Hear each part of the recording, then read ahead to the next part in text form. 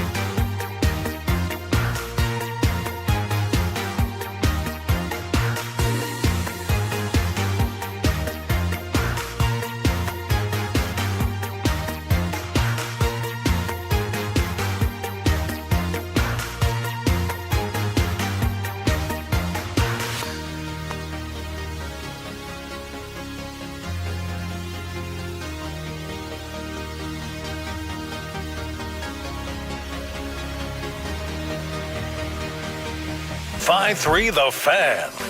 The 1-2 swung on and popped up into short right field. On comes Springer, out goes Guerrero. Guerrero in foul ground makes the catch, and the game is over. The Bluebirds are out here at Globe Life Field. The Blue Jays have won it by the score of 2-0. We welcome you to Groundhog's Day here with the Thursday edition of Sean and RJ on DFW Sports Station 105.3 The Fan. I'm Sean Sharif alongside RJ Choppy and Cowboys insider Bobby Bell. We got Peyton and Aiden in the back live on the Fan Cam, Twitch, and YouTube. I feel like that furry little varmint saw his shadow this year, but we didn't get 6 more weeks of winter. It got like 88 degrees by about the second week of February. Maybe it was 6 more weeks of the dead ball era. Is what we were supposed to get. It was. I mean, look, I understand. Like, maybe you don't care what we have to say or anything else. Like, don't you feel a little bad if you're a player in the Rangers lineup and you hear what you're doing to Eric Nadel? Dear God, like Eric is just like, there's a pop up. Yep, man, this is over. Like, I mean, he is just he is hating watching this. It sounds like we all are. Yeah. The Toronto Blue Jays go ahead and win 2 of 3 from the Rangers while scoring 4 runs total. Every day there's a new unbelievable stat. Bobby's just tweeting them out left and right at his Twitter account. 4 runs scored in the series, and they win 2 of 3, 2-0 yesterday, wasting another Rangers pitcher outing. 3 runs scored in the series. 3? Makes it even worse. 3 for the Rangers. Yeah, we're saying 4 runs for the Blue Jays in the series, and they still won 4 runs for the Blue Jays. Yeah. Okay, I thought you said 4 runs for the Rangers. Yeah, this is bad. What's going on right now is bad. And it's to the point where it's like if you're hitting balls hard, if you're just swinging and missing, I mean, they're just hitting lazy fly balls. Yeah, where are we on exit velo? Like, are they getting robbed? Like the beginning of the year, first 3 weeks, where like Adolis Garcia is getting unlucky and exit velo is working against them. It'll all even out. Couple guys, Adolis is the one who he's always hitting the ball hard. The biggest problem with Adolis is his chase rate has gotten a lot worse.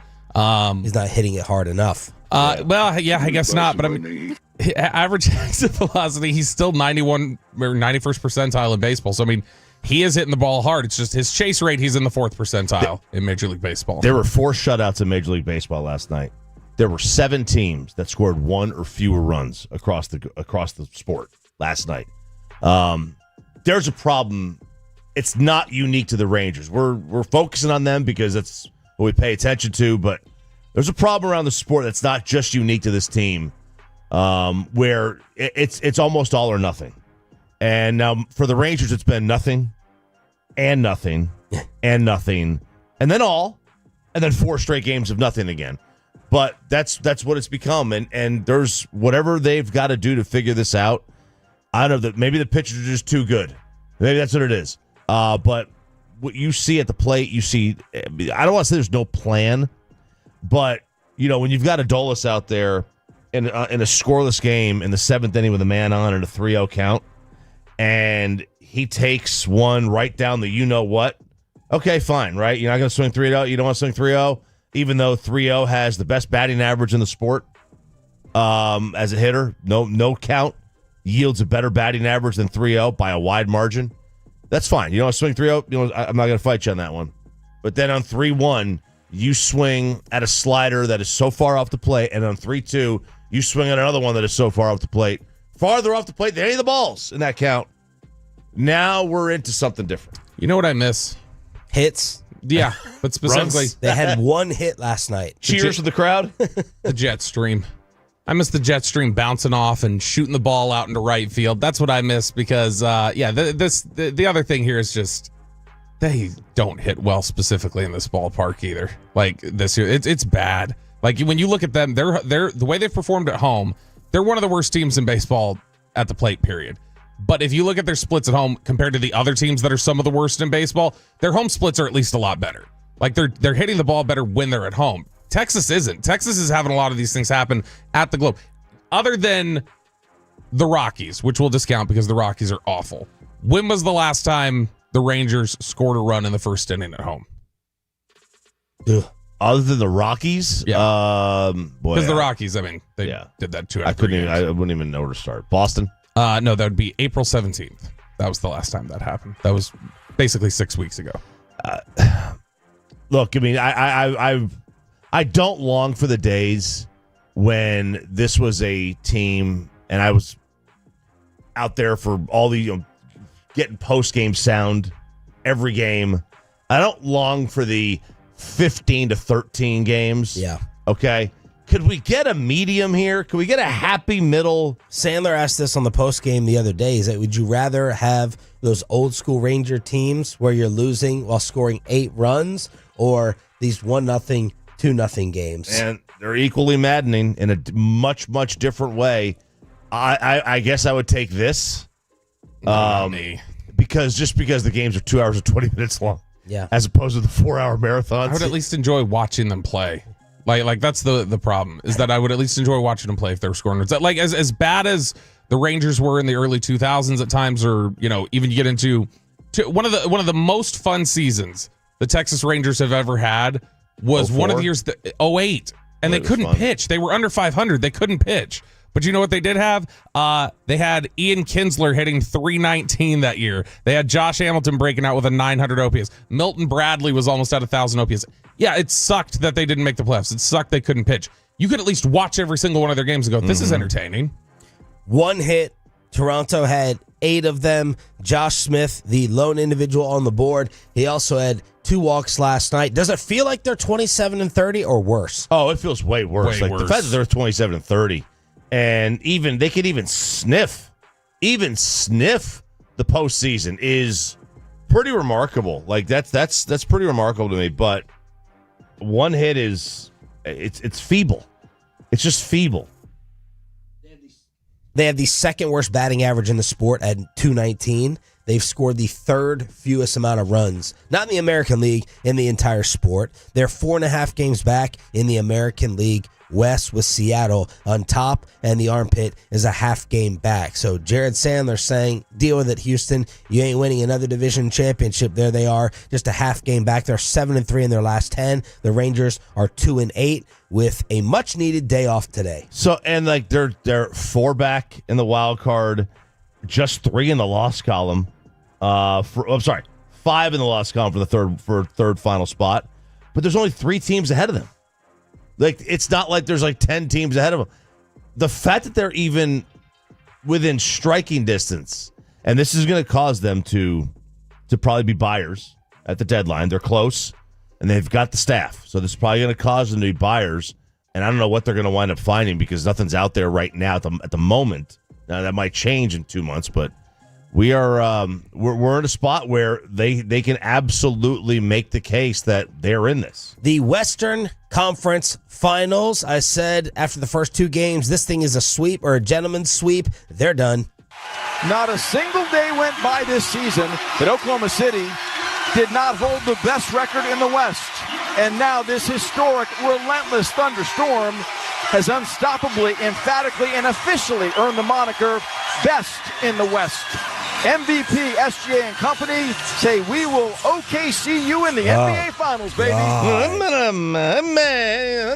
A thunderstorm. OKC you in the finals. 124-94. They destroy the Timberwolves. This thing is over in 5, and they become the second youngest team. This may not end anytime soon with the new Jerry West, and that's what he is, Sam Presti, as the general manager running that out there. They're the second youngest team to advance to the finals, trailing only the Portland Trailblazers and 76-77. They got an average age of 25 and a half years old, and we have a finals participant. And what did we say last year when Dallas was going up against Oklahoma City? Like, Oklahoma City was really, really talented, and we're like, that's a scary team for the next few years. They're like, but you feel good about Dallas because Oklahoma City hasn't learned how to lose yet. And you wondered, like, was last year Oklahoma's introduction to understanding this is how you lose and this is how you handle it and this is how you come back? And it looks like it. And the other takeaway I have from this is, holy cow, it's a miracle that Jokic by himself pushed a team like that looks clearly so good to 7 games. Like, that's the thing that's nuts to me. And they probably only lost that because they were dead tired. Gassed. Like, they got gassed at the end of those series. Conditioning, Nico talks about it all the time. Yeah, there you go, man. Conditioning. But, I mean, the Thunder were the best team all year in the West, and that was the finals, or at least the West Finals, was that series against Denver. It's obvious to them. What do we do with Anthony Edwards now? The Can't Man. The can't? The Can't. Pretty good. The Can't Man. No one's going to work harder than me in the offseason. You know, he always has the right thing to say. As Charles Barkley said, y'all tried to give the crown to Anthony Edwards, where Shea just went out and took it. Shea went out. You know, this is also a great lesson for youth sports. If you look at the best players in each sport, either all time or right now, Anthony Edwards should be better than Shea. Athletically, there's not even a debate. Yeah. Shea pulls up mid-range. He drives for layups. You never see any highlight reel dunks. Kind of old man style. Anthony Edwards is kind of the new school Vince Carter that's out here. You just alluded to Jokic, the best player in the sport. He's tall, but he's lumbering. He relies on skill and intellect, and we tried to give it to Anthony Edwards. You never have SGA face of the league conversations. It's always about Ant's personality, and SGA just goes out and wins the MVP. And I think it's because, as much as people like him, I don't know of anybody who really hates SGA. Like, everybody likes, there's a little bit of bitterness building up about the free throw stuff, just like it did with Dwayne Wade at one point. But I think the fans have told you basically, like, no, it's not the guy. Like they've just, as good as he is, it doesn't seem like anybody wants SGA to be like the face of the league. Yeah. Like Sean said, there's more of a boring style. It's, you know, you're not going to have a face of a league. What's his? I think this is, and one thing, we love Dirk, but Dirk was never, even if he was the best player in the league at one point, if he wasn't, he was never going to be the face of the league because his statue is a fadeaway jumper. Yep.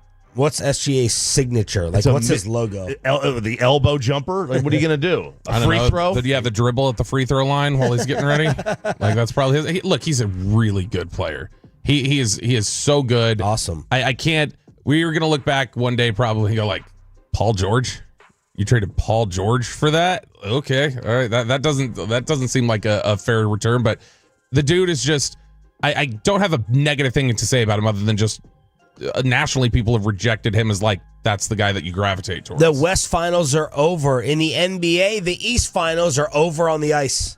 The final seconds tick away, and the Florida Panthers are going to the Stanley Cup Final for the 3rd year in a row. The Panthers win Game 5, 5-3. They finish off the Canes in 5 games. The Panthers are Eastern Conference champions in 2025. That's the call, of course, on Florida radio as they take care of the Canes 5-3, where they average 5 goals a game in this series. Is that good? That's pretty good. That's pretty good. They advanced the 3rd straight, and that is tremendous. This has been, I think, 9th team ever to make it to back-to-back-to-back finals. Yeah, 9th ever. They're phenomenal. They're built for this. They're built for the postseason. They're a physical team. They know exactly how to win. And you know, before this run started, before they went to those 3 straight. Like a year prior, they won the President's Trophy, which was the best record in the league, or most points in the league. And they got knocked out like in the second round. So like they've been around. Like they've been a really good team. Their run in a similar way to the Stars is just really well put together. And here they are, man. And they're gonna. I would put them as the favorite over either Edmonton or the Stars right now in the finals. But it's gonna be a good series if it's either one. You mentioned there. You said they're built for it, and I've always known. Whenever we talk about a team that's built for the postseason in the NFL or the NBA or whatever else, I clearly not following hockey schools. What is it about Florida that why aren't they this team, or why aren't they the super dominant team during the year? I know they're one of the better teams, but why are they not? What changes in the postseason that makes them more adaptable to that? They're physical for one, but in their goalie, like Bobrovsky, just comes to play in the postseason too. But they're so physical. They got like kids of. Kachuk, he grew up in a hockey family. They've kind of built around him, and they've got a really good set of players that can play physical, but they can also score on you. So that's everything you need to know from last night in the sports world as we start the Thursday edition of Sean and RJ. The Payload is coming up live at 6:40. We got a little baby ticket giveaway at the 720 Expressway when we go commercial free. But we have around the NFL with Bobby heading out to Cowboys practice today. Terry Bradshaw is sick of Aaron Rodgers.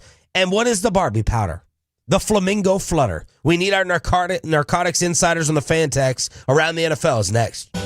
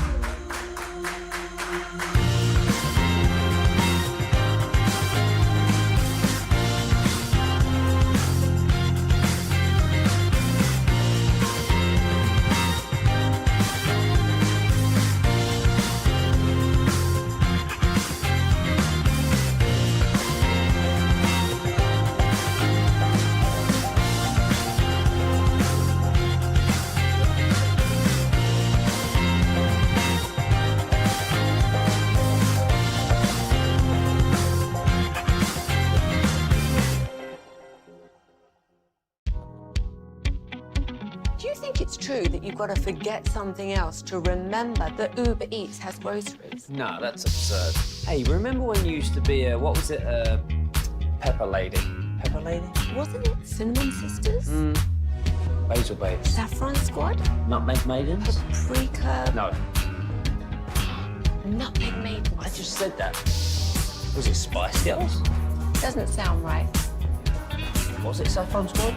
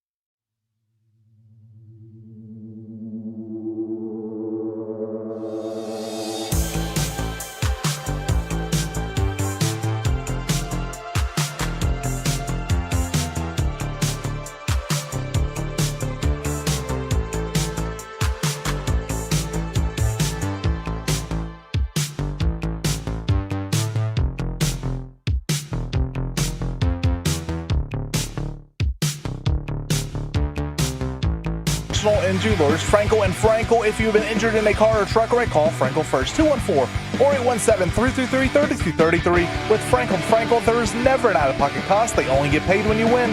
Frankel and Frankel, the O2 car truck attorneys in Dallas.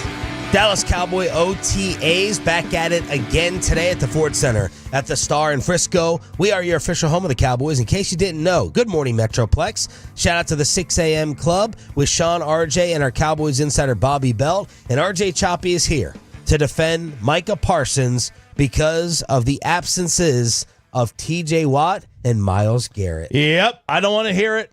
I don't want to hear it.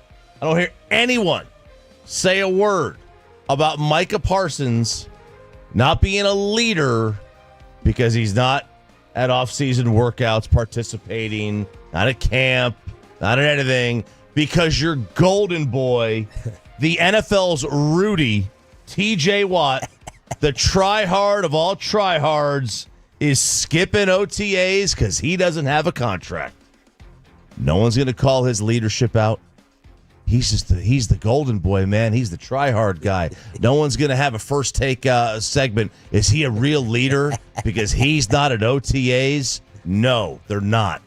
And I don't want to get into why. I don't know why, but if he's Mr. Tryhard and he does everything right, then he should get the same intensity of criticism than Micah is going to get, because Micah's not the golden boy of the NFL. TJ Watt is. Where's TJ? So, and look, I support these guys doing this. I would not be there either if I was Micah, if I was TJ. If I was, Myles is different. Myles got a contract. And Myles isn't even there. He's in Japan house hunting. Yeah. All right, he's house hunting in Japan. They got a new league over there. Is he getting ready for the Olympics? He wants to play for Team Japan? Yeah, so I guess his lady is Chloe Kim. Yeah. And, she was doing something over there. She was emceeing something, and they were over there, and he was like, I'm going to go start house hunting. So I guess they want a house hunt. But anyway, I mean, again, I support this, but Micah is going to get the heat, and he should not. And if you're going to give Micah the heat, you got to give it to Mr. Tryhard. What's the difference, Bob? There's a couple differences.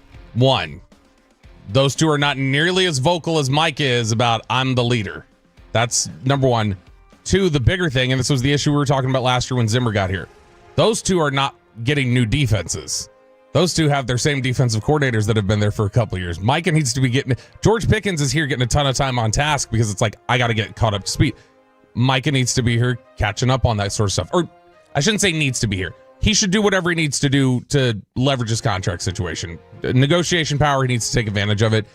Football players put themselves at a ton of risk. I don't blame them for doing any of that. But I'm saying the reason the heat is not the same to me is because they're two wildly different scenarios as to what creates the criticism for Micah and how that doesn't apply to TJ Watt and Myles Garrett. And is Micah supposed to be there today? Micah is, I mean, it's a question we're going to ask every time we're out there, but my anticipation is that it's going to be what it was last week, the entire OTAs. He'll pop in, he'll be around a little bit. I don't think we're going to see him on the field at all. What is the Barbie powder? What is the flamingo flutter? What is pink cocaine? Because we have another wide receiver on a boat. This is Stephon Diggs. Yes, Trayvon's brother, the newest New England Patriot. I watched this video 13 times. It was amazing. Yeah. So, as far as I know, and I believe she was on the boat, Stephon Diggs is with Cardi B. Yeah. But on this boat, maybe Cardi is cool with opening up the possibilities of the relationship. Daddy. There's 3 women. What's that? They called him Daddy. Yes, they did. Daddy. There's 3 women surrounding. There it is. It's right on the fan cam. Good job, Aiden. There's 3 women surrounding Diggs, and he starts going, and don't use this against me, Peyton. What's my name? What's my name? Say what my name is. Bobby, shut up. I don't need your... Shan. You don't need to be giving him extra permission. And they're all screaming, what back at him? Daddy. Yeah, they're giving him the daddy in return. And he's like, you don't think I can pull this out? You don't think I can pull this off out here on a boat in the middle of nowhere? And then out of his pocket or out of the shorts comes what? What is that? I thought it was some Jolly Ranchers. It's not Jolly Ranchers. A little of the ganja. I thought it was some Mambas, some Now Laters. No. Because it was like really bright blue and then something pink. Something pink. It wasn't cocaine. a bag of it. It was like a gelatinous form of something. Oh, baby. A what? Like a gelatin form. Oh, yeah. It's Look, some fruit roll-ups. It's not fruit roll-ups. I don't think it's crushed up. What are those candies? Smarties? Yeah, I'm trying to. No, it's the pink cocaine. It's not Pop Rocks. Then he goes, y'all take this, go have a good time, and come back and see me later. So it's ketamine. It's like and it was mixed with stuff. It's ketamine and other stuff. It's called pink cocaine. It's not actually even cocaine. Tussie? I saw someone say it's Tussie. Tussie. Yeah, it's like ketamine, which is like it's an anesthetic, but it's like originally used for like horses or something like that, and now they use it on people, huh? It's a tranquilizer. Yeah, it's horse tranquilizer. But I guess now it's recreational, and it just makes you hallucinate like crazy. And they probably a lot of times people say they mix it. I don't know. I'm not on Signal. Signal. We need to get on Signal to be able to have a group message that consistently gets all the messages through. No, we should get on Signal. Let's do it. Pete Hegseth? Yeah. But people they say that sometimes they'll mix it with like MDMA, Molly. Yeah. It's not a good look. No. It is not a good look whatsoever. And Mike Vrabel was asked about this for the first 6 questions of his Patriots presser. Well, it's something that we're aware of, and obviously we want to make great decisions on and off the field. And we're hoping that with our time here on the field today, and that when we don't have a script and we're on the call-up periods, that we're making great decisions. And so the message will be the same for all our players, that we're trying to make great decisions, and any conversations that I've had with Stephon will remain between him and I and the club. This takes me back. Good decisions. Good decisions. I hearken back to the all-time great video that Peyton just found and pulled up. I take you inside the Minnesota Vikings locker room, and the web team did a little Q&A to all the players. Who is the man in here you at least want to date your sister? What guy on this team would you least like to date your sister? What the hell? Diggs. Why Diggs? Man, no. We're going to leave it like that. No. What guy on this team would you least like to date your sister? Oh, Stephon Diggs. Why Diggs? He's crazy. He's just outrageous. Don't know what he's going to say. Just don't know what to expect every day. So he couldn't date my sister. What guy on this team would you least like to date your sister? Least like to date my sister, Diggs. 100%. Why Diggs? Because he's not a guy that you want to bring home to your parents. Like, you don't want your sister to bring him home to your parents, so therefore she can't date him.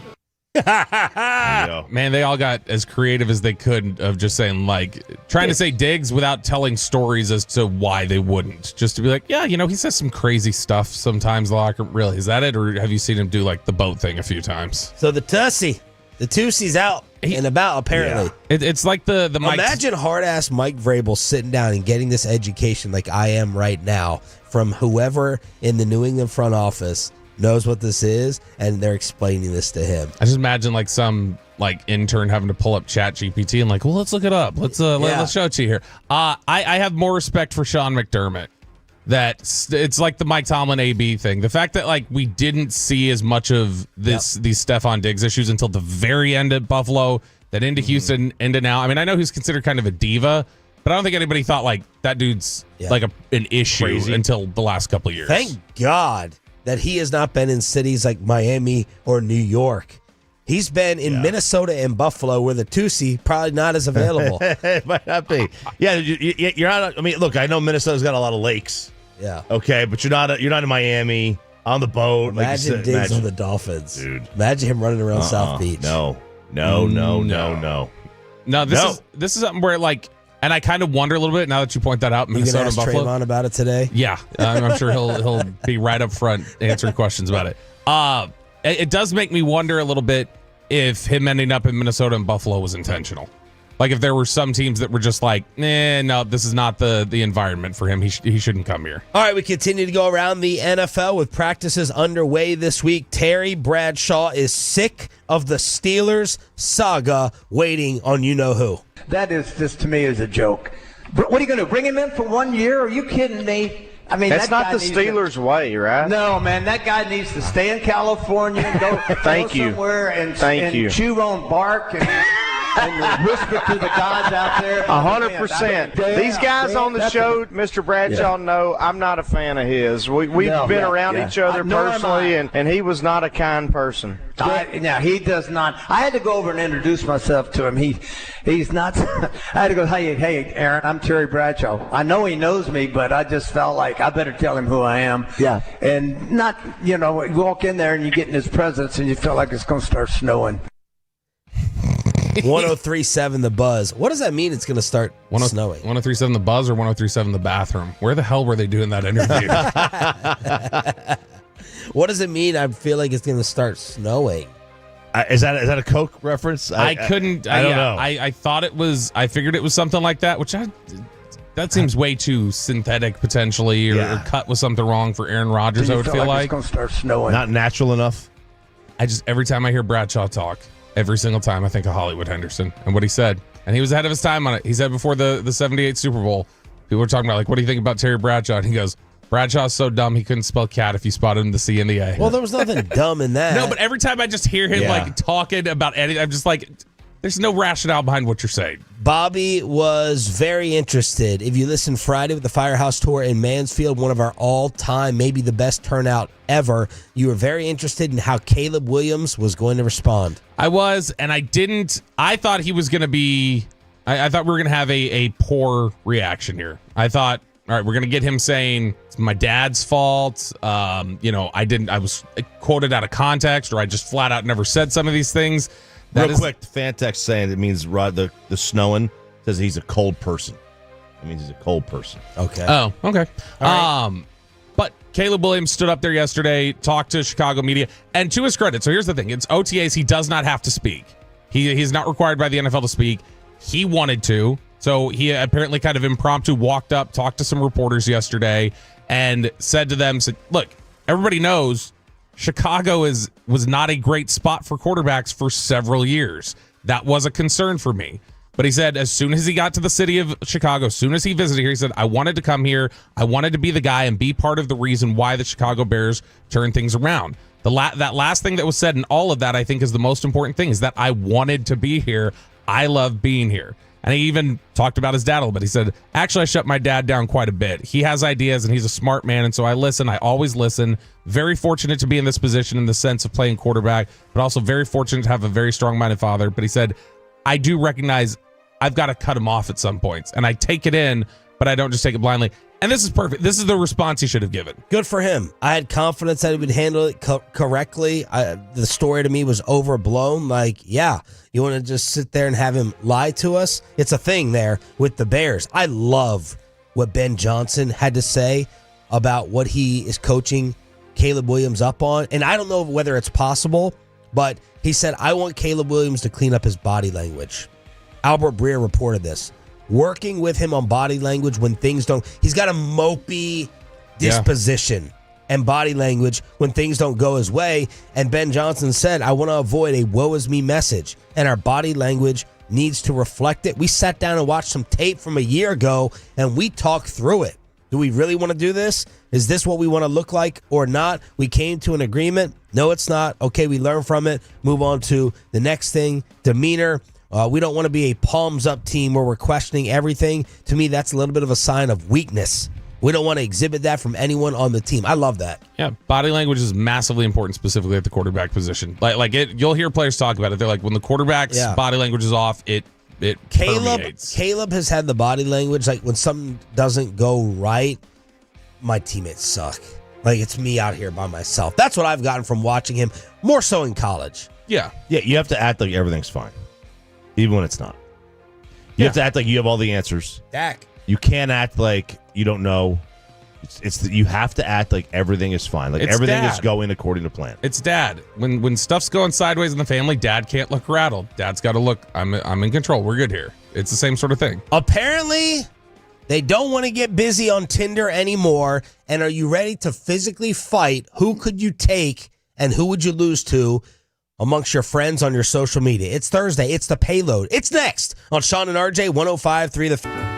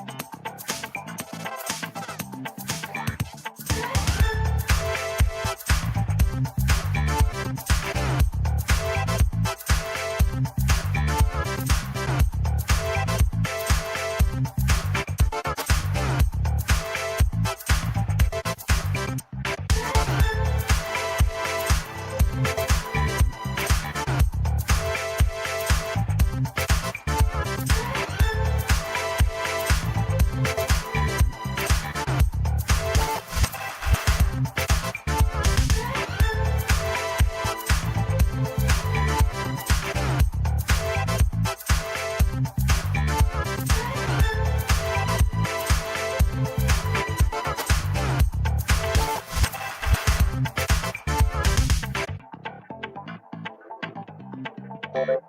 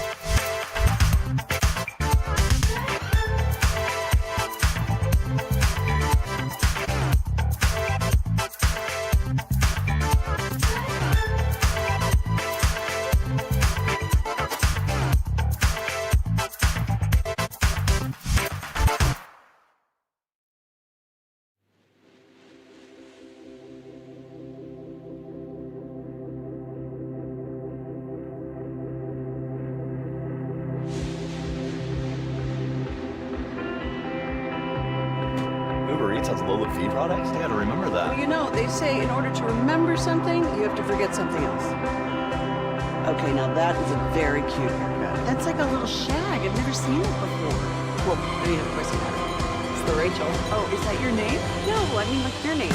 No, I'm Jen. My name's Jen. Right, but I just mean like this is your haircut, but that's hair on your head. I'm not saying this is your hair. Okay, freak me out.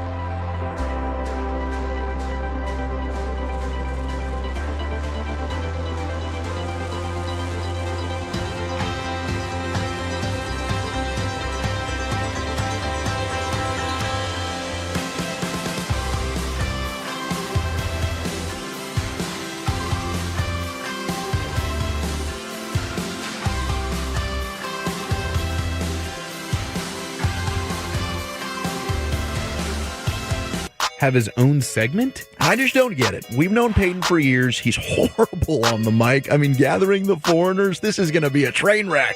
Daddy does work, and Peyton just does board hopping. That is right. It is Thursday, 6:40. It is the payload here. Every Thursday at this time. And gentlemen, I ask you one simple question. Have you ever wanted to fight one of your Instagram followers or social media followers? We can go Twitter, Snapchat, Facebook, any of that. Oh, Twitter. Oh, Twitter for sure. I think you see more on Twitter there, and you're even some guy's hot take. You're like, all right, this guy's got to go. Well, there are less pictures. It's harder for me to track you. It's harder for me to find out who you are on Twitter. And then it would go Facebook, and then it would go Instagram. Instagram, I feel like, is your tightest knit group. At least it is for me. And then Facebook, but by far, Twitter.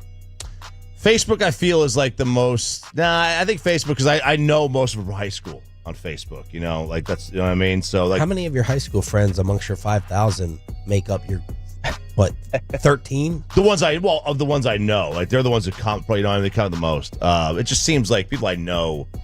I don't know. It feels like Instagram. I know less. I know fewer of them. I guess I should say. But Twitter's the most toxic. Yeah. We have one loser that just won't go away. I'm not even going to give him his high, his keyboard high of just reappearing whenever he comes out of Twitter jail every 6 weeks. Yeah, and then he's just an absolute loser. Yeah, I don't. No, I've never wanted to fight anybody because, like, typically I've put it in the context of it's a trolly space, and so I thrive in it, and I usually make them want to fight me. So like anything they go like, oh my gosh, thank you so much, baby, like things like that, and they get really irritated. Yeah, Bobby finds out, who their ex-girlfriend was, 25 years ago, and we'll send a picture of them just randomly. Somehow we'll find that information. I'd like to thank Trayvon Diggs because that is not my go-to response when someone acts stupid. I just write back, "You weird, man." You weird. Because Trayvon hit me with that, and he rocked my world. Yeah, there's no coming back from rocked that. me world, no, like the yeah. purple flutter or whatever it's called. Well, if you ever want to fight one of your IG followers, there's a man in Australia doing just that, where he picks a random follower each day. It's kind of a challenge of his that he's made up. He meets up with them and then proceeds to fight them. They box it out. They both have gloves on. I assume they have to be somewhere close, right? You can't fly to every single one of your followers. You got to find someone within the proximity of where you live, but he's been doing this each day, and he's going to stop once one of his followers can knock him out. And he records all this. It's on his Instagram. Is he like an amateur fighter or something? No, he's one of those, I guess, influencers, millions of followers. So he's just like, you know what? I'll do this challenge. It's just to get more clicks and more views, and I guess that's how he makes his money. But, I went through some of your IG followers, Sean, RJ, and Bobby. And so we're going to see. I picked some out for you to fight, and let's see if you can win or lose this. RJ, I know you're not the fighter, but I think your contestants, you'd give them a good run for the money. But Bobby had the most interesting followers here that I found. Now, this is not just someone you follow. They have to be following you as well. Okay. So, Bobby, I found Max Crosby of the Raiders follows you. Yep. He's my boy. I would not fight him. He's your boy. He'd kick my ass. Yeah. Max Crosby would kick my ass. So no, I would not want to fight him. And then I also found Marcus Davenport. Yeah. Of the Lions. Yep. So Marcus, Marcus would kick my ass too. Although I would feel better about my odds against Marcus than I would Max Crosby. But you don't think let's say you have all the, whatever pills you take. You take all the pills that you got, whatever pills you take. You don't think you could go to round 7 with one of those guys? No, not at all. You're talking to about like really long, like edge rushers with reach. No, I would. Let me take my focus pill to take on this NFL lineman. Yeah, I think the answer is ketamine. He doesn't take ketamine that we know of. I think the answer is no, we can't. If it's professional athletes, that's the answer. It could be like a jockey. It could be a jockey, okay. So we're talking like horse racing, little small point guard or chicken something. Jockey. Yeah, could be that. No, I'm trying to think. Like, who's Brandon Aubrey? Does Brandon Aubrey follow me? I don't know. I think Brandon Aubrey would still once we got to look at him. He's got some size. When we saw him at Super Bowl, I still think he could probably beat me up. He'd kick you in the nuts. Imagine that force. Oh my God. Ooh. Punch you right in the nuts. So next up, Sean, I found one for you. Mike Fisher, I thought would be a good fight. If you and Mike box it out, I think you have a lot of inside feud going on there. I gotta tell you, man, Fish is on the. I don't know. I don't say he's on the, but Fish has been working out like something fierce. Yeah, but Fish is impressive in the gym now. All I got to do is yell really loudly near Mike's hearing aid, and it'll cause him to go down like Frazier. So yeah, Mike is looking good. Mike will tell you he's looking good, and podcast he's looking good. But yeah, I'd feel okay against Mike. I'd just go right at that ear. I'd be like Tyson Holyfield. I feel like this would be a fun fight, and it's right in this very station right now. Jake Riepma. I feel like that would be a great fight. Could you imagine Jake? He'd be throwing left hooks, right hooks, and going Dallas Stars for the kids. He'd be throwing haymakers. Jake, I think, is the definition of the term scrapper. He will also tell you that he was an amateur football player or some type of D something football player. D2, right? D2 or 3? pond hockey. D2. But I think he'd D2. also tell you that the DFW food scene has gotten to him a little bit. So I don't know if the cardio would keep up the same. But no, I probably would not want to fight Riepma because he's still younger than I am. Well, he's from Detroit. He's got to be able to fight, right? I mean, maybe that's why they kicked him out of there, was because he couldn't fight. Yeah, he just sprayed me with that water. Oh, no. Oh, spraying with a what? His secret weapon is a water bottle, and then he maces my eyes out with that Michigan water. Let's not give him Detroit. He looks more like a Hillsdale guy. He's the Idaho guy. Hillsdale. And we'll finish up with RJ. RJ, your follower that I found it would be the most interesting fight. Byron Anderson. No. I would say no. You guys could go. Who is Byron Anderson? Byron does the Tarleton State games. He was a college baseball player. He was my teammate in old man baseball. I wouldn't want to mess with Byron. Byron's what's he gonna strangle you out with a mic cord? No, Byron's a big guy, man. Like he has he has my goal physique. All right, Byron really looks like he works out all the time. Also looks like he never says no to pizza. And Byron's what they call barrel? Was it barrel? Oh, chest? he's a barrel. Yeah, he's big. He's more barrel chested than I am, and I've got no neck. Byron's also like, I think, classic country boy. That's Country like, you don't boy, want to fight country boy I'm fighter. Stephenville. No, man. Byron would beat up Chop. Yeah. This is great homework by you. Oh, thank you. Yeah, I went through. It was tough to find a bunch of people because you had to like search letters and names, and it was like I couldn't just go through all 12,000 of y'all's followers. By the way, Sean has the most followers out of all of us, so good job to him. And he started latest on Instagram. Look at that. That's right. All right, it is the payload every Thursday at this Hear time. that, advertisers? The cheese roll. Are you guys familiar with the cheese roll that takes place in England? Have you seen video footage of this? I'm familiar with this video. Yep. Man, Aiden has it up on the fan cam. He'll be throwing through some highlight clips there. But yeah, this takes place in England. It's the Cooper's Hill cheese rolling and wake, and it's been taking place since the early 1800s. Amazing. Participants run down this 200-yard hill chasing after a wheel of Gloucester cheese. Have you ever had Gloucester cheese? No. I didn't know that was a thing till I did my research on this. But there's guys, I mean, look at the footage there. People are just flying to their death, basically. Dude. And people get hurt, seriously injured every single year in this. I mean, it feels like you got to have, just paramedics at the bottom of this hill waiting for them. It's insane. You can't not watch this. No. This is amazing television. I think ESPN puts it up on there, and you have to look. Does anyone make it straight down? Probably they do. I think this is kind of a tortoise and the hare strategy. Right. Wait till everybody falls. Just go first. half pace. Yeah, go half pace. Let everybody else fall down the mountain. Yeah.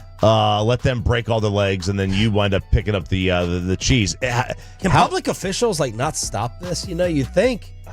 They're not doing anything illegal. It sounds. I'd watch this over Running of the Bulls 100 out of 100 times. This guy right here, this first guy that's the one that's gone viral. The guy who just forward tumbled. That guy looks like he had to have died. Surely he won, right? How far did he fly through the air there? I mean, yeah, that second tumble looked like he went a good 20 feet or something. Why are we not copying this? I guess we have no hills here. No. In the Metroplex, but we got to find some hills that Jerry Rice would run up or Derrick Henry is now running up and do the same thing. We should make this a fan event. Let's do that. Find a hilly thing. There you go, Spittle. Right there. What giveaway roles that we have? Riepma would absolutely do this. Oh, yeah. He'd be first on. So some of the history about this cheese roll challenge thing. This wheel of cheese is about 8 pounds. It has people nearly losing their lives over it. And the winner, it's simple. You make it down to the bottom, you get the wheel of cheese. 8 pounds of cheese right to your fridge or wherever you keep. Give me the cheese again, Pepe. Gloucester. It's Gloucester. All right, I was like, is this some type of $1,000 cheese? It has to be something of tremendous value that is aged in a cave somewhere. 16th century. I got to find the price on this thing. And people from all over the world participate. This isn't just a UK thing. People fly from all over the country, all over the world to be in this race. Year after year, people get seriously injured in this race, but you'd be surprised with the amount of repeated winners. As I've done some research here, there are up to 5 downhill races per event, and a guy named Chris Anderson has won 23 times over the course of 17 years. 23 times this guy has participated in this, because it's you can win multiple times. There's multiple races every year, so he's obviously won a couple here and there, but 23 times over the course of 17 years. Stephen Guide won 21 times from 76 to 1991, and Stephen Bryan won 18 times over the course of about 16 years from 84 to 2000. So this is a 5-pound cheese wheel. This Gloucester cheese is $20. Yeah, I'm seeing 50 is the highest. What are we doing here? Like, Blue cheese, I'm in. I'm ready to go. So you have you incur a $10,000 medical bill for a $20 wheel of cheese. By the time you recover, it's ready for next year. I guess the next year you got rods all up your body, screws and nuts and rods, and nothing's going to break. Yeah, I feel like in America, you got to throw some dollars, something out there. Put some Benjamins inside the cheese or whatever. But I don't know if I'm trying this. Not even if I have a few alcoholic beverages in me. But all right, last story here, guys. Tinder. RJ, your nephew, Tindy Hands, is he still in action there? I thought you were going to me on Tinder. Yes. I don't know if he's still on there or not. I think he is. I don't know. Well, the CEO of Tinder is having to change his app because Gen Zers are being difficult, as they usually are, and don't want to have the sex anymore. They're tired of Tinder being a hookup app, as they called it. Tinder has already been testing out the other features, the double date feature in the United Kingdom, and it's been a success so far. So we'll see how long it takes for them to migrate over here to the U.S. in that vicinity. But Gen Z continues to ruin fun things and wants the world to revolve around them. Look, I mean, it's just the game you play when you got a dating app like this. Some guys are creeps. Some guys only want one thing. Some girls only want one thing. It depends on how desperate you are. But, you got to deal with it. If you're on this dating app, you're going to get creeps that only want to hook up, and you're going to get people that only want love. So there you go. How did you use the app, Peyton? Just to find my fiance. Oh, okay. So, did you find her on Tinder? Bumble. Bumble was where. Yeah.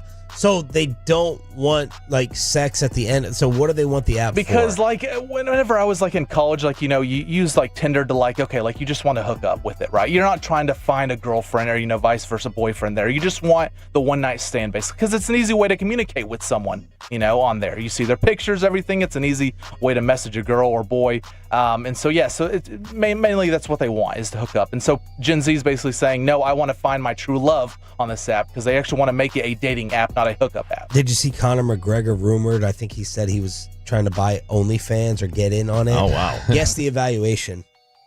The valuation, how much OnlyFans would sell for? Yep. Oh, I mean, I wouldn't even. $1 billion? Billions, yeah. You want to narrow it down a little bit? 200 million? 8 billion. Jeez. 8 billion. Wow. Every other day, there's someone sleeping with 365 dudes on there. Imagine crazy. What type of these people make millions every 2 months. You have girls that are just posted on TikTok, and now they could be just full of what, but they're like, I may not be a 10, I may be a 6, but 5,000 guys pay me $10 a month. Oh my god! And it's just the Celtics were sold for $6 billion. That's the most a sports franchise has ever been sold for. Can the Dallas Stars take advantage of a major injury tonight? Bobby will be in the building. So will Rima. We get you ready for Game 5 and a low baby ticket giveaway next.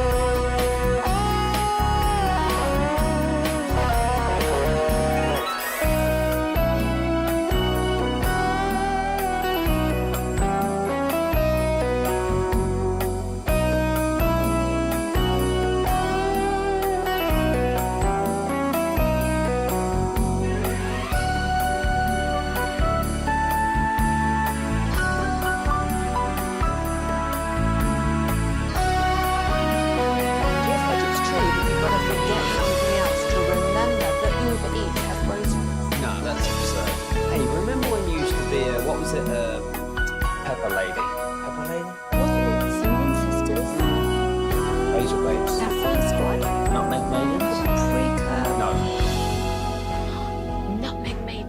said that?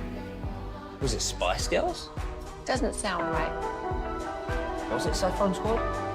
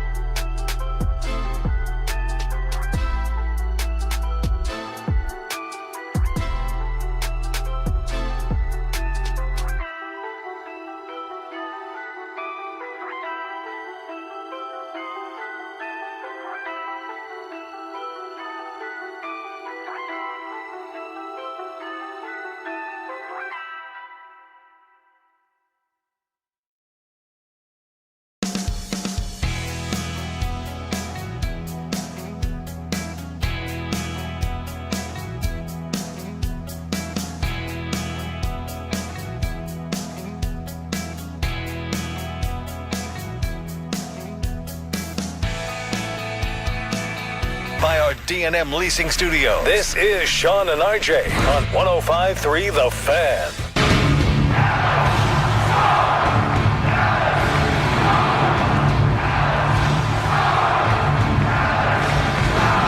Game 5 tonight at the AAC with your Stars down 3-1. Of course, we know who is representing the East. It's the Florida Panthers after taking care of Carolina in 5, and the Oilers will try to do the same, but without a major piece because of a season-ending injury. Yeah, so we broke the news at the end of the show that our guy Jason Greger, who was on with us from Edmonton, he said that Zach Hyman was not going to play in this Game 5. Well, shortly after the show, it was announced by Chris Knobloch, their coach. Chuck. Not Chuck. Maybe you have the Yips. How many Knoblauchs are? Yeah, you wouldn't think there's another Knobloch family. You wouldn't think so, but there are. By the way, they've got so you know how we have Natalie behind DeBoer behind the bench. Yeah. They have a Chris Knobloch lookalike. Looks just like him behind their bench. He's like a youth pastor or something like that. I'll have to find out what Knobloch actually looks like. I didn't know that youth pastors at Edmonton can afford glass seats, which whatever, man. But he is getting surgery. So he is done. I mean, they are saying he is done almost all likely for the rest of the season, obviously. Yeah. Because it is. I love how they're like, he's getting surgery. Questionable to return. It's like, how tough are these guys? Yeah. But so Zach Hyman, this is big for them. He's a big player. They've got a lot of scoring from a lot of different guys in this playoff run, not just in this series, but in this playoff run. And he's a big part of it. Who do you think is favorite to win tonight? Dallas. It is Dallas at -135. What do you think the over/under goal total is? Combined between teams or just Dallas's? 5.5. 5.5. I would think I'm a little bit surprised by both. You're surprised that Edmonton's not the favorite? Yeah. The Stars played really well at home. It's not likely that they're going to get really taken. I mean, taken out in 5 games. The gentleman's sweep, and it should have been 4 outside of the first third period of game 1. Although you could say the Stars played better in game 4. So there's that too. So maybe they are where they should be. I mean, I think we're going to at least push this to 6. I wouldn't imagine they're just going to roll over. They've shown themselves to be pretty tough, but this still feels like quite a mountain to climb. It feels more improbable than I feel like a typical 3-1 would feel like. Typically like in an NBA series or something else, I'm trying to justify to myself like, oh, look, I mean, if they win 1, then like you got momentum, and then anything can happen in a game 7. Like I don't feel that way with this. It's I do think that if they do win the night, it's because they do play more physical. That is one thing that they have been wanting and needing to do, is to get a little bit more physical and at least make Edmonton remember that you played them. Total goals in the series 9, 3, 7, 5. So I guess I shouldn't be surprised by the over/under, because there is another hockey team on the other side. If it was just the Stars total, I'd be betting unders like the Rangers. Hopefully you Tolos are winning on Ranger unders every single night, since I said it 3 days ago, by the way. You got the mortgage paid for. So game 5 tonight at the AAC. Jake Rietman will recap tomorrow, hopefully not for the final time this season, on Sean and RJ. Of course, we have a Western Conference Finals winner, and this was a straight beatdown. Down the lane, floats a runner, counts it, it goes, and it goes! Gilgeous Alexander weaving through a minefield of Minnesota defenders. It didn't matter. He gets to the stripe for the 4th time in Game 5. 33 points in 33 minutes. Beatdown and destruction in the West. OKC advances to the NBA Finals 124-94. And I love some of the SGA stories that are coming out. I told you what Charles Barkley said last hour. Y'all tried to anoint Ant. SGA just went and took it. Here's Pat Bev. Because Ant, I've always praised for that old school mentality, that he's willing to cuss out Kevin Durant and go at LeBron James and not just be buddy-buddy with everyone. Here's another SGA story from Pat Bev. So I'm going to tell you about Shea, how cold Shea is. I go to Shea after the game to dap him up. He said, I ain't going to lie, I can't dap you up right now. OG, wow. Wow. You got on that motherfucking jersey. Jersey I had on was Anthony Edwards. That's the mindset you have to have. He's not even going to be seen dapping you up in the jersey. Yeah, like, don't even come near me with that jersey. Type. I respect it. I like it. That's how you have to be. I knew where it's coming from. It's coming from a good place. It's coming from an organic place, and he locked in. That's what I took from that. Like, oh yeah, he locked in right now. I love it. There it is, the old school. You're wearing that jersey. I'm not even going to give you a high five in that jersey. That's I guess it is kind of the petty you need. I don't know. Would Jordan have done that to someone in a Ewing jersey? He would have bought them a bottle of wine when apparently Mike had dinners the night before to soften them up. Right. That's absolutely. He softened up Charles, got Charles nice and fat, nice and pudgy. Boys with Charles Oakley, boys with Patrick Ewing. He definitely would not do it with Isaiah. Yeah, I was going to say, Isaiah. I think Michael absolutely, if you were wearing a Ewing jersey and walked up to him, he would either blow you off, like not speak to you, or Michael's not giving autographs and pictures anyway. yeah, that's the thing. He can't even be bothered to show up in the set for NBC in next fall. Like so. All right, the Pacers will try to wrap it up in the East this evening as the New York Knicks are on the brink. Tyrese Halliburton with the 30-point triple-double the other night. Was his dad inspirational as he was finally let out of basketball jail? I know we're saying free Pops and Pops is free, but he was not in jail. He happened to be in a very beautiful home, sitting very pretty watching NBA basketball. He's just fine. I don't think I've ever heard Halliburton's voice. Did you see the Urkel video? Listen to the Humpty Dance now.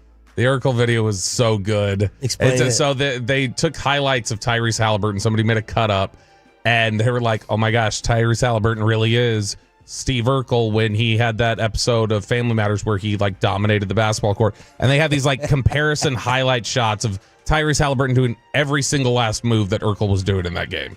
Every single one. It was amazing.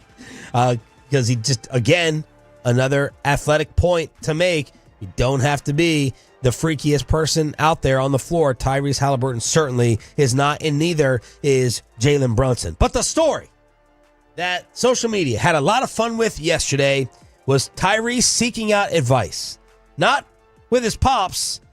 It was apparently with Sue Bird on the Taylor Rooks podcast. I had a conversation with Tyrese Halliburton during the first round of the playoffs, and he told me that he has had extensive discussions with you about when to be a facilitator versus when to be a scorer. How have you seen some of those conversations manifest for Tyrese Halliburton in the playoffs? Well, clearly he's figured it out. I think my favorite part about watching Tyrese in this run is, yes, the clutch play, the big moments, but it's been a little up and down at times. And that's the reality. I think a lot of times you talk about top players, you talk about all-stars, and, you see their great play, but it always comes with, a bad quarter, a bad game, a bad stretch. And it's really how you respond to that. That's always the differentiator between like good players and great players, where he maybe not has the best stretch ever, but he's finding ways to win the game. He's hitting the big shot. He's finding his teammates. Who wants to go first, Choppy? Not it. Oh yeah, I'll go for it. Like this is the fact that people are making fun of this. Advice could come from anywhere. It doesn't have to come from somebody in your sport. It could come from somebody who plays or the same sex. I mean, it's advice. You could ask Tiger Woods could go to Michael Phelps and ask about the mental side of what he does. Or we could ask Megyn Kelly about broadcasting. Or we could ask right. He could. I just want to be clear on this though. If Dak Prescott did the same thing, Stephen A mocks him for weeks on First Take. Well, who's he going to ask? If Dak, an athlete. If Dak asked a female athlete, okay, he's getting mocked for it. That's the reality of it. No, I think ESPN would have to fake toe the line. Treat it. Go ahead, Bobby. I'm not even going to finish my sentence. I mean, Tyrese, he should come ask me for advice on how to handle the NBA playoffs, because Sue Bird and I have played the same number of NBA playoff games. Well, and I at least qualify to play Chop. I'd say that's the first thing. This feels a little like my first thought when I saw this headline. I was like, she's not going to bleep you, bro. That's what came to my mind. That's not gonna what? That saying of where they're like, when somebody's being like overly deferential and they're like, hey, come on, let's the girls are over here doing this. Then I was like, bro, you're not gonna get with her. Like nice try. That's a nice try there. But Tyrese Halliburton, no, this is. I'm gonna go ask Cynthia Freeland what the score of the NFL game is gonna be this. Oh, she's gonna tell you it's 26-22 because that's not. It's the way that she approaches it. But this is the thing that I got to be careful. I don't want to push too hard. There's nothing wrong with this. He doesn't believe it. I don't believe he really like. Give me the male female discussions or areas, categories where it could work and apply. Like in sports? No, anything. Oh, I mean, I'd take it straight to sports. I think swimming makes more sense. Like something like that. Like you're talking about. The games are wildly different games. The games are different, but they're also it's not as much as like they covered Caitlin Clark sneezing on Angel Reese for 3 days and how it knocked her over, and like you're gonna say that's the same. What kind of distributor shooting against what? Like trying to cut in the lane and get like hacked by Mitchell Robinson? So you think it's just because of the dramatic difference in the sport? Not even the same game. Okay. What are we doing? Okay. But the idea of facilitating versus scoring, Like asking is the Nancy same. Lieberman. Right, yeah. It's the idea of facilitating versus scoring is the same in the WNBA as the NBA. Now, like it just is. I mean, I hope you're not of the fake. It's the same. Is it? It's not, now. Hey Sue, tell me how to throw an alley-oop dunk. Nathan Evaldi can't ask a softball pitcher. Yeah, Jenny Finch about mechanics. Yeah, right. I guess maybe but can he ask her about what to do 0-2? Yeah, absolutely. Like for sure, because it's the same. It's the same process. It's the same thought process. I mean, you're punching tickets. That's what you're doing. What do y'all think? 877-881-1053. 877. I can't say what I think. 877-881. Just be fair. If Dak did the same thing, he's getting destroyed. Hey, 919 says not the toxic masculinity response I was looking for from you, RJ Choppy. Well, it's because a real toxic masculine person knows when recognizes real. Real recognize real. I'm just saying, like if Dak did the same thing to a flag football quarterback, a girls flag football quarterback, he's getting mocked for days. For days. Yeah, I don't think they would on ESPN because they've evened out First fake. the I'm coverage. sorry. What's Skip would have done it on Fox FS1. 5 years ago, ESPN does it. They don't do it today after all the heat they caught for WNBA stuff. Translate Luka. Okay, so Luka Doncic, we were talking about this the other day. He is looking in best shape of his life season. Again. Every year there's something. Now we're looking at it, and sometimes I know we've looked at it, we've gone, is he thinner? Like, is this an angle? What is this? What's going on here? Well, we've got definitive answers now. Luka Doncic is in great shape, and it's a concerted effort. He did an interview with a Slovenian publication, and they talked to him about, this is translated over on Reddit. They had thrown it through a translation filter, but he said that he's dedicating himself to transforming his body. He's been working out in that same area, Slovenia, he always does, that nobody can ever pronounce. It has like 3 consonants at the front of the name of it. But it includes guided indoor conditioning and a modified diet. So he's changing up the diet. He's doing some indoor conditioning. They said you're not going to see any public appearances from him over the next several weeks. They said you're not going to see any social media videos. That's not what this is about. This is about working in the dark, working in the quiet, and going on the revenge tour. And so that's what we've got now. He sounded they said he sounded frustrated, sounded upset, said, got a chance to start on the offseason workouts a little earlier because season obviously ended earlier than I wanted it to, but man, this is the headline said Luka Doncic is preparing a violent response. Ooh, a violent response. Wait till he gets back here. Wait till he gets back here. He starts getting that American food with all the crap that we put in it, the red dye 5 or whatever it is. Could you tell the difference in things not added when you were? And did it make it taste worse? No, it tasted better. And like we would have pasta, and we would leave. I'm like, I'm not even full. Like it just doesn't hit you the same. There's nothing's in it. And what about quantities? I don't remember the portion size of the pasta being all that different. Oh. Maybe it's like Olive Garden-esque like Peyton. Nah. So like it was weird. They would have these giant free plates, breadsticks and salad. Yeah, so like these giant plates, but like only only the middle had the kind of receptacle portion for the pasta. Receptacle. Like it was like what does that mean? It was just like a bowl and then a plate around it. It was weird. But I didn't know. I didn't notice the portion was that much smaller. I just wasn't that full, because it wasn't filled with crap. Can Joe Milton bounce back? What is happening at corner, and what else do you want to find out about the Dallas Cowboys as they return to practice today? Our insider Bobby Belt will be there. We go commercial free with the Expressway with a Lil Baby ticket giveaway next.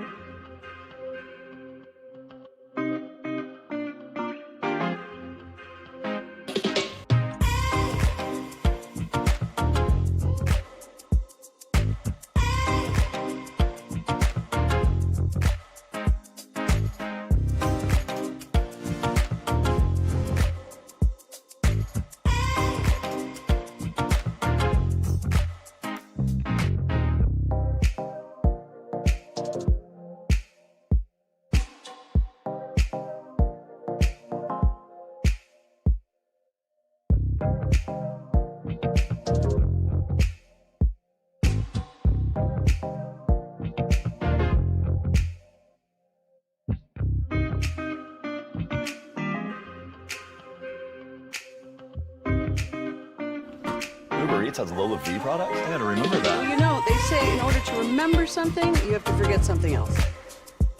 Okay, now that is a very cute haircut. That's like a little shag. I've never seen it before. Well, I mean, of course you have. It's the Rachel. Oh, is that your name? No, I mean like your name. No, I'm Jen. My name's Jen. Right, but I just mean like this is your haircut. But that's hair on your head. I'm not saying this is your hair. Okay, you're freaking me out a little bit.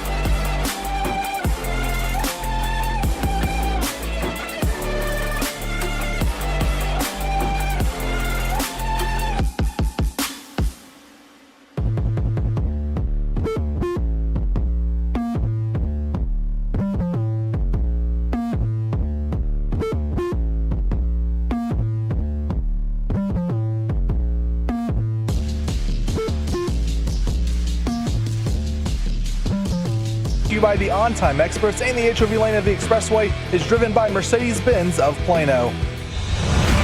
From news and notes to the coaches and players for America's team, let us go inside the Stars on 105.3 The Fan. Dallas Cowboys back on the practice field today. Ford Center at the Star in Frisco. Our insider, Bobby Roberto Bell, will be there. We'll have the full recap and report tomorrow here on Sean and RJ. This is the Expressway, where we go commercial free with the Neighborhood Watch, including the death of a local football coach coming up at 7:40 and a Lil Baby ticket giveaway. Bobby, what are we looking for? Yeah, we're going to be out there at OTAs today. In fact, before I walk out there and before I share some of the stuff that we're going to be looking for out there, I'm curious for you guys, what is it you want to know about? Like when I step out there today, when we walk in here tomorrow morning, what's like your first question where you're going to say, what did this look like? Who was there? Who's doing this? What are the big things you're looking for? I want to know about Jaden Blue. I want to continue to know about Pickens, and I want to know about Milton. Michael Parsons. I know you want to know about Joe Milton, Chop. And what you can tell me about the rookies, the other rookie class. That's what I'm most interested in. How majestic are his incompletions when you're next to him on the field? If we get Joe Milton, if we get Joe Milton today, I'm going to have to do something to just tell him how much Chop loves him. I'm going to have to get some... What's some Tennessee insight? Are there like some places that still exist around there? I don't know if they still exist, man. Copper Cellar? I have no idea. Is the Copper Cellar still there? I'll Gus's Good Times Deli. Gus's. There we go. All right, I'll be sure to ask him about those. Yeah, I mean, Cool Beans. We talked earlier this week about some of the things that I was going to be looking for while we were out there. I'm interested to see how Dak's health is progressing because he looked surprisingly, I thought, pretty good last week in terms of just where he physically was at, and he's getting closer and closer. How does some of the other guys who are coming back from injuries or who are rehabbing? How do they look? We saw DeMarvion Overshown out there. I heard some people talking about Overshown and saying, Overshown's been, when he's been out here and working out, he looks like he's coming along pretty nicely. When Wanye Thomas tweeted the other day, football is fun again, Overshown followed up on that and said, "Told y'all." Yeah, there you go. So it's a different culture. Like I said, you guys have seen Gus's Deli is still open, by the way. All right, you'll see it when we're out in Oxnard. As long as the same structure is being applied. It's when practice started last week. It was the oddest vibe. It was almost like that scene in Remember the Titans where they come out and they're doing like they're dancing whatever. That's a good movie, good football movie, Chop. It's a great football movie. Have to watch it someday. So when they're coming out there and doing the dance to like during the warm up, like it felt like that almost. Like it felt like that energy. It was very. What? I'd never seen anything like it at their practice before.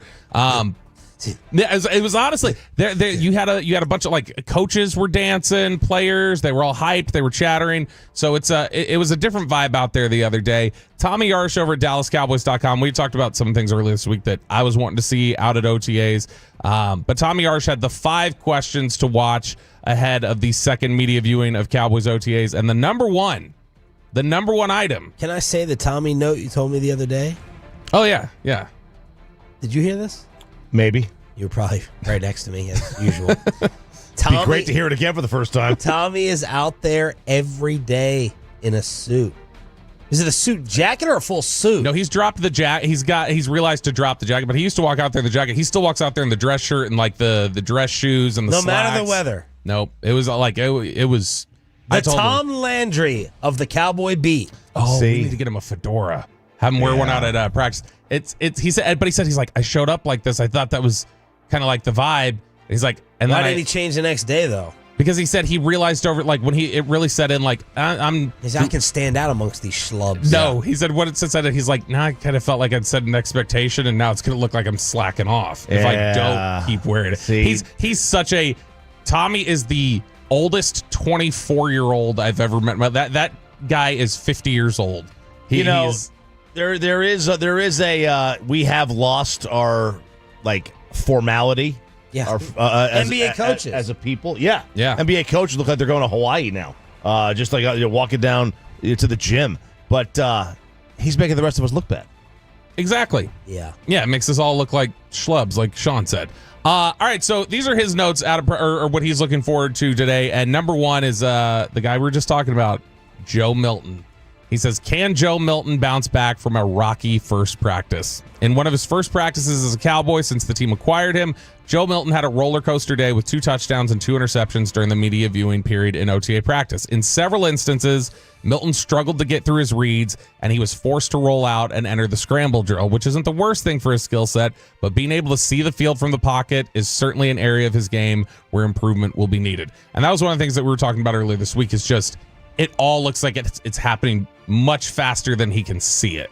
And that's to be expected sometimes for young players, but if it's overwhelming, it's really hard to shake it. And if it's over, were they going up against DBs? Like, one-on-ones or no? They against have air and space. No, they were doing like 7-on-7 and then like some team stuff, but it wasn't one-on-ones. Yeah. If I'm hearing you having a rough mini camp and OTA practice, that makes me a little bit worried for the more live bullets in Oxnard. Although literally in some corners, if you look at the way that Dak entered the league, Dak was the first 3 years he was awful at practices. Like, I mean, it looked like a third string quarterback when he was out there practicing. Jason Garrett beating him in the throwing contest. I mean, it really was. I mean, he was the quintessential gamer, right? Like, he just doesn't. Yeah, which he's developed into a good practice player now, and so I mean, it's certainly become a better passer. Yeah, I think as a practice player, the better true passers are the better practice players because everything is on schedule.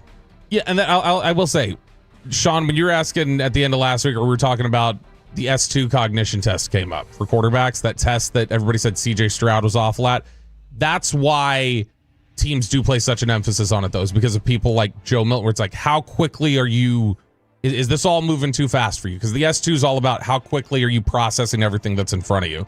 Number 2 on this list is George Pickens picking things up as quickly as the Cowboys say he is. We played that last week, that clip from Schottenheimer where he had talked about, yeah, George is picking things up. He's definitely behind some of the veterans still, which is natural. He's going to be. He just got acquired, but he's picking things up quickly. And Tommy says one aspect about George Pickens is that his new coaches and teammates were complimentary of how early he was and how he's approached the film room and working to get up to speed with the offense. In last Tuesday's practice, it was clear that Pickens was still getting a feel for his new team, learning the ropes and focusing more on stepping back and observing how things were meant to be done, which I think is totally fine, especially during these.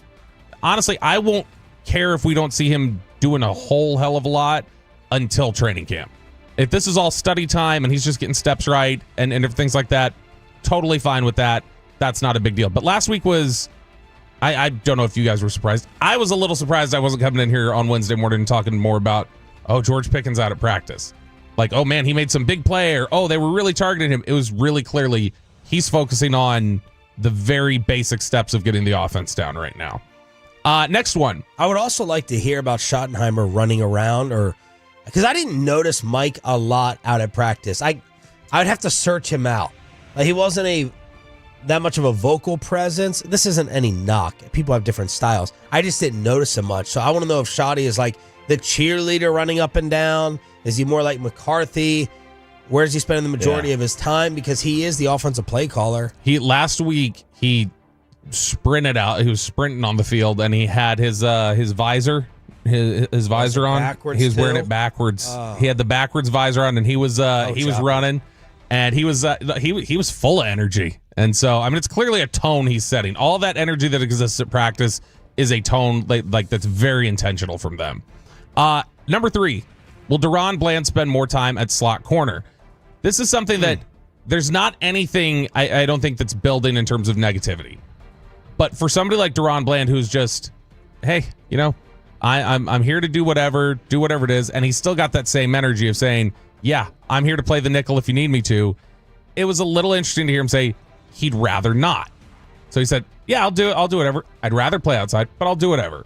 It's like, okay, that's, I mean, I feel like from Deron Bland, that's pretty definitive. Like, I don't want to do that. Yeah. If you can avoid me doing that, please let me. But I mean, he was really good there his rookie season when he had to step in. He was not doing that consistently at Fresno State or at Sacramento State, either one of those. And so when he stepped in and had to do it in 23, he had a lot of success, or 22, he had a lot of success. And so I think they're comfortable having him play there, but it is a little bit like, I'd rather play outside. Let's figure out the nickel a little bit more, which is honestly something they still need to iron out. Zach Martin of DBs. I mean, same sort of, like, at least publicly, same sort of disposition of, I'd rather not, but yeah, I'll do whatever.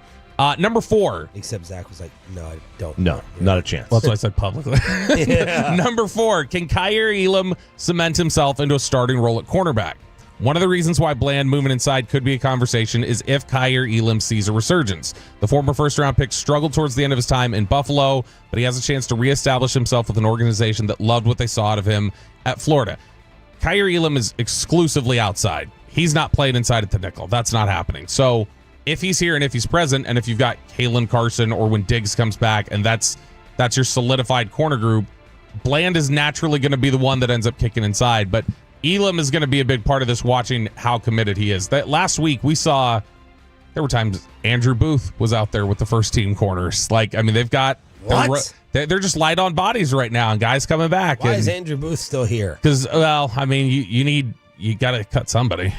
So you got your warm bodies that are basically holding things down throughout the summer, and then you get into training camp, get guys healthy. But I mean, you're still waiting on Josh Butler and Trayvon Diggs. I can't think of Andrew Booth without thinking of that Maryland basketball player. Keith Booth. Was it Keith or Calvin? I can't remember. Calvin Booth was the Mavericks center. Mavericks center. Keith Booth. Keith Booth. Joe Smith, baby.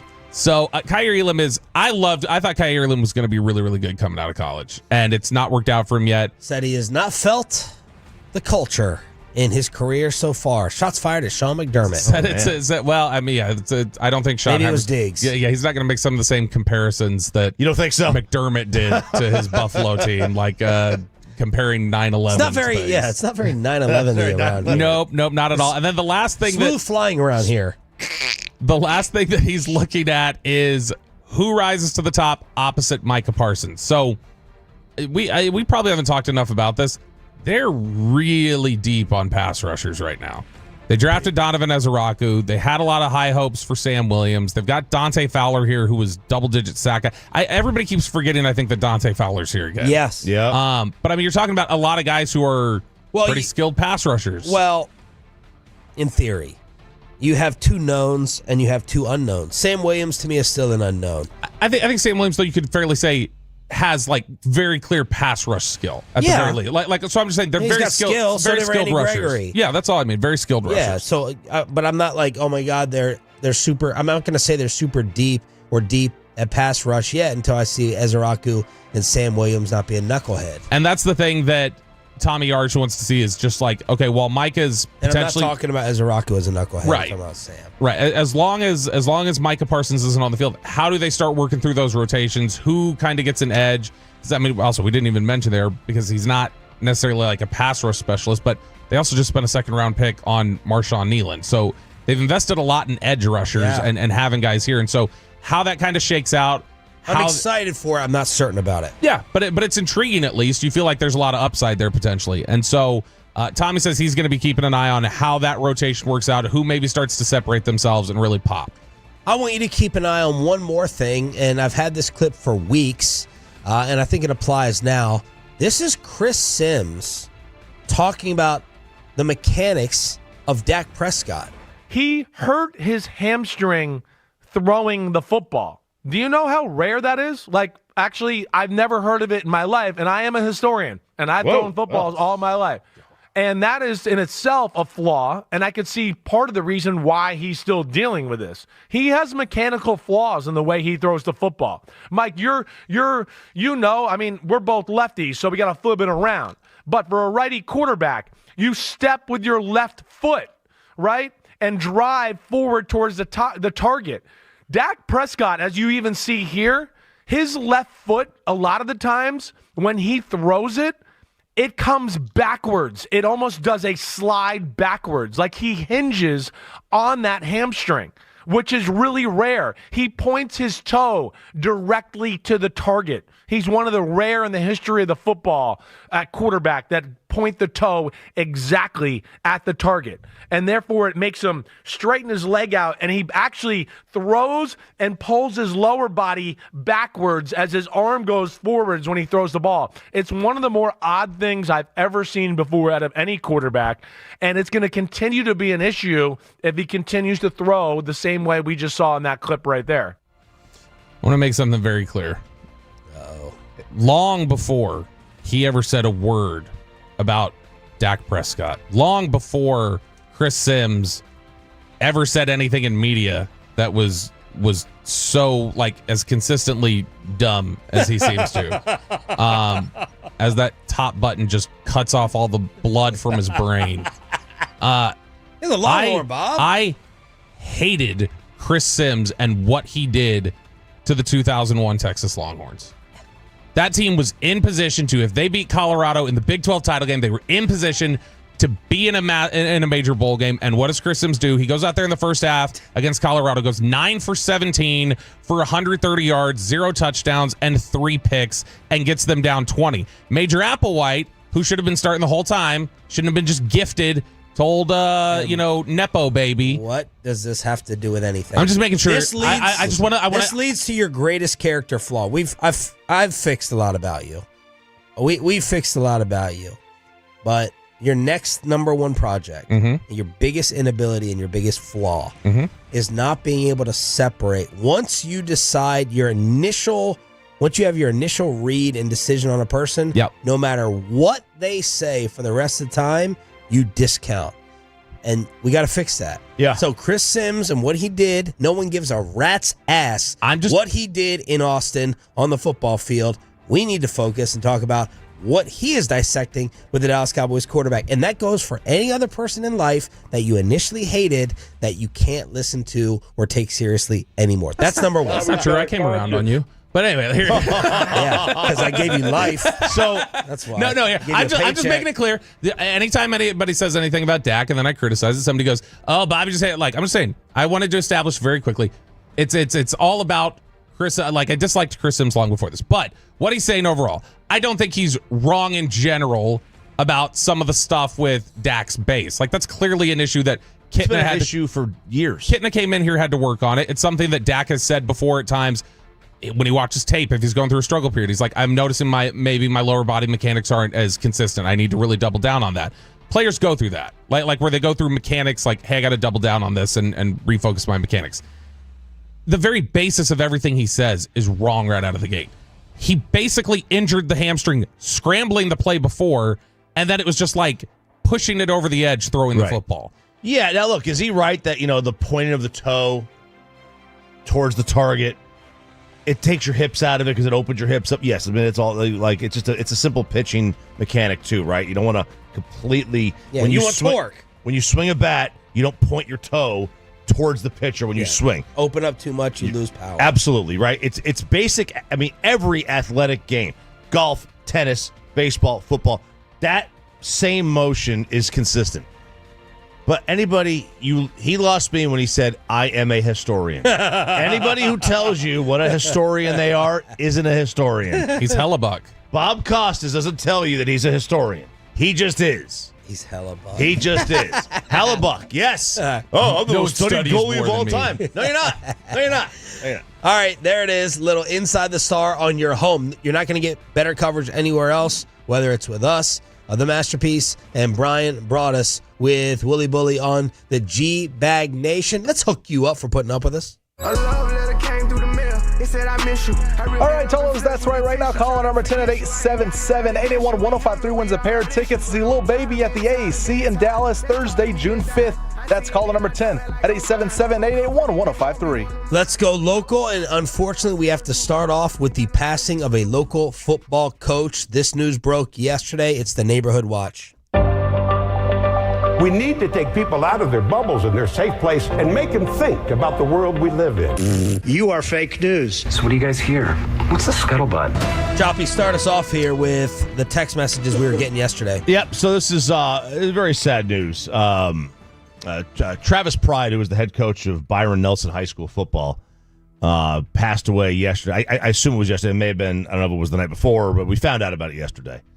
And he had been there for about a decade, and he had taken that program to a really, really good heights. I mean, when I first moved to Trophy Club, it was a really like it was a smaller school, right? The city and town had grown so much.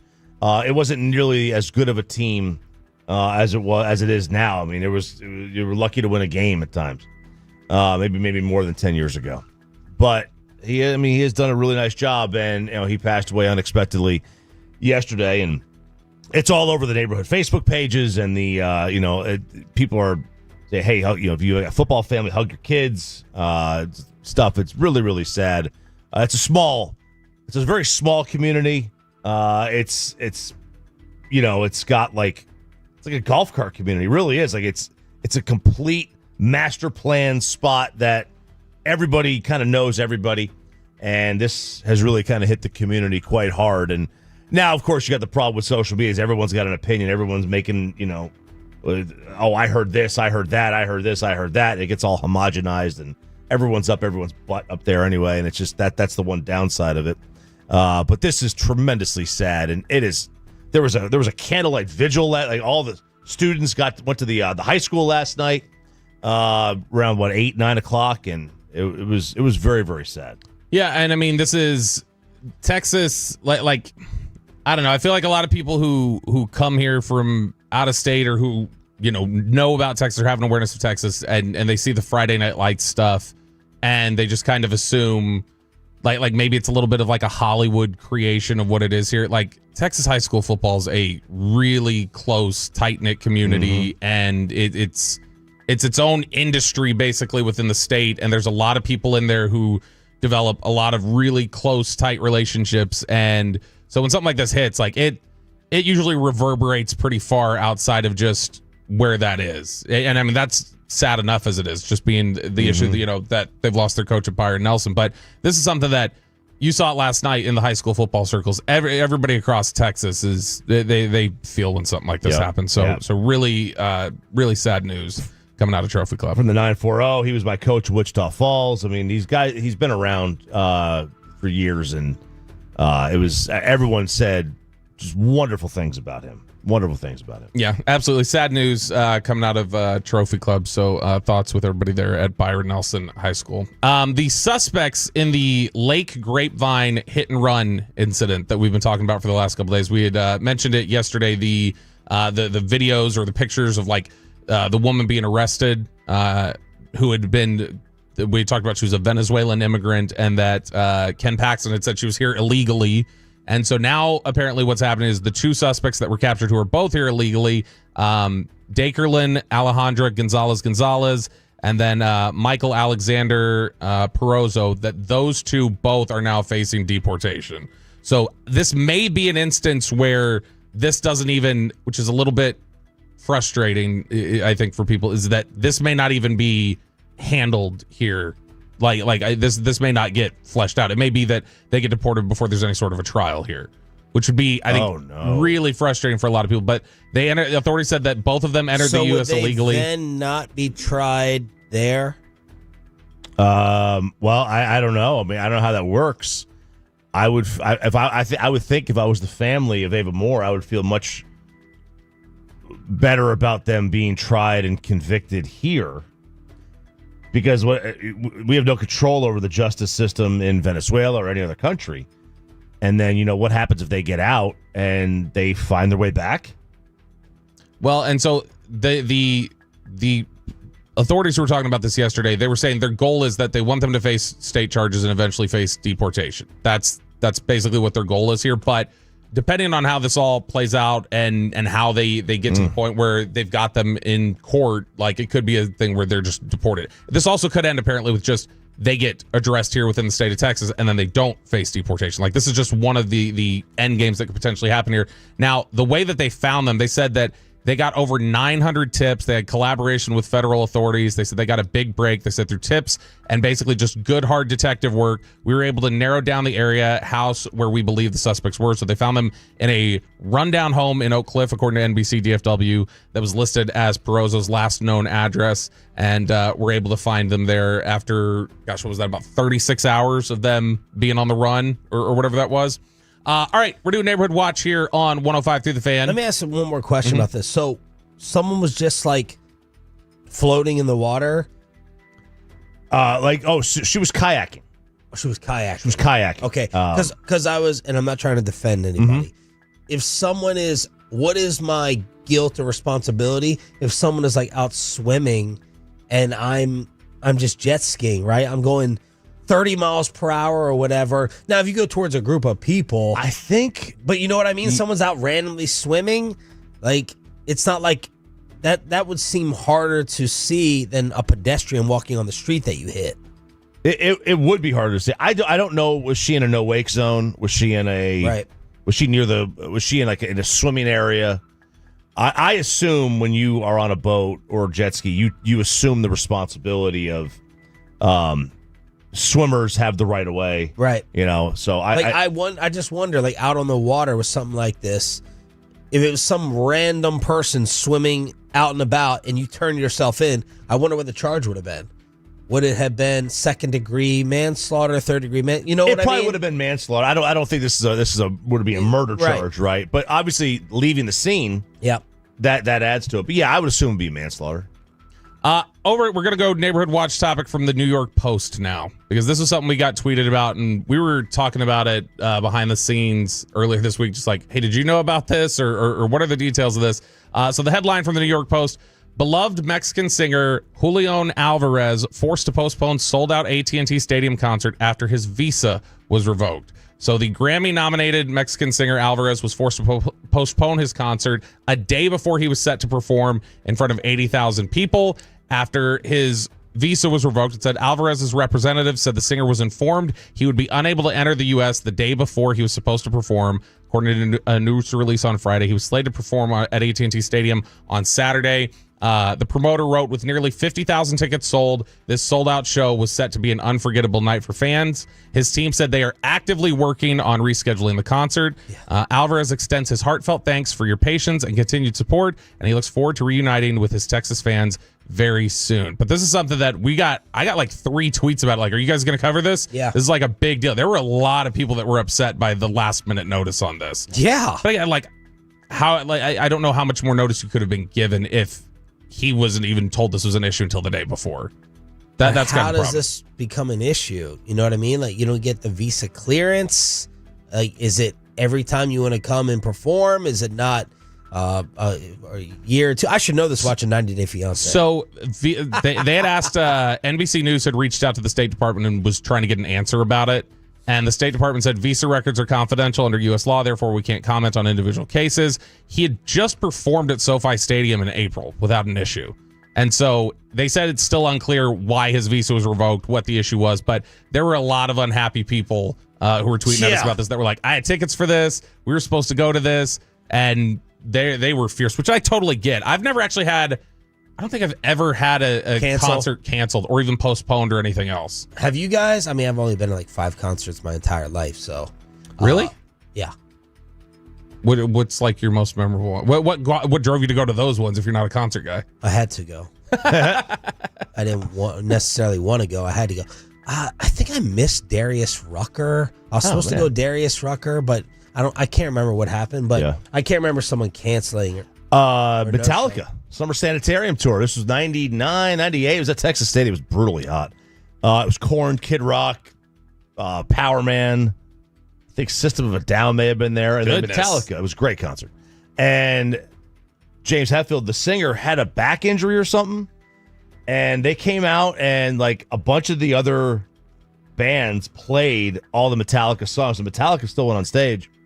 And then they rescheduled it for like August, and Metallica just played. But instead of being at Texas Stadium, it was at whatever they called. Was it Starplex back then? Oh, yeah. Whatever they call it now. That's where it was. So it was a much smaller show. But I mean, that was the only time that I've ever been where they canceled one. Yeah, I mean, I've only been to a handful, like Sean, 4 or 5 concerts. I've had more, like, obviously Rangers games being postponed when they play at the old ballpark. But that's the only time I've had the events like that postponed, but never a concert. All right, we're doing Neighborhood Watch here on 105 through the Fan. When the Rangers offense doesn't show up, they're like, no, I'm canceling. Yeah, there were a lot of people telling us yesterday they wanted refunds. Yeah, yesterday. So you've heard it said before, it's hotter than the Sahara out here, or it's drier than the Sahara. Yesterday was awesome. Well, you're going to feel like you're in the Sahara next week.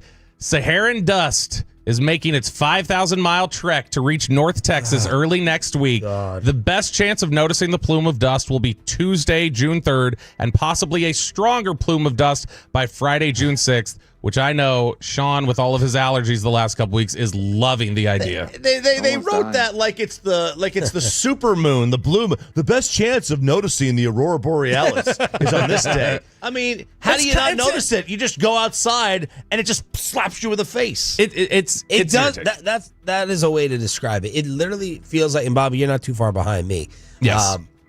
It feels like a gang of dust is jumping into my mouth. Yeah. Like it's just like I'm inhaling just like dust at times. It's worse in my house. Like going home sucks for me. Yesterday I can't smell, I can't taste. I'm thinking I got COVID at a certain point in time. I'm sitting there out in the woods though. There's nothing but grass and trees.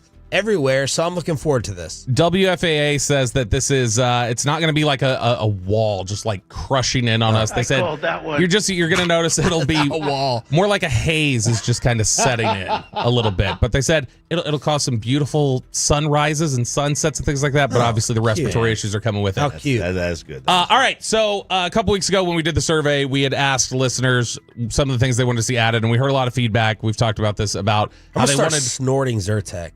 Honestly, did you listen and start taking the 3 a day or whatever? Not 3 a day, but I'll take 2 in a day. I'm no spray now, 2 Zyrtecs, Sudafed, this throat spray I have. You see me with the cough drops on here. So do you take one every day? Don't do that, kids. Do you take one every day? No, I try not to because I don't want to be like immune to it. Immune to it? I take one every day. I wonder, they say like I've heard, this could be, but if you take one and you haven't taken one like consistently, it takes like a while to catch up. That's probably why you need the 3. I don't know. Yeah, you got to consistently take it for it to like really set in and do its work. But we had talked about we were going to give a little more coverage, a little more shine to some high school athletics. And one of the teams we got a lot of requests and chatter for and people who wanted us to talk about it are the Brock Eagles. Brock High School out near Weatherford in Parker County. And we've got a couple listeners there who had requested to talk about them. We've got a couple listeners who actually work for their athletic programs there. Greg Connors is their softball coach. He's a big listener. They just had a really great season with the softball team. Chad Massey is the athletic director for Brock. And again, another big time listener. He was excited. We're going to be shouting them out today. But Brock, actually, they only just added football in 2011. They're a 3A school, and they actually had won state by 2015. So they've become like a really good football program there in Brock really quickly. Also tonight, they have the, not 3A, 4A. They have the Class 4A baseball state semifinals. They're playing Spring Hill at Dallas Baptist University tonight at 7:30. And that baseball program turned out the Big 12 Freshman of the Year, TCU's Sawyer Strassnyder, who had a really great season this year for TCU. He is from Brock. It's the Neighborhood Watch here on Sean and RJ with our Cowboys insider, Bobby Roberto Belt. We got Peyton and Aiden in the back, live on the Fan Cam, Twitch, and YouTube. RJ Choppy does the unthinkable. He destroys the SEC in a college sports kegger next on the Fan. But first, look, whether Dallas wins tonight or whether they lose tonight,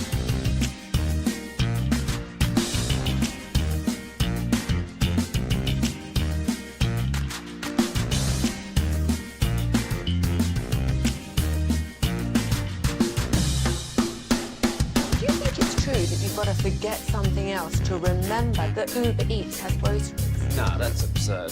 Hey, remember when you used to be a, what was it, Pepper Lady? Pepper Lady? Wasn't it Cinnamon Sisters? Basil Babes. Saffron Squad? Nutmeg Maidens? Paprika? No. Nutmeg Maidens. I just said that. Was it Spice Girls? Doesn't sound right. Was it Saffron Squad?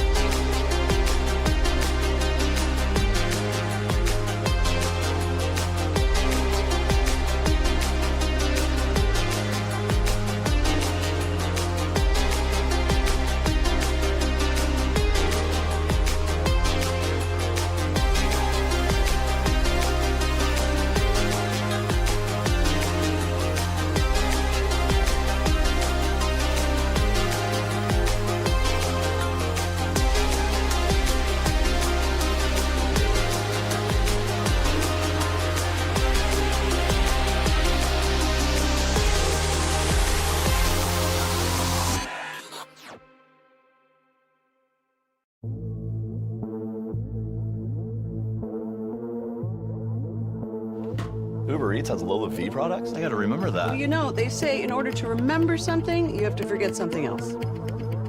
Okay, now that is a very... This is Sean and RJ on 105.3 The Fan. I'd like to know where Lou Holtz is right now. Oh, I win. Google me. We're not hosting an intergalactic kegger down here. You know, normally I stand for the SEC. Oh, okay. I stand for a lot of things, but normally I am. I just like, okay, whatever you guys want to do, I'm in. I'll fall in line. That's just the way I operate. Member of the cult, huh? Member of the cult. I am just a proud member, and you know, we're family. We're family, and what's good for South Carolina is good for me, right? I just stand up. I stand up and I say, you know what? I'm a supporter. But I just don't like this. So now what is the latest on the because obviously they've decided last week or a week and a half ago that they are going to go with the seeding, straight line seeding, 1 through 12 or 1 through 16 when they eventually go there. Well, they're trying to figure out beyond this year now. So the latest is in the SEC and the Big Ten met, and they are talking about how they want to proceed. They want 4 guarantees for each conference. Okay? 4 guaranteed teams in the College Football Playoff for each conference. So the SEC would get 4, the Big Ten would get 4, the Big 12 would get 2, the ACC would get 2, the Group of 5 would get 1. So, and then they would just get 3 at-large bids or whatever beyond that. Because that's got 8, 10, 12, that's 13, so you get 3 at-large bids beyond that. The Big 12 is pushing back on this. They're like, no. We don't want a guaranteed 2. We want to have the opportunity to maybe get 3. Which they could, I guess, because of the at-large. But my problem here with what the SEC and the Big Ten want is what they would do is the number 1 and number 2 teams in their conference would automatically get in. And then the third place team would play the 6, and the 4th would play the 5 in conference. Winner gets those spots. I'm sorry, Iowa was the 6th place team in the Big Ten. They were not a playoff team last year. Stop it. South Carolina would have been playing in the SEC third place, second whatever championship. They were not. I mean, they were better than Iowa, but they didn't deserve to get in. By the way, Ole Miss would have got left out completely because they were 8th in conference. So are you going to go by a conference record? So just leave it as just get as many teams in. If the SEC happens to get 8 teams one year, then they happen to get 8 teams one year. Yes. If they happen to get 1, because you're going to give a conference champ 1, right? They happen to get 1, they get 1. And guess who wants that? The SEC coaches. The SEC coaches have already said, we don't want the 4 guarantees. We want to just play it out because 4 guarantees limits them. Yeah. As Tony Romo said, it's meritocracy. Mm-hmm. Stop all this predetermined stuff. Now, the balance is trying to give the have-nots the opportunity and the chance, right? To me, that happens with just expanding the playoff, not guaranteeing each conference a certain set and amount. I hate that. No. Yeah. I mean, honestly, it's the simplest fix to this is you give the automatic bids, you get an automatic playoff bid if you win your conference, fine, okay? And then after that, all the seeding is done just by rankings. It's like the straight line seeding. All right, we just go 1 through whatever. And to me, that's the easiest way to fix this. And then you will get the best possible teams. You'll get the teams that had qualified for it by winning their conference, and then you stack it up the way it needs to be. You know what's going to happen, right? You know what's inevitable. They're breaking away. No, this whole thing is going to March Madness. Oh, 64. We're gonna have a 60-team tournament, and everyone will make boatloads of even more cash, and then no one can be left crying. That'll be their perspective of saying, "Oh, you didn't get into the tournament." So they'll be like, "There you go, it's solved for everyone." You got to shorten the season if you're going to do that, because college will end up getting a ton of questions about all right, well, if you're worried about player safety, why are we extending the season potentially by 4 games? Yeah, we can't do this. You'd play almost 20 games. And I'm exaggerating to a degree, but yeah, it's going to keep expanding. A playoff, in general, a larger playoff field. Right, you would just eliminate all non-conference games. You would play your 8 conference games, and then you would go right into the postseason.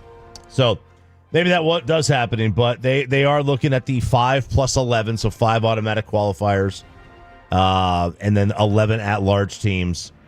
They're still going to use the same kind of committee, and it would just be that will be the way they go. That's what the SEC coaches want. but the athletic director of both the Big Ten and the SEC want to have a guarantee, and I think they're just missing the mark. I think they're just missing the boat. Speaking of missing the boat, college football kegger here on 105 to the Fan. No, the kegger doesn't miss the boat, but Georgia Tech did.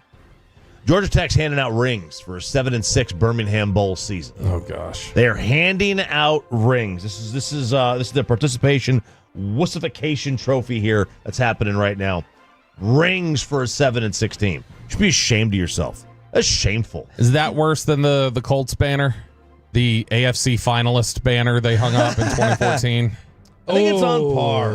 I think it's on par. I think if you're a student athlete, like I at least could say, all right, Georgia Tech is trying to like make this a special thing for a lot of like guys who this will be the peak of their careers or whatever. Like I can kind of like justify at least a little bit the idea of like, oh, it's a special memento for that group of players. The Colts were a professional football team. But the finalists, that meant what? How far did they go? They lost in the AFC Championship game. Oh, they lost. And they hung up a AFC finalist banner, which is still the set. And they did that like that's worse. 5 years after they were in the Super Bowl. They hung that banner up. Yeah, something like that. Yeah, it's not like a team that had zero success whatsoever. That's worse because they're pro. Yeah, if the Browns go to the AFC Championship game, they never go. Let me ask this question for you in your youth sports. Have you, as a parent on the fan text, Franklin LaFranco Injury Attorney text line, 877-881-1053, have you basically talked your child out of wearing the participation ring that they got? You can put the trophy up, but I mean, like, if they want to wear it, or is that just way too cold-blooded? Or have you at least had the serious talk of, you guys finished in 4th. Like, you shouldn't really wear that or be that proud of it or sport it. So the rings, they only get, in baseball at least, they only give rings if you're in the championship game. So the Indianapolis Colt ring. Yeah, so they give one of those. But the kids don't wear them because they're like... But you get a ring if you lose in the title game? You get a different color ring. Yeah, you get the, it's gold or silver or whatever. But yeah, they have,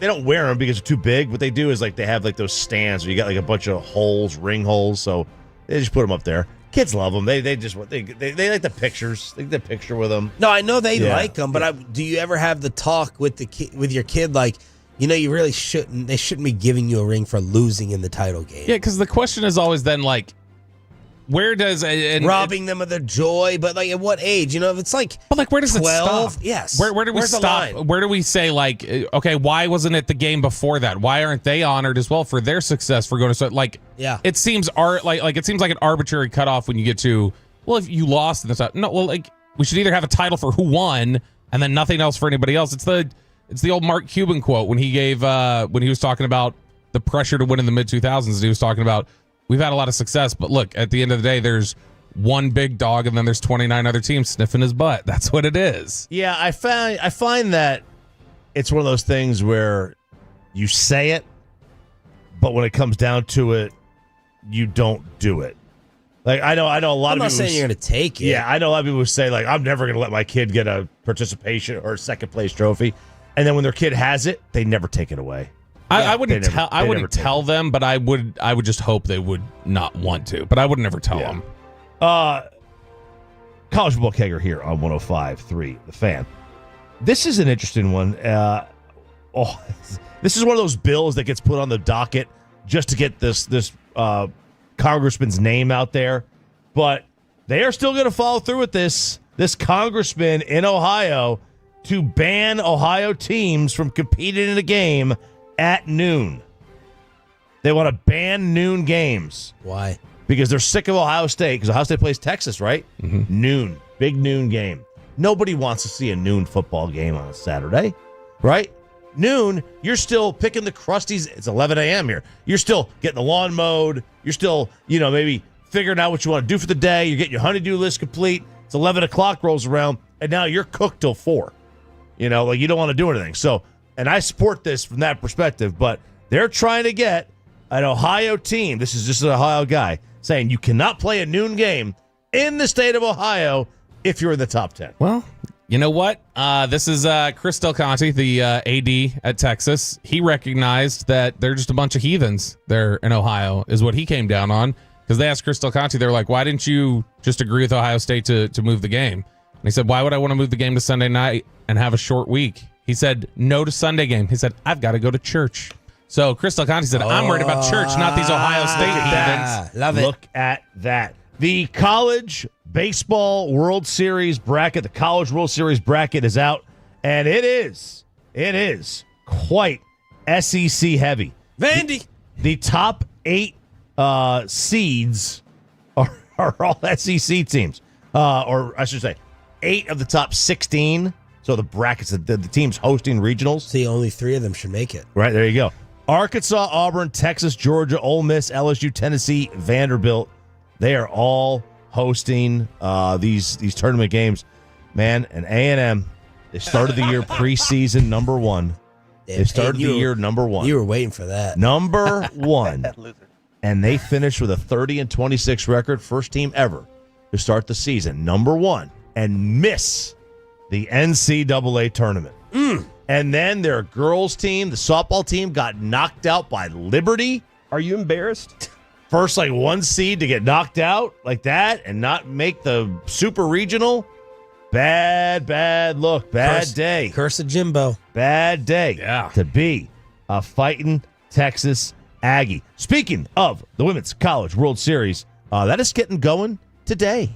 That will start today. You will have Texas at Florida at noon. This is in Oklahoma City. You will have Tennessee, Oklahoma at 2:30 or 1:30. Oklahoma's going for their 9th straight title. I think it's 5th. Then you will have Ole Miss and Texas Tech at 6, and then Oregon, UCLA at 8:30. Women's College World. I gotta say, the softball super fun. Will you watch more of the softball or college baseball? People get into the college baseball one. They do. Is this where all the shots? Yeah. The shot contest? Yeah, the shot contest. Happens? Yep. Now, do your kids watch either? Do your kids? They watch the baseball. They do? A lot, yeah. They watch more college baseball than pro. They watch, because they mostly watch highlights. They're watching the highlights, right? But my older one, he's on the MLB app and he's on the college baseball, highlight YouTube thing, whatever. So they watch quite a bit of it, but it's only mostly around Tennessee.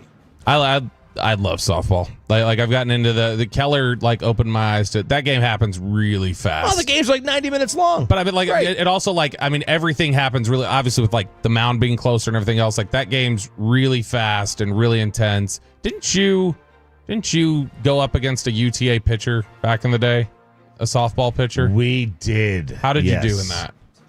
Let's see. Was it so? We did 2. We did one against the girls pro team. Remember, we played a softball game. We wound up beating them. We walked them off on a Mac angle, opposite field single. How the hell do you remember that? Man, I'm like LeBron. I'm like LeBron with the memory. Except right? you forgot that we interviewed Tommy DeVito's agent. I did. I had no idea what Bobby was talking about yesterday. I had no idea. Let's see. So I popped up to first in that game, and then in the other time where I met with the UTA pitcher, she got me. She struck me out. Yeah. Bassick hit a fly ball against her. Give me a couple hours. Get the timing down. That's what you need. That's what you need. It's when you're just up there. Yeah. When you're up there, cold. Yeah. No chance. Come on, man. I mean, I need you to do. I need T work. Let me ask. Who would I ask Tyrese advice for? Let me ask Jenny Finch. Jenny Finch. Yeah. Hey, Jenny Finch. Years ago, it was she struck out Blaylock. Hank Blaylock had done something against her, and they said the equivalent of how close she is, and Jenny Finch, it's like a 98-mile-per-hour fastball, and it's rising. So you're swinging under everything. Yeah. And man, I'll tell you, I was on it because I had fouled the first one off, okay, and then the second one, I swung through. Or I swung through the first one. I fouled the second one off. I was on it. And she pulled the string and threw me a changeup. Just pulled the chair out from under you. I did a pirouette kind of spin in the batter's box. I was like, you've got to be. That's not fair. That is not fair. Real quick, one thing. What do you think about this? So Arkansas, after SGA won the MVP and advances, Arkansas post Coach Cal has produced an NBA MVP guard at his last 2 stops. And they talk about SGA and Derrick Rose. They didn't happen at Arkansas. But they got the coach. Yeah, but is that okay? Well, give me the announcement again. So Cal posted, I'm so proud of Shea here in the MVP through his work. Yeah. They reposted it, which is fine. Yeah. They just retweeted it. But they reposted it and said, he has produced an NBA MVP guard at his last 2 coaching stops. I support it. Okay. I think it's fine. All right. So you're not trying to... They're not saying we drift develop on somebody else's... No, it's factually correct. His last 2 stops, he's produced MVP. He just hasn't done one here yet, but he will. RJ Choppy with the College Kegger Thursday edition as we try to get you to the weekend as quickly as possible here on your home of the Cowboys and Rangers. Could this blockbuster save this offense and baseball team on the home of the Rangers next? After we get... Well, I mean, of course you have. It's the Rachel. Oh, is that your name? No, I mean, like, your name. No, I'm Jen. My name's Jen. Right, but I just mean, like, this is your haircut. But that's hair on your head. I'm not saying this is your hair. Okay, forgive me a little bit.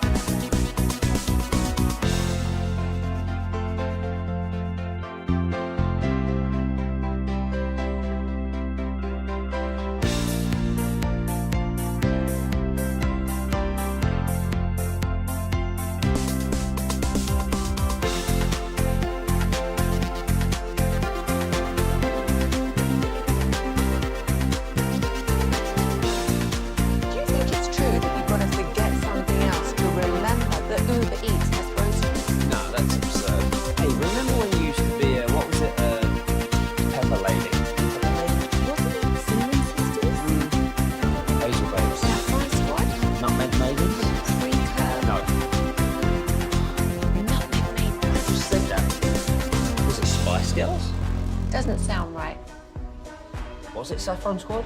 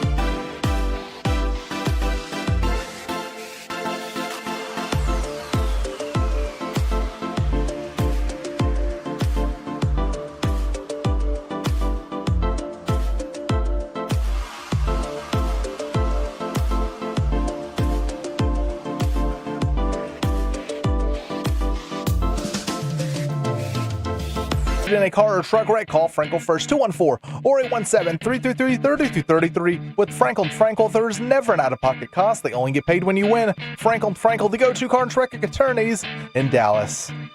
A look at second. Here's the pitch. Bichette swings and hammers one to deep left field.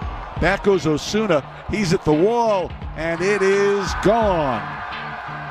Bichette with a 2-run homer. And the Blue Jays have a 2-0 lead. Groundhog's Day all over again. Every time we talk about this baseball team, boring, lifeless, scoreless, great pitching. Same thing every single day on the home of the Rangers with Sean and RJ. Yesterday was Malley with the wasted effort. 6 innings, 0 earned. He had 3 walks, 5 strikeouts. The ERA is at a 1.64. That good? 1.64. So 6 innings, 0 runs for naught because they had 1 hit. 1 hit with the return of Corey Seager as they lose to the Jays 2-0. The Toronto Blue Jays came in here and won the series, scoring a grand total of 4 runs. 4 runs. So to win the series. I wonder how that would match up like with 3-game series. Maybe there's a series of 1-0, 2-0, like classic pitcher runs that a team went on, but how often does that happen where in 3 games you score 4 and win it? Well, let me tell you this. In their 6 games against the Yankees and Blue Jays the past week, they've lost 5 of 6, and they allowed 14 runs. That's pathetic. This is so bad. People want us to start questioning Bochy. This is what happens. Now, again, you're 3 games under, but we got the hitting coach on every week. We're starting to, wonder about Chris Young and what move he's going to make. What about the Hall of Famer? All right, so if you want to criticize, to me, the ability to criticize the manager, it's pitching changes. You criticize the manager on pitching changes, or you criticize him on the lineup, like the structure of the lineup, or why is he playing this guy? Okay. I haven't. Not why is he not? TJ is one of the Tolos DMing me saying, have this discussion, not why aren't you developing the hitters? Why aren't you getting more increased production out of these at-bats? I don't think the manager is developing hitters like at the major league level. That's just not. Yeah, you can either hit or you can't. Bochy could say whatever he wants to Adolis Garcia. Adolis Garcia on a 3-1 pitch chasing a slider outside the zone. That's not Bruce Bochy. Now, if you want to sit here and tell me that Bochy ought to bench Adolis or Simeon or whatever, that's a different argument for a different day. He also has owners that he has to answer to. Are like, why am I paying this guy $185 million if you're just not going to play him? Right. So it's not so cut and dry, where it's just like it's like getting on Jason Kidd for someone's shooting form. Yeah, like it is a meritocracy. It also isn't. Right? Juan Soto, I don't care what Juan Soto does in year 10 of this contract. He's playing. Right. Like, he's just playing. They're paying him. He's going to play. Yeah. Marcus Semien, if it all comes down to it, is I would assume is going to get at-bats over Josh Smith. I mean, and maybe he shouldn't. Certainly not last night. Josh Smith was the only one who did anything. But if those were the only two options, now in one game that's a different story. But like if those were the only two options, and nobody was hurt, and you had a whole week or 10 days, Marcus Semien's getting the at bat. That's just the reality of it. I mean, he's got contracts to worry about. This is, I mean, the games they keep wasting though. So Tyler Mahle, I was looking at this. First off, Tyler Mahle leads Major League Baseball in starts where he allows 2 runs or fewer. He's got more than anybody else. He's got 1 more than Paul Skeens at this point. But if you look at games where Mahle goes 5 innings, at least 5 innings, gives up 3 runs or fewer, the Rangers are 500 in those games. They're 5-5 in games where he gets you into the 6th inning, gives up 3 runs or fewer, and they're winning just half the games. It's brutal right now how bad the offense is. And it's like each day we come in here and it's almost like, all right, what's a different way we can say how bad they are, to really drive this home? And it's becoming frustrating because it's like they're just awful. We're going to have to start turning up the questions on Brett Boone. Wednesdays at 9:20. It's going to get a little uncomfortable. You know, at what point are they pressing? And at what point he keeps on saying, and I get it, these guys won a world championship 2 years ago. It's there. Is it? At what point do you have to say the talent isn't good enough anymore versus it's in there and we just got to continue to have a search team try to go ahead and pull it out? You got a blockbuster to save us? Well, maybe. Look, that's what I'm searching for, not the internal talent. I'm searching for deals. All right, so they ain't coming from within. You're going to get me 8 hitters? What's that? You're going to get me 8 hitters? You're going to need 8 hitters. Listen, here's the problem. The problem is that the team that is going to be looking for something isn't going to play ball with you. Oh. The Astros just lost Ronel Blanco for the season. So they're looking, obviously, for some pitching. He had 9 starts to start the year. His ERA was in the 4s, low 4s. But, I mean, he still has been, at times, a decent pitcher. They are in the thick of the whole race, too. Rangers have an abundance of pitching. You know, now listen, they're not going to trade. I don't want some of these. To me, Jake Myers, Isak Paredes, they're having great years. I'm not too concerned with guys in career years. I want to stay away. They're not going to give up Jordan. They're not going to give up Pena. Jordan's been hurt anyway for like the last 3 weeks. So it really doesn't match. But this is exactly the kind of thing that we need to be looking for. A team that loses a starter, that has now a lack of pitching because we have a surplus of it, and you go out there and you say, hey, you know what? You're a win now team. We're a win now team. Mm-hmm. We'll send you Mahle, and you send us back, whoever. Like that's what got to target these teams. Teams that lose a guy like Blanco or any starter around the sport. Day off today, then the St. Louis Cardinals tomorrow, who are 8 games over 500. They're second place in the Central at 32-24. RJ Choppy's favorite fan base. Thank God it's here. I don't listen to those idiots trying to tell me how they invented the sport. Get a little hat tip to the opposing team, I'll you give love you a so tip. much. Is your coffee playing tricks on you? Bobby Belt scrambling with my mind a little bit. Yeah, this is something that when I see a study like this, it really makes me question. It doesn't make me go, oh, how fascinating. It makes me go like, what are you guys doing to screw with the data? Because there's no way this is true. So new research says there may not be any need to drink caffeine at all. You can get the same boost if you just drink decaf. Hope Jake Reed was listening. New research is saying that the boost you feel from a cup of coffee might just be placebo effect. A new study published suggests that the energizing effects of coffee might have less to do with caffeine and more to do with the ritual of drinking it. In a double-blind, placebo-controlled experiment involving habitual coffee drinkers, researchers found that ingesting decaffeinated coffee produced many of the same physiological and cognitive responses as caffeinated coffee. These findings suggest that regular coffee consumers may react to the experience of drinking coffee in ways that are independent of its caffeine content. So basically, you may plateau and get like a caffeine tolerance, but it's your ritual and things like that. And so it just gets you into the right mindset. I'll tell you, I go to my mom's house, at least once or twice a week. Wish I could get work done while I'm waiting for the kids. I got to pick the kids up at school. You wish you could go to RJ's mom's house? And I go over to her little Keurig thingy, and this lunatic has got decaf everywhere. Mm-hmm. Just decaf. Yeah. And I'm like, what are you drinking with it? What's the My decaf? dad says that, now he's 90, but he says if he has a ton of regular coffee, the second or third cup will burn his stomach up, so he has to have decaf. So he's convinced that something will burn him up inside. Especially if he hasn't eaten.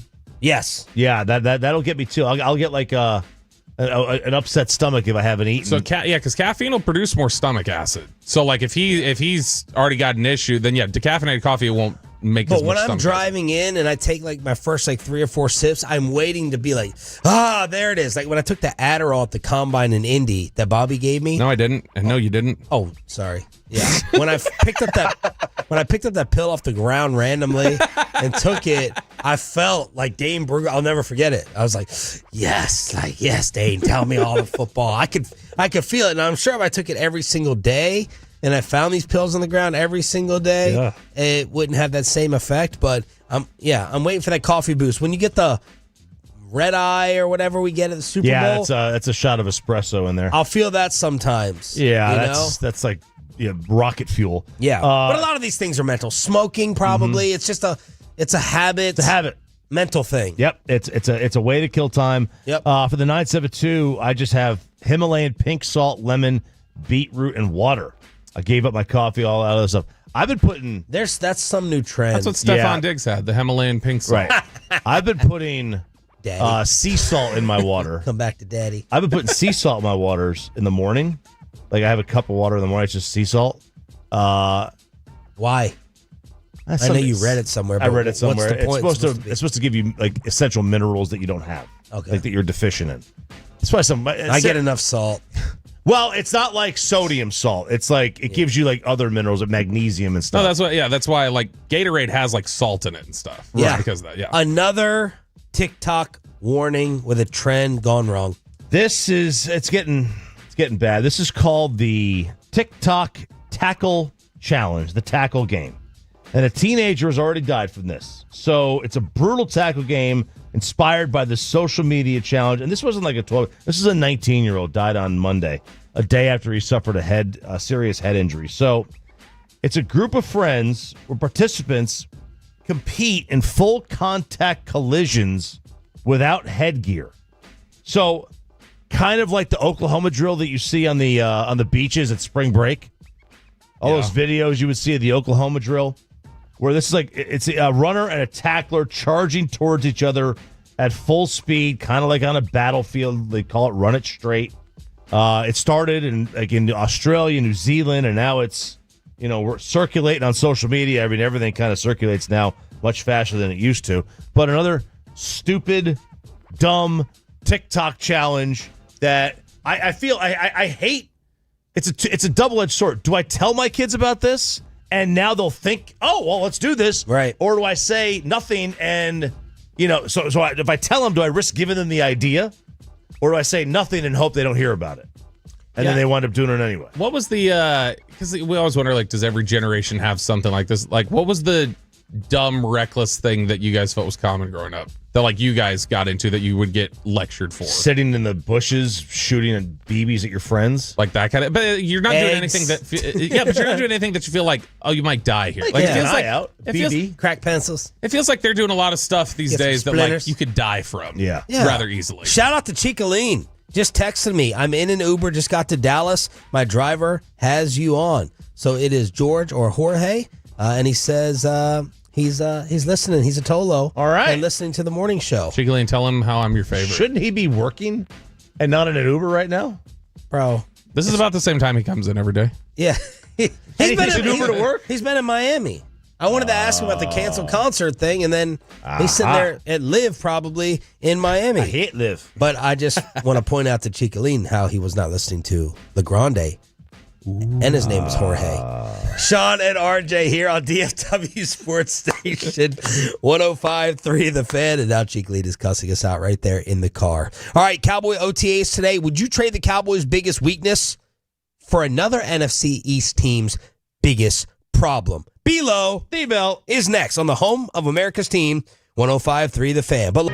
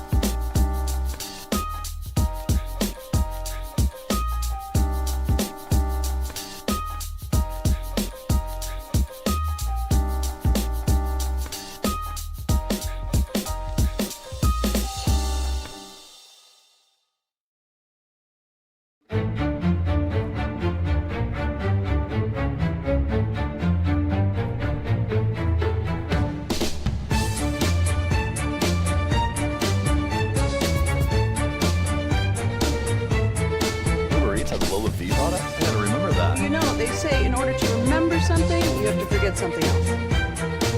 Okay, now that is a very cute haircut. That's like a little shag. I've never seen it before. Well, I mean, of course you have.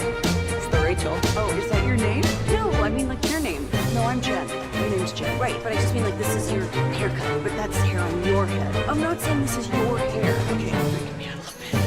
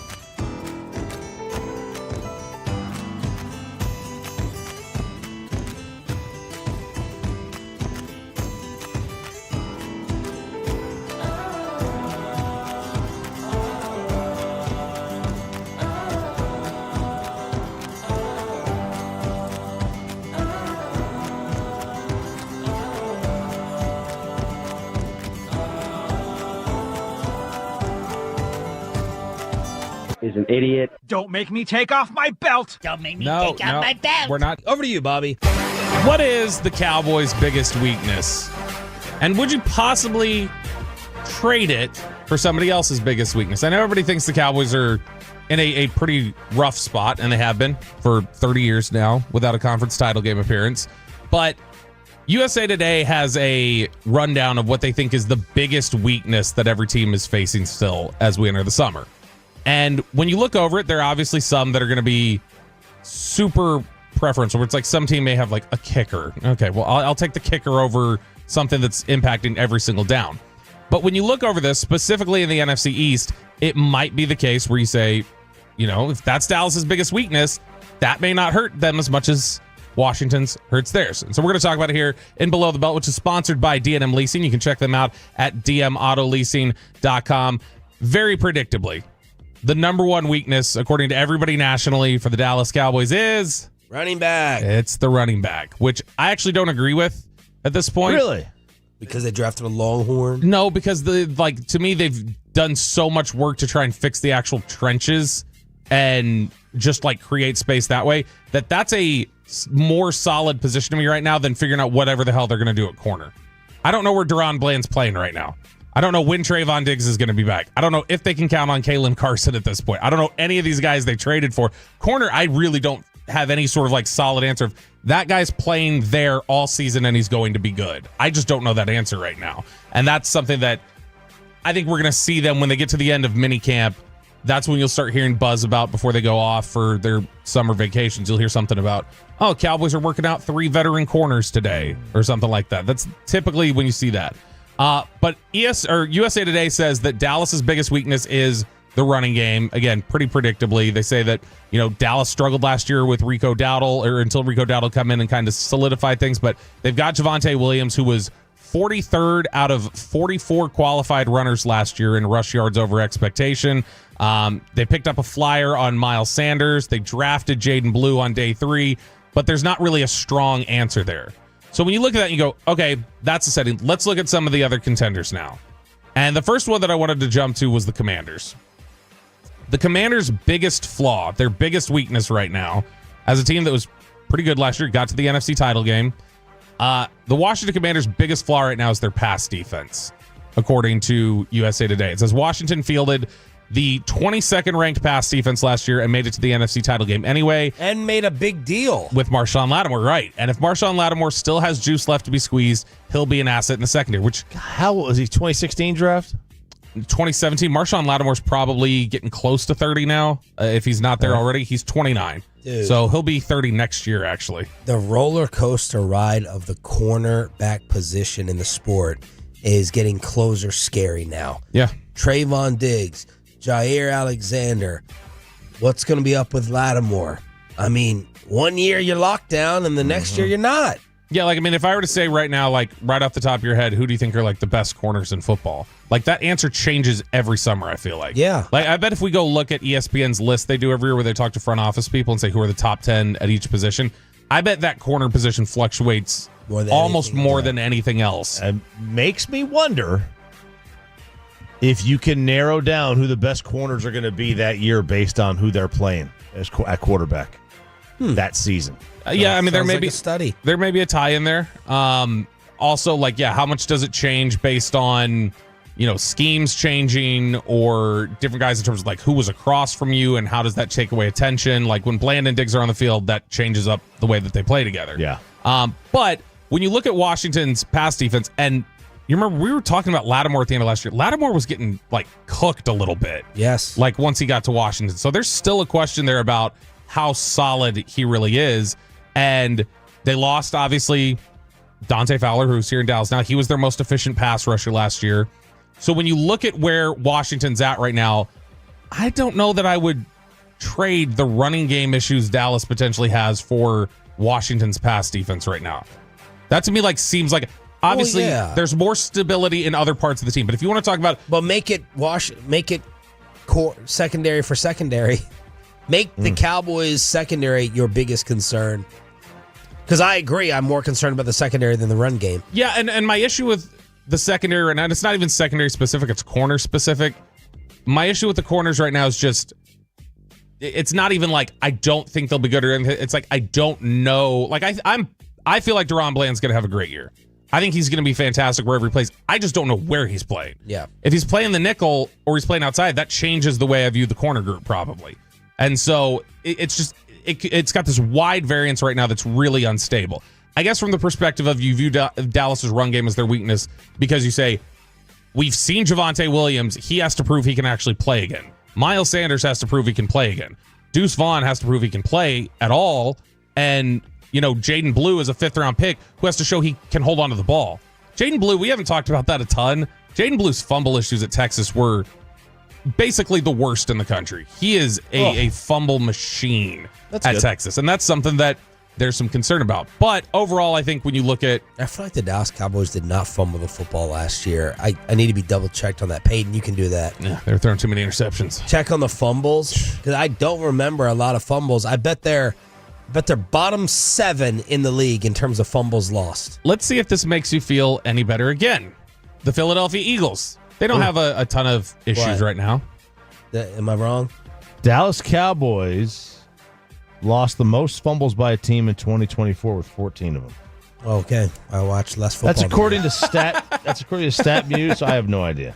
No, I'm looking at it. Fumbles lost. They lost 14. That was worst in the NFL. Like what running back was fumbling? I'm guessing, and I'm going to look really quick. I bet you it was the quarterbacks getting hit. Cooper Rush had 9 fumbles last way to year. screw me, Choppy. Oh, but 9. Yeah, 9. He lost 9 fumbles. Well, he had 9 fumbles. I don't know how many he lost. It doesn't say that there. Well, from the running backs, I don't remember the running backs, so I apologize to myself. I do watch more football. Jake Ferguson had 4 fumbles last year. Jeez, I did not remember having that many. The Eagles, their Carson biggest issue. Beck had a bigger one. Their biggest issue is safety and secondary depth, which that was a big issue for them in 23. They were really bad in the secondary. They were getting cooked late in the season. That's why a lot of people felt like their run wasn't sustainable. And that's why they really focused on, all right, we're going to get Cooper DeJean. We're going to go get Quinyon Mitchell. We're going to really address the secondary. Well, their cornerback competition has still kind of behind that starting group. If they take an injury, they're in trouble. And their safety play has still not been great a lot of times. So again, you're looking at Washington's pass defense, Philly's secondary. I think everybody would rather be in Philly's position right now overall. But if you're just talking about like a weakest link type of thing, you're only as strong as your weakest link, then I at least would say I'd rather deal with what Dallas has got at running back right now than potentially deal with whatever's going on in the secondary in Washington, and just potentially if there's any sort of injury issues in Philadelphia, that becomes a much bigger issue much quicker. It's almost... I'm not trying to crap on your segment here, but it's an easy answer when you talk about other things outside of running back, because we all feel the same. Right. It's offensive line. I keep mentioning Rico Dowdle. Put someone back there, and that the offensive line will tell you how the running game is going to be. So you're not. I'd much rather have a weak running game than a weak pass defense. Yes, there you go. And I mean, look, if Dak's healthy and Pickens is going to come in here and play like they think he can, and Ferguson's going to bounce back and they're able to protect better, if all those things that they're anticipating or projecting are correct, and your 2 biggest contenders in the NFC East, their issue is defending the pass, or their depth in the secondary, that makes you feel better about those 6 games you're going to go play against the NFC East. I won't even bother reading what New York's biggest weakness was, because they suck. They're terrible. Okay, over at ESPN, we got Football Power Index. You were really excited about this yesterday. I like the FPI, baby. I love the FPI because it's so funny how bent out of shape people get about it, including football teams. Oh, yeah. The Eagles, this was the thing that the Eagles were all worked up about in 2023, where they were saying, oh, we're like undefeated, or we have 1 loss, and ESPN keeps telling us their little projection number that we're not good enough. So the most analytic-heavy team in the league They is come all going the against players, analytics. The players whined about. I mean, there were a ton of quotes about it. What is it? The FPI it's their ratings and projection model. So it's basically a model that I think Seth Walder's really involved in it. But it's essentially just a forecasting tool where they do trends and different things like that, and they try to project out odds. They do a bunch of different simulations to see what your odds are of winning your division, getting in the playoffs, winning the Super Bowl, whatever else. So this has been typically, like anything else, their model generally reflects pretty well on people that we saw last year and thought were really good. And so it doesn't stray too much, but they do not like Dallas. The FPI this year does not like the Dallas Cowboys. ESPN projects them to go 8-9 next year, and that record would give Dallas a top 10 pick in 2026, according to their model.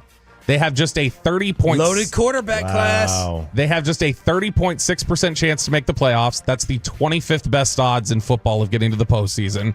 FPI only gives Dallas a 12.2% chance to win the NFC East, which means that their model puts Dallas way closer to the Giants than it does to the Commanders or Eagles. What are the Commanders and Eagles? The Commanders and Eagles are at like 45. They're in the 40 range of winning the division. So, and Dallas is 12, and then I think the Giants are like 2%. So it puts it. That clearly says Washington and Philly are separate from Dallas.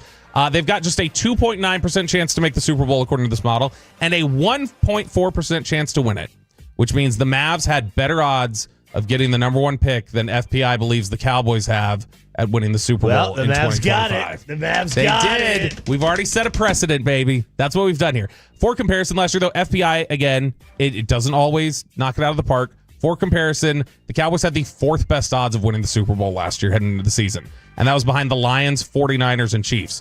And I don't know if you guys knew this, the Lions, 49ers, and Chiefs, none of them actually won the Super Bowl last year. So that didn't happen. Some of the teams that the projection really likes on the model, they're big on Cincinnati as a bounce back. Cincinnati right now is considered a top 10 team.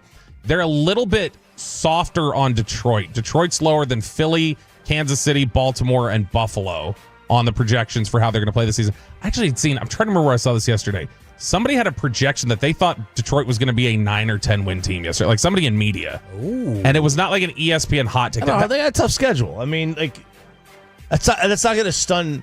Now, what that is an anti-Jared Goff person because he has 7 road games. But how much would the FPI take into account the coaching losses of the coordinators? That I don't know. I wonder do you if value that? Yeah, I wonder if it would take out I assume it would take into account outdoor road games more. So Seth Walder writes about it. It's a proprietary formula, so they don't disclose all of it. But he says that it's primarily based on predictive ratings are based on win totals from the betting market in conjunction with each team's schedule, along with factors such as the difference between the team's starting and backup quarterback and a special teams rating that incorporates specific kickers. So they've got it's really layered in terms of what if there's an injury and different things like that. So, I mean, they go really deep with it. But not coaching. No, coaching at least is not identified here as something that they measure in this context. There's your football fix. More of it with the Red Zone every day at 9:20. This is B-Low, B-Belt on DFW Sports Station. Cowboys practice again today. Bobby will be out there. The full recap tomorrow morning. Will the Dallas Stars stay alive tonight? And why are the Dallas Mavericks divorcing themselves from hockey? Final hour, Thursday edition after this.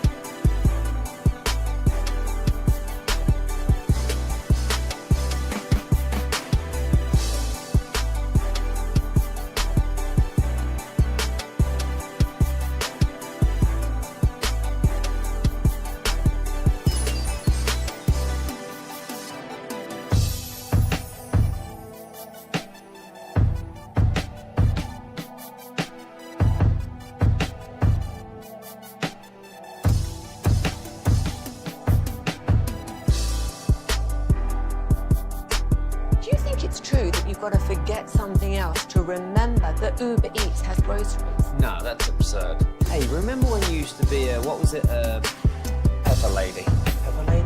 Wasn't it Cinnamon Sisters? Basil Babes. Saffron Squad? Nutmeg Maidens? Pre-curb? No. Nutmeg Maidens. I just said that. Was it Spice Girls? Doesn't sound right. Was it Saffron Squad?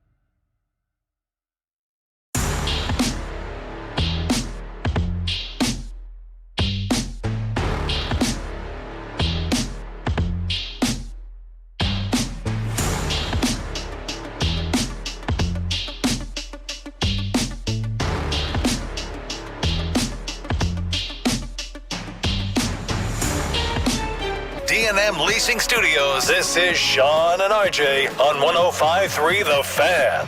The final seconds tick away, and the Florida Panthers are going to the Stanley Cup Final for the third year in a row. The Panthers win Game 5, 5-3. They finish off the Canes in 5 games. The Panthers are Eastern Conference champions in 2025. Final hour, fist pump time on the Fan Cam, Twitch, and YouTube. I'm Sean Sharif alongside RJ Choppy, Cowboys insider Bobby Bell. We got Peyton and Aiden in the back live on the Fan Cam, Twitch, and YouTube here as we try to get you closer to the weekend. Florida awaits the winner of Stars Edmonton with Game 5 tonight at the AAC. Jake Rietma is going to be there. He'll join us in studio tomorrow at 7 o'clock to recap. Zach Hyman is out. Zach Hyman is out. He's had having surgery on an upper body injury. Look, it looked like it was a wrist. Right, it didn't look like the worst hit. It wasn't like... Yeah, Hagelin was saying that yesterday. He's like, I keep trying to go back at this injury, and it didn't seem like much. Yeah, he had to have obviously gotten this, the hand on the stick caught up, obviously with that was right Marchman. before Hagelin said that right before they started talking about me on their show. So I was listening. Oh, bad things. I only caught the end of it. I assumed it was bad. So I assume it was a hand, or a metacarpal, a wrist, something like that. Which it sucks for them, and if they wind up winning this series, it's going to hurt them in the Stanley Cup final against Florida, because Florida's going, and Florida's incredibly skilled and gritty and tough. So it's going to be a tough one for them. Who's got the strongest gut feeling about tonight? Who is saying, I know they're done, or this is going back to Game 6? I think they're going to win. I feel pretty comfortable that they'll win. I don't think it's going past Game 6, just because, again, I can't imagine they're just going to take this one lying down. They're going to be back at home.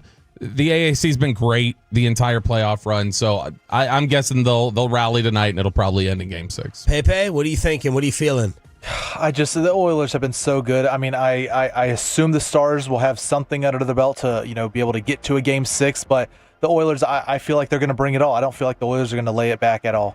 That's the thing. You got to hope for the 3-1 road letdown that you usually get in the NBA. I think we got it in hockey over in the East, where Florida was like, that's fine. We'll take care of this in Game 5. Mm-hmm. We don't have to sweep them. And you get it in many different sports. Just the assumption, we're going to go ahead and wrap this up. That's what you have to hope for from Edmonton's mindset this evening. Because I would tell you something, this is the game. Worries me that McDavid's been a little bit quiet. Yeah, so is Mikko. So maybe he's been a lot of bit quiet. Edmonton's probably worried about him because let's just say, and I just mean recently, in the last game or two. Let's just say McDavid, when's he going to break out again? Let's just say the Stars win tonight. Edmonton has the weight of the world on them in Game 6. Yeah. The weight of the world. The last thing you want is to come back here again. They want to wrap it up at home. Stars have not been a great road team. They've been much better at home. Pete DeBoer does not lose Game 7s. He doesn't really win Game 6s all that often. I mean, he's got a losing record in Game 6, but comparatively Game 7, he's tremendous. So, by the way, those two things can't go together, right? Two back to Hagelin and crosstalk when we were talking about not being able to get over the hump. If you're DeBoer and being fired twice in a run of how many straight conference finals? It's not 6. Well, no, 6 straight for him. I have to go back and look, but he's 7-15, and I think it's now 8-15 in Game 6s. Okay, but if I tell you that you're 9-0 in a Game 7, that says what? Tell me what that tells you as a sports fan. You're what? What it tells me as a sports fan, specifically with DeBoer, would be that he prepares his team to not be crushed by the moment. But just in general, you're undefeated in Game 7s. You're what? Oh, I would say you're clutch. You're clutch. Yeah, you're clutch. You're mentally tough. Right. So if you are, that's the ultimate definition in many people's minds. What you do in a Game 7. Yeah. So can we have it both ways? Of he's 9-0 and undefeated, but he can't win it all. You know what I mean? There's that means you're clutch. Right. He's lost the Stanley Cup final twice.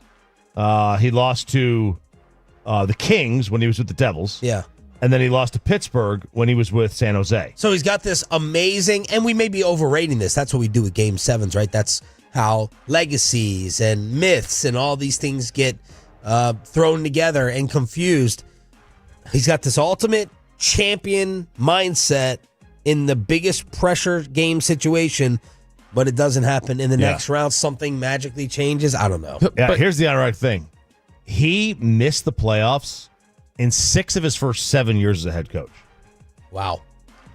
And now he is in his 1, 2, 3, 4, 5, this 6th straight conference final that he's made. Now he missed the playoffs his last year in San Jose, got fired, and then last year in Vegas. But in the last 6 playoffs that he's made, he's been in the conference finals and lost every single one of them. Well, 5, including this would be 6. I don't know. Maybe it's probably a bad analogy, but when I was producing political talk, news talk, when I was doing that, it was the day-to-day monotony of covering and stuff would beat you down, and you'd have flat days and different things like that.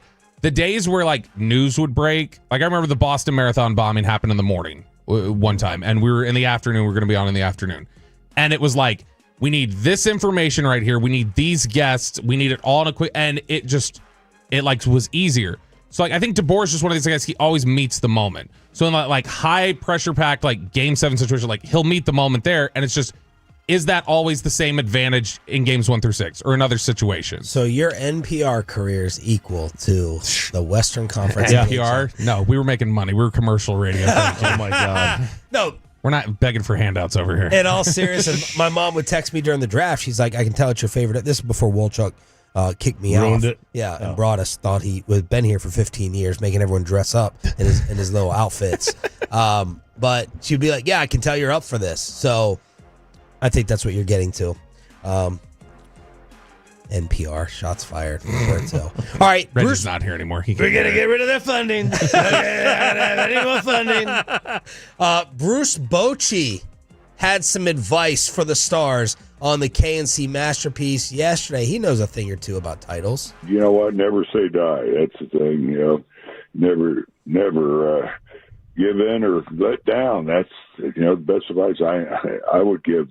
You know, it's one win just changes everything. And, you know, you win the next game, now the pressure kind of falls on the other side. And so that's all it takes right now is just find a way to win one more game, get the momentum, you know, swinging your way. And it's amazing how quick things can change.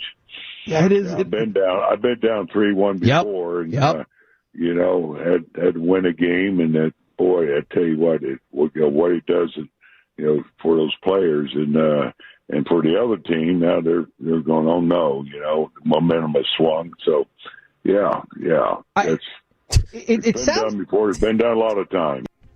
I actually love that clip. Nice editing there, Alec. I love that clip because Bochy's giving like a stock, like it sounds like a stock pretend answer at first. Alec just threw his hands up. Like Alec, that's really Kevin's fault. At first, like Bochy's giving you like a stock answer where he's like, he didn't have any clues. He's like, I don't know, like you know, just try your best. And then like in the process of talking about it, you heard him start going like, look, if you win one game, like that kind of flips things a little bit. And like you heard him like talk through, it's like, oh, there's the actual like motivator. Boch says never say die. I only took that cheap shot because of the cupcake. The Dallas Mavericks are saying die to the Stars in hockey. Rick Welts, the CEO, talking yesterday. Dude, he talked a ton at the Wall Street Journal's The Future of Everything event. They interview a bunch of different CEOs and stuff like that. And it's basically CEOs pay to go sit there and just get all the insight and take little notes. So I love how they get the number one pick and he can talk at the Futures of Everything event. Exactly. Yeah. You know? So, well, is he getting invited if they don't not getting Cooper Flag? But Rick Welts says the Dallas Mavericks will not, because obviously he was brought here in large part to get them a new arena.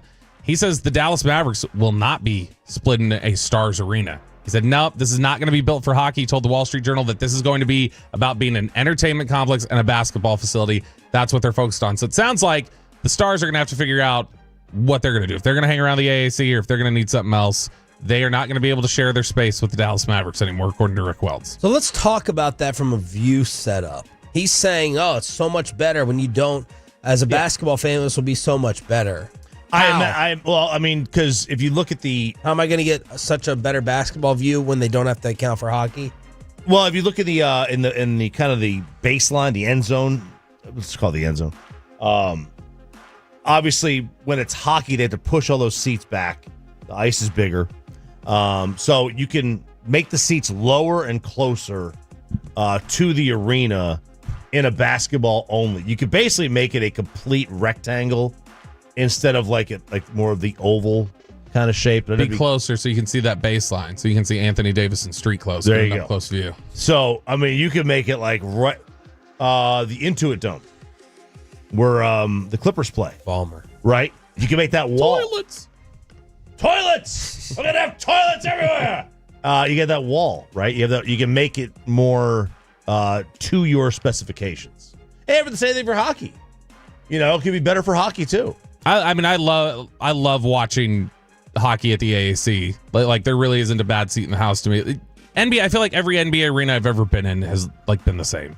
Those are the most anonymous looking things I've ever seen. Agreed. Yeah, but look at those old baseball, football stadiums. The three rivers and the all those cookie cutters. Yeah, they all look the same. They were not great for either one, and it's just the way it is. Candlestick used to crack me up. You remember when you'd see them playing the football games and they had all the left field seats empty and jotted out. It was so weird watching the games there. What else did Welts say? He said a lot. He talked about the Luka trade. He said when he first got here, he said he got the call. He was laying in bed. He said he was wide awake. And about 90 minutes before everything happened, he got a call from Patrick Dumont. And he said, "Hey, Rick, we're going to make a trade." And Rick Welts said, "Okay, great. What are we doing?" He said, "We're going to trade Luka to the Lakers." And Welts said, "I'm like, who is this? Who is this really?" He said, "So yeah, I found out about an hour before you did. My first 30 days in Dallas were awesome. The next 100, not so much." In fact, he was talking about it. He said there was no way to prepare our office for what was about to happen. He said there's just a personal toll that it takes. But he said it was an incredibly rough ride until a couple Mondays ago when it got a lot better. And so Rick Welts says, look, everything's turned around. He said it was a 1.8% chance. He said, in other words, it was impossible that we could possibly get that. The whole night was interesting. I walked in to take my seat, turned around, and I was sitting from here to there, and he just gestures really closely to Cooper Flag. He said then the Mavericks logo is on stage. He said about the fifth envelope, as the reporters can tell by which teams do or don't come up, they announced in the room the Mavericks were in the top 4. He said, I said to the media relations woman from the Mavericks, if our logo doesn't come out at number 4, I think I'm going to have a heart attack. They said, and then it didn't. And then it didn't come out at 3. Left the Spurs, he said, and somehow the Mavericks have the number 1 pick now. Oh, baby. And Pat Doney said that Welts also said they made $7 million in season ticket sales in the first 3 days. After the Flag deal? Yeah. Yep. I could see how. I don't think there's ever been quite a reversal of fortune in our league, maybe any league. They need to slow down a little. You have not built up enough good cash yet to be spiking the ball yet, Rick Welts. No, you think so?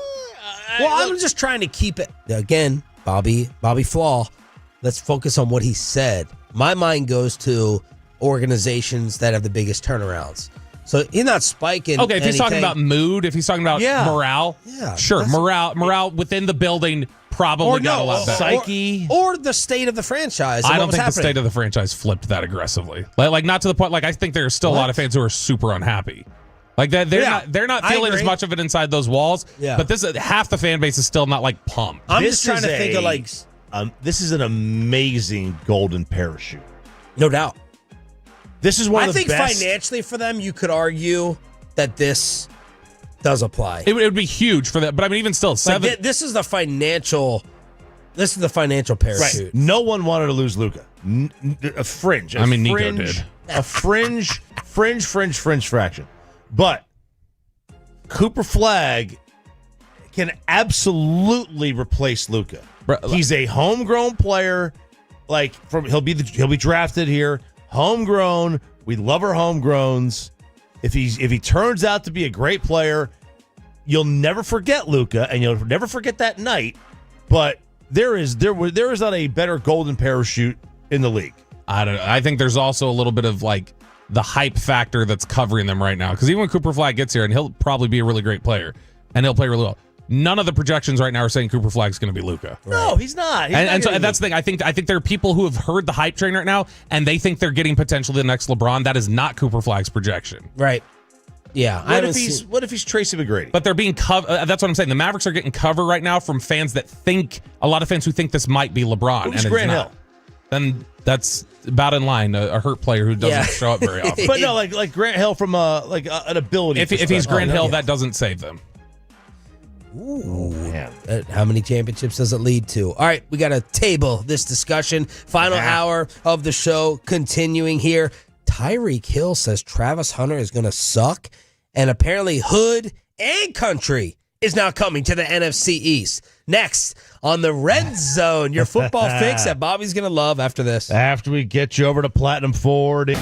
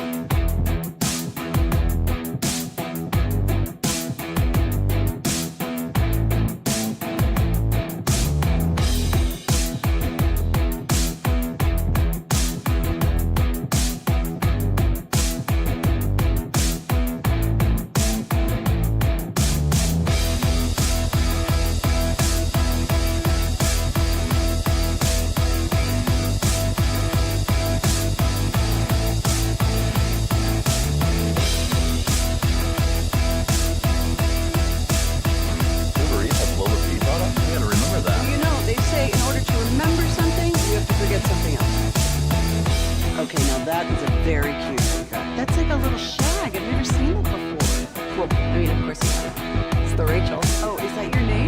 No, I mean like your name. No, I'm Jen. Your name's Jen. Right, but I just mean like this is your haircut, but that's hair on your head. I'm not saying this is your hair. Okay.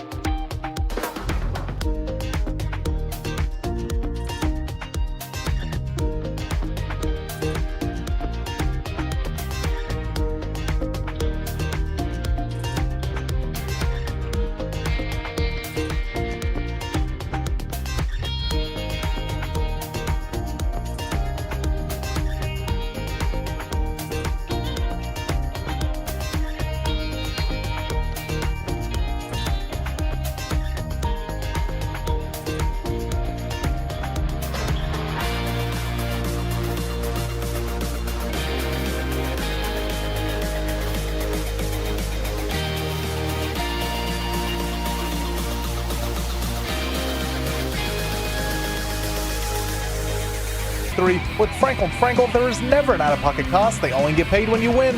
Frankel, the go-to contract attorneys in Dallas. How many people want to eat a W tonight? You know what I like about the media? They think you can just dial 1-800 and get a quarterback. Every day at this time, you know you are getting your football fix. 9:20 with the Red Zone. Get it? With the 20. And then we'll have the KNC Crosstalk at 9:40 here on Sean and RJ, along with our Cowboys insider, Bobby Roberto Belt, with the Cowboys back on the practice fields today. How about Tyreek Hill throwing some shade? He's on this video game. Are these some people I should know? These gamers? Aiden Ross, streamer. Yep. Neon, too. Okay. Now, my favorite color. Now, Aiden, I think, just gave away he's not a video game player, because when I looked back there and I said, should I know who these people are? He was definitely shaking his head no, left and right. You should know. Or is he just calling me old? Yeah. So I was Aiden Ross is who Antonio Brown. He was with Aiden and Neon for the gun stuff. I don't know the gun stuff. Antonio Brown firing the gun. Oh, you have no idea what I'm talking about. I do, but I didn't know that was with Aiden Ross. I thought that was like after some event. Oh, it might have been. Yeah, it might have been. But yeah, I was sitting there watching this video, and Julian's right there. He goes, "Oh my God, is that Neon?"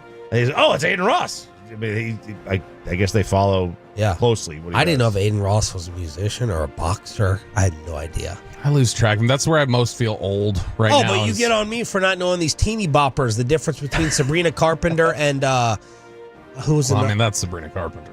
You should know her. Sexy Red. Is she the one that is doing all the gyrations. Yeah, she's doing a little Hang on, much. let Peyton talk about his topic. Yeah, the positions. Yeah, she does all of them. What I've seen them all. positions would she be doing? What No, do you let's mean? just continue. Anyway, Tyreek is on this video game stream, and they asked him about Travis Hunter. Yo, Tyreek, what do you think about Travis Hunter? They gonna be ass. Wow. All right, so that makes the headlines, and then a video on Twitter has accompanied this. It has accompanied this, and this is look, these are routes. These are routes being run by Travis Hunter. They're against air, right? Which he should be good at. He should be dominating. He should be dominating against air. Or, to be fair, this is about as close as Big 12 defenders usually are to receivers anyway. But he was stumbling. He was stumbling out of the break. There was multiple routes. Are you looking at this now? I'm looking at this video. This is not impressive footage, Bobby. I had Body catcher on the second pick. I'm seeing 3 routes here. I don't think this is nearly as bad as I was anticipating it was going to be. So the first route, like when he's in his break. I don't know if it's hard to see. There's a coach standing right there, so you can't see his foot. That may have been a slick spot on the turf. I have no idea. It's not unusual to see somebody stumble on a break once or twice. The first one, the second one, there's nothing wrong with his route running. He catches it in his stomach, but that may just be lazy.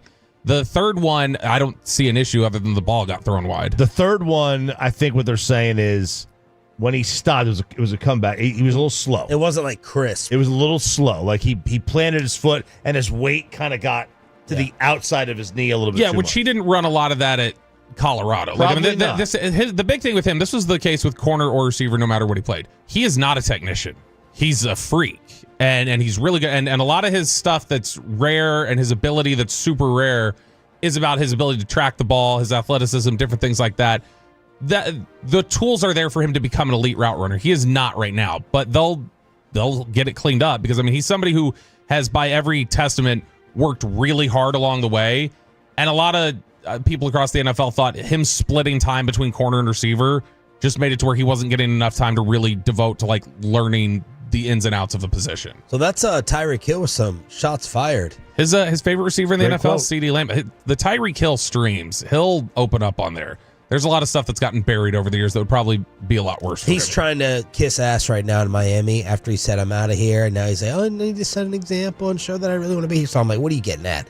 Are you trying to butter him up for a trade? Trying to get another deal done? Something's happening because that's not Tyreek Hill, little Boy Scout on good behavior. Give me a break. Meanwhile, Travis's teammate, I think Choppy, is here as a media watchdog to defend Shedeur Sanders. I am going to defend Shedeur. I do feel bad for him. Look, the one thing I don't like about OTAs or minicamp or training camp is that it's such a small sample and it's all we have to go on, and we overblow everything that happens, good and bad. Overblow it. So yesterday Shedeur had OTAs in Cleveland, and you could tell by the amount of throws. Flacco had 14 attempts, Pickett had 16, Gabriel had 16, and Shedeur had 9. All right, so he's clearly fourth of the depth chart. Or they're just wanting to emphasize work for somebody, right? For whatever reason. Now, he had by far the best numbers. He was 7 of 9, 3 TDs. Gabriel was 11 of 16, 2 TDs and a pick. Pickett, 9 of 16. Flacco, 9 of 14. So he did really, really well. But what they're doing already is they're either going to overblow. Well, he's fourth. He's buried fourth. This is not. Or they're going to overblow what he did, and this poor kid is going to have no chance. They're either going to raise expectations like they do all the time, or they're going to criticize him, say, see, he's buried in the depth chart. He's got no chance of playing. Disagree. Because here's the thing. He is that existence for him specifically. He had a big hand in like creating that environment, knowing exactly what was coming his way. But like to me, it's like That's fair. I can't I can't sit here and do my golf bits all the time. And then if I like go out there and I play poorly golf, it's like, why is everybody being so mean about me just trying to play golf? I'm just trying to enjoy a hobby. Right. It's like, well, no, like I talked up a certain game and now we're here. And look, That's fair. Since he got to Cleveland, he seems like he's handled everything the way he should. He's been Looks like he's gotten some humility. He's answered everything the right way, and I still think he was the top quarterback in the draft. Ooh, Bob Kuiper Jr. Bob Kuiper Jr. I'm representing America in this in terms of my roller coaster of rooting. So at first, I wanted Deion and Colorado to make a splash. I wanted that big story. It was exciting. Then they got too cocky and arrogant and put it in everyone's face, and I was happy with the draft downfall. And then my sympathy kicked in after the draft downfall, so now I'm back to rooting for Shedeur. So I'm just like your typical sports American fan. You're a great story, and I want to tear you down, and then I want to see the comeback. Right? Yeah. So there we go. We need narratives here. We look, people are complex. We need that to play out in the media narratives as well. We got to reflect that complexity. Well, I want you to keep that in mind. No, not with this one. Please, God. With Cam Scattaboo. Scattaboo! Who Bobby and I believe will be a bum. He was on the St. Brown podcast, and he's bringing some swag. Two types of swag. Two types. To the NFC East. And I'm looking at you. Are you full white? I'm Norwegian, and then I have a little bit of Portuguese in me. Okay, you're a little. I feel like you're a little spicy white. I don't know. I can't tell what it is. You got the chains. I grew up with a lot of ghetto-ness in my life. Yeah. So I got a little bit of hood to me, but I also got some country to me too. Yeah, you're a little spicy white. I don't know what it is, but What's I'm he talking about? New York got a Spicy white. There it is. Okay. Bobby, your boy. Bobby. Similar facial hair.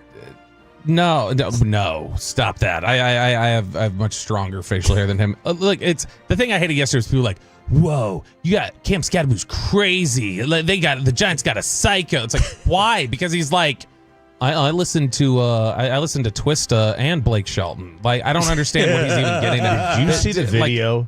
Where is he from?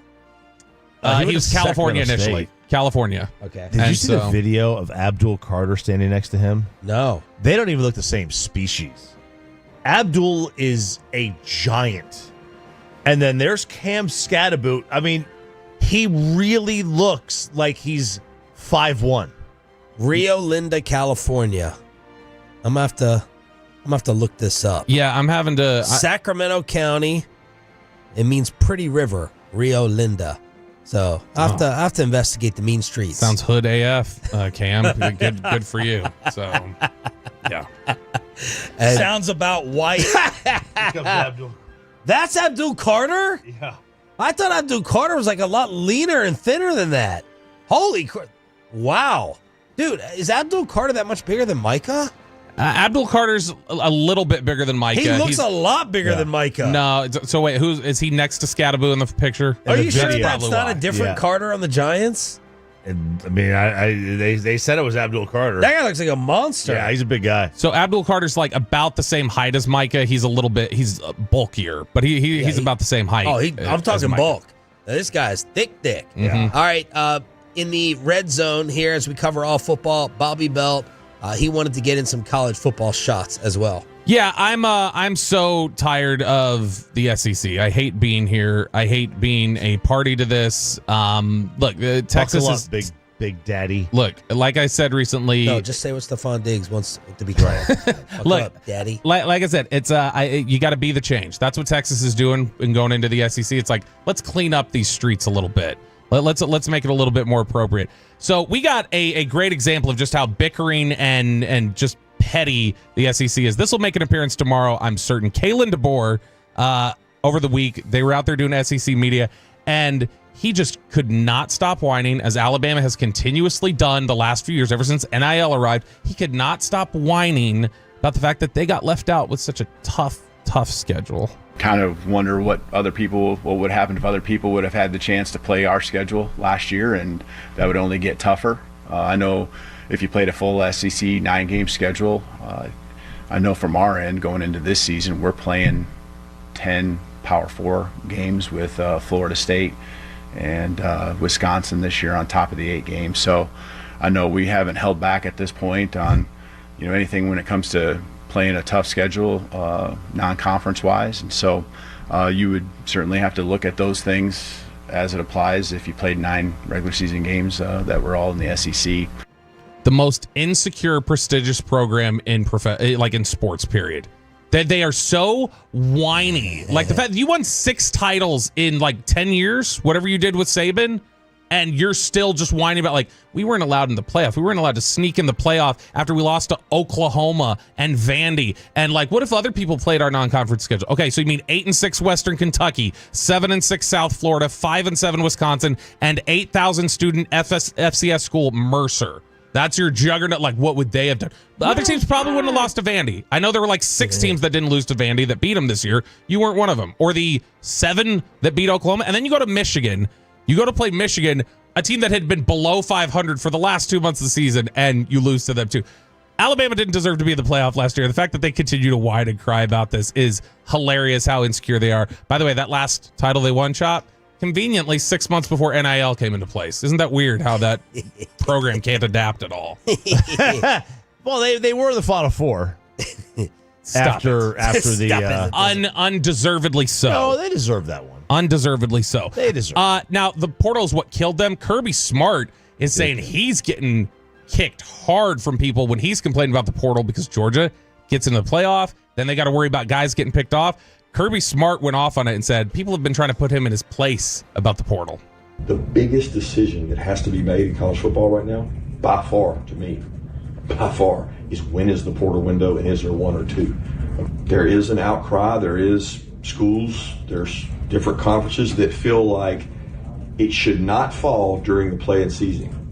I would love that. I would love to be able to play the season without it. Is basketball able to do that, or do they deal with the portal during their championship? Well, during the tournament. During the tournament. Yeah. What do we deal with during the final, let's call it maybe 4 teams? I don't know if I'm exactly right on that, but roughly we're down to 4. We deal with that. Okay, that's because of the academic calendar for us, where the academic calendar falls. And everybody doesn't have that incongruency. Oh, by the way, we had to deal with that multiple times. It's not fun. It's not fun. It's really hard to be playing in a championship setting and having to deal with that. But when I brought that up as a complaint or a problem, it was told to me, there's no crying from the yacht. So if you're going to play in these environments, you have to be willing to do that. He's right, though. You should not have a portal during the playoffs or during the end. The fact that Michigan in basketball had, I think it was Pippen's kid, entered the transfer portal in the middle of the NCAA tournament. Yeah. Like, that can't happen. I agree. It can't happen. You got to wait till the season's over. Yep. Oh, you weren't going to take another shot at an SEC coach You did to this. end it? You did this, so I was trying to be right. good. He's right. I was trying to be on time. Let's cross-talk with the KNC Masterpiece to wrap up the Thursday edition next.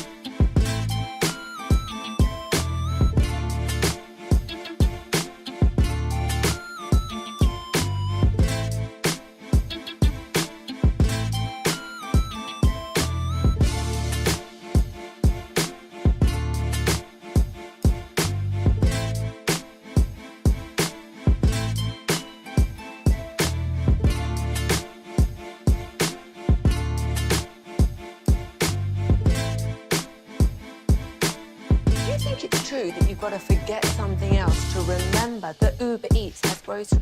No, that's absurd. Hey, remember when you used to be a pepper lady? Pepper lady? Wasn't it Cinnamon Sisters? Basil Babes. Saffron Squad? Nutmeg Maidens? Paprika? No. Nutmeg Maidens. I just said that. Was it Spice Girls? Doesn't sound right. Was it Saffron Squad?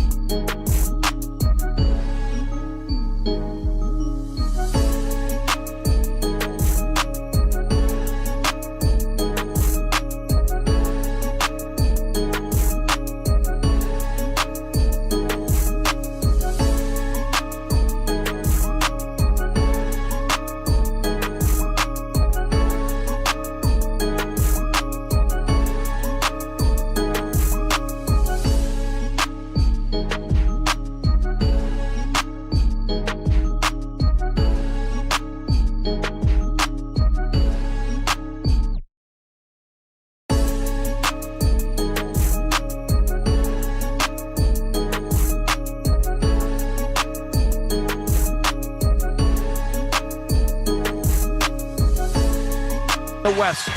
MVP, SGA and company say we will OKC you in the NBA Finals, baby. Oh, what a call there from Thunder Radio. I get it. Storm is coming. Okay, see you in the NBA Finals. Yeah, let's crosstalk with a KNC masterpiece here on 105.3 The Fan. Do you think this crosstalk will be better than that call? I hope. Boy, he sounds like he'd be great in like War of the Worlds Part 2, like the Orson Welles. Like, he sounds very Orson Welles-y. And what did he do here?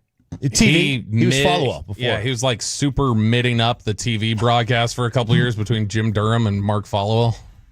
Did you guys know him personally? I mean, I didn't. I was a kid. I'm young. This is Pinto? Is that Matt Pinto? Yeah. Cha-ching, a Maverick Buddy Ball. Yeah, I was young when he was here, but I thought he was all right. It just sounds so sticky. He wasn't as, because obviously on TV you say less, so he wasn't as wordy.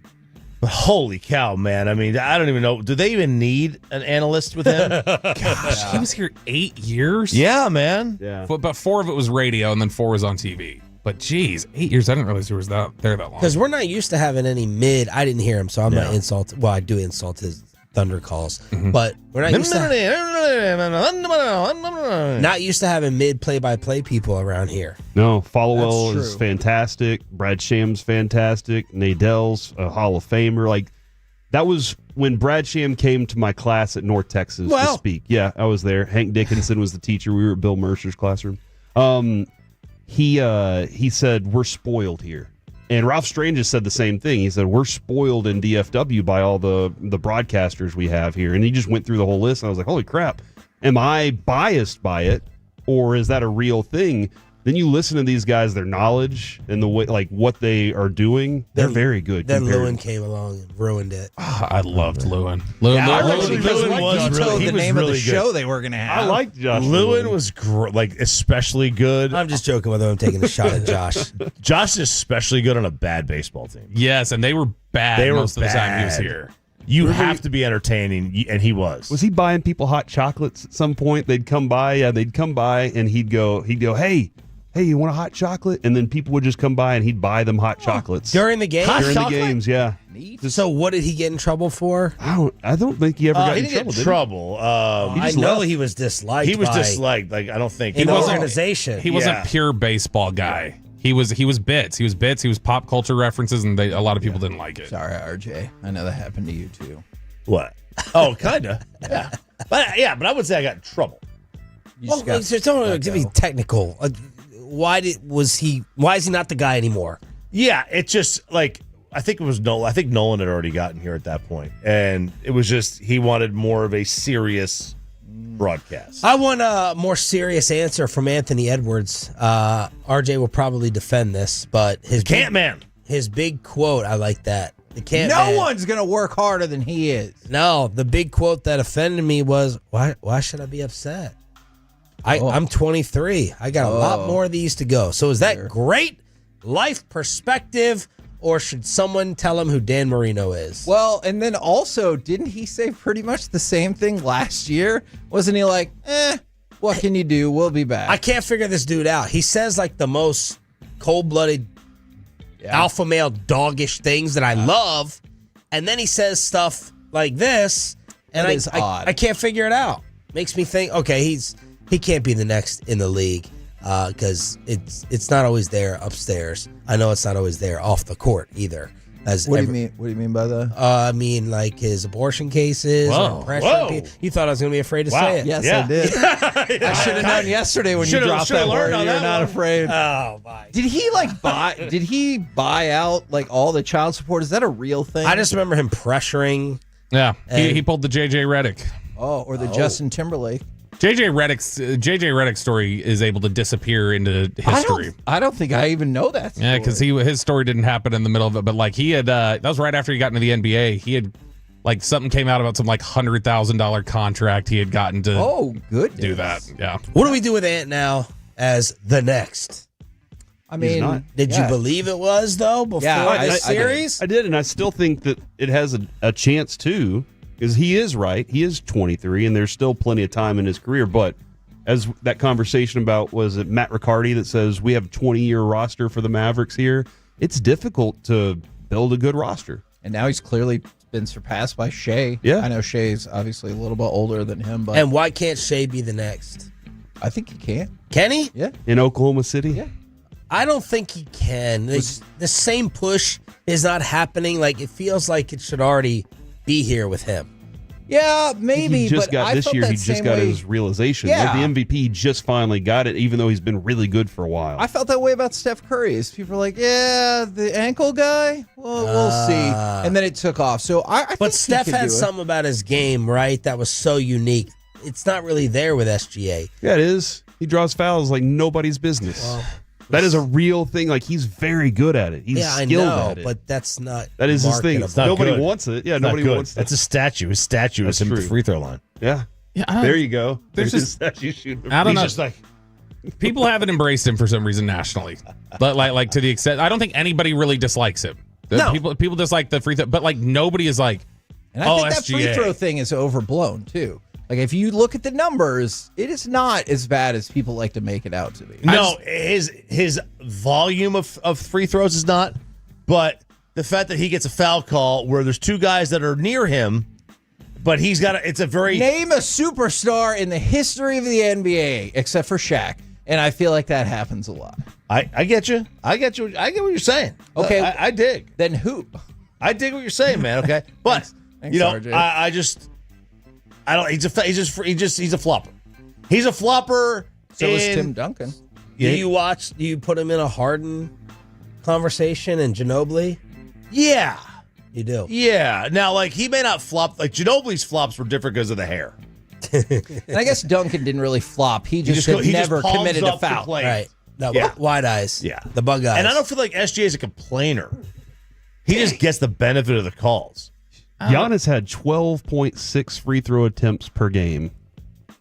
Shea had 9. Luka had 9. Luka and him were tied. So there you go, Kevin. You got a point there. Giannis is the worst. I don't know. I think if you, He's a grifter. He's a grifter. like, I feel like Shea is what happens if like Michael Finley would have been the best player in the NBA, where it's like there's just not like a draw to somebody like Finley. Like I can't. You feel the same way about Jokic? Devin Booker's got a very public profile and other things like that. I don't know that Devin Booker, good as he ever was going to be, like if anybody was ever going to like embrace Devin Booker, and Devin Booker at least has a little bit of the villain thing you can get. But there's a difference with Joker, right? We're not saying he can't be the best player in the NBA, but He can't be the face. No, can't be the face. no, I agree with you, and that's why I'm asking, because Jokic has clearly been the best player in the league for like 5 years. Mm-hmm. At no point in the last 5 years did I think he was the face of the NBA. We So all I'm know. with you on that. We all know it's going to be Wemby. I was just wondering why it wasn't Shea. It's going to be Cooper Fly. Obviously. You think Wemby's gonna be the face of the league? Yeah.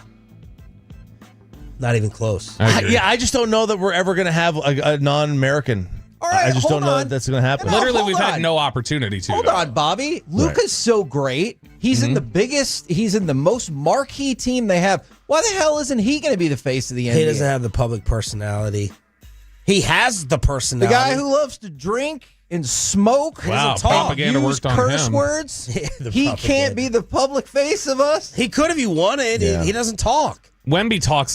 I think Wemby's done more talking in a year and a half than Luka has during his time in the NBA. What's coming up on the show, Corey? Guys, we might have a Shoddy sighting today at 11:40. Shoddy press conference is supposed to be going down, so we'll see exactly how that goes. But Brian Ray will join us to hopefully get us back in the good graces of the hockey gods and get a win tonight at 12:20 today. What were you guys saying about me yesterday? Everything. I Probably. got back in my car and I caught the very tail end. yes. And Corey said, "We'll ask him tomorrow." So, Yeah, I forgot. Corey, I think essentially his contention was how much you love crosstalk. And then he made the kind of illusion that your day really starts when we show up.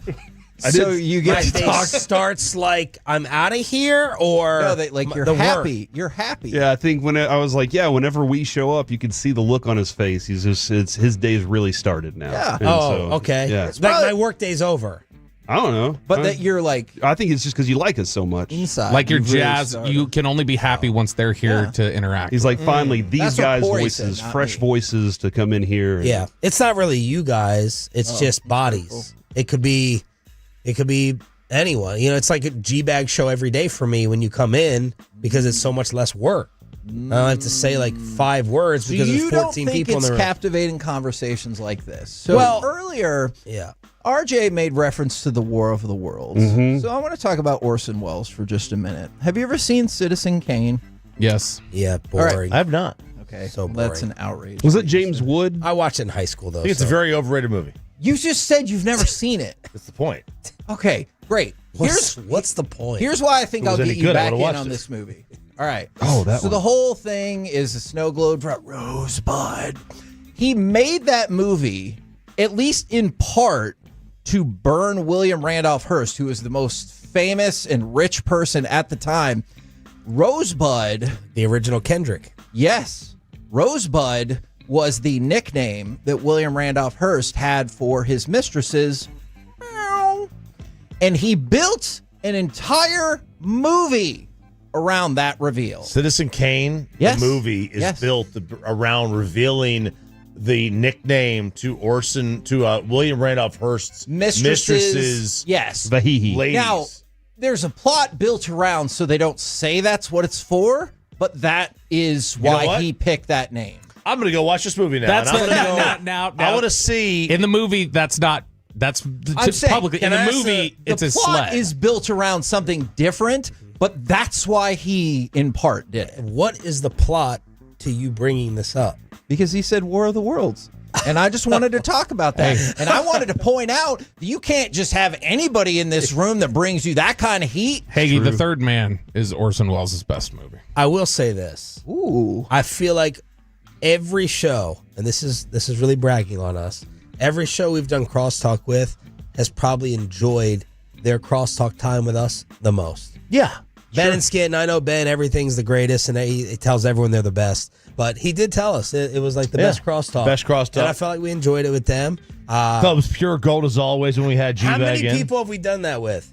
Crosstalks. Well, we did it with G-Bag? obviously G-Bag, Ben, Skin, these two. And you guys agree this is We had Mike too. At one point. Mike. this is your most enjoyable. You already told us we were better than G-Bag and crosstalk. You know what? G-Bag and I, they heard that. They were displeased by that statement. They were. Every day, Dawson goes, "How do you like that for engagement?" So we have. We would have done it with Josh. So I have Hell. said I will step up my game as well. Newey. We were on Newey at the very beginning. There's people smoking weed out there. Did we work with Newey? He was right after us. He was 9 to 11. Okay. Oh, that was 5 to 9 a.m. No, that was we the used to change the station. No, like that was here. every year. No, y'all had When Josh. we first got I was here when you first got. Newey on. was not on, I don't think. Was he? I don't remember. Yeah, him he being was. He was on for like 2011? he was on for like 8, 12 months, and then he left. Okay. No. Yeah, and then No, yes, that's not and then true. Josh Correct left him. We after got that. here, Get we him, got here Corey. at the same time. Like we were a month after y'all. Exactly after. Yeah, and know so your 8 to role. 12 months. Listen, 8 to 12 months is not the same. 8 to 12 months is not the same. I was here for a whole year, Listen, I don't not know what listening to tell Newey. you. I don't know what to tell you. Newey was here. Okay, I don't know what to tell you. He was here at one point. He That is was true. here with us. Ask Newey if we've ever done Bobby Texas. I don't know. I'm looking right honestly, now to I don't see. know that we did crosstalk that at the time. Okay. Because that was something that started with Spittle. That's right. Okay. All right. That's it, guys. All right, that's it. You're welcome. Shut it down. You're welcome for the greatness. Serious Corey has arrived. Serious Corey has arrived. Oh yeah, he can't be sarcastic today. Yep, I am trying to win a $100 gift card from Tolo. He said to any restaurant I wanted, and I'm going to get so much Jersey Mikes. Because So- they're sick of your sarcasm? Yeah, or just I guess so. don't Yeah. think you can They do said it? they don't think I can go a day without being sarcastic, so I'm going to effing prove it to them. And the KNC Masterpiece has that for you next on The Fan.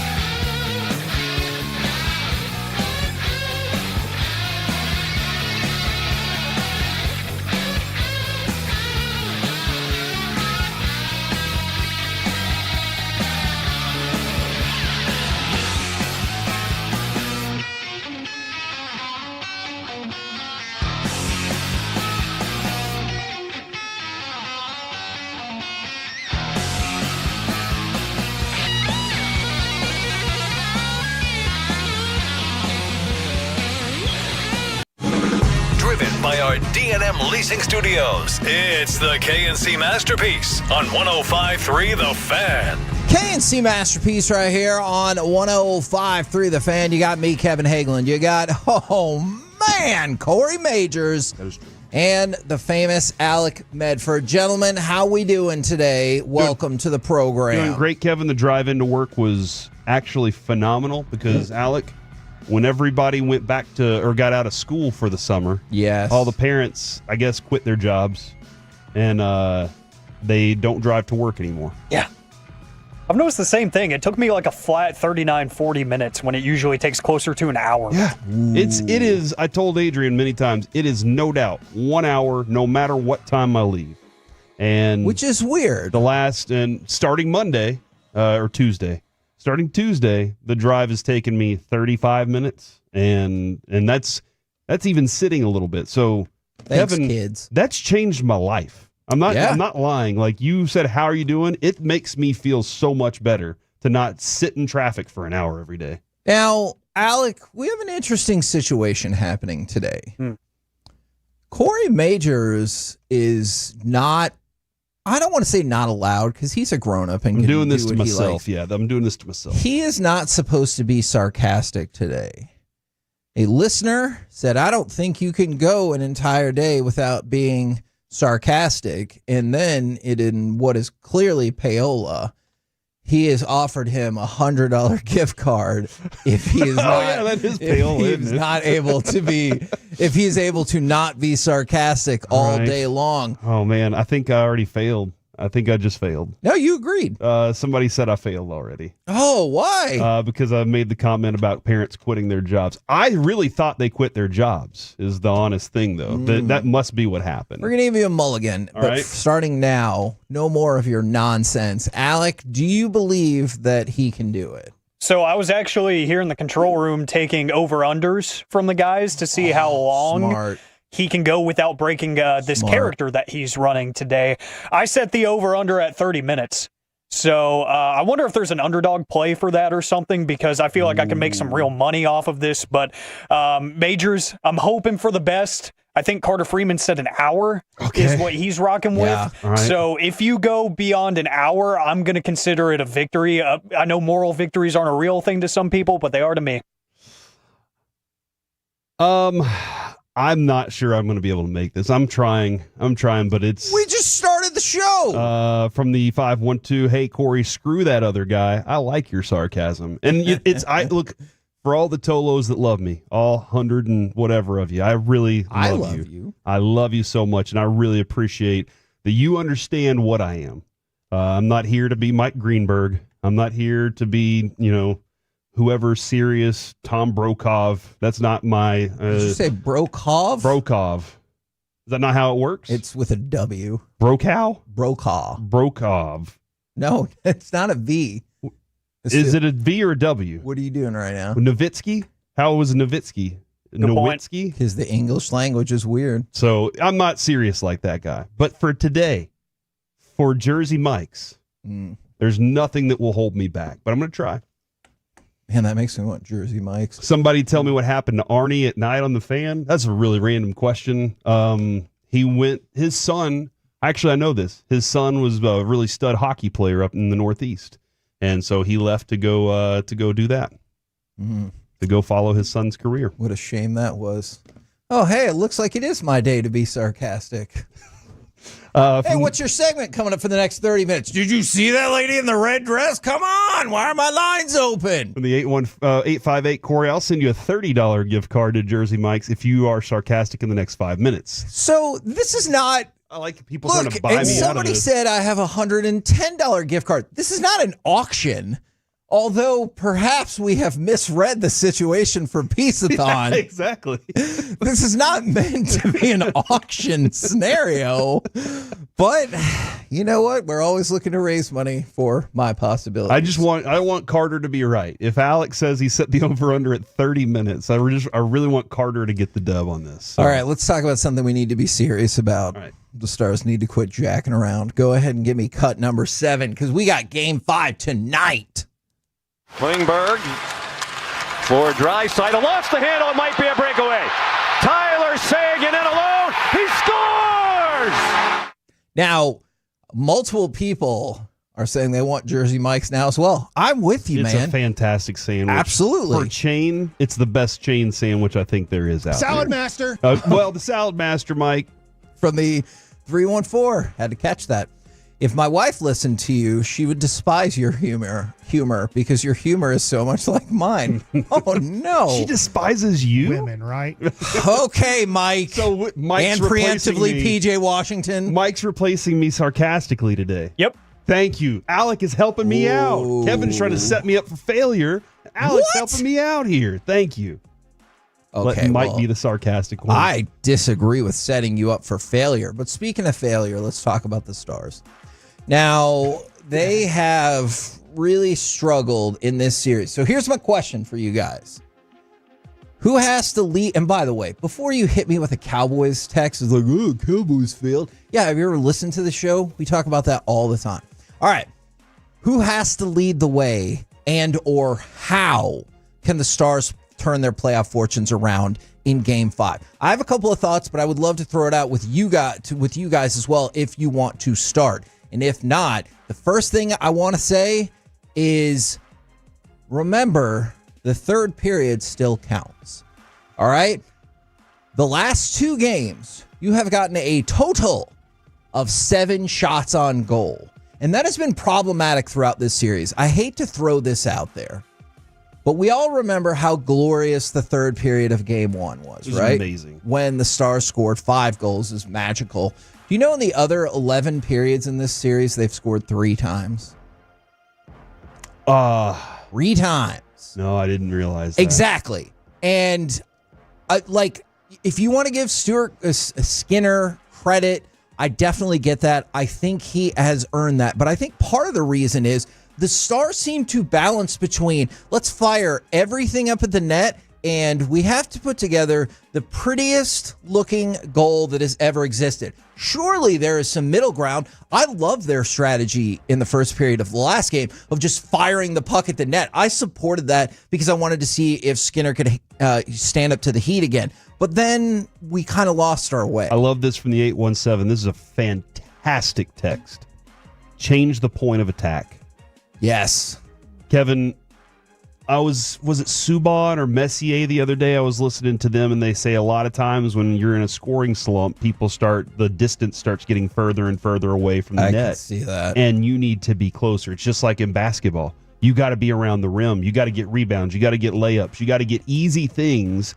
And that being said, Edmonton's done an amazing job at keeping them out of that area. They've decided we're putting 4 right there in your face, and they're also not letting the Stars pass the blue line. Edmonton's done a tremendous job at that too. I agree. Which Colorado did a good job of that for a period of time. So did Winnipeg do a good job of that for a period of time. And now Edmonton's done it. Why do they keep doing it and the Stars haven't figured out what to change yet? I don't know. But they do need to get closer to that net and just crowd it, circle it up, and start getting the puck in there. And you need to find out whatever the weakness is for Skinner. What is his weakness? Is it his left shoulder? High. Whatever it is, go there and go there often. Yeah, I personally, I would go high, but I would say this other thing. The changing of the point of attack works on defense too, because neither one of these plays resulted in a goal. But there were 2 times that Connor McDavid just skated down what felt like essentially half the ice, from a quarter way in the defensive zone to a quarter of a way into the offensive zone. And it felt like nobody challenged him whatsoever. The PK has kind of bugged me a little bit over this whole thing. I know they've been very good, but McDavid's done it. McKinnon did it. And I feel like Winnipeg just avoided it altogether. But remember when McKinnon walked up the midway on the left side of the ice, or it was Otter's right, and he just walked up and nobody pushed to him, and he was like, okay, I'll score a goal. And he did it multiple times. You're like, why is that side of the ice the one we're ignoring? And it seems like they do that with McDavid too, but Kevin, he's such a good passer. They're afraid of his pass just as much as they are afraid of his goal. And I'm with you on that, but guess what? If you're afraid of his passing ability, what do you think he's doing while he's skating halfway up the ice? He's concocting ways to distribute the puck to make you pay. And instead of like, ooh, how do I outwork this guy? Or let me keep moving off to the right or the left. He's like, okay, how am I going to distribute this puck that's going to end in a goal? And that's never going to work for him. No, it's that's I think the change the point of attack tonight. Just vary it up. Be the best pitcher out there. You don't know when my changeup's coming. But that also has to do with getting past their blue line. Like that's the first thing there. You got to get into their zone and keep control of the puck in the zone more. And Edmonton has not allowed you to do that. So, Kevin, I will say that it starts with that first line tonight. It starts with, and here we have DeBoer is going to have the advantage. So he's going to be able to adjust throughout the evening, making sure Miro's on the ice with McDavid at the right times. And hopefully he'll be able to take advantage of whatever line they have that's brutal. He'll be able to say, I'm sending my best line out there and we're going to score on them. That's my hope tonight. But Kevin, these last 3 games have been very tough to look at and say it's just going to be easy for that to happen tonight. Yeah. No. Oh, by no means do I think it's going to be easy. You are an amazing third period away from potentially being swept in this series. I've seen a couple of people bring this name up, and I'm with you. Mikko needs to break his scoreless streak. Now, Alec, I don't know if you feel this way. 561 said that he needs to go on a scoring rampage. If Mikko goes on a scoring rampage, great. I think you're going to probably end up winning this game. But I would like to just see him consistently involved in some scoring. And look, you have struggled to score in this series, obviously. By the way, do you know how many games in this series you scored multiple goals? None. One. That was the first one. That was the first game. That's it. Multiple goals. So what I would love to see from tonight is a Mikko goal and an assist. My point for this topic was going to be more of a message to Mikko that kind of aligns. And it wouldn't be a scoring rampage, but it would be, if I could have a sit down with him and give him one message, it would be, this team is skilled enough to help you. This team is not talented enough to replace you. Yeah. And that's where it gets into, can you help create scoring opportunities? Can you distribute the puck whenever teams are blitzing you in front of the net? Can you wrap around but pivot back across the boards and find somebody out, deeper in the zone and try to get maybe a one-timer that laces through a couple of defenders? Because it seemed like that's what was working, especially in that third period. I know it was all done in the power play in game 1, but still, when you were getting bodies in front of the net, you were able to just lace a couple of one-timers and you were finding the back of the net. So I think he just needs to realize, I need to try. I'm not saying that he's not trying all of the time, but if he just gets himself involved, I think everybody else benefits. And that's what you've seen in really every kind of sport. You talk about when Luka was here, it was whenever they started adding pieces around him, it was, okay, well, PJ Washington is going to look like a lot better of a player because he's going to get so many open looks. Kyrie Irving is probably going to have some of the best looks of his career because Luka is going to command so much attention. You have that same effect, Mikko Rantanen. You're able to do that for a Jason Robertson who's been struggling. He finally found himself a goal in this last game. You need to get him going. I need a Wyatt Johnston to show up. That's for damn sure. There's a few people. Matt Duchene, it felt like he's had so many chances. He can get more quality looks and maybe actually find the back of the net if you get yourself involved in these scoring chances. What Boach said the other day about Josh Young going up to the plate with that attitude of they just walked him to get to me. All right, I'm gonna make them regret that decision. Yeah, we need a Dobby moment tonight. We need a mentality of we are not going home. And from Wyatt to every single person on the ice, they need that kind of mentality tonight of whatever it takes, it's getting done tonight. Yeah, you know what? That's a great point because in my head, I'm like, well, obviously you need to be a better 5-on-5 team. Great. Yep. Just figure out a way to win tonight. Like, I don't care what it looks like. I would love it if it was 5-on-5 masterpiece and you ended up winning 4-1 and none of your goals were power plays or anything like that. But I really don't care. Win this game. Then we'll figure out a way to beautify our hockey going into hopefully 2 more wins after that and a Stanley Cup showdown against Florida. We're the KNC masterpiece right here on 105.3 The Fan. Coming up next, the offense is still terrible. But we're far enough in the season for you to totally believe in the Rangers starting pitching, right? Yes. Next on The Fan.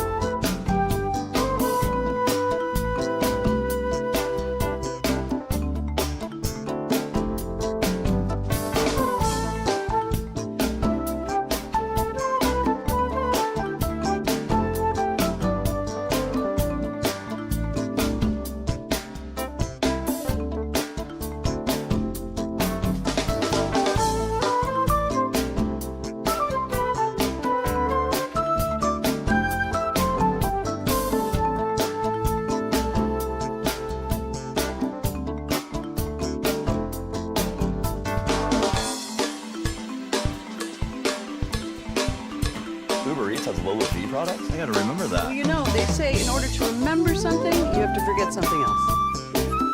Okay, now that is a very cute haircut. That's like a little shag. I've never seen it before. Well, I mean, of course you have. It's the Rachel. Oh, is that your name? No, I mean, like your name. No, I'm Jen. My name's Jen. Right, but I just mean like this is your haircut, but that's the hair on your head. I'm not saying this is your hair. Okay.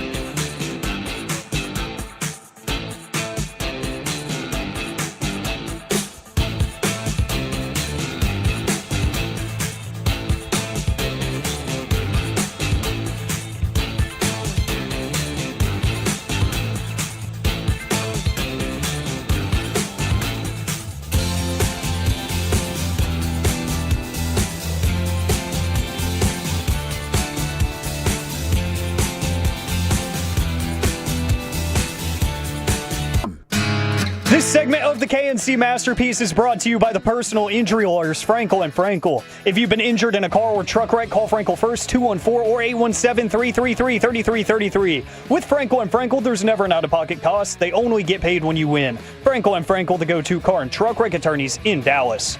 The pitch. Swing and a miss. Got Sanchez chasing a splitter below the zone. So Tyler Malley with his first strikeout of the ball game, one away in the top of the third, and Michael Stefanik's the batter.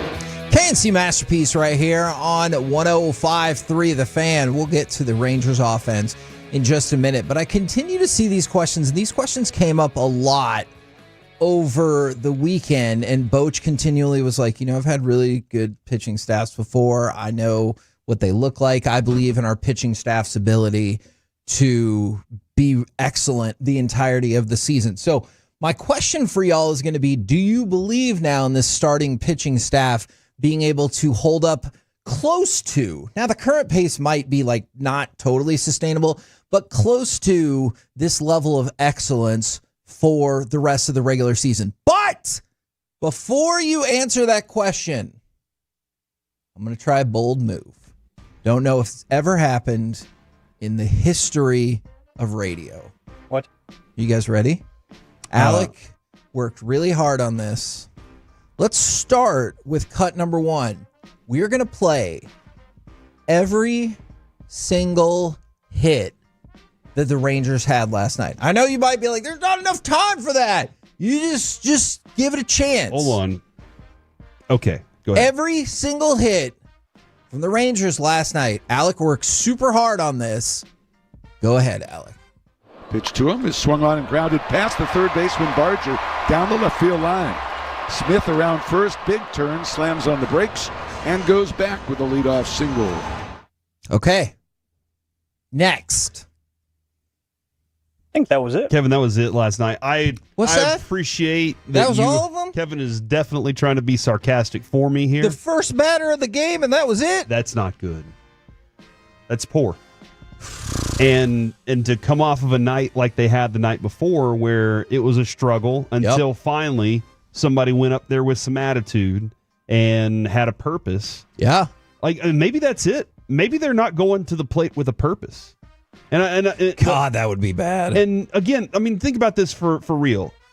And this is a line. There's nothing more attractive than a man on a mission. Okay. And I think that's a reality. When you wake up in the morning and you have no purpose, you're going to lay. You're going to lay there and try and figure out something to do. going to the plate with a mission, and instead of going up there and just kind of being like, man, I hope I hit the ball. Like going up there with a distinct plan. They had one in Josh Young going up there to drive in a run, to prove it to them. Maybe they need to start playing some mind games with these guys just a little bit to give them these.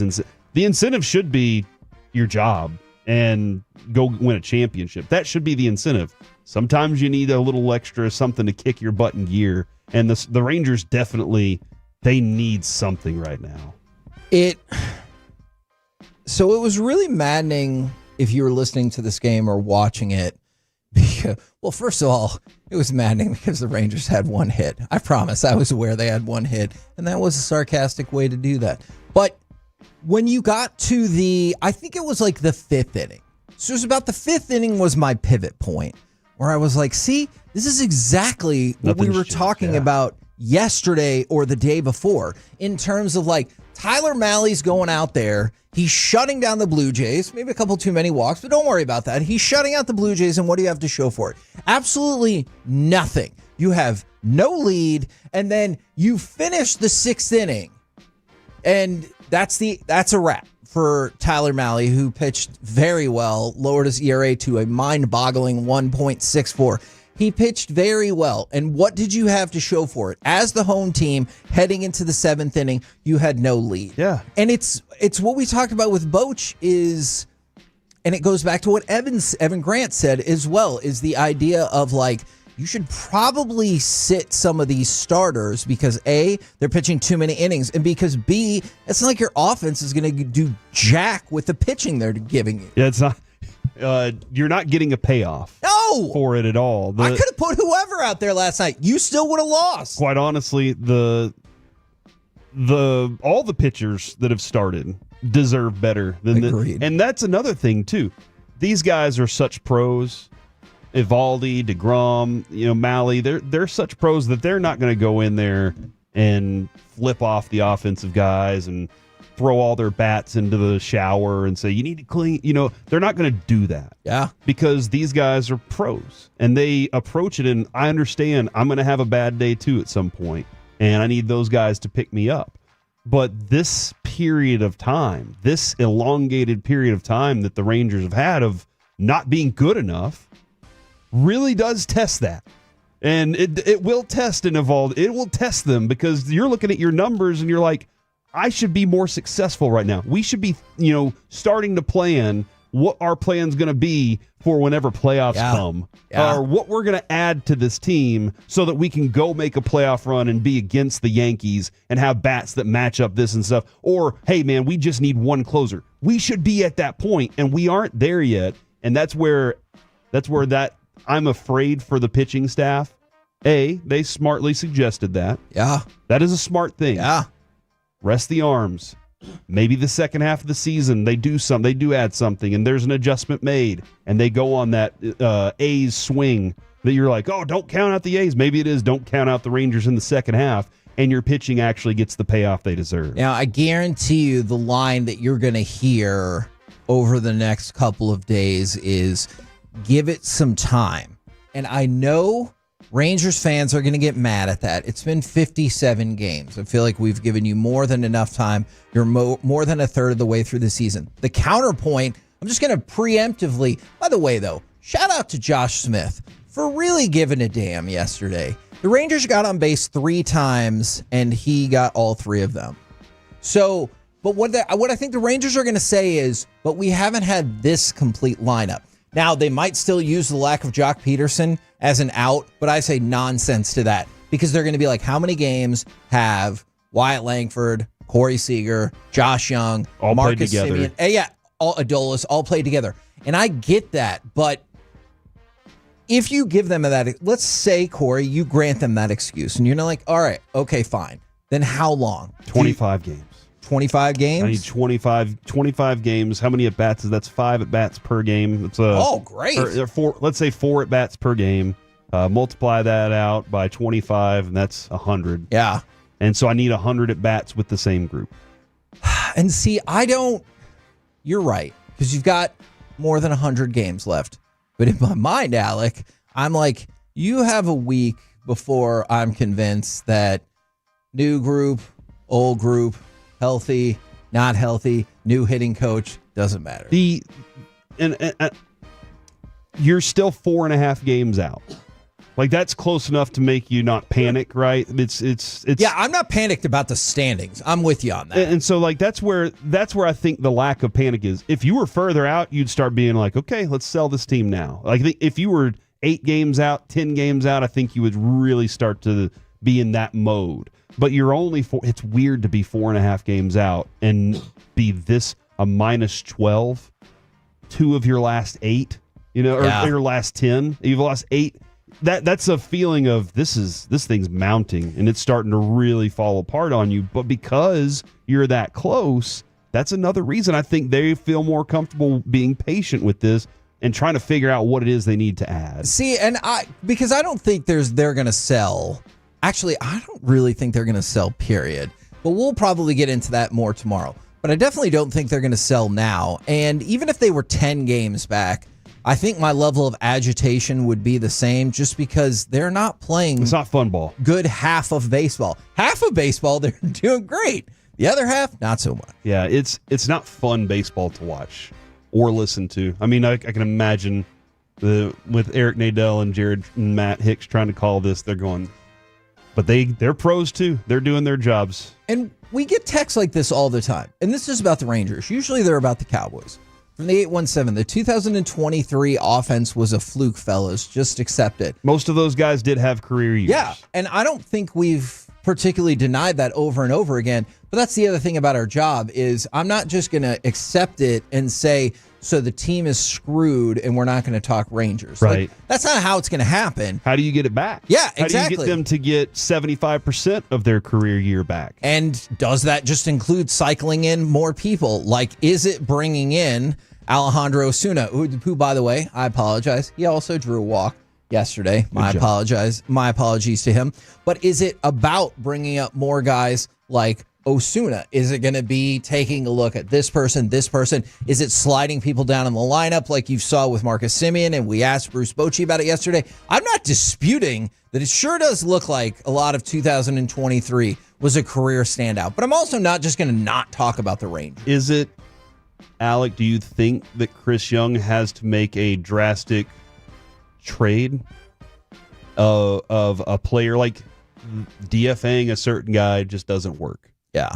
And sending Jake Berger down, it seemed to have helped him for a bit. Yeah. But does it need to be like and I'm just saying Adolis as a name. He's a big time hitter for this team, popular amongst the team.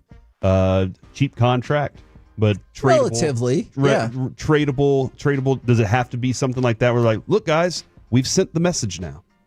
I think it has to be, and even if it isn't struggling players, maybe it is the wake up call of, hey, Tyler Mahle is getting traded, and it's because we're not good enough. That's a very good one. He's in a contract year.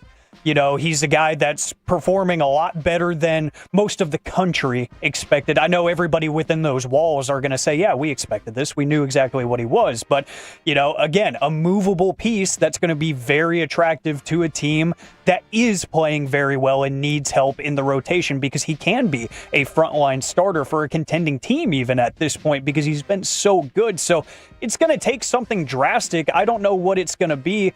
I don't know what it should be. But at this point, you got to do something to wake the club up because nothing seems to be working except for the here and there Ozuna coming up. I think that the energy that he brings is awesome. I think he's going to be really good. I think he deserves to stay even when Evan Carter is healthy. I don't know how they find him at bats, but so far in short sample size, he deserves to stay because he's been productive. And I don't I'll tell you, one of the things that's not going to bring me any confidence is if the statement is just wait till Wyatt Langford and Jock Peterson get back and they're healthy. Because first of all, look, I love Evan Carter, but I just that's not something I'm going to depend on planning the rest of my season around. And I know Jock Peterson started to pick it up to a certain degree, but I'm also not going to hold my breath and be like, you know what, when he's back, all of the offense is going to turn around. I'm right there with you, man. By the way, and somebody asked this, I feel like we have said this a couple of times. I'm with them. The Colorado Rockies are the worst team in the history of baseball. They're continuing that trend. And so you said Rangers are what, minus 12? Yeah. All right, take a look at that Rockies series. I know this is not the way that it works. The A's are minus 89, though. So that's a big difference. Just want to point out. So the A's... Oh, God, but the Rockies are even worse. Yes, because the Rockies are going to be the worst baseball team that ever existed. So the Rangers are 27-30. If you take out those 3 wins against Colorado, which remember, you were being no hit for like 2/3 of one of those, you'd be 24-30 with a minus 21. So thank God that Colorado series existed to help cover up like some of the struggles the team has had. Yeah, but they're currently at a minus 175. Yeah, because they're the worst team So if you ever. take out that Rangers series, what would that put them at? Okay, well, then I'll put them at only minus 166. All right, so there's that. By the way, somebody brought this up. Would you trade, man, I hope I don't butcher it. It was Rocker, Walcott, and Carter for Paul Skeens in a freaking heartbeat. I mean, I already have Mahle. There is no way that Pittsburgh would accept that. No, absolutely not. But Mally's pitching so good right now. I mean, I'm pretty happy with that. Yeah. So why would I trade those pieces? Because we're never going to score a run again. So we need people who have nothing but shutouts. All right. And hopefully we can just eventually wear the other team down with a ghost runner and stuff. And like, that's how we'll win some of these I can games. laugh about sarcasm. That's fine. We're the KNC Masterpiece right here on 105.3 The Fan. Coming up next, it's time for Baseball Nuggets. Hey, this feeds right into what we were just talking about. Are the Rangers becoming a hub for developing pitchers? Do they have to be? Next on The Fan. Coming up in...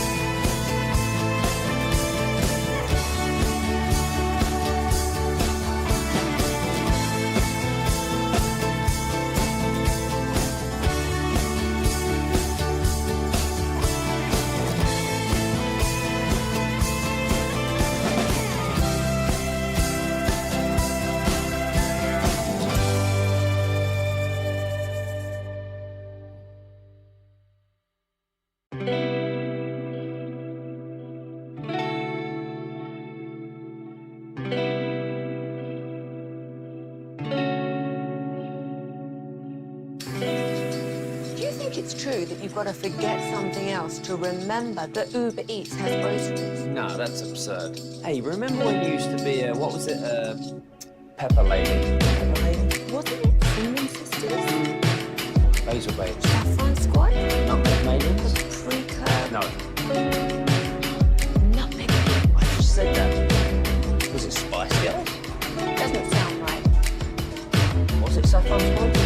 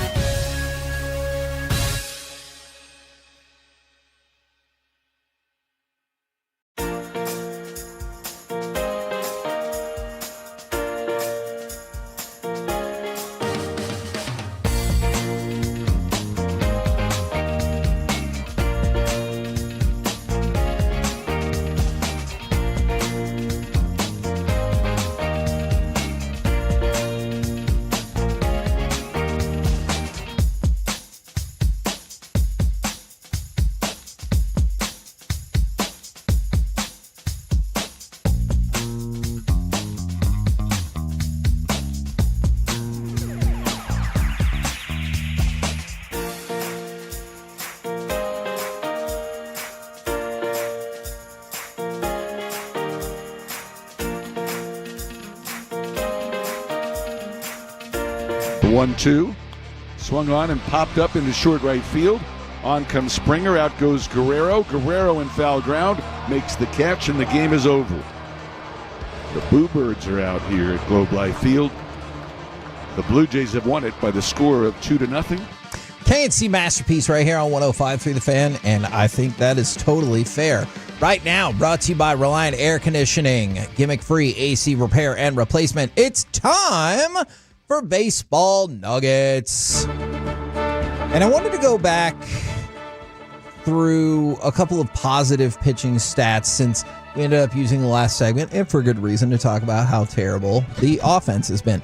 So this was prior to yesterday, and obviously the Rangers would have lowered their ERA a little bit after yesterday's 2-0 loss.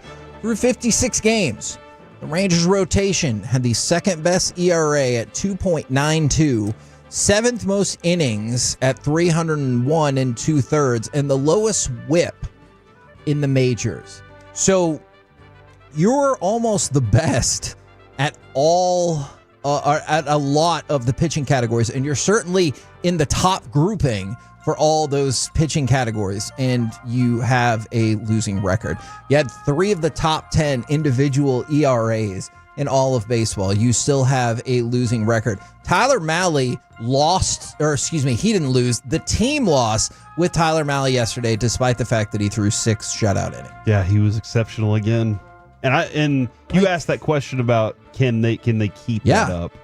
And maybe not everyone's got a 1 point something, but I think that if they manage DeGrom the way that they've been managing him, not let him go to 8 innings too often, then yes, I think he can. I think he can pitch a healthy season. Yeah. And that's not being sarcastic. I'm being very serious. I think he can pitch a healthy season if they run him this way, but will it matter? And that's fair. I think Eovaldi, go back to the championship season, he missed a chunk of time. My feeling at that time was as long as they can stay afloat, him coming back and missing the time isn't going to be a problem. It did take 3 starts for him to be back in mode. Yeah. But it was useful because he had a fresh arm late in the season and in the playoffs. So that became useful for him. I think the Rangers can do that. It's just going to be a lot of managing up to that point. The Texas Rangers dropped from 17th to 21st in the power rankings. Of course, the Colorado Rockies are still dead last. Tyler Mahle lowered his ERA to 1.64. He's made, I believe, 12 starts, and he has an ERA of 1.64. That's not the best on the team. Nathan Eovaldi has a 1.56, I do believe. And you have a losing record. Kevin, I want you to do this. I want you to call up 10-year-old Kevin somehow. I don't know how this is going to happen. Okay. And I want you to say, time phone. We have 2 starters at least that have a 1 ERA, 1-something ERA. And everybody else is very close to it. Man. Your thoughts at 10 years old. We're going to win every game 7-1 or 13-2. And I'm going to be like, we got 1 hit. We're averaging 1 hit per inning. Well, that's decent. No, we got 1 GD hit, to quote Bob Uecker from last night, or Harry Doyle, if you prefer. Look, you put this pitching staff with Juan Gonzalez and Rafael Palmeiro, they would have never lost a baseball game. That used to be the thing. Jacob deGrom, actually, let's just stick with Tyler Mahle. He has a less distinguished career. Right now, the 90s Rangers would have given Tyler Mahle a 10-year, $40 million contract, which would have been unheard of at that time. You're like, oh my God, $40 million. That's so crazy. Because he would have been the greatest pitcher we've ever seen. That's right. And now we have all of these amazing pitchers, and we can't hit the ball worth a damn. All we got to do is score our run most nights. Yes. Our run. Now, let's take a look at this from a potentially neat perspective. Now, if they miss the playoffs, you might not actually care. But Texas Rangers right now, they have 2 legitimate top 10 Cy Young candidates. They did kind of a straw poll voting with MLB.com. Tyler Mahle, this was before last night's start, was tied for 8th.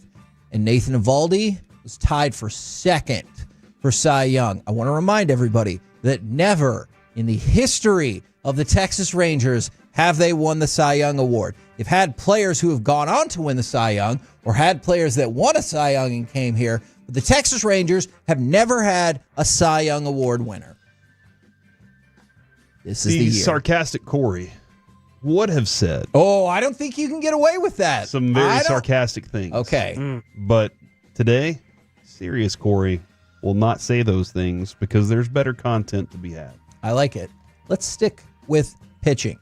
Once again, MLB.com, they're listing the hottest prospects for each individual team. Now, Corey, who is the prospect that you've talked about a lot from a Rangers pitching perspective? Cole Drake. Cole Drake is with the Frisco Rough Riders, and he's been working his way up. He got up to Frisco a little late last year, and I started keeping, I think it was 2 years ago, I started keeping track of what he's doing, and he lost a little weight a while back. That was one of the things they said, hey, look, we would like you to work on your weight. He lost a little weight, and then his velo went up.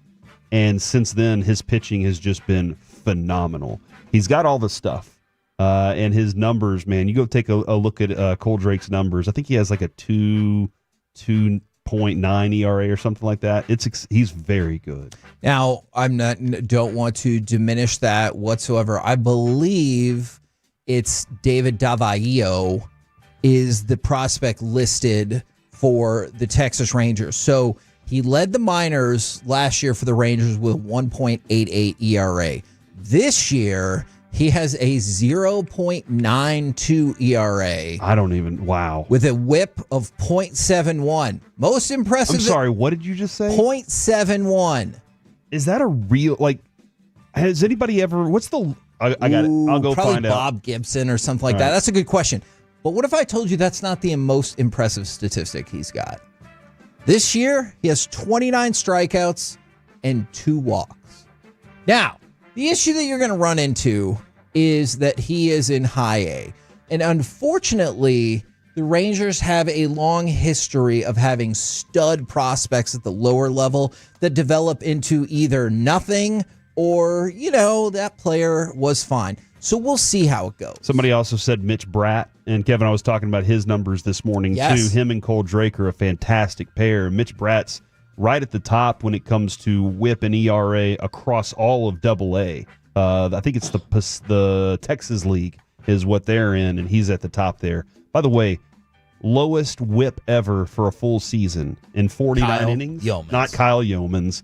49 innings count, or do you think That's not a full season, All right. no. Then the lowest one ever, Pedro Martinez, 0.7373 with 217 innings in 2000. Wow. That is preposterous. Maeda had a 0.75, so he would be second. Look. That's pretty impressive. If you have a whip of 1, you're a badass. 1 or lower. You're having a badass season. So I just wanted to throw that out there. There are some positives. Obviously, there's a ton of positives for the Rangers pitching in the big club, but there are also some positives for the Rangers pitching in the minor leagues. And again, if you feel like the Rangers will never hit again, that is going to be necessary. Now, that's a little bit of hyperbole. Now, I take you to the grounds crew. Do you think this is what you would do? So during the Giants-Tigers game, the game was briefly delayed when one of the grounds crew at Comerica Park, they suffered an injury. Oh. And I didn't see how it happened. Did he just fall? Yeah, I saw they had a Gatorade towel over his knee, and I was like, it must be bad if they've decided to cover it up. Yeah, I didn't see how it happened either. I also just saw the aftermath of him sitting on the ground. I don't know if they do have video of how he got hurt. And so they were just kind of taking the camera shot from afar, like from the outfield and just looking at it and everything like that. And that's fine. But he was out there for a while, and eventually they changed the camera view to the camera right in front of him while he's getting medical attention from multiple people. And he ends up flipping off the camera. Mm-hmm. For a long time. Yes. It was something like this. So You know what? Actually, I'm going to see if I can time this out. I believe it was for 4 or 5 seconds before one of the people that was out there to help him with the injury went ahead and grabbed his finger and was like, hey, let's go ahead and put that middle finger down. At which point, You don't want to do that. they went to a wide shot. And at which point, I imagine the guy was like, they're filming my effing injury, though. But by the They do way, that to all the players. You're just being treated like a player at that point. well, yeah, I don't know if he wants that. By the way, play-by-play announcer Dave Fleming, props to him because he goes, we're going to have a little bit of a delay here. You don't see that very often. And then they're still running on it, and he flips him off, and he goes, oh, you can't do that, as Hunter Pence chuckled while no doubt eating his pizza with a knife and a fork. That goes back to New York Mets fans, I believe, were hating on Hunter. Actually, it was all of baseball. Yeah. Was giving Hunter Pence a hard time, saying he just does plain things. Like he pays for his parking, stuff like that. It was very hilarious. As somebody who does plain things, I empathize with him on that. We're the KNC Masterpiece right here on 105.3 The Fan. Coming up next, how much time and money Cooper Flagg is already saving the Mavs. Plus, NHL and NBA playoff updates. Next on The Fan. Heck yeah, these guys are the North Texas.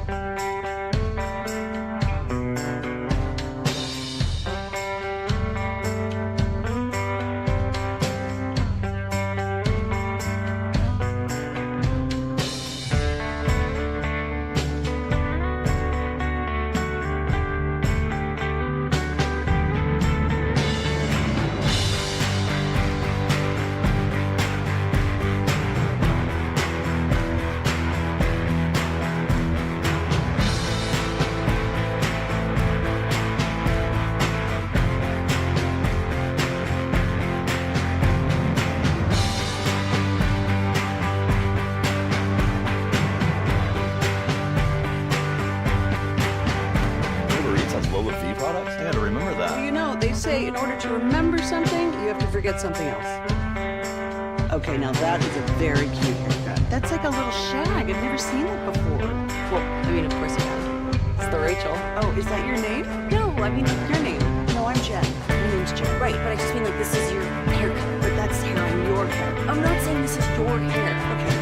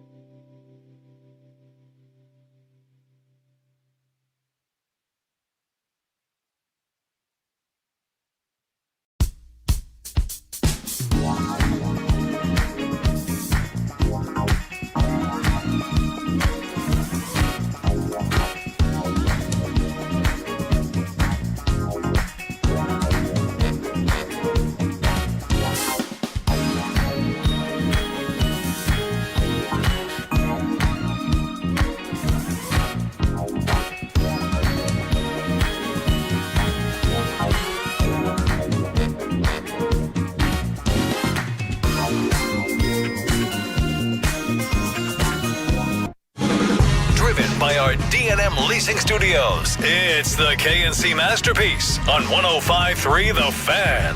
KNC Masterpiece right here on 105.3 The Fan. You got me, Kevin Hageland. Oh, man, Corey Majors and the famous and soon-to-be injured Alec Medford. Gentlemen, I have something I want to throw out right here, right now. Right here, right now. I'm not going to do it again. So we haven't fully figured out the logistics of all of this. But I would like to propose to you the summer of suffering. I don't know what this means. Now, this would be a way to bring back, reincorporate the Wheel of Misfortune. Now, I hated the Wheel of Misfortune, though. I hated it. And that's why I said this isn't fully realized just yet. But I have an idea. So I had a couple of clever little names for things that we could do, and one of them is Chop Chop. Tomorrow, we're supposed to have AEW wrestler Ricochet in studio. One of the last times we had a wrestler in studio was Darby Allin, and he really wanted to chop Reggie. Oh, I do remember that, yeah. So we'll check and see if Reggie has the day off for some reason tomorrow. Ask him to drive up to Dallas to get chopped. But I don't think if that doesn't work out, I feel like, Corey, we can go ahead and volunteer Alec to take chops from Ricochet. Oh, God. Okay. Oh, do you want to vote on this? Or are you a no? I'm a yes. Kevin says vote yes, so I will vote yes. Alec, I like you. But I don't like you. I one time was put in the Iron Claw headlock. That really hurt a lot. I thought I would never get out. I really thought I'm gonna die here in his hand, and I like dead serious. So I don't even know. Chops seem worse than that because you're taking one in the chest. I have taken multiple chops from the Von Erich boys, and I made the mistake of, look, you can think all kinds of things before the actual thing happens. Right, yeah, exactly. And he said overhand, underhand. I go, however you normally do it. And he goes, do you want the real heat? And I said, a very regrettable thing that I said, bring it on. And that's right. That was a mistake because that hurt a lot. Yeah. A lot. I have a question then from the 214. I love the wheel. Bring it back or else I'm not listening no more for 2 days. But so why are we suffering? Why are we doing this? Haven't we suffered enough? Like if the Stars lose, that's suffering. We lost Luka because the Rangers people can't score runs. Demand it. The Cowboys keep doing their thing. All right. That's why do we need to suffer more? I'll tell you what. Let's put it to the test. On the Twitch, on the YouTube, Franklin Injury Attorney text line 877-881-1053. You can just text yes or wheel if you want this to come back. I'm not arguing against it coming back. Okay, I know there's going to be a lot of love here because our listeners hate us. They want us to suffer. Sometimes I hate this show too. I love it. I feel like I've been very clear about that over the years. But just like Peace-a-thon, I need a purpose. Remember we said, I'll stay up for 14 hours overnight and do this, but I need a reason. So is me suffering to the wheel again going to give us championships? Is that my purpose? Because I'll buy in on that. I'll believe it. I'll believe in the sun gods or whatever it is you want to throw my way. If that's the case, if I'm doing this for a purpose, then I'm 1,000% in. I have it on What's my purpose? I have it on good authority that if Alec gets chopped tomorrow by Ricochet, the Stars are going to win tonight. The Stars are going to win tonight. That's right. If he gets chopped tomorrow. Correct. But he won't be chopped until tomorrow. But the sports gods follow the honor system. Okay. All right. They know that our hearts are in the right place, as are our words. And so I have it on good authority that if he gets chopped by Ricochet, the Stars will win tonight. 817, I love you guys, and the wheel is just good fun because y'all suffering makes for great radio. And that's Except for the Cody. time I thought I broke my hand. And that time we had to dump me whenever I fell into the mousetrap pit and said the F word. From the 214 wheel, your suffering is cathartic for your listeners. Okay.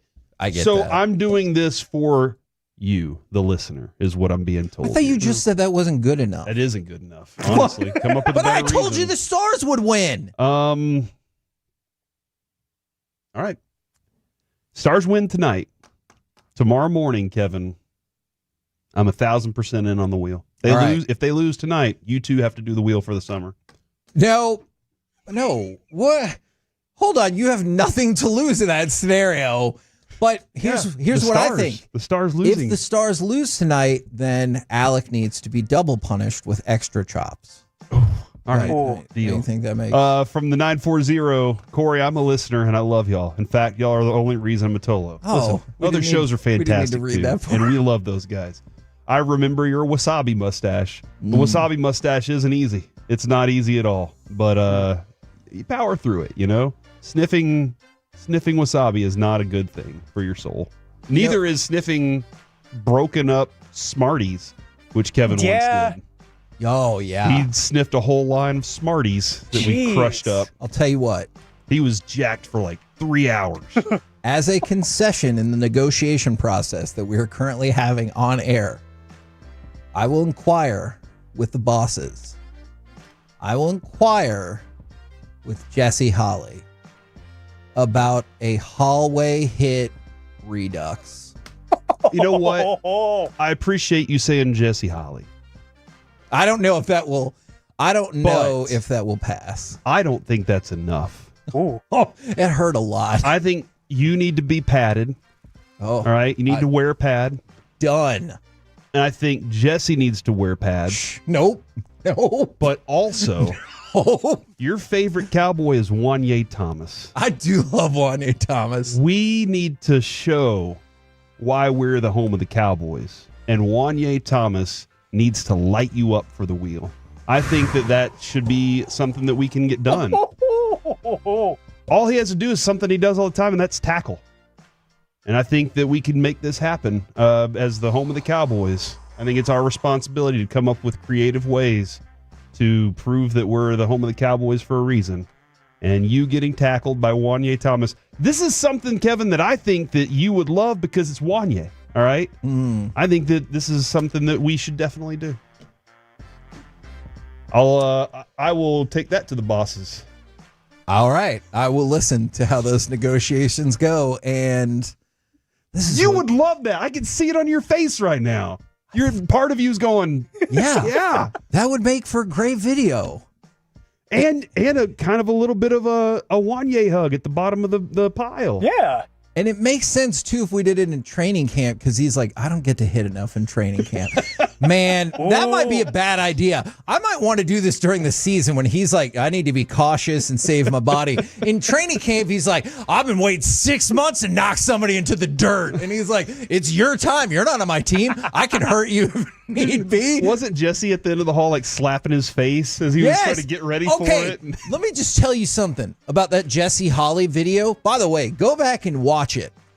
I wasn't nervous until he stood in front of me in the hallway and he started hyping himself up like Corey just said. He started hitting himself on his non-existent helmet, and I was like, oh crap, what have I done? At no point in the process did I have that level of fear until that happens. All right.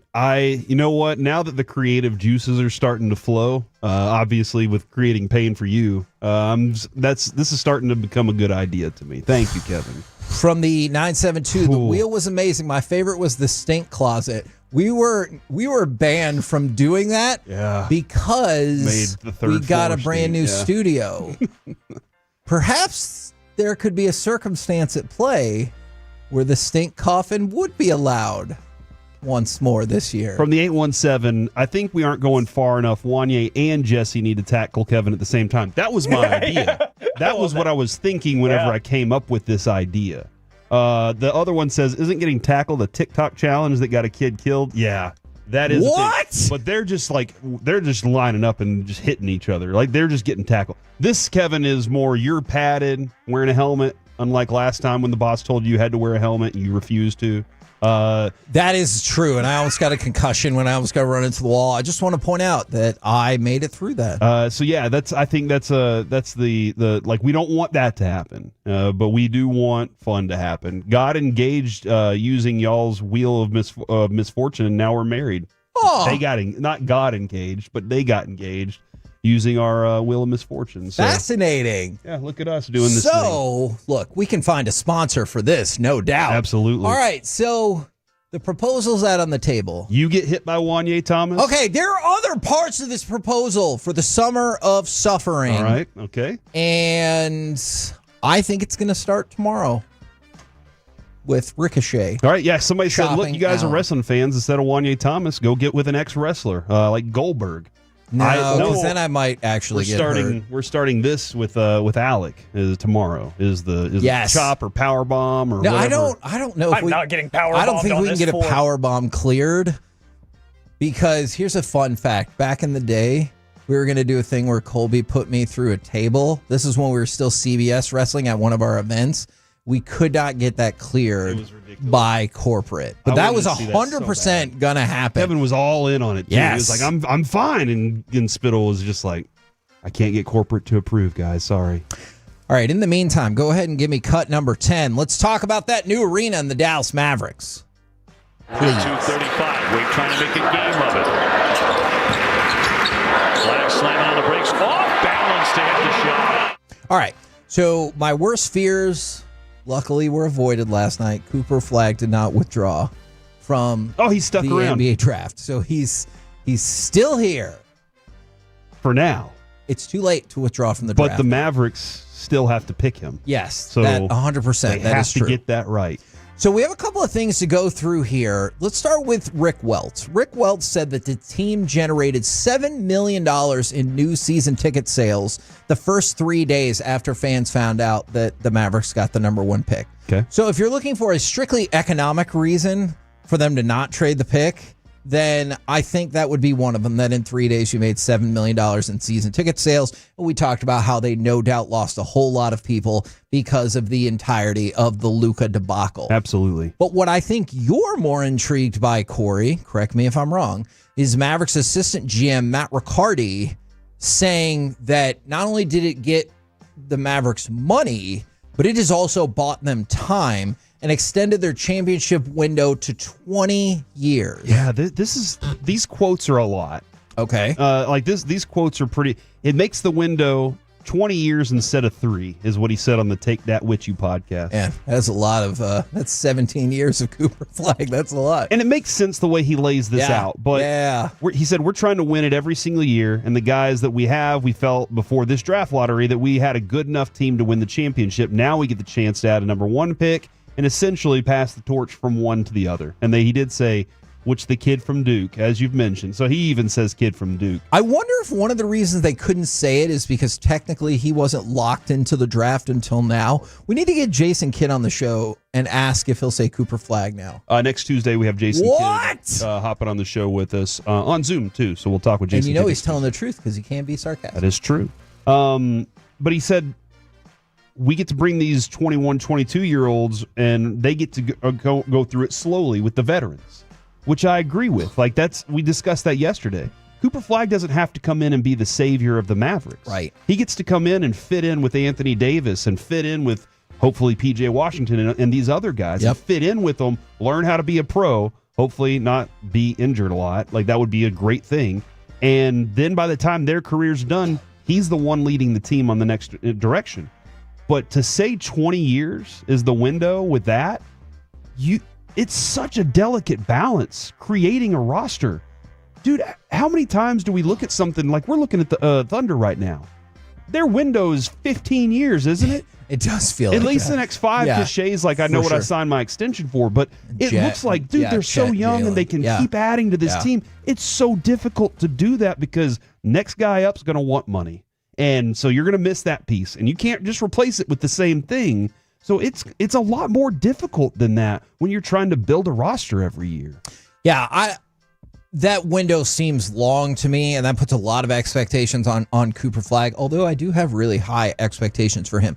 Now, the other bit of kind of Mavericks news, although Mark Cuban said this like 5 years ago, but now it has been, I guess, reconfirmed with Rick Welts, and they said their next version of an arena, an entertainment district, will remain in the city of Dallas, and it won't include the Dallas Stars. I knew that was Mark Cuban's vision, but obviously they changed. We've changed ownership, and clearly a lot has happened just in the last few months alone. But the idea of having a basketball-only building, I know some people talked about the slight to the Stars and everything, but I think the other aspect of it is having ownership of that building alone. Just like Josh Harris was talking about whipping DC, correct, or their president or whatever. Correct. Hey man, if we have this, then we can host Taylor Swift. Correct. We can host the Final Four, and that's what they would like. Do we need it?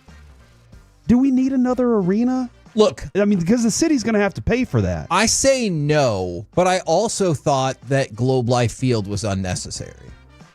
So I might be the wrong person to ask. I would disagree with you there. Because you thought they just needed a roof.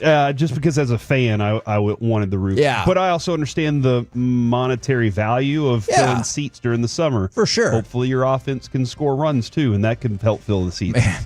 Man. That's not sarcastic. That's reality. This offense with the old park, that was going to be a tough ticket sell. So I guess that is maybe the Adelsons, maybe that group looks at it and goes, I actually don't need that much from the city.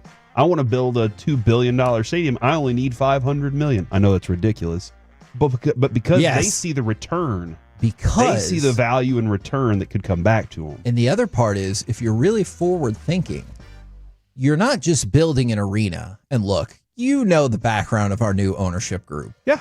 You're not just building an arena, you're building, it said, an entertainment district that 100% they would love to include a casino. Absolutely they would. And that's the idea of that way you don't have to worry about your partner or whatever else. I still don't know if there are people in charge of Texas. I'm not saying gambling is going to pass. I hear you on that. Any new business coming into Texas. Look, I also have thoughts about that, and I think that there should be more realistic discussions about whether you want to legalize all gambling, whether you want to legalize those casino style only gambling. I think that conversation is going to pick up. Not to say it's going to pass, though. For the KNC Masterpiece right here on 105.3 The Fan. We got the Shoddy Presser coming up a little bit later, so we're moving Gridiron up. It's time for Gridiron Gravy. Are you still impressed by the 1,000-yard rushing season? Next on The Fan.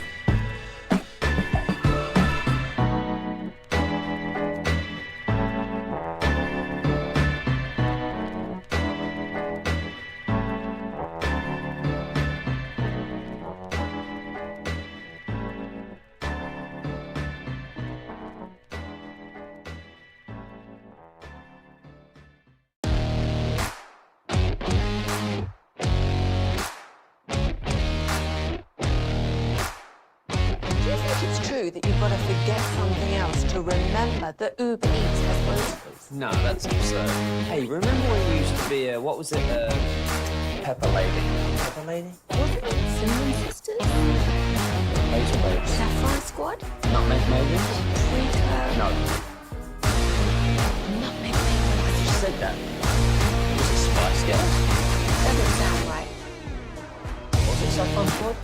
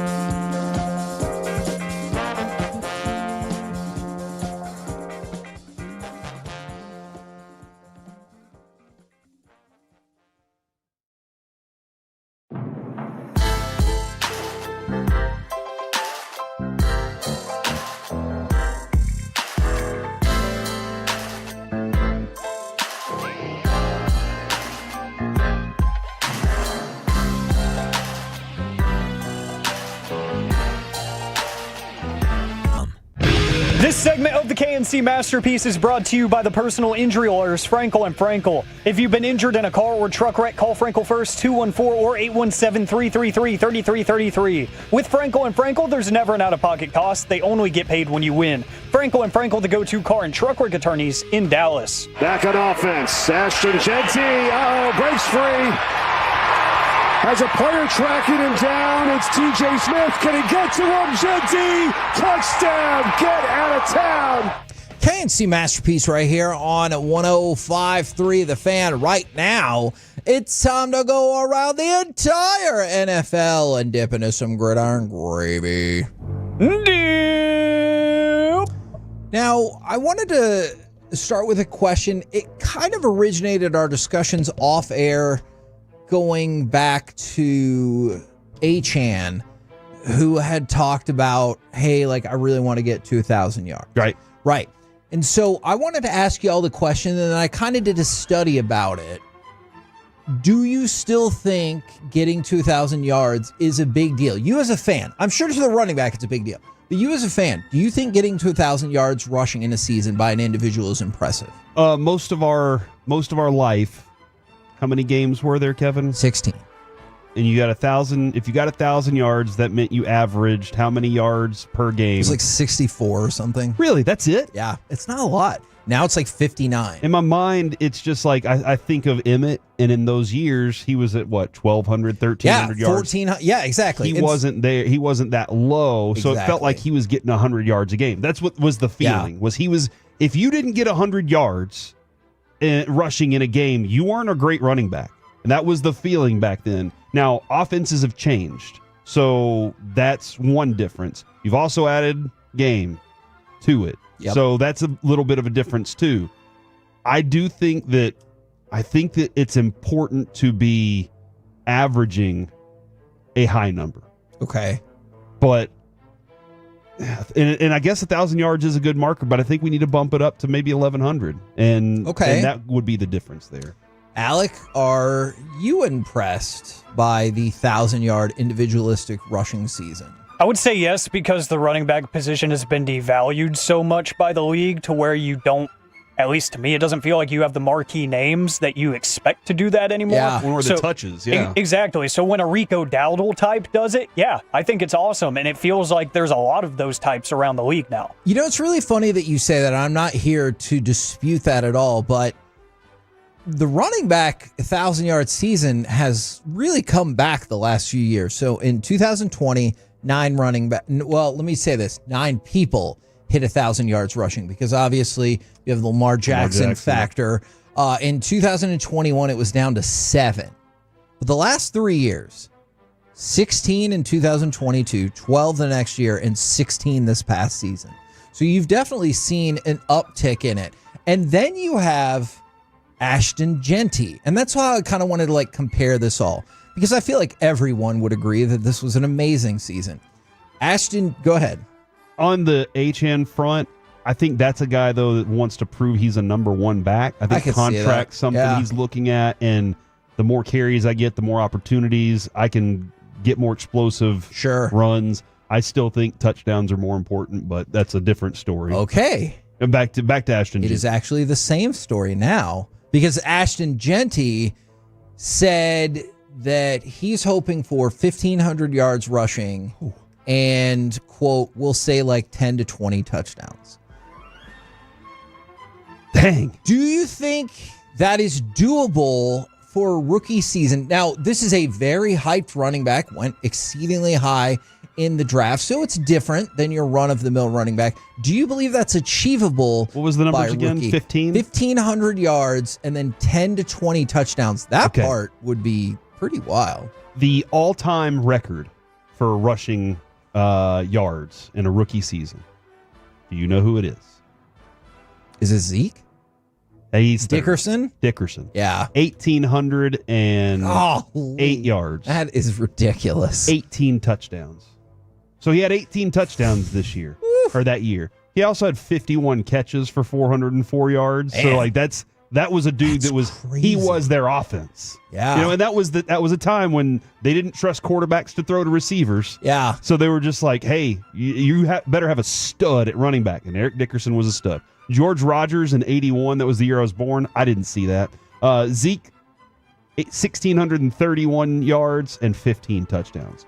So I do think that is a reasonable area to be an exceptional guy.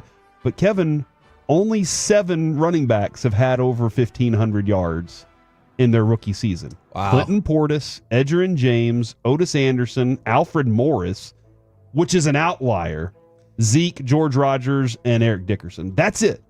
So it's a tough number to get to, and the amount of touchdowns, he's going to have to be the focal point of the offense. Yes. And I think with Geno Smith there, he can be. I think that Geno Smith can work in a run-first offense, especially with Pete Carroll. And I think he's going to get plenty of carries in a Pete Carroll offense as well. Would you be willing to project it all the way up to there? I hear what you're saying. I think he's going to fall short of the yards. Okay. And he said 10 to 15. 10 to 20. 10 to 20. I think he can do that. I think he'll fall short of the yards, though. But, like, just barely. If he had 1,300 yards rushing and 10 touchdowns, exceptional season. Don't you feel like everyone would be like, holy crap, that's amazing. Exceptional season. All right, and so that's why I just kind of wanted to get y'all's thoughts about the 1,000-yard season, because you put it in perspective, Ash, and Genty's like, that's neat. Yeah. Like, my goal is not to blast past that, and Yeah. I hope he does. Absolutely. Barry Sanders rookie year, 1,470 and 14 touchdowns. Golly. Jeez Louise, dude. There were some pretty special rookie years. That is. Like those are good numbers for anybody in an individual year. Now, we probably could have played this yesterday. I have still been trying to learn, and I know our audience can help out with this. What kind of drugs are pink?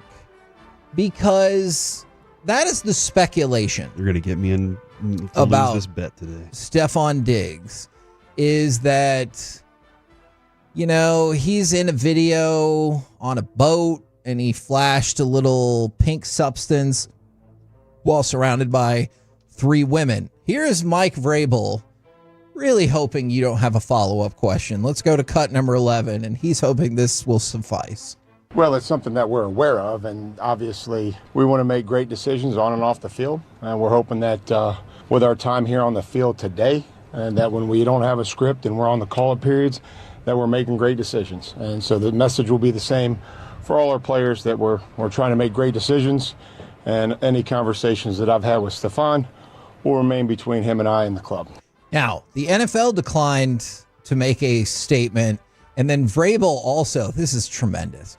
Vrabel said, yes, he's been in communication with Stephon Diggs, which answers the question they were actually looking for, before adding, as I have been in communication with every player on our roster. I text them every day. Which kind of undercuts, like, obviously they mean like, hey, did you talk to him about that crazy boat stuff? I looked it up, Kevin. Did you? The video? I hope I say this correctly. Somebody texted it in and said it's Tusi. Yeah, Tusi. That's how you say it? Yeah. Tusi. Tusi is how you say it. Oh. Now, again, this could have been, as I think it was Sean or RJ said this morning, pink Himalayan salt. So they were going to a nice steak place. They just didn't season it exactly how he wanted. There is a pink cocaine out there, though. There is a pink cocaine. Now, I'm not saying that's it, and I'm not accusing him of that. You asked the question. I did ask the question. What pink drugs are out there? Correct. Tusi does have it. I did see this morning. Yeah, it's most commonly contains a mixture of psychoactive substances like ketamine, MDMA, and other designer drugs. Oh dear. And so I don't know that that's the case. Okay. I have lots of jokes. I made Kevin laugh so much before the show with these jokes, but I can't say them. So Kevin, I will let you move on to the next story. Yeah. Jokes free. He asked if maybe Stephon Diggs had 2 of those bags. But I hope that that does look bad. It does look bad whenever you're getting prepared for this and you have that going on. Police are on their way, mofos. Okay, I don't know if that's the case. And he's already had a couple of like not this kind of instance, but he's already had a bunch of things that you're just like, dude, what's going on? And especially when people maybe don't think you're that good anymore. Yeah, and you got to prove yourself, and maybe he's just like, look, I got all the money, I'm ready to be done now. Let's go to cut number 12. Joe Flacco is not having your media nonsense, Corey. The question, I'm sorry, I don't remember if the question's in here or not, is about like being a mentor to the younger quarterbacks. And Joe Flacco doesn't have time for your bull crap today. It's a talking point. You can kind of like use it like, because it's a good question to bait somebody into answering, and no matter how they answer it, it kind of makes the guy that's answering it look bad. If I say I don't want to be a mentor, I look bad. If I say I do want to be a mentor, then I look like an idiot that doesn't care about being good and playing football. So it's one of those questions that no matter what I say, you guys can write what you want to write about it. And there's a lot of questions like that. That's why you end up having to try to avoid them. I tend to try to be honest. And I've said I'm not a mentor. I play football. And in a quarterback room, there's a lot of times there's been a ton of times where there's learning experiences. And I have a lot of experience and I can talk on things. And hopefully they listen. But it's not necessarily like my job to like make sure they listen to me. And, you know, hey, like hopefully you have a really good relationship with the guys that are in the room. And you naturally want to do that. You know, but that was a long-winded answer, but that's ultimately why I think you guys ask it, you know. I think there's a better way. I like the last part of what he said a lot more than the first part of it, because we don't walk around this building going, Alec, we're going to mentor you. Like, that's not... That would be neat. But over the time, maybe we should. He asks advice, we give advice, he learns by watching us and what to do and not to do. Gavin Dawson didn't say, Corey, I'm going to be your mentor. But I listened to Gavin Dawson a lot and was like, man, I enjoy that radio show. There have been a lot of other people that I've reached out to that didn't realize they were giving me advice to help my career. But that was the way that it happened. And I think you can do your job and also mentor people at the same time without having to be like, come get under the wing and let me tell you how to live your life. Yeah. And I don't think that's necessarily the case. So I disagree with Joe Flacco in that I think he can give a really good answer to that question. But I understand that he's been bitten probably a couple times. I guess that's probably it for him. I've never thought that somebody who's a mentor was an idiot who didn't care about football. No, that felt kind of harsh. So that's the idea, is that if you're the mentor backup, you're no longer a starter and you don't have the starter mentality. Yeah. I guess I've just never thought that, but if that's the way he feels, then I appreciate that's the way he feels. Doesn't sound like he's super fired up to be their backup, though. Not at all. Which I bet most people wouldn't be. All right, I'm going to go ahead and report on the Cowboys' next signing for you. All right? This is based on nothing but my history of being a Cowboys fan. Okay. Dallas Cowboys are going to sign Von Miller. Now, Von Miller used to be quite good. And the Cowboys love to pick up players on the cheap who either were highly drafted or used to be quite good. Von Miller said he still has plenty to offer and he wants to continue to play. Added, I'm a locker room guy through and through, and I can still roll out of bed and rush the passer. That's what I got. Buffalo Bills released Von Miller. Last year, he made 0 starts. But he did sack the quarterback 6 times. Do you want to go ahead and agree and predict that the Cowboys will sign Von Miller and talk about how they just signed a future Hall of Famer, and that just means the end for every other NFL team? The league minimum is $1.21 million for somebody who served over 7 years. Okay. If he was to sign up for that, then you're in. Then I'm in. Okay. Right now, otherwise, like, this team needs defensive tackles more than they need him. When does what the team need matter? Who's going to get the headlines? Von Miller's going to get the headlines. Whatever defensive tackle you want that I've never heard of, that's not going to get the headlines. I appreciate... What's your point? Yeah. My point is, sometimes you guys don't care as much about winning as headlines. Thought I made that clear, but want to make it more specific. I appreciate you, Kevin, doing your sarcasm bit for me today. Thank you. Now, let's talk about England, America's original enemy. So, Is that hurting some people's feelings? I'm sorry. The NFL London ticket system crashed, much like their attempt at keeping us under their thumb without representation for their taxation, due to exceptionally high demand for tickets. The system crashed this morning in the UK and Ireland. Does that mean we need to give London more games? Or more games. Do you think if we gave London more games, they would ignore it and throw all those games into the harbor? And they'd be like, we don't care. We have our own games. I promise this story is a legitimate story. My commentary around it, you might not care for. The story is real. I think that they're just learning, Kevin. They didn't realize the impact the NFL made on their economy. Okay. And now they're seeing that it basically runs most economies. Interesting. We're the KNC Masterpiece right here on 105.3 The Fan. Coming up next, let's hear from Dallas Cowboys head coach Brian Schottenheimer right here on The Fan. Coming up.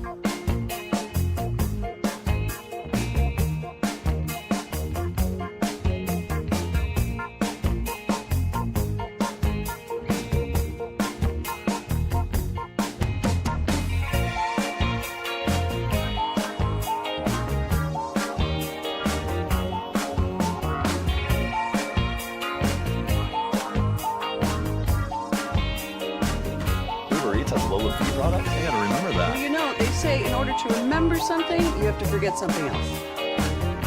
Okay, now that is a very cute haircut. That's like a little shag. I've never seen it before. Well, I mean, of course you have. It's the Rachel. Oh, is that your name? No, I mean your name. No, I'm Jen. My name's Jen. Right, but I just mean like this is your haircut, but that's hair on your head. I'm not saying this is your hair. Okay.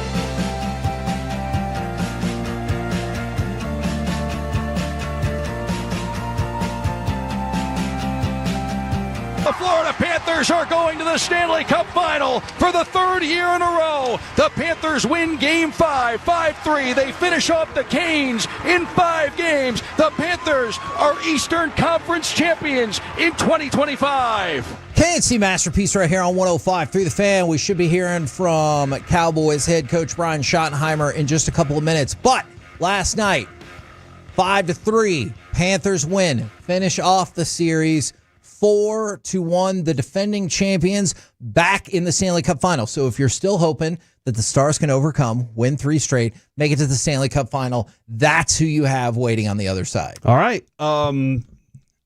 I think that the Stars tonight can score a couple goals and put themselves in good position to play against Florida after a couple more wins. Okay. Do you really think that? I do. All right. I like it. Look, again, Kevin, what did I say yesterday? 1 goal. Yeah. Get 1 goal, then get another one. Win 1 game, then win it. Like that's the mentality at this point you have to take is how do we fixate on the one thing that we need right now and then keep doing the things that it takes to get that one thing. Brian Schottenheimer's ready and on time right here on the fan. Big game tonight. Big game tonight. Yeah, we do. We do have a big game. I don't know what you care about. Some people do. I was talking about the Stars. I was talking about the Knicks. Oh, shoot. Hey, we're talking about different things. Exactly. The Stars got their problems. Yeah, We're in Dallas. yeah. We're in Dallas. Oh, we really? Yeah, we don't care about the Knicks.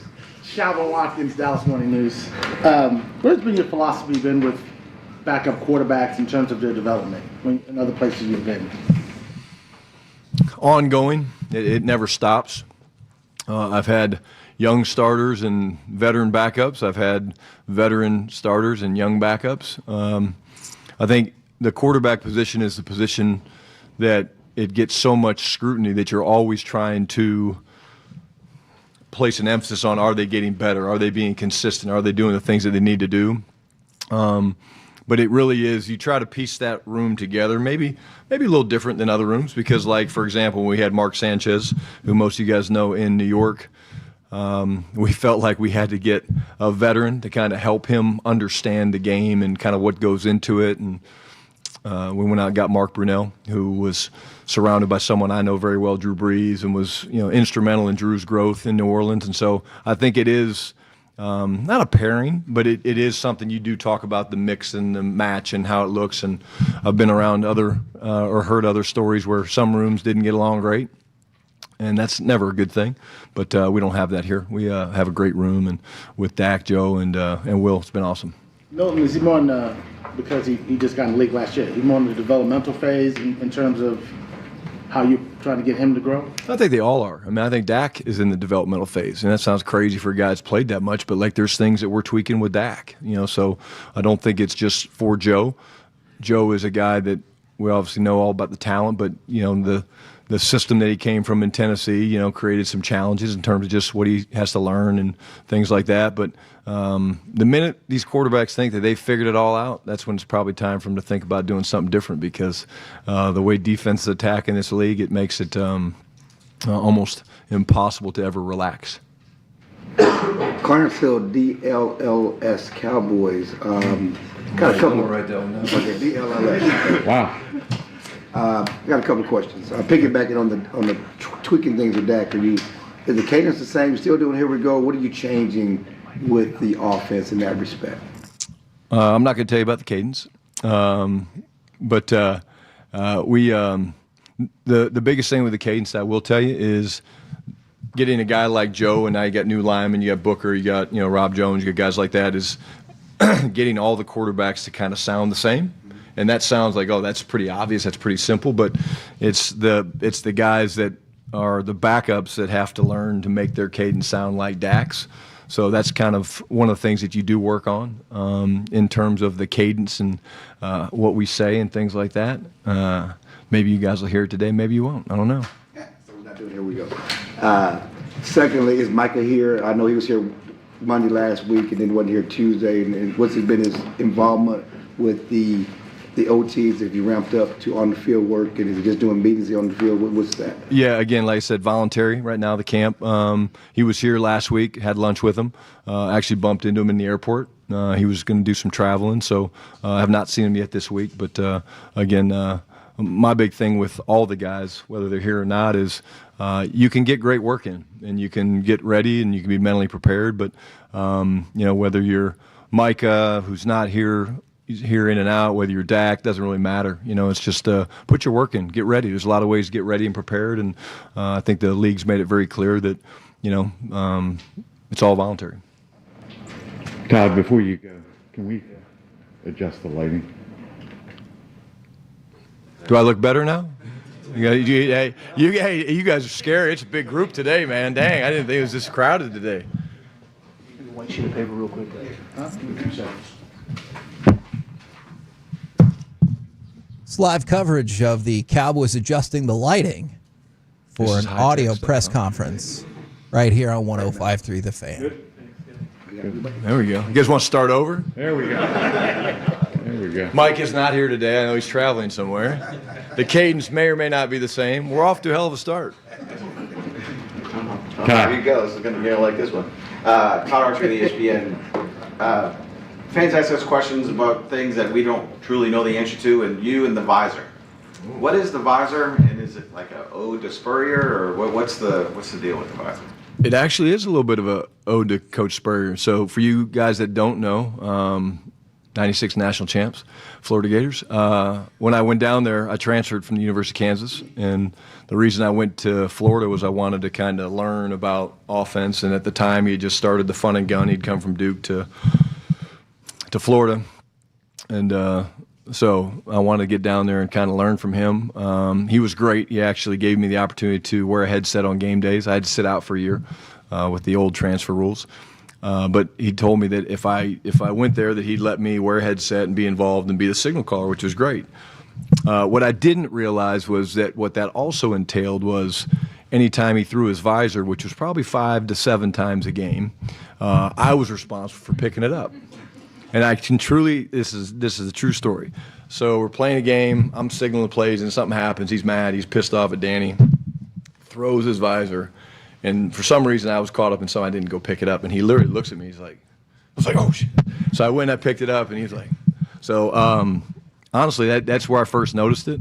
I think I look better in a visor than a hat. I mean, just I'm losing my hair a little bit, at least up front. But it does go back to Florida. And then another one, I talked to a couple of first-year head coaches in the last few years, and they said the people that they rely on most are game management type guys to really help them understand situations and things. And I'm wondering how much you will lean on Ryan Feeder as you go through your first year. That's a great question, and the answer is absolutely. Feeds is just a trusted advisor. I think he does it as well as anybody in the business. You need, on game day, you need one voice that you're hearing, because obviously these things happen at critical, intense moments and things like that. And so to have that one voice be someone that you have complete confidence in and complete trust in really does matter. He and I spend, hours just talking about different situations. It's been cool having Falus here because that's another perspective of a guy that's been a head coach, and it's been kind of fun for us as we start the process of game management to just talk about the different ways you look at situations. And we actually just had our first component of it in the team meeting today. John Machado at The Athletic. With George Pickens, has there been any moments out on the field where maybe there's something that he did that stood out to you where you're like, damn, like maybe one-handed catch, something like that? I think, number one, he's doing an incredible job picking up the system.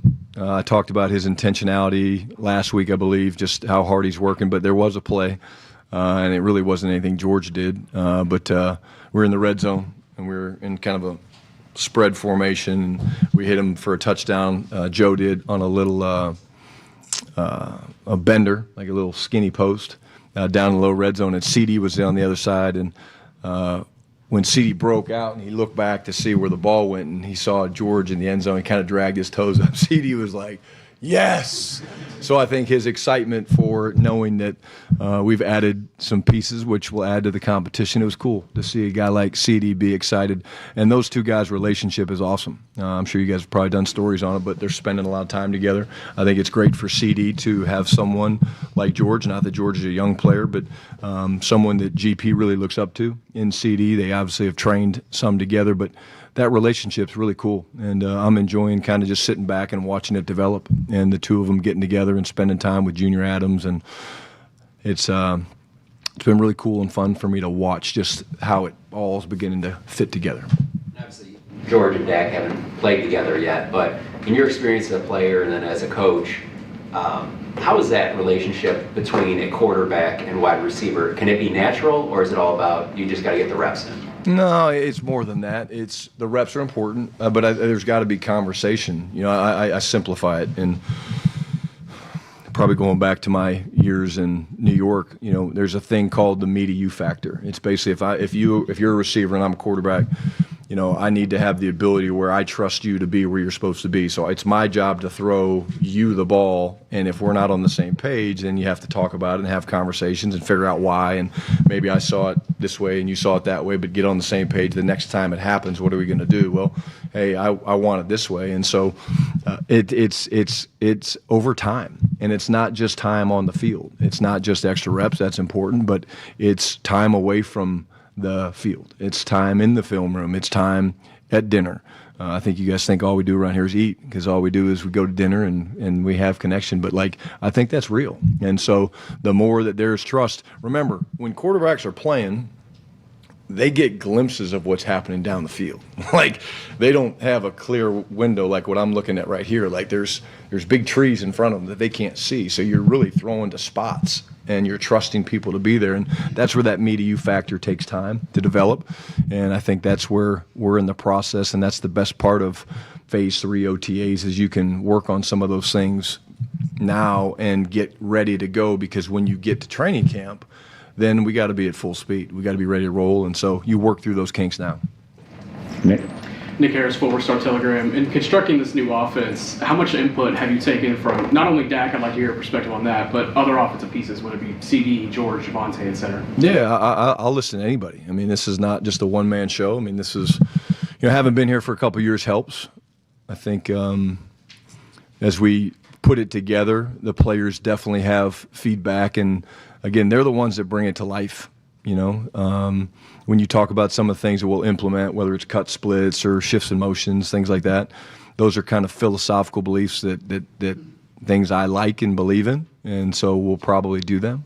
But at the end of the day, I'm always going to listen to a player's opinion. I might not do it, but I'm going to listen. No different than I'm going to listen to Clayton Adams or Lunda Wells, Flus on defense. I'm going to always take everybody's input, and at the end of the day, make the decisions based on what's best for helping us win a Super Bowl.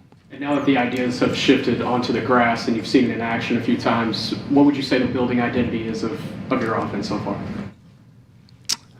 It's hard, because the first thing I would say is, we want to be physical. We're going to be a physical football team. We will be a physical football team, but the league has it set to where it's hard to practice that.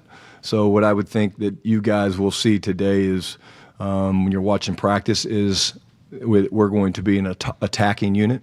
I think the thing I'm most proud of over the first week, I would say, of Phase 3 and being on the grass and able to run plays against one another, because in Phase 2 you can't, right? You're on separate fields doing separate things, is watch the effort and the intensity of everybody. When the ball is thrown from the quarterback or the runner breaks free, not only the speed that these guys are running with, but we call it the transition. So when a ball's thrown, watching the defensive lineman transition and go running, watching the skill players cover down, watching the offensive line, that transition is different, and it's unique, and we're proud of it. I told the players today that's the standard, and the standard is the standard, and we're going to uphold that standard, and they've really been working their asses off. Tommy Arch, DallasCowboys.com. We saw Tyler Booker taking some first-team reps. How have you seen him kind of early on mesh with the guys in that group? He's doing great. Again, we're creating competition. He's not taking all the ones. We're rolling different guys in there. Rob Jones, we're moving Brock around a lot, moving BB around some. But he's picked it up really, really well.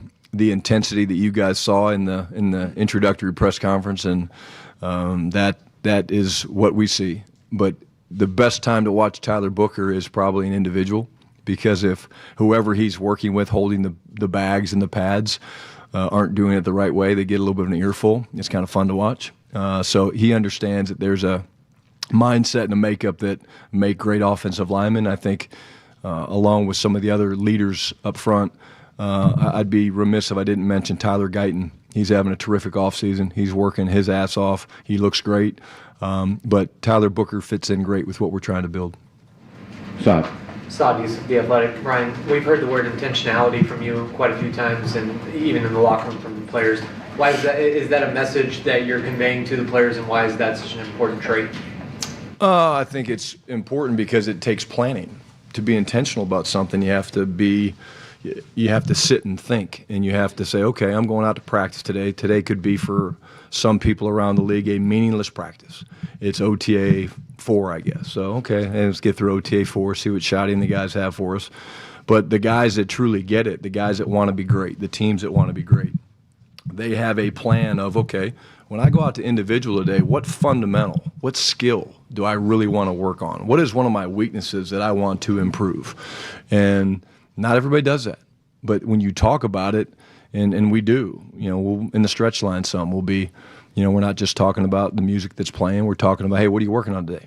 Because if they haven't thought about it, then they're going to miss an opportunity to either get better or just stay the same. And so it's something that I believe makes the difference between some really very talented players that are good players and talented players that become great and elite players, because if they're focusing and working with intention on, hey, this is a weakness of mine I got to clean up or get better at, and this is what the coaches have helped me kind of identify, then to me we're wasting time, certainly in the individual periods. As you've kind of gotten going in this offseason program, have you talked to other mentors, head coaches throughout this, or are you trying to take an organic approach and just figure things out as they go? No, I mean, you talk to people all the time. I've been thinking about this really my whole life as a professional, what I wanted to do, but there's things that come up every day. I'm kind of like, okay, I wish my dad was still here. I'd reach out to him, but the coaches around the league, spending time with those guys at the league meetings, they were great. They've all been a first-time head coach. I think that one of the things that happens is when you build relationships like I've built over my career and try to do things the right way, that these guys are open and willing to help, and that's great. There's guys like Bill Cowher that, is a close, family friend, was, a huge associate of my dad's. There's guys like that I can talk to, but at the end of the day, we've got some incredible people in this building that I'll lean on as well, starting with Jerry and Steven and Will. But yeah, I talk to other head coaches quite a bit. There you go, Brian Schottenheimer right here on 105.3 The Fan. We're the KNC Masterpiece coming up next. Perhaps we'll talk more about a player that Shotty just mentioned right here on The Fan.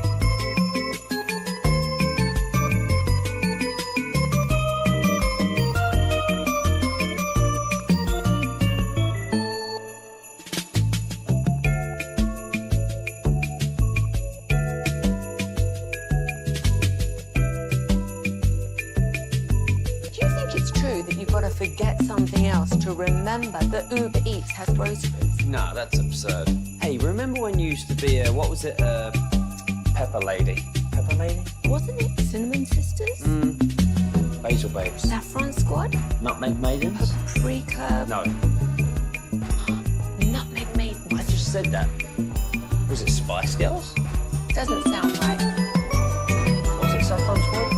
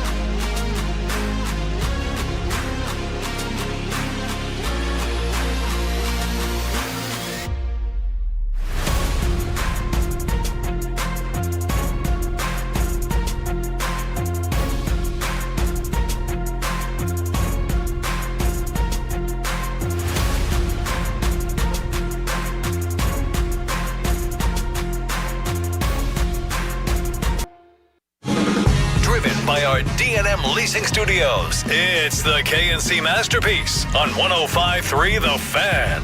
KNC Masterpiece right here on 105.3 The Fan. You got me, Kevin Hayland. You got Corey Majors. And, of course, Alec Medford. I'll also say, Kevin, we have the great fortune of having Brandon Hurtado up here right now, and he brought in some food. He brought brisket, he brought Texas Twinkie, and he has a new sausage that I think is amazing. What is a Texas Twinkie? It's, Do you know? it's I've the not tried pepper that. stuffed with brisket and cheese and all the stuff, and then it's wrapped in bacon. So the brisket was so good that I took the last piece, even though it was the last piece, without consulting anybody. Usually, you're like, oh yeah, does anybody or do you want to split it? Like, you don't mean you want to split it, but you have to have normal social graces maybe. But it was so good that I was like, you know what? Eric's loving this sausage. I'm going to go ahead and just take that. Yoink. And it was freaking delicious. Eric loving the sausage because it's a good sausage. Yes, absolutely it is. That's almost did. You almost slipped up there, Almost did it, Majors. dude. I'm Kevin, proud of you. I am. You're doing great. I texted Adrian and said I'm going to be exhausted tonight. Just be prepared. I'm going to need a nap when I get home. Very rare that the man gets to tell the woman he's too tired. All right. Jeez. So I didn't make any kind of deal. I'm just. All right. This is what you get when the void has to be filled. Exactly. So, rookies who most need to succeed in year one in the NFL for their teams. Okay, I want to dive into this list. Okay. But first, I want to talk about somebody who is not on this list that I think should be on this list. And I know you agree, and he just got brought up by Schottenheimer in the presser. Tyler Booker. Now, for example, number one on the list from NFL.com is Travis Hunter. Look, that makes all the sense in the world to me. You're going to be depending on him to do some stuff offensively and defensively. You're going to try to resurrect your quarterback. You've got a new era starting in Jacksonville, and they were terrible last year. I understand all of that. But I wanted to start with Tyler Booker first because I think he will be good. Mm-hmm. But man, are the Cowboys pinning a lot of hopes for their offensive line on he can plug and play at a really good level. You're dead on there. And that's where I'm a little... I know what I watched, sure. and Broadus and Wolchuk, they watch the same stuff. I know what I watched, and if anybody, a lot of people probably do the same thing that I've done for the last few years now. There was a period of time when I tried to watch 200 players, and I'd try to do that, and I was like, man, I don't know how Broadus and those guys do it. Yeah. Not having 3 kids helps. That is definitely something that helps. Yeah. That being said, when I saw Booker, I was like, oh man, all these qualities look like... You said, oh man, or... Oh man! When I saw it, I was like, okay, he's got a lot of these great qualities that I like, plus he comes from Alabama. You kind of always have to feel like you like that a lot. And the idea is that's just going to transition easily to the pro level. Last year, coming into the season, everybody had questions about Tyler Guyton. Nobody was like, he's going to be perfect. We all were going, no, there's going to be some work to do because he's raw. That was the exact conversation about everything but I think he's going to be pretty good. Now, he didn't turn out to be very good at all last year. And I think, Kevin, there's not as much pressure on Booker because more people are focused in on Tyler Guyton. Okay. And the unknown of Booker against the known is we know that guy wasn't good last year. He's got to be better. Booker just kind of gets thrown into the conversation. He'll be fine because he's good. We haven't seen him be bad yet. From the 817, I'm at Hurtado's in Mansfield right now. Oh, well, really? I'm glad that you texted that in because that is the perfect segue for Brandon Hurtado to jump on with us. But you know what? Real quick, while we're getting him set up, Travis Hunter leads the way. Ashton Genty, we already talked about him earlier in the show, how he was like, hey, I want to have one of the greatest rookie seasons you can ever possibly imagine. And that makes a lot of sense. Matthew Golden is on the list, as is Tet McMillan. So the receivers are represented as well. We wanted to bring up Tyler Booker because it feels like that is going to be very important to the Dallas Cowboys' success for the upcoming season. Right now, speaking of success, the man who has taken over Buc-ee's now with his book. Brandon Hurtado, thank you for letting us take you away from what you were actually supposed to be doing and jumping on air with us. What's up, guys? How's it going? We're good. Two important questions, and they're equally important. Do you think the Stars are going to win tonight? And do you think we could get a copy of your book for Alec? He is very poor. He loves his dad. Could we help him out with that? I know the answer to one of those things for sure. Well, I can definitely help you out with a book. I really thought he was going to say the Stars were going to win. That would have been great. I would have took it. The Stars have to win, right? I mean, Sure. It's at home. The energy is incredible. I was at one of the games, the home games last series, and playoff hockey is just absolutely incredible at the AAC. So, are there, whether it's the first period of this last game, whether it's going back to game one in the third period, are there signs that you see that lead you to believe, outside of what we feel in our heart, that they can win this game tonight? I don't know. I think we need Paige Beckers to make another visit because they seem to play pretty damn well whenever she's in this. We know her. Let's see if we can get that going. We're best friends, so that's a good thing. That's a positive thing. Compare that in that arena to that first year, because I don't know how many, because y'all were still in the pop-up, I believe, for the Rangers at the time, where y'all weren't in the stadium. Oh, y'all were in the stadium. We were there the first year when we went to the World Series. Okay, yeah. Compare the World Series vibe to the Stars, because I've always said Stars, it seems like they are the most raucous crowd in DFW. Well, I mean, I think the intimacy of being inside Globe Life Field versus AAC is just different, right? It's on a different level. There's more people, obviously. When you're inside AAC, it's like you're jam-packed and the energy is just really, really high. So playoff hockey's on a completely different level, I think, even than championship baseball. Now, we did see yesterday, and I saw your post. I did see your post. You guys, you and your family have done a phenomenal job of growing this thing here in DFW. But the top 50 came out for Texas Monthly. Unfortunately, Hurtado was on the honorable mention list. Yeah, which I disagree with, and I think all of Texas does as well. That being said, the barbecue community, there's some strong names in there, and you guys, y'all have all like grown this thing. When we talked a few years ago, you were like, it's a really strong community. It's just keeping growing, and it seems like that thing just keeps adding more to it. Here's the thing. I mean, even to be the top 100 barbecue joints in the state, there's over 2,600 barbecue restaurants across the state. So even to be mentioned in the top 100 is a really big honor for us. It's more about what list are we on with the people that are walking in those doors, paying our bills every day. How can we make, the common layperson happy? Can we keep reinventing ourselves to be relevant in 2025 when there's so much competition every day? And I think we're doing that. We're the official barbecue of Texas Rangers, and they're playing World Series baseball the first year that we're in there. I mean, that's amazing to us. So we've accomplished a lot of really great things in just a matter of 5 years. Yeah, and how's the new Dallas store rocking? It looks gorgeous. It's beautiful, and we're actually using that location to R&D all of our new sausages. We're making all of our sausage in house there. And we're coming out, as a matter of fact, with a new sausage tomorrow, a beef fajita sausage that we're going to have at all of our locations this weekend. I just had some. But you're R&D'ing that with Eric Chiafalo too, right? You need him to cycle through all this food, right? He's the sausage guy for sure. Yeah, we got to have him try all the wieners first. Now, you get our show. The book. I have to be serious today. That's right. He's not allowed to be sarcastic today. Can't be sarcastic. The book Barbacoa, you can buy it on Amazon. It has a 4.7 star rating, which is amazing. Do you want me to start listing off any names that didn't give you 5 stars, and we could fix that up? Put them on blast right now. Yeah. Okay.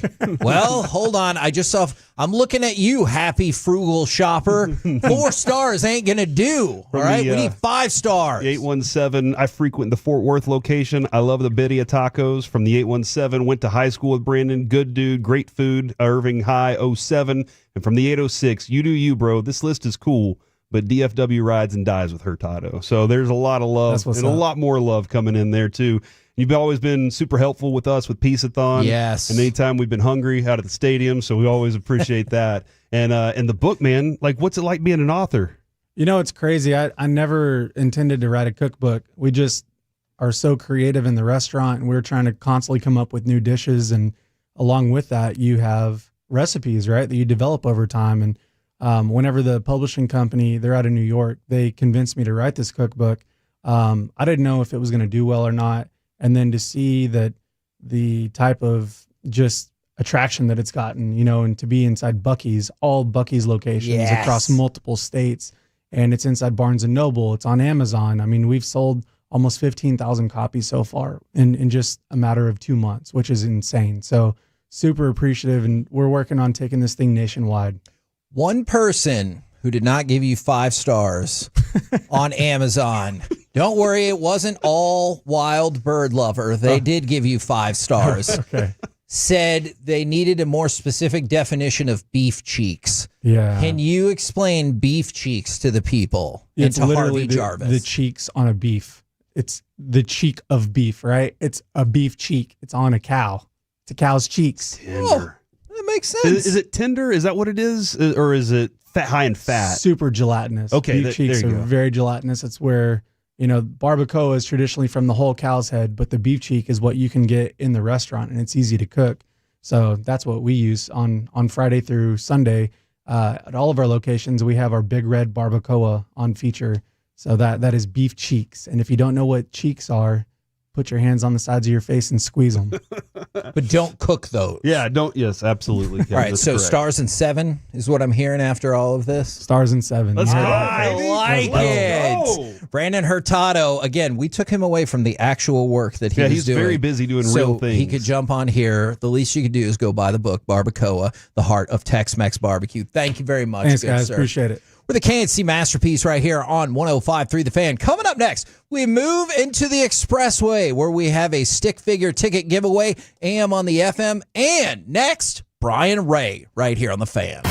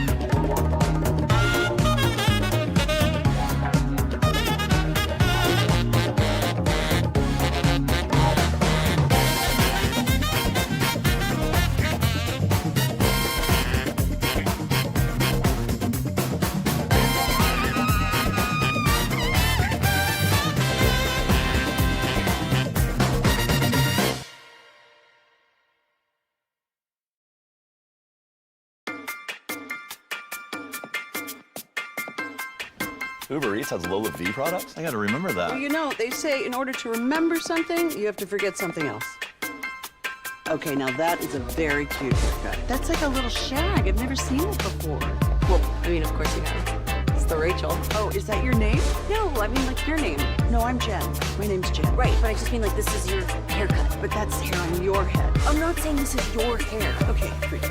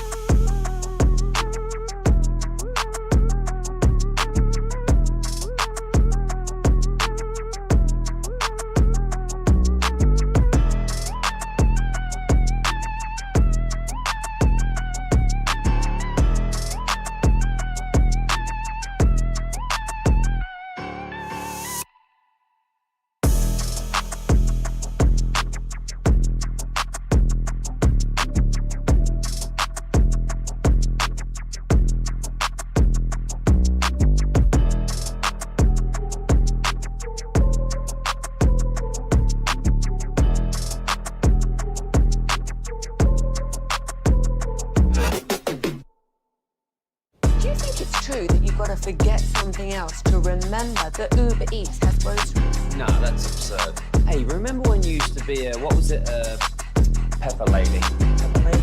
Wasn't it Cinnamon Sisters? Basil Babes. Saffron Squad? Nutmeg Maidens? Pre-curd? No. Nutmeg Maidens. I just said that. Was it Spice Girls? Doesn't sound right. Was it Saffron Squad?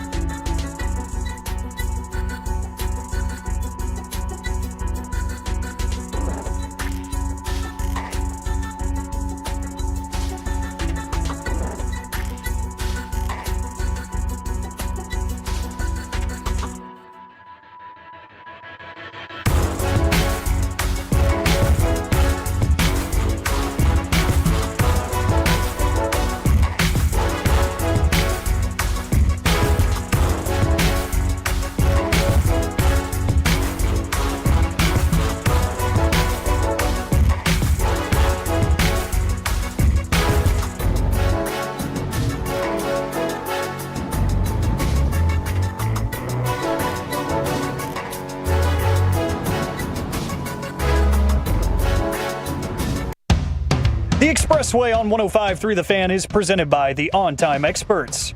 KNC Masterpiece right here on 105.3 The Fan. We're going to talk with Brian Ray in just a second, but first, I think we need to pour one out for Here We Go. Because Schottenheimer said they're looking at changing up the cadence in the snap count. Corey Majors, does that mean it is no longer, yeah, here we go? If that's the case, it makes a lot of sense. Because you could time it. Tony Romo used to do this too. He'd wait till the last second of the clock. I hated that. Because if I'm a defensive player, I'm just jumping after that second. As soon as I see, you got to mix it up. You got to go various different times, and you can go based on the clock, but give yourself 3 seconds instead. Give yourself a little bit of a different time. So here we go. In my mind, if I'm a defender, I just heard it. I'm ready at any second. I can jump off. Right now, we bring to you Dallas Stars TV host and analyst, Emmy Award winner. It is Brian Ray. Brian, how are you dealing with the news that the Cowboys might no longer say, yeah, here we go, before they snap the ball? So the beautiful thing is I have no idea what you're talking about. What? I have a morning skate for a Game 5 to see if the Dallas Stars can survive this and somehow flip it around. I have been in the ultimate black hole tunnel vision of playoff hockey right Okay. now. What I love missed. it. All right. I love it. Don't worry about what you missed. Don't worry about it. We'll Fine. text you later. I have a hockey question for you. Hey, can the Stars play competent 5-on-5 hockey to keep this thing going? Because what is the deal, man? Can they? Yes. And as brutal as the last game was, the 2 goals that Edmonton scored were power play goals. Yes, they added empty netters. Yeah. So Dallas has been building their 5-on-5 game as this series has gone along. Here's the problem. We have now reached DEFCON 1, and it is no more building games. It is no more building elements to your game. It is you need goals, you need wins, and you need answers. And that is the big question we're going to see tonight is this team has now been pushed to a place it has really not been pushed to yet, really since the Colorado series, to get this to 7 games. So they have now been pushed to that place against the hardest dragon that they have had to slay so far. Yep. And we're going to learn if this team is up to the challenge. And having said all that, we do have to give some credit to the Edmonton Oilers. It's not like this is, a middling team that came in here. It's a pretty darn good hockey team on the other side. And this is what happens when you get to the Final Four. That you are the 4 elite teams of this season in the NHL, and it really can come down to a 1% difference that will separate who moves on versus who doesn't. And right now, Edmonton has had that 1%. Sometimes it's felt like 2%, but they've had that extra 1% so far. I saw the line that DeBoer said that the being down 2-0 to Vegas was more daunting than this. Can you elaborate a little more on that? What do you think he's thinking there? Yeah, I don't know if I can elaborate because I'm not in his head. Yeah. When I heard that line, first of all, I was kind of like, I don't know if I want to tell Edmonton that.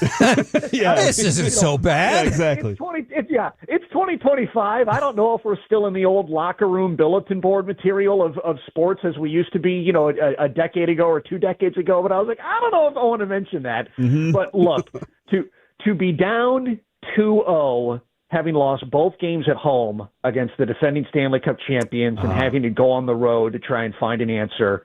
That's what Dallas walked into last year.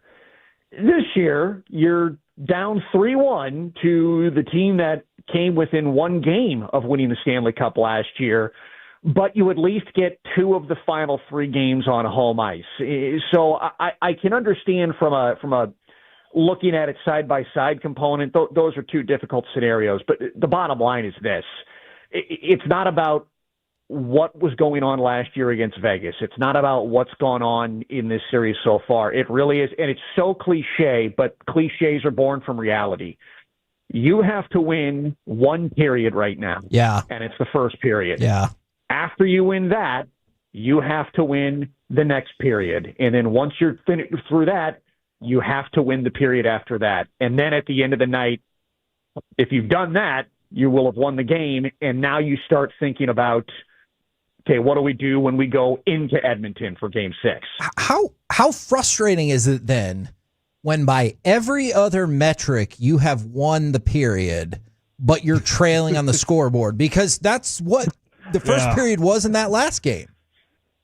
Yeah, it is. I don't know how hockey players, especially ones that are paid to score goals, I don't know how they deal with that. And then we get to ask them about it the next day and the next day and the next day. And I was just doing a thing with Sebi. And look, this is going to be a thing until it's not a thing. And if Dallas could get the first goal tonight, and if they could get the first goal from somebody not named Mikko Rantanen or Rope Hintz or Mikhail Granlund, that top line, then it's no longer a thing. But until that puck goes in from somebody down that lineup, this will continue to be a thing. And it sounds strange to say, how do you will a puck across the goal line? And even Peter DeBoer, I really liked his line today. He was asked about this exact thing, about the lack of depth scoring and having these conversations with your players. And he said, listen, you cannot coach the puck across the goal line. You can do everything else as a player to prepare yourself. You can do everything else as a coach to try and put a game plan in place, put people in places to succeed, etc. But you can't coach the puck across the goal line. I really do think if Dallas can just get one to go, the weight comes off the shoulders. They start to feel a little bit less pressure. That's just one less thing to worry about. They're back to feeling normal like themselves again. And talking with Matt Duchene at Morning Skate today, he said, look, we're on a cold streak right now. But what usually comes after a cold streak? A hot streak.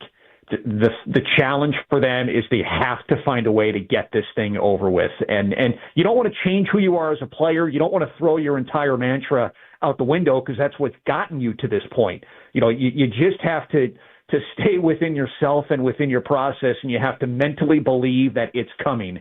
When you have a first period like the Dallas Stars did, you should believe that something is coming. You really should, because as you said, they dominated every single metric except the most important one. Yep. And you have to hope. This is the fun part about being a fan. We got to hope.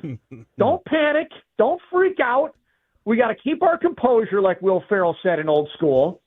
and we just got to hope it's coming tonight. Yeah, Kevin, I kind of compare that a little bit with the Rangers. Get a couple runs early, and you start feeling a little more comfortable. You know, and I know Brian doesn't know who the Rangers are right now because he's so focused. I grew up on baseball. Come on, I grew up on baseball. Okay, all right. I was going with what you told me earlier. No. Now, having said that, now since you brought it that way, yes, get a couple of runs early, or a Corey Seager bomb right in the leadoff at bat would be nice here at American Airlines Center. Let's get the building just lit up 5 minutes into this hockey game. Now, I would have thought, hey, yesterday the Rangers got a hit to start the game, and then that was the only hit they got. Okay. Look, now, Kevin, all right, we're talking about hockey. All right, talking hockey right now. So I would have thought hockey logic would have dictated that after Hyman went out, the physicality would shift, or perhaps maybe even be even. But that didn't seem to happen whatsoever in the last game, and now you've got Jeff Skinner coming in. I'm curious what you thought about the physicality post-Hyman and then what Jeff Skinner can do. What Jeff Skinner can do, I'm not totally sure. He's kind of had an up-and-down season, and he's not really been a main player in these playoffs.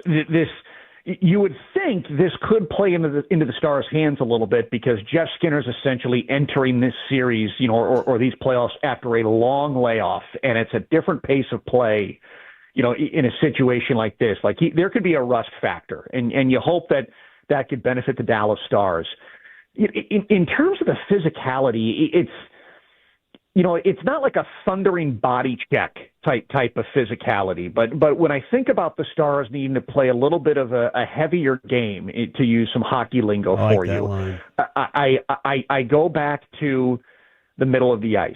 And so when you're watching this game tonight, look at how many white Edmonton Oilers jerseys are between the two face-off dots down low in front of the goal crease. Because for the last handful of games, yes, it has looked like a wall, a force field. And so from a physicality standpoint, I think we are at the point where Dallas, yes, you're going to have to send one guy, but you're going to have to send a second, possibly a third, to just bulldoze your way through that wall and find a puck to score a goal. And I was doing a nerdy analytics dive yesterday. So Stuart Skinner, the Edmonton goaltender, the average distance of the goals he has given up in the playoffs is between 14 and 15 feet. It's the second lowest of any regular goaltender in the playoffs this year. LA's Darcy Kemper is the only one ahead of him. 15 feet from the goal is that exact area that I'm talking about, and that exact area that Edmonton has been trying to take away from the Dallas Stars, between the two face-off dots and right towards the blue paint. If that's the average distance of where he's given up his goals, that tells me that's where you're going to have to score from.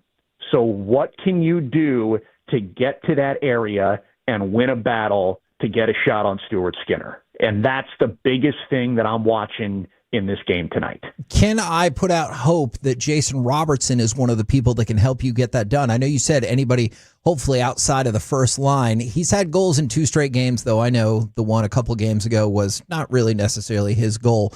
But is there hope that he can continue what looked like some momentum in the last game? Yes, there is hope. And you know what? I'm glad you brought up the goal that he scored, but it technically wasn't his, or it didn't seem like it.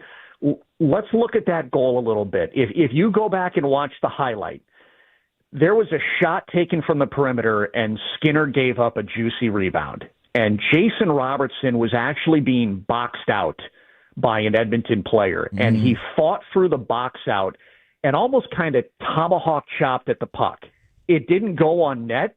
It fluttered over the net, but because he was able to get to that puck physically fighting through a box out, Edmonton's defense now is turned around looking behind the net. They fall out of sorts, and the Stars gain possession. They feed the puck out to Bischel. He gets the shot off. And Jason Robertson got the goal because he tipped it. Where was he standing when he tipped it? Right in front of the blue paint in that little zone where Stuart Skinner has given up goals. So, yes, there is hope because Jason Robertson on that goal, not once, but twice, got to that 15-foot area that Dallas has had a hard time penetrating, and it finally gave the Oilers problems. Yes, there's hope, but that goal that he scored 2 games ago, I look at that and I'm like, that's your formula.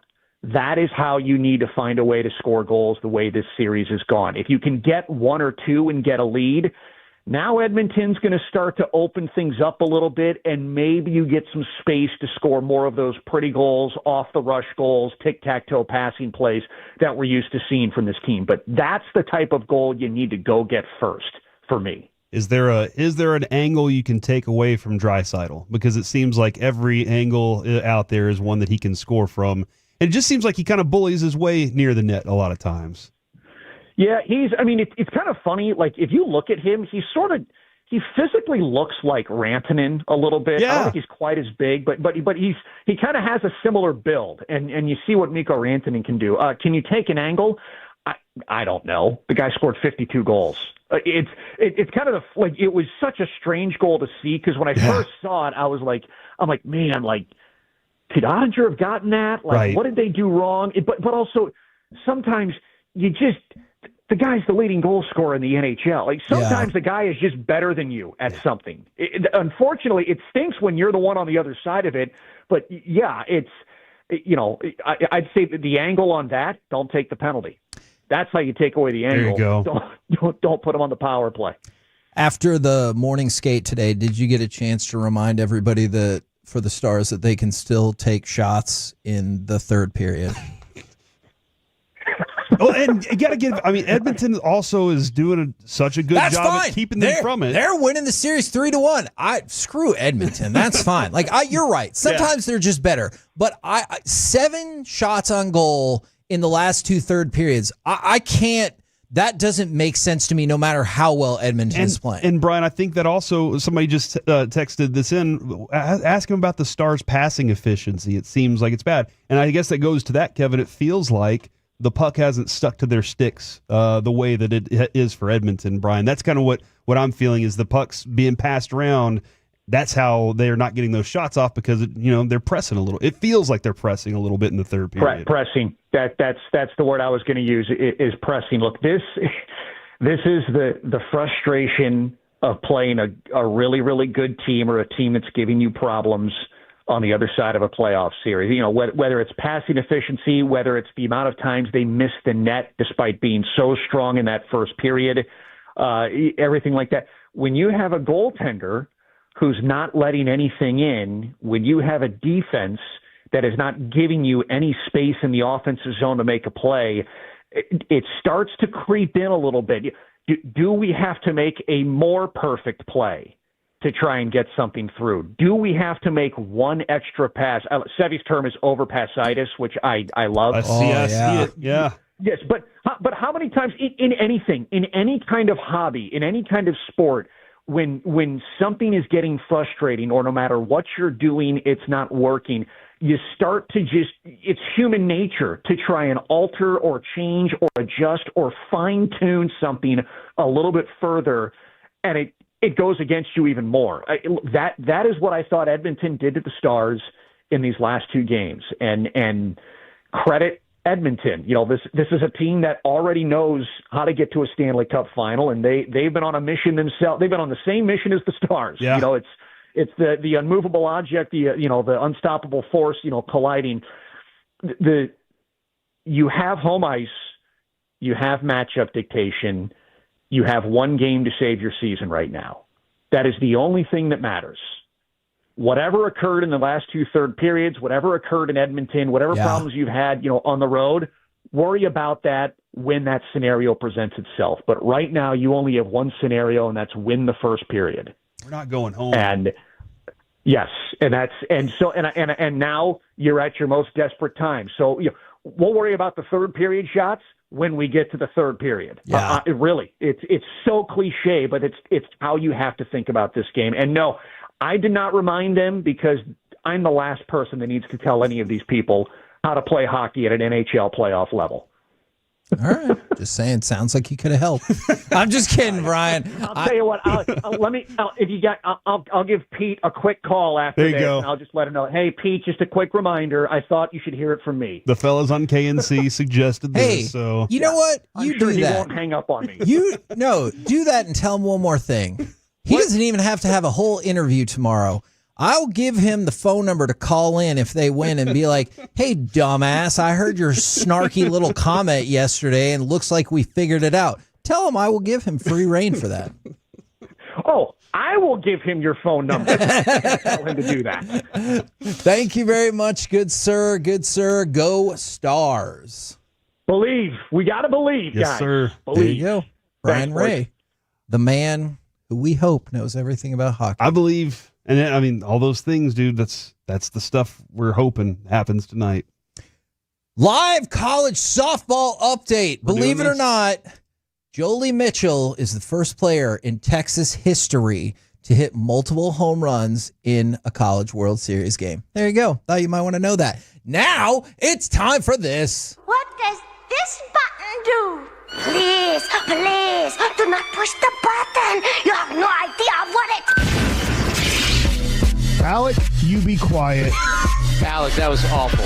1 for Alec, 0 for Peyton. Don't you dare touch that dial. Don't you dare do it. It is time, 4 a.m. on the FM. My name is Alec Medford, the man they call the pride of Mansfield, Texas. We've got the question of the day coming up in just a moment.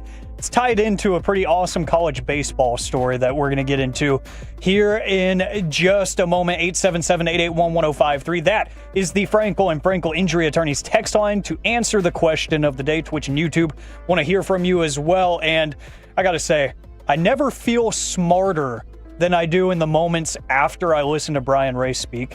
Oh, yeah. Like, I just feel like I am as smart as anybody on the face of the planet. So, yeah, I'm going straight to the group chat. I'm confused. Yeah, it sounded like you're saying Brian Ray sounds dumb and it makes you feel smarter. No, because he's a wealth of information. Okay. And I understood. I feel like I understand hockey in like a 3D level now. Okay. You know, every time he speaks, like, he's breaking down analytics about the distance of goals on average that Skinner is giving up and how it's the shortest compared to all the other goalies that, you know, you would think are better, but, you know, they're giving up longer goals and they're seeing things in a different way. It's crazy. Yeah. He just makes me feel so dumb at times. And then afterwards, I'm like, I feel like I could talk hockey with anybody. This is awesome. Today's a great day. I got you. No, I now I understand, Alec. Look at you. You're trying to make another enemy for me. And we got you a free book. Yeah, well, we did. What does that mean? Yeah. What? I was going to make a joke and then decided not to. You almost slipped up again. I am trying so hard today. I've told Adrian I'm going to be exhausted by the end of this day. Ironic, huh, Kevin? This is so difficult. Well, the question of the day today, gentlemen, is going to be, you could probably make some jokes about it. I'm sure there will be some on the fan text, but what is your ultimate comfort food? 877-881-1053. The one food that you can always count on to get the job done. Man, this probably shouldn't be my answer, but it immediately popped in my head. I love yellow Laffy Taffy.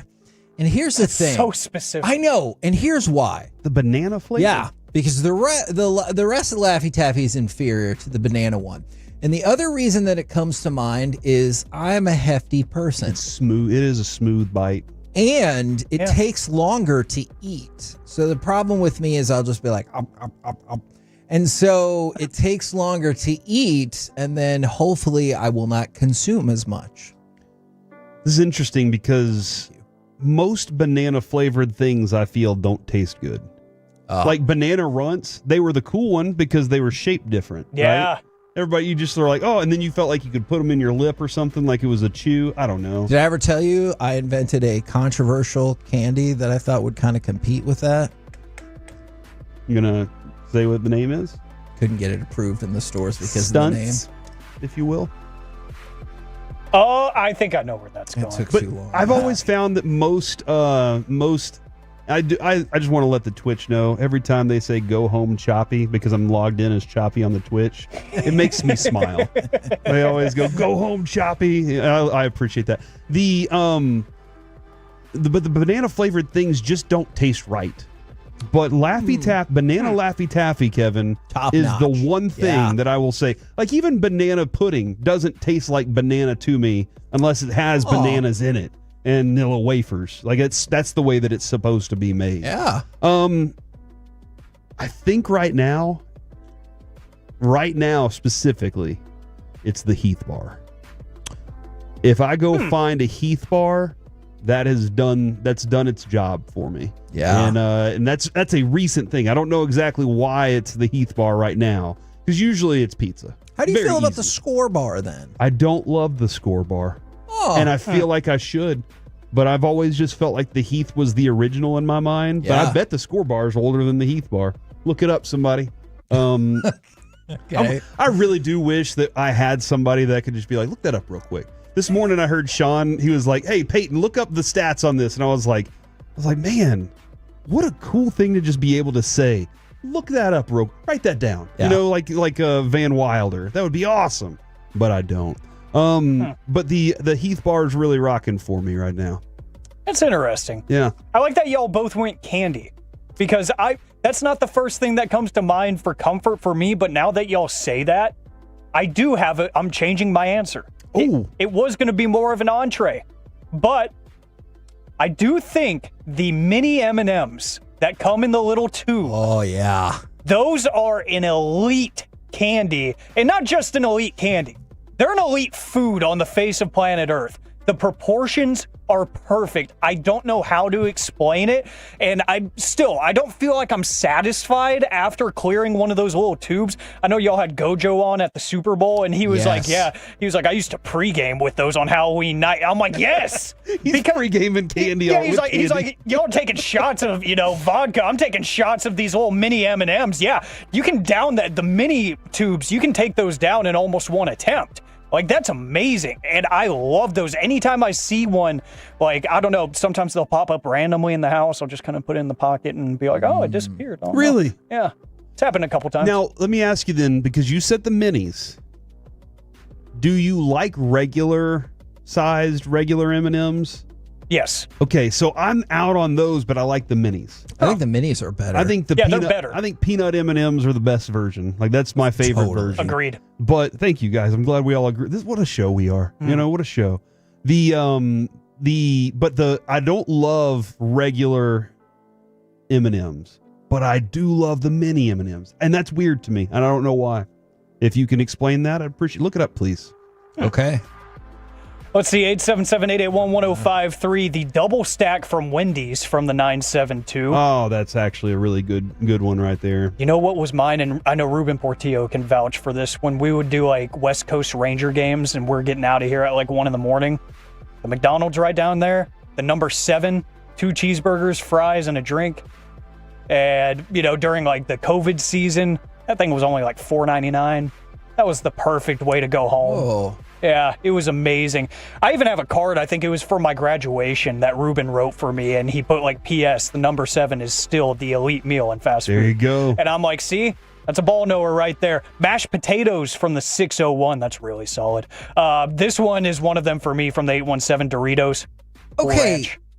Doritos are very easy. I'm not disputing mashed potatoes. That's interesting, though, because a lot of the chips, the candy, those feel easily grabbable. Yes. Whereas mashed potatoes, it feels like you have to put some semblance of effort, probably somehow, to make that You happen. have to have a fork or spoon.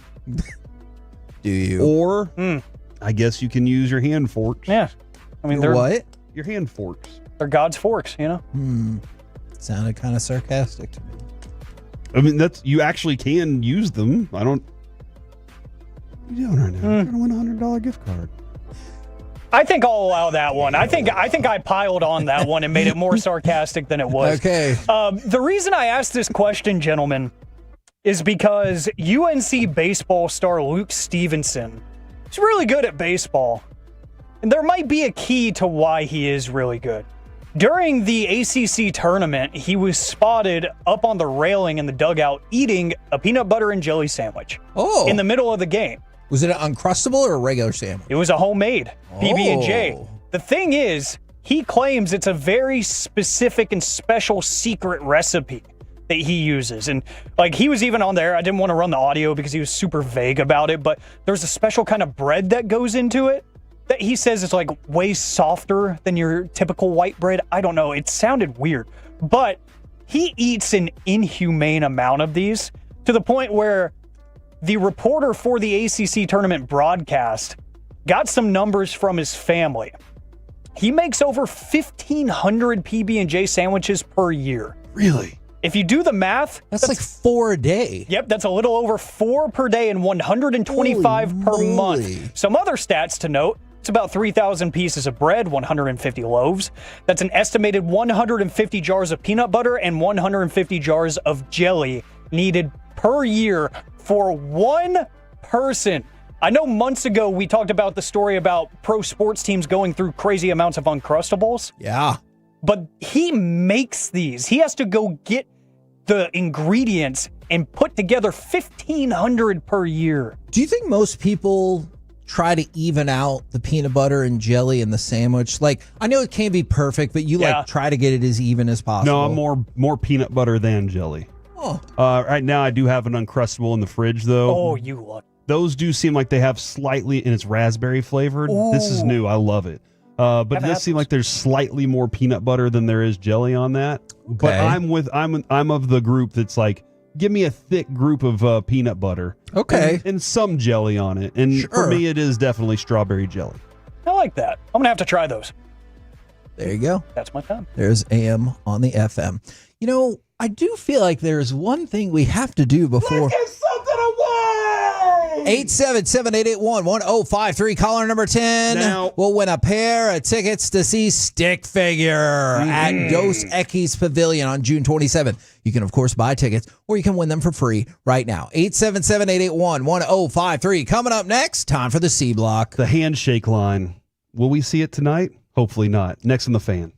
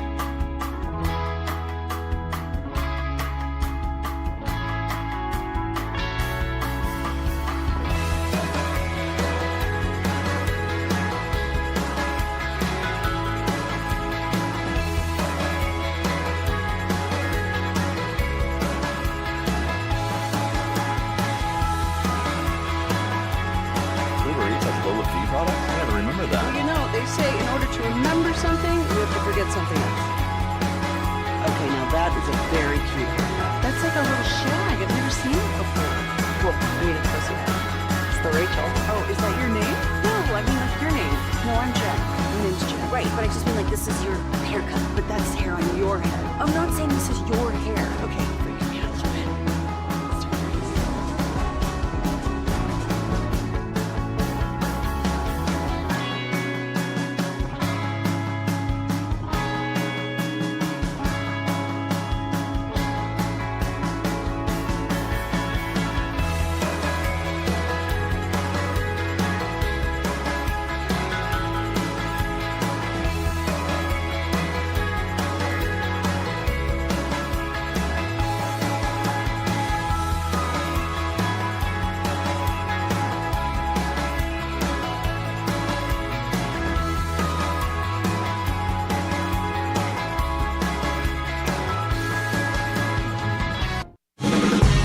By our D&M Leasing Studios, it's the KNC Masterpiece on 105.3 The Fan. KNC Masterpiece right here on 105.3 The Fan. If you missed out on the stick figure giveaway, don't worry, we will have it tomorrow in the noon o'clock hour as well. But right now, it's time for the C Block starring Jorge Majors. Thank you very much, Kevin. I really appreciate that. And we're bringing in the Hockey Hawk Gavin Spittle for a quick few minutes. First off, I received a bet from a Tolo that I could not do a whole show without being sarcastic. We are now 3 hours in. Do you think I can finish this show and not be sarcastic? It's going to be tough. All right. See, even the boss knows. Also, kind of sounds like payola, doesn't it? Yeah. We'll have to talk about that at a different point. But Paul Maurice, the head coach for the Florida Panthers. Yes. He was talking last night after the game about there was a little bit of a interesting mix-up you could see on the ice, but he had a reason for what was going on whenever it was time for the handshake. And I think we all believe handshake is one of the coolest things in all of sports because these guys have battled and now they are shaking hands and being, dudes. Yep. Just saying, hey, congratulations.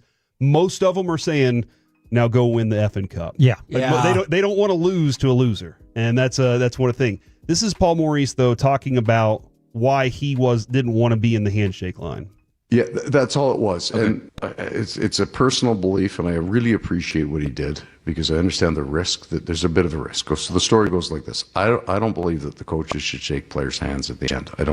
There's this long list of people in suits and tracksuits.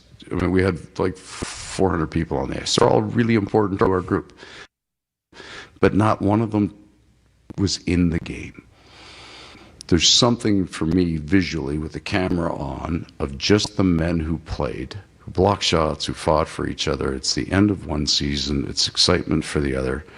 The last thing that a player on the Carolina Hurricanes deserves is 50 more guys in suits they have. They have no idea who they are. And that's not a negative. There should be something really kind of beautiful about just the camera on those men who played shaking hands. And we should respect that. So we talked to Craig Berube on the ice in Toronto, and I figured if I could that's good there because that's essentially he talked to the other coach and they said, all right, I agree with you up in Toronto. I've never really taken anything from it because I've only ever seen those guys. Do you agree with that though? I think it's true leadership. I mean, we're talking about a guy who left Winnipeg and could have stayed there for a long time, said, I'm going to quit my job because you're not listening and I want you to win. I mean, how many coaches have ever done that? Right. Yeah. So he really is unique. He's different. He's an amazing combination of he has great offensive mindset, but great defensive mindset. And his teams are physical. Yes, they are. Hell of a soundbite, too. Yeah. Oh, yeah. Yeah. He is. No, and I'm so happy. And just to take a step back, Kevin and I were talking about this in the break. I think it was 26 years before he, as a head coach, hoisted the cup. Really? So when we talk about Pete DeBoer and everything, Paul Maurice is arguably, I have him as the best coach in the NHL, and he raised his first cup last year. Wow. Yeah. So that it's says a lot hard. about how difficult it is It's to get very this trophy. difficult. That being said, I know you're a big Rangers and Cowboys guy. How you feeling about our Stars' chances tonight?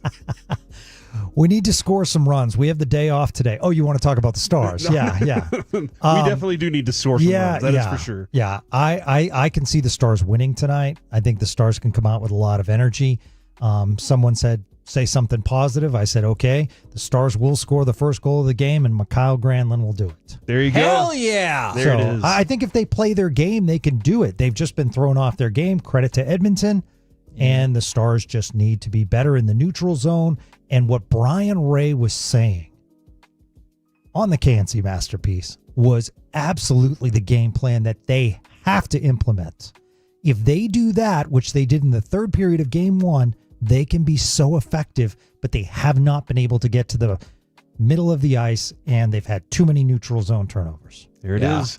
That is the boss man right there, Gavin Love Spittle. it. The Hockey Hawk, is he's also known. You can check him out on the Spits and Suds podcast. Hey, quick plug. You guys are awesome. Thank You're you. one of my top 4 shows on the Fan. There's Not even top 3.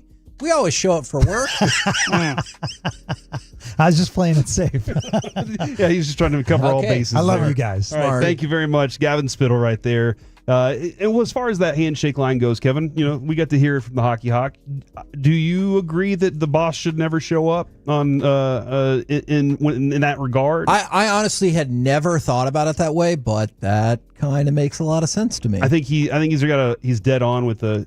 I think we learned our respect for Paul Maurice last year. Yeah. Last year we were like, dude, these sound bites are hilarious. Oh my God. And then we saw like what he was doing and how he coaches this team and just how impressive that is. So I've never thought of it this way before.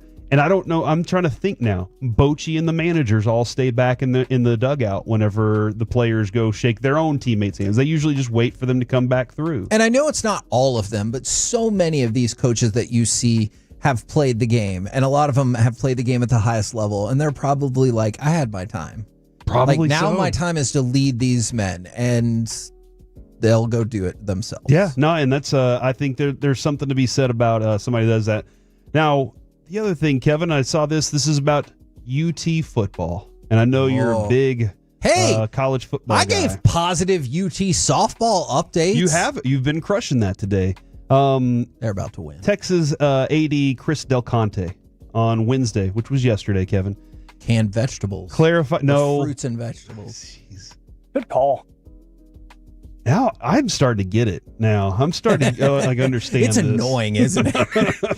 I don't know how you do this show. Today was really teaching you a lesson. I don't know how you do this show. But he clarified 2 issues on the football program that have made recent headlines, including a scheduling change request for the season opener against Ohio State and the total amount of NIL money poured into the current roster.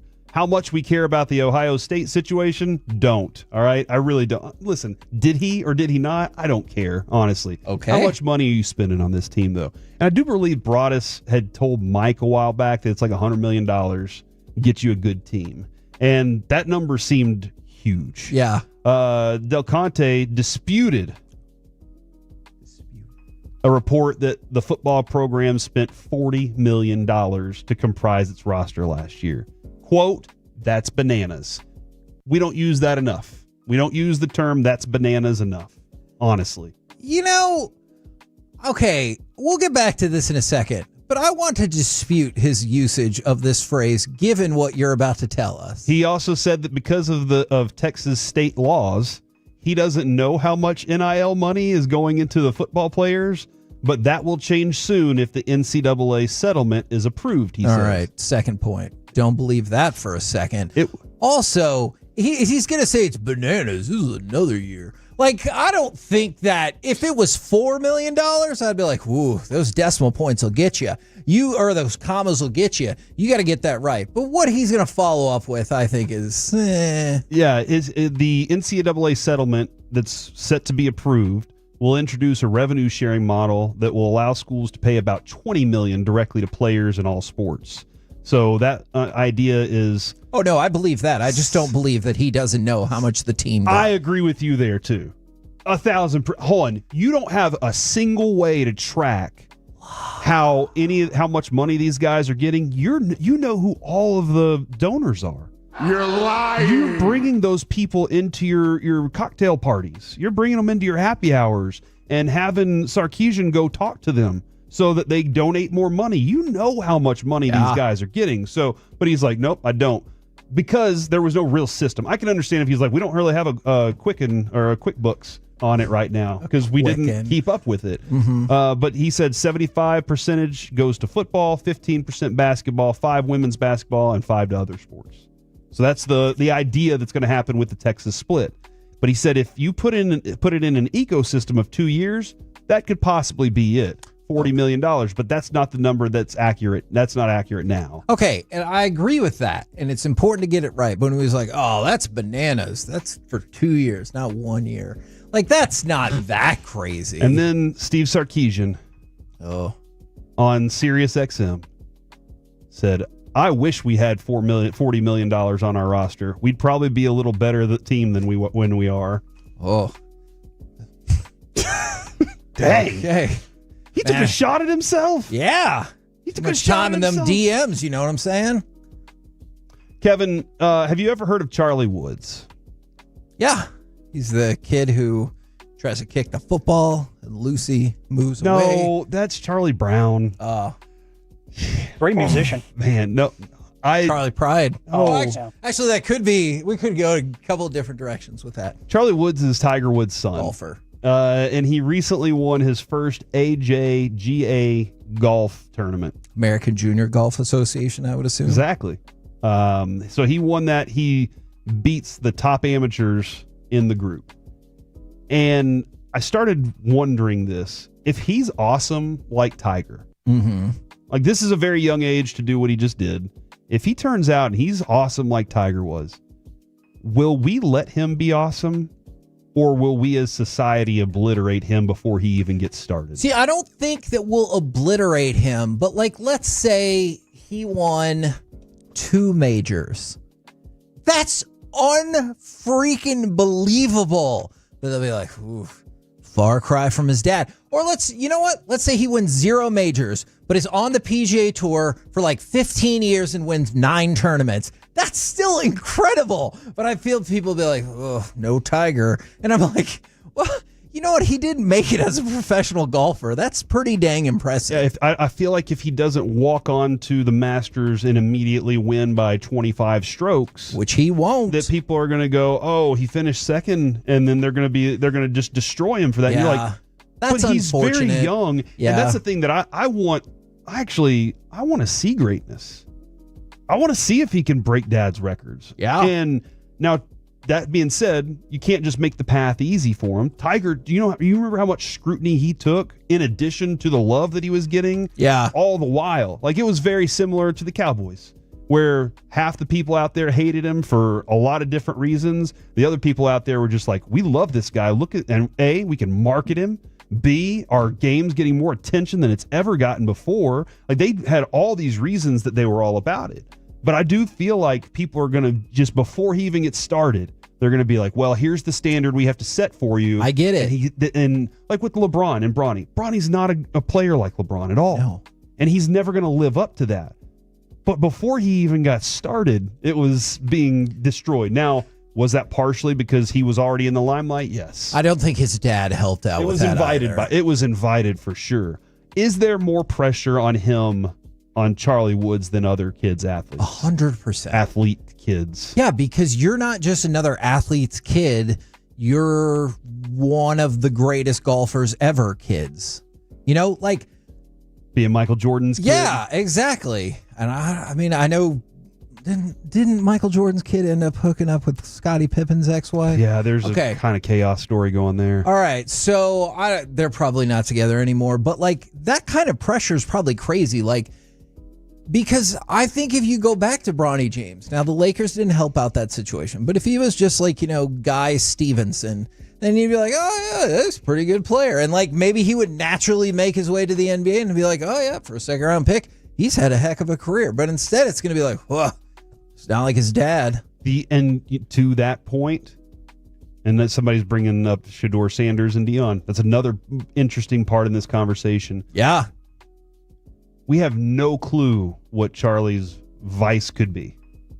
But will he not be compared or looked at in that same way because of what his dad did? Look, I get it. And that's unfair. But it's very unfair. It is the way that people look at things, though. Yeah, and you see that all the time where parents kind of pay for the sins of their kids or kids pay for the sins of their parents. I don't like that either, but you're right. That is the way it is. Yeah. By the way, Kevin, can you read? It's from the 469, and it has my name at the beginning of it. Oh. I don't want to read it because I don't want it to come off as sarcastic. Corey said that he finishes the golf tournament in 25 strokes, and y'all didn't laugh. What is going on today? This is a weird show today. I'm sorry, guys. This is a different approach. What do they mean by that? Yeah, that's explain. That's a golf term. I'm not sure. Use it in a sentence. Yeah. What's its origin? And that, ladies and gentlemen, is the C block. You're so lucky the C block was like 2 minutes longer. Like that guy in the golf course. We're the KNC Masterpiece right here on 105.3 The Fan. Coming up next, why the most dramatic moves some Rangers fans want are still a long ways away. We'll do it next right here on The Fan. North Texas born and raised.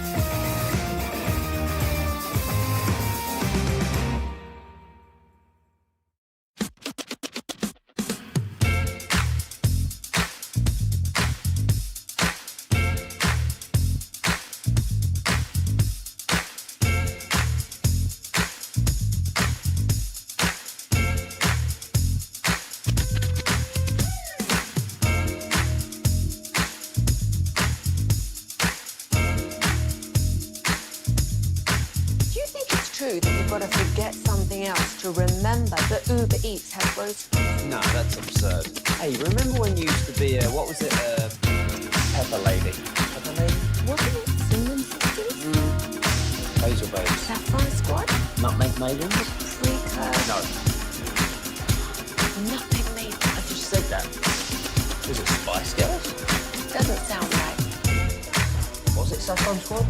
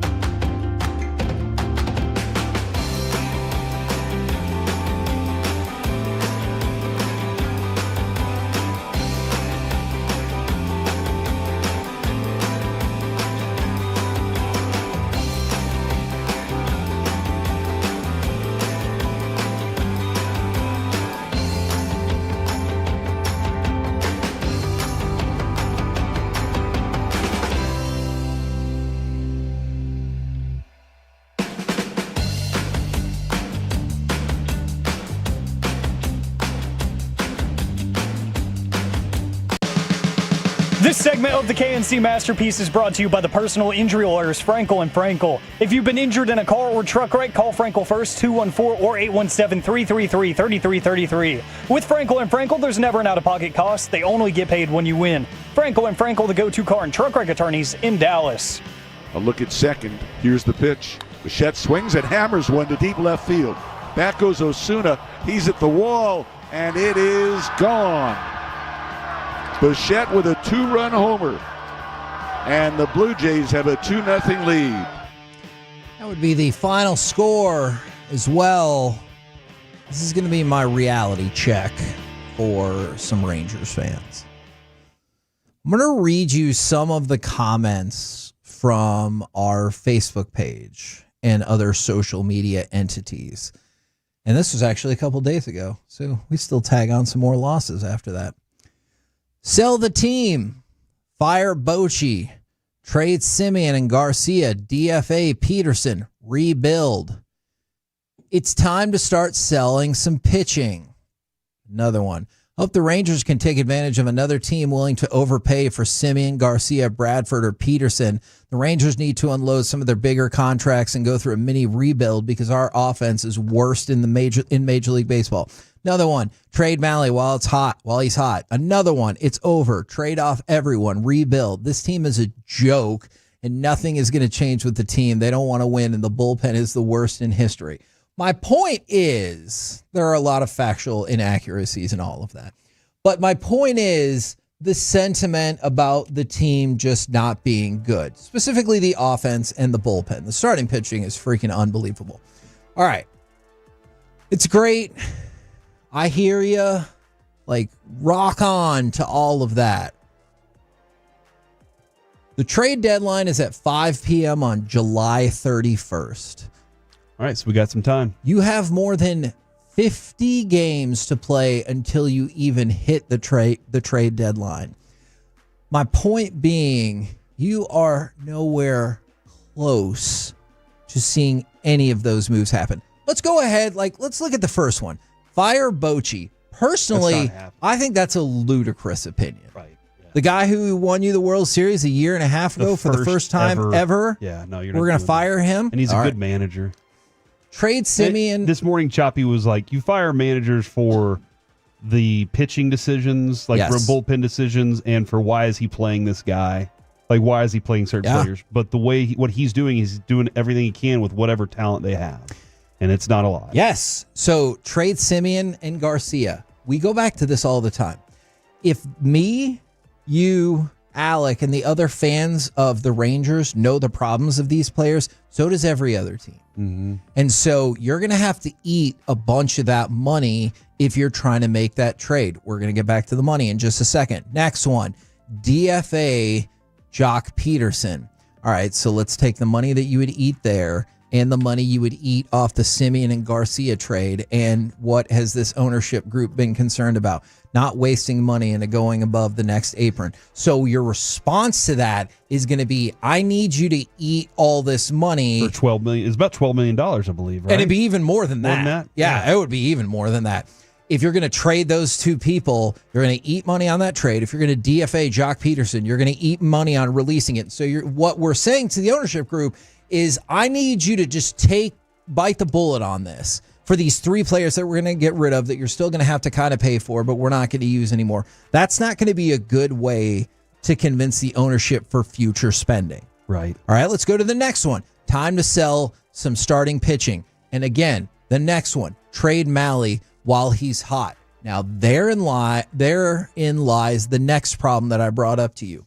You have more than 50 games until the trade deadline. So theoretically, although Boch did say they might scale some of them back, that's at least 10 more starts for Malley. All right, so that's a lot of starts. Unless you deal him right now. That is true. The appeal to trading those players right now is zero to me. And here's why. Baseball teams don't actually pay that much more, if any more, for making the trade earlier before the deadline. Like in my head, you trade for Malley right now, I know he'd still be a rental. You trade for Malley right now as opposed to at the end of July. You're like, oh, we get 10 extra starts. That's not really what the history of the baseball trade deadline tells us. You don't seem to get that much of a premium, if any premium, for trading early. So the Rangers are going to be disincentivized to make those trades earlier. Secondly, that is not the way that Chris Young operates. But you heard him with G-Bag, obviously going back several weeks now, when they talked about firing the offensive coordinator. The thing that he said multiple times to G-Bag was, there's still enough time in the season. We think we could turn it around. There's still enough time. You think 25 games later or whatever it's been that they've changed their mind about that? There is no way. If you consider the fact that they still have 50 games, 52, I think, until the trade deadline, there is no way that the Rangers have changed their philosophy on this. So I just wanted to throw out, and we've got a couple of other points that we can run through, but I just want to throw out there, while everyone is saying the season is doomed, I'm not disputing that. In fact, if you want some numbers, there's been 1,215 teams in baseball history that have had the same or worse record than the Rangers at this point in the season. According to StatHead, only 3.6% of those teams have made the playoffs. All right, so I don't disagree with the people who think the season is probably lost, and I just wanted to give them some information to back that up.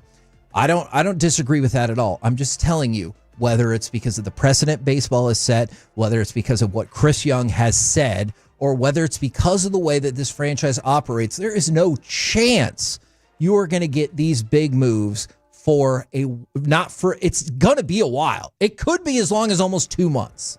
Yeah. What I think needs to be done is almost impossible right now. Which is? About 4 different players added to this team. Sure. That can all hit better. Sure. And I don't think you can go into the minor league system and get them. And it might not be 4, it might be more than that. Yeah. But it seems impossible to do this season based on what is out there, what you have, and what money you can work with. But the reality is the talent at the plate is not good enough. And you are doing everything you can to give it opportunities to turn back into what it is. But at the moment, it is not good. And so I think you have to add bats. That's the only place I'd go to. Yeah. There's nothing else on this team I want to change right now. And by God, if I finally got that, then I'd want to change the bullpen a little bit. But right now, it's really only about the hitters. And Kevin, Seager, Langford, Berger, and Heim might be the only good ones to keep around. Oh, not Josh Smith? He's a good utility infielder, Kevin. Okay, I will disagree about Josh Smith. That's fine. Keep him around.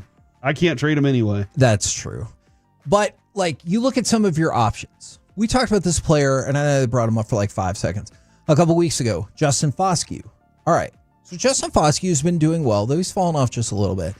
But you're going to bring him up and hope that he does better than the last time he was here. For people that are going to bring up Sebastian Walcott, that is not going to happen. If you think it's going to happen in September or something, if the Rangers were out of contention or whatever, maybe. I know that he moved up in ESPN, I think, to their number 4 prospect. It's not going to happen right now. We're looking for solutions in the meantime. And so, Corey, you're right. You're stuck in a bad place because you can't trade for hitters that make a lot of money, because I think you still have, $6 or $8 million at most to not go over the next apron, which the owners have made it very clear they don't want to do. That's why I like the move of bringing Osuna up. But that's one. Right. So you said, for example, let's say you do feel good about those 4. And now you got 5. What does Osuna correct? What does it change? The fact that Evan Carter's injured. Yeah. It's not, you didn't replace a bad hitter with a better hitter. You had to get somebody up there that could do the job because injury and Kevin Pillar wasn't good enough. That's exactly where you are. You would have liked to have brought Osuna up because he was perfect fit for taking the place of a guy that wasn't good instead of a guy that was potentially good getting hurt. And so that's a bad place to be right now. So I just wanted to bring that up because I don't disagree. that we can't hit worth a damn. I don't disagree that it looks like historically this season is in a lot of trouble. I don't disagree with any of that. But for people who want it to happen at the end of May, it's not going to happen. You're going to need to wait at least another month, and probably even longer than that. I hope you'll keep rooting for the Rangers. I have no problem with people being frustrated with the Rangers because we talked about it. You know what, Alec? Let's run this exercise one more time. Let's play every single hit that the Texas Rangers got last night. Every single hit they got last night. Go ahead, Alec. This will probably take several minutes. Pitch to him is swung on and grounded past the third baseman Barger down the left field line. Smith around first, big turn, slams on the brakes, and goes back with a leadoff single. And that's it. That was your hit from last night. And so I understand everybody's frustration. I'm just telling you, if this is what you're waiting for, you're going to be frustrated for more than another month. This goes back, Kevin. Remember earlier I was talking about, look, it looks like Shea and company are going to be great forever. And it looks like, when you start building your team and you start looking at your roster, you're like, hey, the World Series roster. We're talented. But then you don't recognize when the talent has fallen off and you're trying to figure out how to hold Jell-O in your hands and get it all back together, and it's just not going to. That's where this team is right now. They're in that phase of they had the talent, but they don't have the talent right now. And keeping a team that you think is going to be a 20-year window, keeping that 20-year window closes a lot faster than you actually think. Yeah, and look, I get why Bochy says that, and part of the reason is they haven't had everybody healthy at the same time. But that's what he's got to say. We've talked about that with the Cowboys, with every other team. What's he going to say? You think he's going to come out here and be like, yeah, you're right. We just don't have players that are good enough. Like, that's not going to work for a couple of different reasons. Yeah, mostly because you want those guys to believe in you. Yes. And if you believe in them, they believe in you. Man. We're the KNC Masterpiece right here on 105.3 The Fan. If you could, please give me cut number 6. I also want to talk a little bit about the Oklahoma City Thunder. Down the lane floats a runner, counts it, goes, and it goes! Gilgeous Alexander weaving through a minefield of Minnesota defenders. It didn't matter. He gets to the stripe for the 4th time in Game 5. 33 points in 33 minutes. So the Minnesota Timberwolves showed all kinds of give up yesterday as their season was on the line, and they fell behind 26-9 in the first quarter. That is, Kevin, my hope and prayer is that the Stars don't have that in them at all.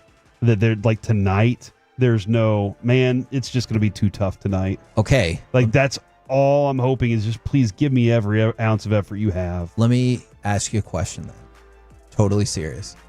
You go to the first intermission tonight, and it's Edmonton 2, Stars nothing. I am going to be disheartened. Do you think it's over?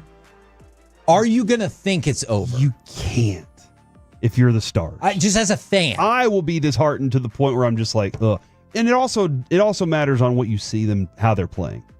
Like if you see them out there and they're skating, that's fair. They're skating with their heads down. Then you're like, but you could see it on Minnesota last night. Yeah, like there were multiple moments where I was like, oh my God, yes. Oh my gosh, they didn't even try for that ball. Like it very, very many times. So that's exactly where I am with the Stars. I'm hopeful, but you'll be able to tell in the first period by watching how they skate if they think they can still win that thing if they're down 2-0. Alec, if the Stars find themselves in a Timberwolves-esque situation, let's say they're losing 2-0 at the end of the first period, and I know normally you'd be like, oh, 2-0 is not that bad. Take out the end of Game 1 and that period, you scored 3 goals the rest of the entire series.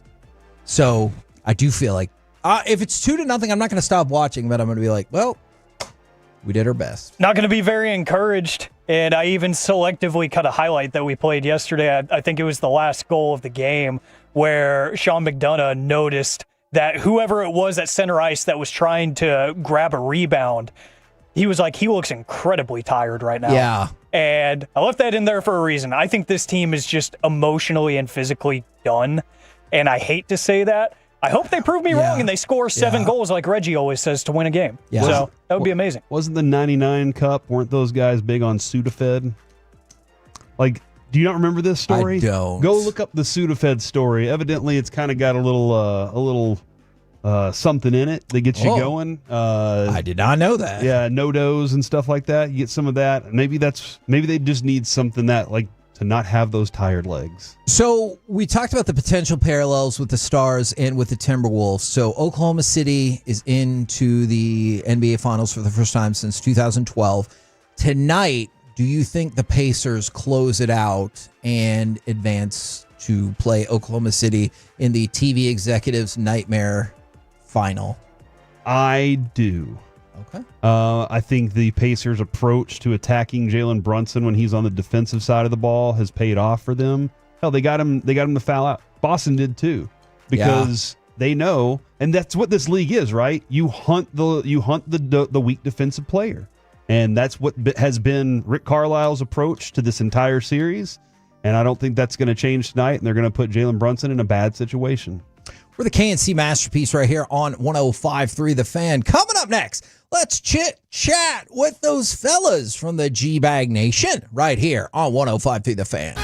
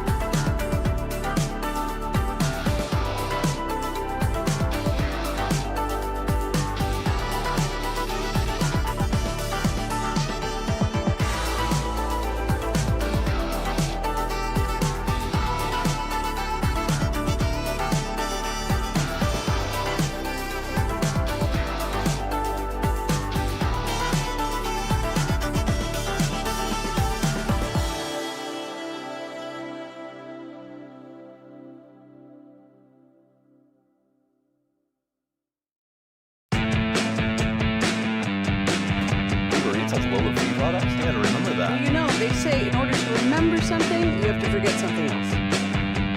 Okay, now that is a very cute haircut. That's like a little shag. I've never seen it before. Well, I mean, of course you haven't. It's the Rachel. Oh, is that your name?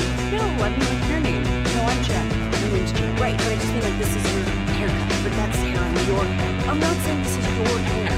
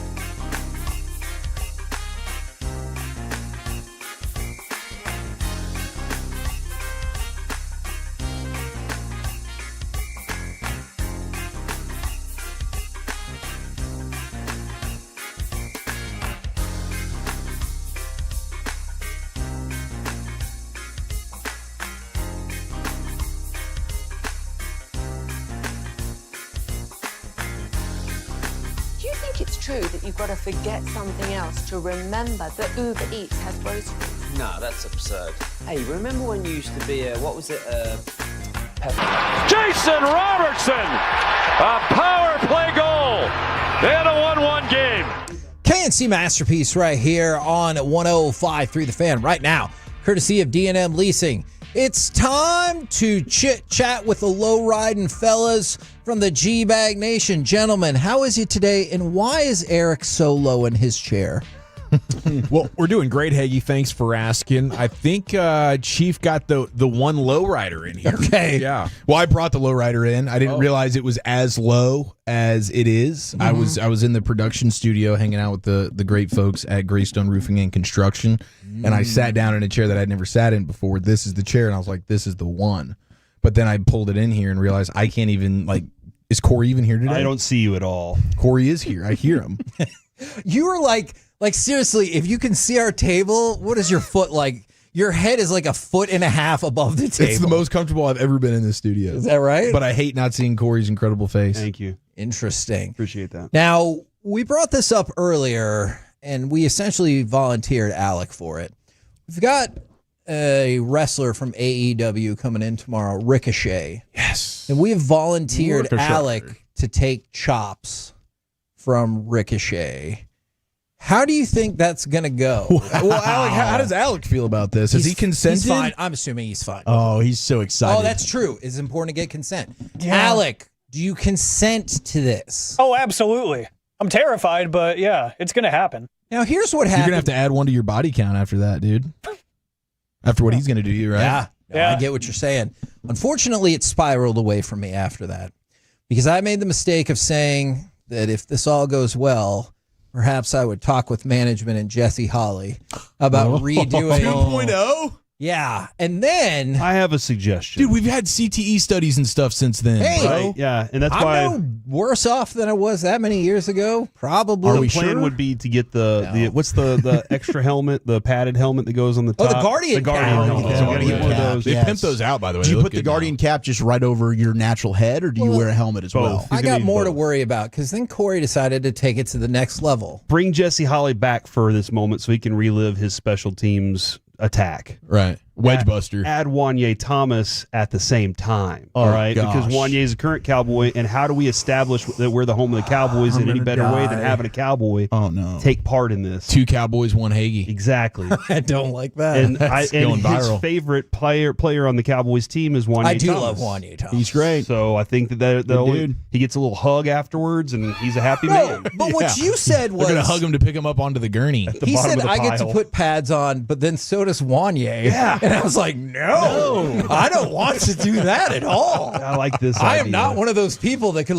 I could play football. No, I can't. Let's be honest, though. I think it would actually hurt worse if you subbed out Wanye, and I know you have an affinity for him, if you subbed him out for Donovan Wilson. Mm-hmm. Oh, now, he might miss you. It's kind of like it's a boomer bust just situation. Take a step to your right. Yeah. Like, if you just have any athleticism to running you, at you could just avoid step it. to your right and see It'll what be happens. one of those But he's duels an where they Aggie. fire in the air. I'm just like, You I'm might good. just juke him. Or he takes your head off. Yeah. And he's an Aggie. This is like Aggie. This is what you guys do. Might need right? to do this real quick. I don't know how much longer he's going to be on the team for sure. Yeah. Dang. Okay, good point so if by we made it Wanye. to the regular You can save a season, lot of money a post 2-1 cut. Okay, there for I got Donovan Wilson. what you're Just saying. saying. He might be looking for work, Just saying. honestly. Okay. Well, I don't think we have a job to hire people to hit other people in the hallway. We could carve out a role. Maybe we do. Cowboys insider / crusher of people in the hallway. Are you really going to sign up? Are you really down to do that again? That video, The Jesse is Holley bone part chilling, 2, bro. maybe. And the best angle of that is Sean's from inside the studio where I'm there and then I just disappear. Yeah. And you can hear Sean go, "Oh my I have not seen that. Yeah. It is. I'll go find it. It was hurt pretty good. for sure. It was pretty good. How are you guys feeling about the Stars this evening? Walchuk's wearing his Stars jersey, so I feel great. I Is tried to there just- a wig? I've got it all. I tried to just channel everything that I was wearing for Game 6 when they closed it up against Winnipeg and Game 1 of this series.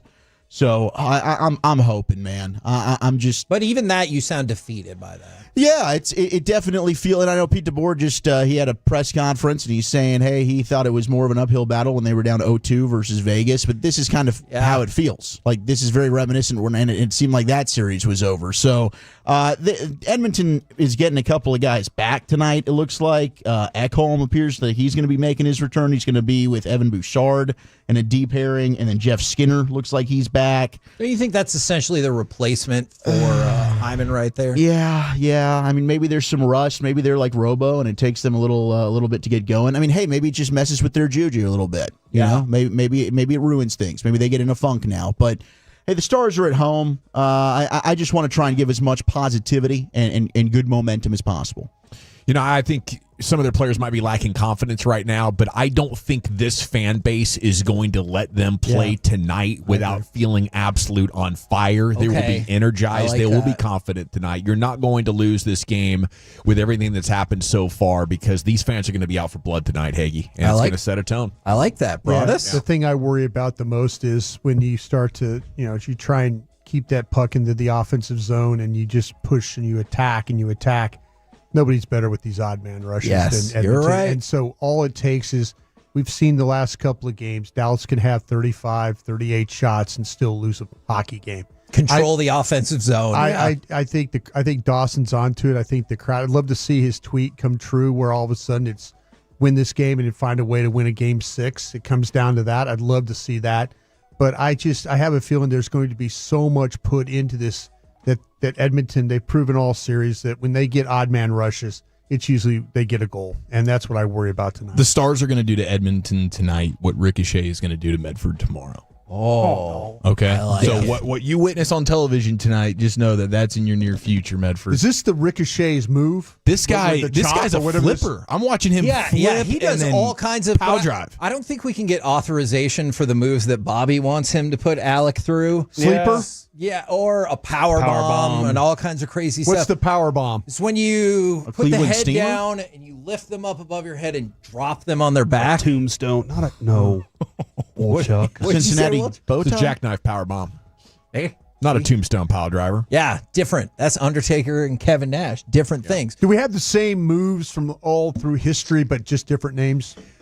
Well, the moves that Ricochet does now would make the people from like 30 years ago pass out because they'd be like, what the hell are you doing? Yeah. Because he does all kinds of like crazy flying moves and everything. But other than that, This dude's other getting than that, aerial. you're Is he right. like Jimmy Snuka? Is he Oh, like yeah. Superfly guy He makes coming off Jimmy- the ropes and He stuff? makes Jimmy Superfly Snuka look like you or me in the ring. Whoa. There's an entire YouTube compilation that is just titled "The Superhuman Ability of Ricochet." Okay. And he's just going aerial and like gymnastic style, flipping frontwards, backwards, and then boom! There goes Medford's dome. I was kind of thinking so what scared, man. This is gonna get spinal on him, bro. I was kind of thinking what wrestler I would look like back in the day, though, Heggy. I don't think I'd be a modern wrestler. I think I'd be like a Ivan do it? Putski or something. I can like see The that. Undertaker or Polish something. Hammer. Or Polish Hammer. Bundy. I could be somebody that's kind of He's not dumb. big enough for that. Not big enough for that. Who? Yeah, Bigger King than Kong who? Bundy? No, I no, mean, like, Bundy's much bigger than me, right? He need to King put on Kong a lot Bundy. head, but he need to put on a lot of weight for that. Yeah. Oh yeah. Bundy was big, but Yeah. I mean, some French George toast, the Animal pancakes. Steel. Oh, I could see that. Do you think he could eat a turnbuckle? Sure, like all the stuffing and all that. Yeah. Yeah. So what is a turnbuckle? That's the That's thing. the covering of for the ring. in the ring. In the yeah. In the corner. Oh my gosh! I think he could eat that. Are you so excited about this Ricochet Alec thing? I'm fired up. I was How big is this unfamiliar guy? with his Is he work. a 5'9" guy? Yeah, he is a short guy, He's lean. 5'9", 185, I think. but he might be 5'9" the way Alex 5'9". What's he doing in town?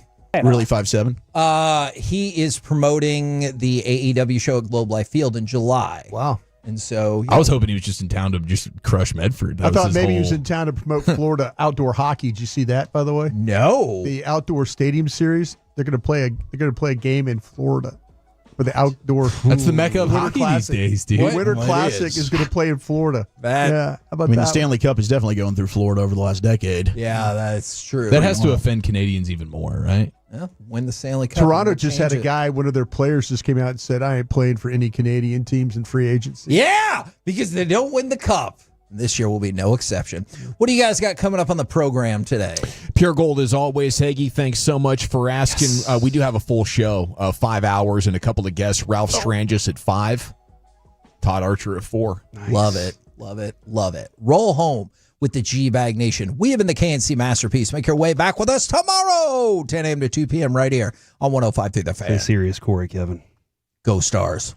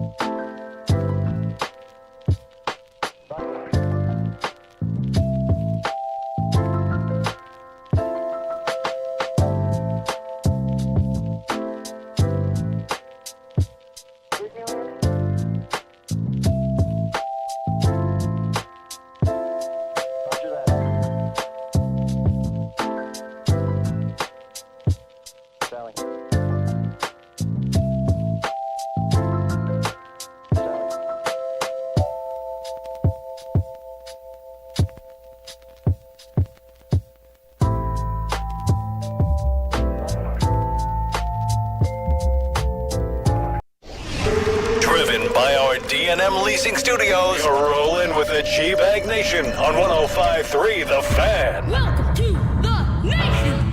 Here we go. It is hour one of the G-Bag Nation on 105.3 The Fan. I hope you're having a fantastic day. It's a Game 5 Thursday. It's a Rangers day off Thursday, but it is also a Cowboys OTA day and media availability. So we've already had a Brian Schottenheimer press conference back there at 11:45. Said a lot of interesting things, and we're going to talk about that. And of course, before too long, practice is going to be over, and reporters can tweet about what they saw. We're going to be talking with players, and it's what you call a content-rich environment here, boys. As we open up this Thursday, General at your service, Addies. There's Broadus, the former Cowboy scout, the Super Bowl champion. Lucius Alexander's in the Pim Cup over there, Master Control here, 75 and Fitzhugh fixing to go 5. Here we got Wolchuk and Chiafalo in the house. Wolchuk wearing the star sweater. He's still believing, but the belief is like a glimmer. It might just be a spark that I occasionally see over there. It's flickering. It's flickering a little bit. Okay. I appreciate your honesty and your vulnerability there. I think, to be honest, I think a lot of people agree with you. And it's in these moments where it's a huge topic, but nobody's really comfortable talking about it. It kind of reminds me of that Saturday of Flagtober 2023. After the Astros had dealt that devastating blow at the Globe to the Rangers, you're going to Houston for Game 6. We handed out hundreds of flags that day, talked with tons of Tolos. Only 2 of them talked to me about Rangers-Astros because it had kicked you in the gut so hard. You bet your ass you're watching the game. You can't stop thinking about it. But talking about it, you just kind of, yep. You're on the mat. It's about a 10% chance historically. But the other thing we know about sports, you don't need a high percentile. Go ask the Mavs and Cooper Flagg how a 1.8%er works out. Okay? 10% of the time, a team in the star situation does win 3 consecutive games to advance in the Stanley Cup playoffs. And I'm excited about that. Carter Freeman's coordinating your video. You can watch us at 105thefan.com, Twitch, and YouTube. I mean, at least it's not like the NBA where you only have like a 4% chance. This is, we're alive, buddy. But, yeah, OTAs today, man, and a lot going on. We're going to talk about that with you. The Franklin injury attorney text line is open at 877-881-1053. I guess, Micah's still not there. No surprise. No. Shoddy said he saw him on his way out of town, Brian. Yeah, that's, it is we're in that voluntary program of it. But, I give Micah credit. At least he's not on a boat, getting filmed and stuff like that. If he's doing stuff, he's shots fired at Stephon Diggs. He's hanging out. He's not in Japan like Myles Garrett is right now. I don't know. I think Stephon Diggs might be doing it right, if you ask me. I just don't. I mean, to the point where the head coach has to kind of talk about it. I don't know, but what was that pig's powdery stuff? Yeah, exactly. You're just hating. You're just jealous. You're not this pretty. Yeah, it's absolutely popular. jealous. But no, that's. But in talking to some folks over there, they didn't expect Micah to be there for the voluntary part of things. They just didn't. Yeah, on the field, that is. And Shoddy was good talking about it. He emphasized, look, it's voluntary, and he talked about the fact that he believes Micah can, get his work in, and I think that's the biggest key here as a fan. Is Micah is going to be great on Sundays. He can do what Dion did, where he's like, I'm going to play baseball all summer, and then I'm going to show up. I'm going to lock down the best receiver out here, and Micah is going to show up, and in at least 75% of the games, he's going to give that quarterback hell. You can take that to the bank. That's right. I think Schottenheimer mentioned that he did bump into Micah at the airport. Bumped into each other. Yeah. Last week they had lunch. This week, just, 2 ships passing in the night. Micah was heading to Bangkok. I found that interesting. Oh, he went to Thailand. Yeah. Maybe we're getting more sumo stuff. I think he was just trying to chop it up with Cliff Kingsbury. Yeah. Staying at his Airbnb, his place out there. Yeah. Chances are he returns humble, though. Even if he only can spend one night there. Brian, you know what I'm talking about. I do. Bangkok. Makes the world go round, right? One night in Bangkok makes a hard man humble. Hard man humble. I knew it was something like makes that. The world go round. Todd Archer's coming up at 4:00. He though. is. We'll talk to him. He'll tell you what's going on. One of the best Cowboys reporters out there. Yeah, I always like his stuff. I like Newey's question. He had a follow-up question about Tyler Guyton. Like, where are you confidence-wise? Sure. And Shoddy said, guy's been one of the hardest working dudes. Yeah. And then he compared him to Jalen Tolbert. Yeah, that was the pivot ouch. where I was, oh, jeez. Yeah, could he compare him to somebody else?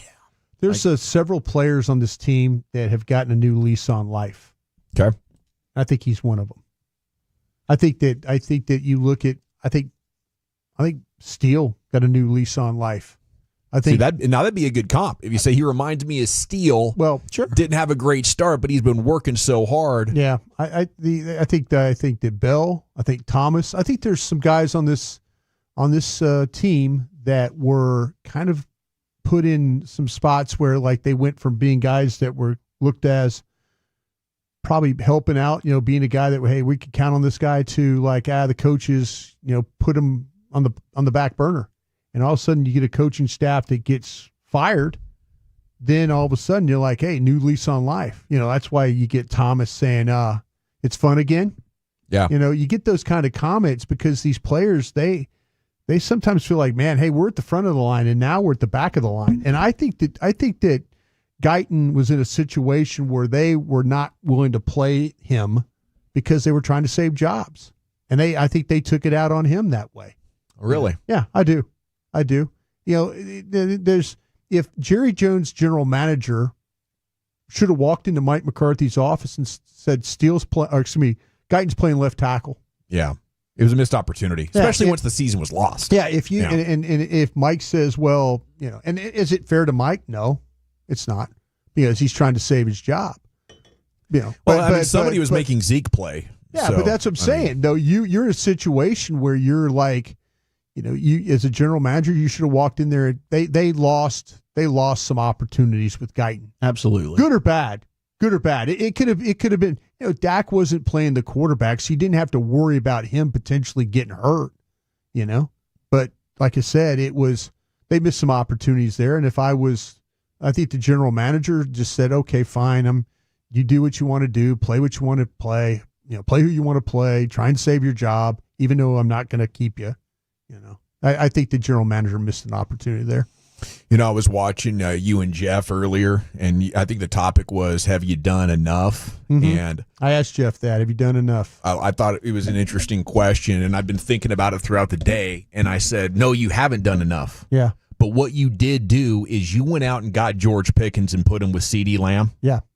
And you weren't going to have two wide receivers like this. Apparently, George made a play the other day at practice where CeeDee was like, yeah. He's like, finally, another dude out here on the football field that can crush. You're going to get light boxes. You can't double team everybody. Ferguson's going to be open in the middle. Mm-hmm. You can't let this season hinge on the fact that you got Tyler Guyton to left tackle. If he's not good by October 1st, you need to bring in a veteran. If he's not good by August 15th, you need to bring in a veteran. I asked Jeff this question this morning.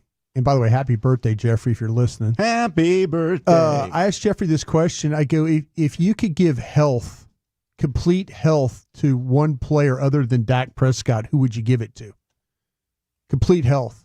I said Jake Ferguson. Yeah, we talked about that on Love of the Star. Oh, it's Love of the Star. Yeah, we got asked that. Dean Julian I've been on two. Okay, I was on two podcasts today. It's okay. It blends together. Okay, it blends together. I'm sorry. It was you and I. Yeah. Okay, yeah. I knew I was doing it. It was a good question. Yeah, and I loved your answer. Yeah. I think where do you guys stand with this? Give me a healthy knee and brain of Jake Ferguson. I'd probably go Overshown. Oh wow, the Overshown. Like if he just you could just have him week one, heal him up. He's right just ready now. to go and healthy. Man, I don't know. There's a part of me that would say Bland. Bland we discussed. Initially, I'm sorry about that. Well, we did. You and I did Love of the Stars morning. Healthy guys, you want to make sure they stay healthy.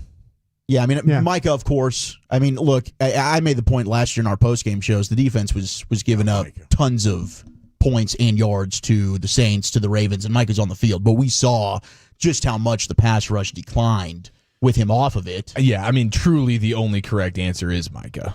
But outside, the splits. Outside your two top dudes on offense and defense? Yeah, it's Dak and Micah for sure. But and if they hadn't gotten Pickens, I probably would have said CD. Because I don't know what the hell they would have done without CeeDee Lamb. Yeah, obviously one of your best players, if you can get these guys healthy. But, your biggest injury concerns right now are Diggs and Overshown. These are the guys with catastrophic leg injuries. And it's to the point that you can't trust them for this year, and their careers might be over. So if I could have either one of those guys at 100%, but I have some lingering injury concern with Micah Parsons. Micah Parsons isn't 100% durable, but he plays through stuff and he plays the majority of the game. Same with CeeDee Lamb. CeeDee Lamb did a hell of a job last year playing through stuff. That was like Zach Martin-esque. I guess he had to do like 5 months of physical therapy there on that shoulder. They were playing CD when they shouldn't have, and they weren't playing Guyton when they should have. Yeah, wild. Gosh dang. Well, those coaches are no longer with us anymore. That did get weird, man. There was a lot of stuff going on. Oh, well, you know, I'm getting on Jerry Jones about not making that move and going in there, but I could understand why. Like, okay, fine. You know, I know that I'm asking you to play guys, and you're going to get fired. That's, you know. And there was a mathematical shot. Yeah. You know, until you had a big loss there in late December, they were holding out hope. And if things had held on against the Bengals or the Commanders that kind of got away from you, it would have been there. You know, what's crazy is they damn near did it. That would have been insane and disappointing because you would have been picking significantly later. Probably wouldn't have had that first 3-round haul that they got. Evan Grant writing this morning that the floundering of Garcia and Simeon may leave the Rangers with no choice. You know, great stories there on the dilemmas that they're facing. I was surprised to see this so soon. A month ago, I asked Sandler, and I trust Sandler's thoughts on this. But here's Evan Grant writing about it, beat writer. The guy's dialed in. I thought they'd give Simeon the rest of this year. Like Sandler said, give him the rest of this year. If it's still happening next year, then you would have 2 years. But with Evan Grant writing it, he's not just going to spin this up out of nowhere and then have to answer to Simeon, Garcia, CY, and Boch after the game or before the game. This is, and then you read some of the quotes from Bochy last night that he was like, this is just part of being a big leaguer and we're all men and we're going to handle it that way. He's getting set for tough conversations. And I wonder what that looks like. I think you should make them the fourth outfielder and the fifth infielder. But, I would also cut that down. Like, this is not a rotational situation.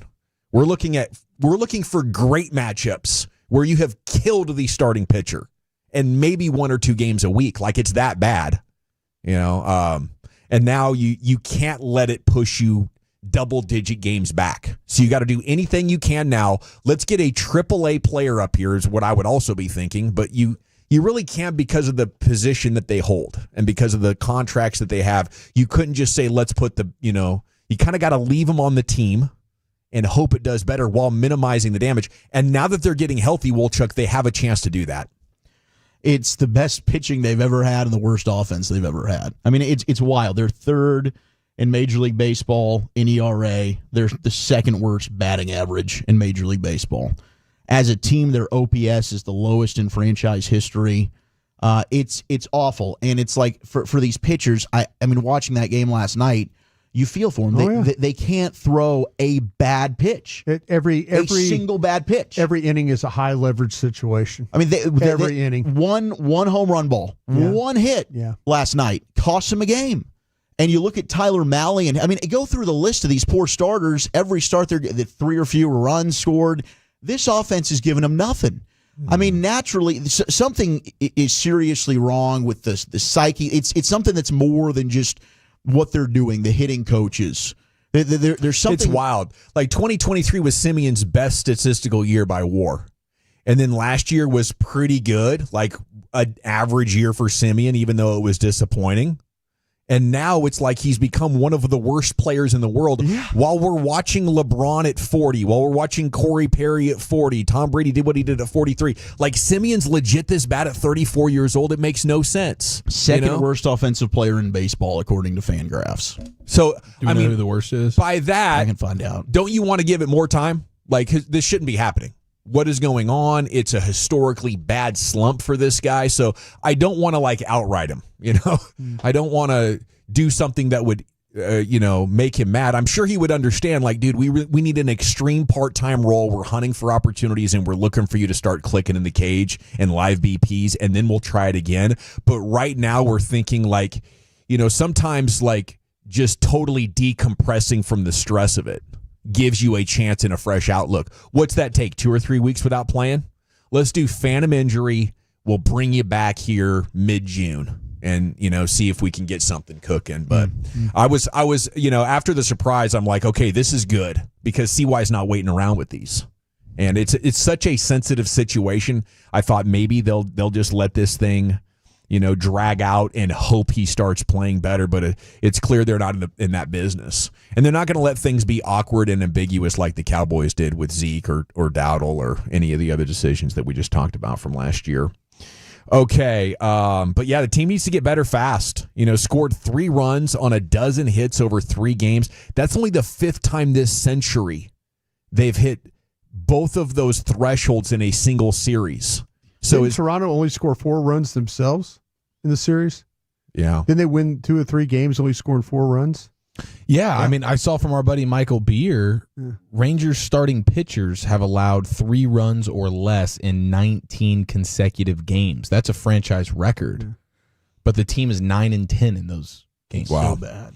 Well, it should be easy. I mean, if you take out players that are on historically bad runs, and that's, 22% of your lineup? If you could get those 2 guys out and put in players hitting 220 with a home run every 50 at-bats, you would be in better shape. How about some college hoops? UT coach Sean Miller talking about how the COVID fifth-year players are now flushed out of the system.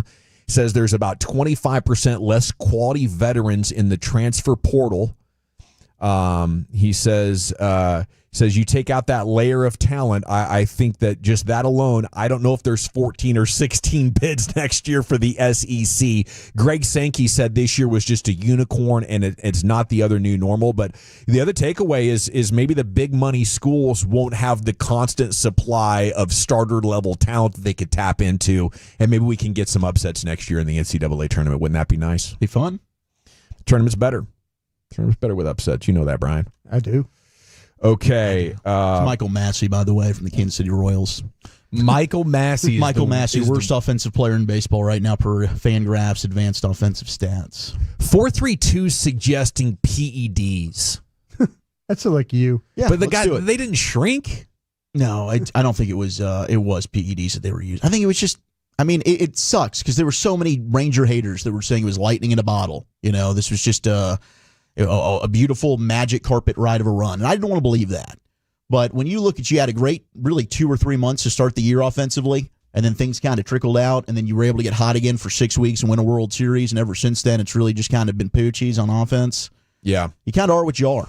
No, you're right about that. You got to accept that reality, and I think that's what the Rangers are in the process of doing. But it's real that their pitching is that good, and if you just had average offense with the resources that they have, that's why I'm talking about trading John Gray just to free up that payroll. I'm trading John Gray for a prospect so I get that $15 million credit to go into the market and spend on offense. Right. I think they should be able to create an average offense just by taking Simeon and Garcia out and putting some decent players in there. And, so I'm not giving up hope because this has always been a good offense, hasn't it? I mean, sure, they had some years from 2016 to 2020. The history of the Rangers has been they can score runs and they can't pitch. Yeah. Now they can pitch. They can't score any runs. It's crazy. All righty, G-Bag Nation. No Rangers game tonight. They'll be back at it tomorrow. We'll replay the G-Bag of the Day champion for you on the other side, then get to Wolchuk's Top 10 at 2:20. Where are you taking us today, buddy? Yeah, it's an interesting national day, National Paperclip Day. I was thinking, okay, what's something that you've got in your home that you just have way too much of? 877-881-1053. Objects you probably...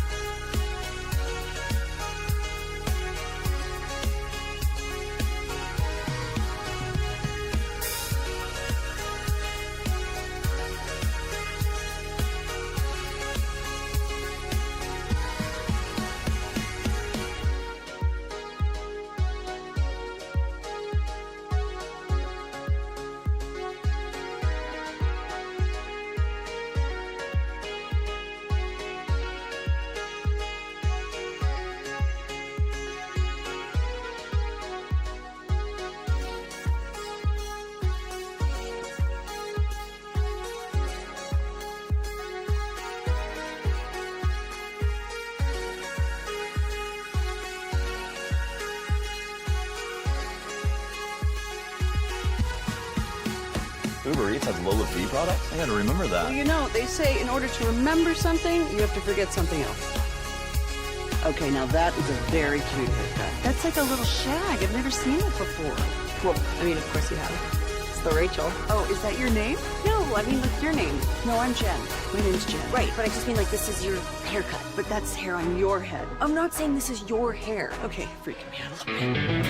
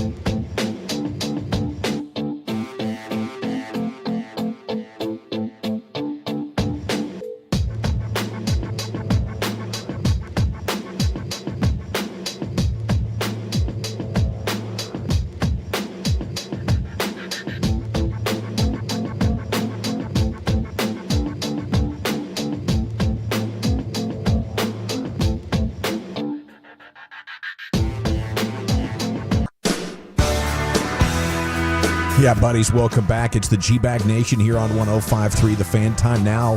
We'll replay the G-Bag of the Day champion for you and then get to Wolchuk's top 10 here. Nation is presented by the Frankels. If you've been injured in a car truck wreck, call the Frankels first, 214 or 817-333-3333. There's never down to pocket cost. They only get paid when you win. Frankels, go to Car and Truck Wreck Attorneys in Dallas. Let's go to the Pimp Cup. Here's Lucius. Hey, man, that coffee got me jittery, bro. Yeah. Yeah, that coffee already got me wired. Gotta go grab some CBD, bring down the volume. That coffee is loud right now. Yeah. Hey, if you see anything floating out there that you think we should be playing for G-Bag of the Day, funny, a fight, whatever, it doesn't matter, viral video, hit me up at Lucky Lucius P on social media, Lucius Alexander on Facebook. By the way, Kevin Hagelin, I didn't know I didn't follow him on Instagram. Because I never know. I just follow like cigars and cars and girls and stuff like that or whatever. The good stuff. Yeah, I don't recognize. But the whole time I've been sending videos to this guy named Kevin Hagelin on Instagram. No way. Yeah, I just finally went to the page. I was like, man, okay, that's why he's not hitting me back. I'm probably blocked by dude. Oh my gosh, that's amazing. So Kevin Hagelin, I got about 3 videos I want to show you. Sent it to the wrong Hagen. Yeah. All right, our winner of G-Bag the day so far is Sebastian from the Cartnarks. We've had him here on the G-Bag Nation before. Yeah. When was that? A couple times. Radio Row, like 3 years ago, maybe. in That's right. Phoenix or something. Phoenix, yeah. Okay, sweet. If you're not up to speed on the Cartnarks, they show the parking lots and shopping centers and grocery stores, and if you don't put back your cart, they'll press you, basically. Listen to this situation. That's not where the cart goes. It is literally loose on an angle. So are we going to have this conversation? Yes, it's my job is to have these conversations and to teach folks. And you have a partner with you who could do it for you. I'm sorry?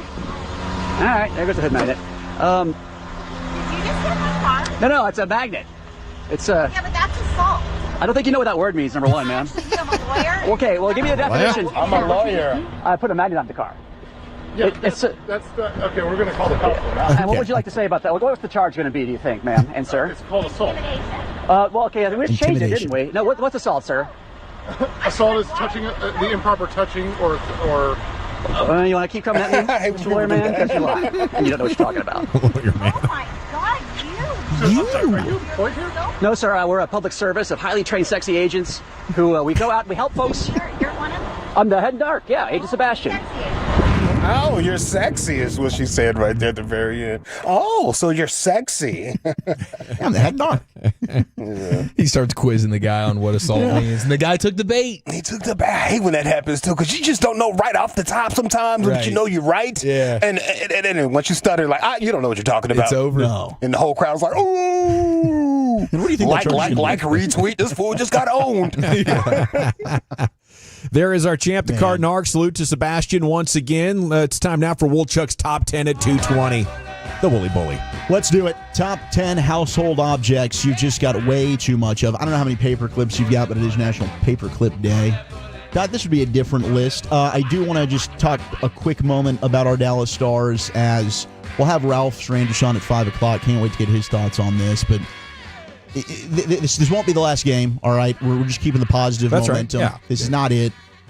They will win Game 5 tonight. We will go to Edmonton. We're taking this one game at a time. So just, for conversation's sake, Jamie Benn's a free agent. He's been your team captain since 2012 to 2013. And Jamie Benn, World Junior Championship, Olympic gold medalist, 2-time NHL All-Star, Art Ross Trophy, 12-year team captain, 8 playoff appearances, 4 conference finals, 1 Stanley Cup final. It's like you're reading his eulogy. Yeah, Lucius, you got that stand music ready? It is one of those things where I think that this, with the home crowd, just appreciate 14. Okay. I understand it where he's taking some stupid penalties this series. But, hey, we love you, Jamie. And you need to go out and hide tonight, dude. Well, you need to be a reason we win this game. Yes. All right? Go take it to him. Yeah. Be physical. I mean, Go kick somebody. He's the only tough guy on the team, Wolchuk. And put their nose in the dirt. I told you guys. Or the ice. I told you guys 2 weeks ago.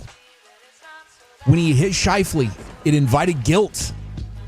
It took the dog out of him. Yeah, well, we haven't seen it since. We have not. I loved what he did in the Winnipeg series. I liked it. Anybody was screwing around with his boys, he went out there. He was a team. He wore the C well. This series, Jamie. Oh, Jamie. Come on now. It's time for you to step up tonight at home. Make it happen. All right, you scored the overtime game winner in Mike Modano's final game. Go out there on a high note tonight. All right, let's make it happen. We'll hopefully be back here for Game 7, and P.D. DeBoer will be 10-0, and we'll go to the Stanley Cup Final, play the Florida Panthers. But just take this one game at a time. And Jamie, you need to raise your game tonight. Okay, you gotta be all over the place. Game 1 against Colorado, you were really, really good. Game 2, I thought he was brilliant. But ever since then, we need you to pick it up a little bit, buddy. Pick it up, Jamie. Yeah, I thought you were going to eulogize him there for a little bit. I did too. Skip Bayless will be calling him Jamie has been. Well, I mean, I think that it's a big talking point going into the game tonight. Yeah. People have been throwing dirt on Jamie. I've seen all over social media, but the bottom line is he's probably going to get 14 retired in the rafters. He's one of the best Dallas Stars of all time. Yeah. He deserves appreciation. He's been a hell of a captain, a hell of a player for this team for a long time, and I would hate to see him not win a Stanley Cup. So They've gotten really, really close in his career. All right, now let's go ahead and flip this series on its head. I mean, how old is he? 30. He's 36. 35. He's 30. He's going to be 36 coming up this summer.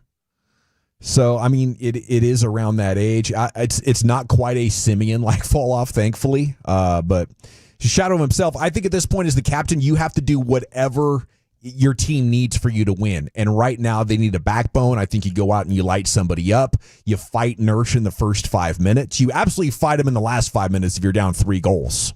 But you need to do something here, Jamie. You know, at one point, you were a creator, you were a finisher, you were a bruiser, you played the whole game. And now, you know, you're at a point in your career where I think you got to be the goon captain. Yeah, I mean, I think he should retire after this year. I think he should just go ahead. The goon captain is crazy. That's wild. And the phrase goon, I don't think you'd like that. I'll salute him. I'll salute him. Goon captain. But yes, in a series where you could use a little bit of physicality. Goon coordinator. That's crazy. Let's go. Bro. Let's make it happen.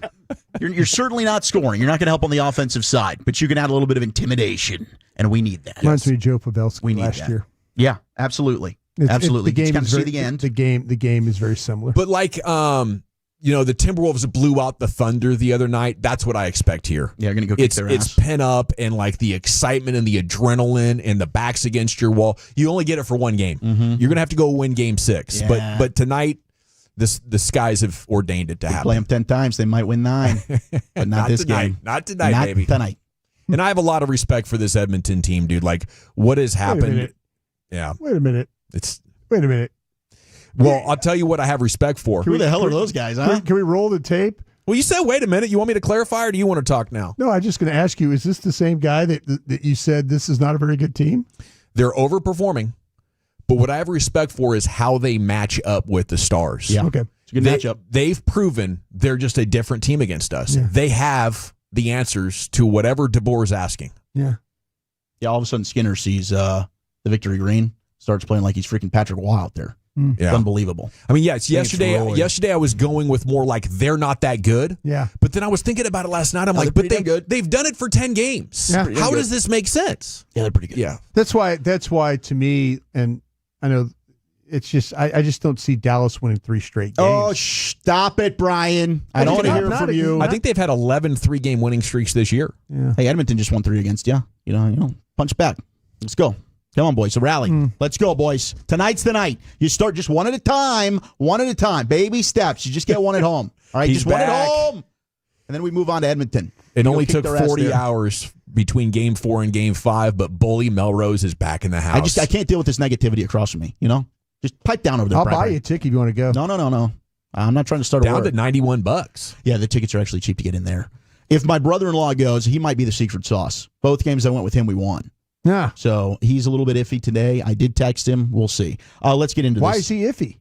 Does he have the same restrictions you do? No, I think You don't want to watch it's your not team get restrictions. eliminated. It's just trying to keep a happy life. All right, happy wife, happy life. That's cope right there. I know is what it? cope sounds Is it? like. Yeah, for sure. I'll take the copium. How about happy? You know, she doesn't have me in check, man. I'm just trying to keep peace in the house, happy life. You know, balance. Just tell her they need you there.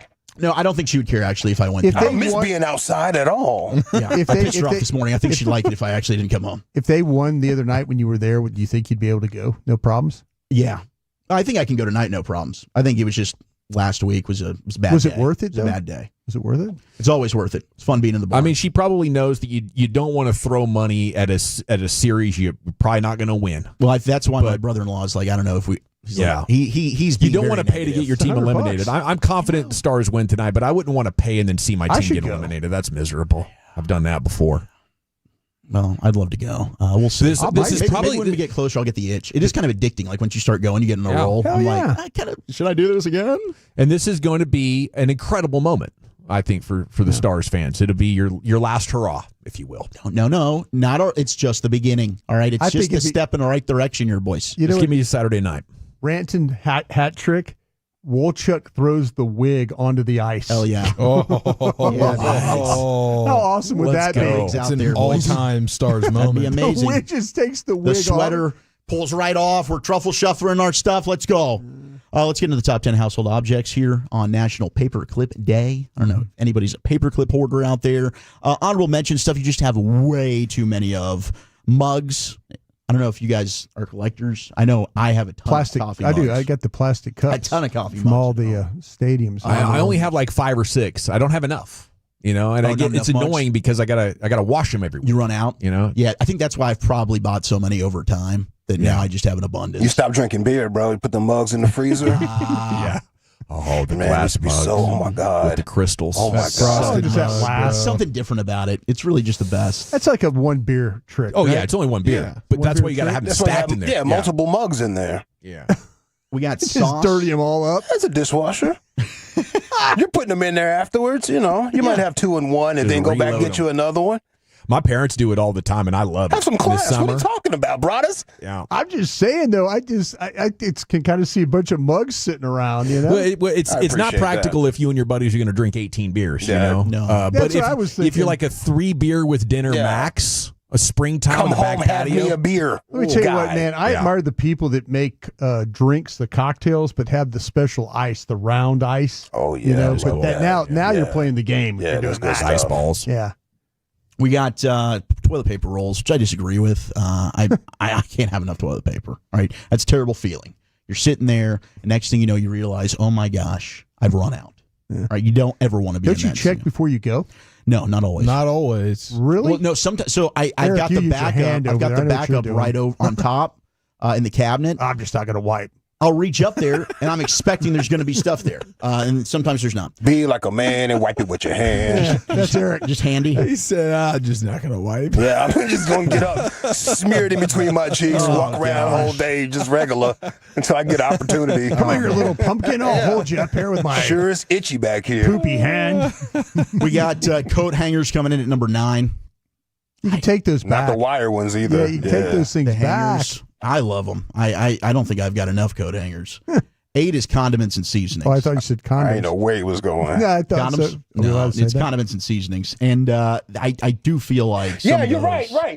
They jam up the cabinets if you don't have like the proper cabinets. You have to have a designated area. Yeah, you're absolutely 100% correct. I can't put a damn thing back in our cabinets sometimes. And they never get thrown away. Sometimes you check the, Nutmeg. the expiration date. What is this? Nutmeg. Cumin. No, you use these things. What is this? But you have to worry about the seasonings as they stick together. You know, if you don't use them for a while, they kind of get sticky. Uh-huh. And that's a problem. You got to reblend them. Yeah. Resmash them or Big whatever. problem, yeah. Books at 7. You can never have enough. Never have enough. Books? It's just bookshelves are hard to find. They're really expensive if you want a good one. Come back to me or back around when you have to move. And then all those books, then you're like packing all those things, and you wish you weren't so damn In those smart. boxes. Yeah. And then you try and carry them and you break your back. Everybody's resenting you. Yeah. Shoes at 6. Feel like you're just not throwing them away. Yeah, you just got a bunch of shoes that you never They're wear. hard to part with, bro. Yeah. They're hard to part A with. lot of memories in those. Especially those Crocs, right, Eric? Amen, brother. Amen. Those are stuck to him.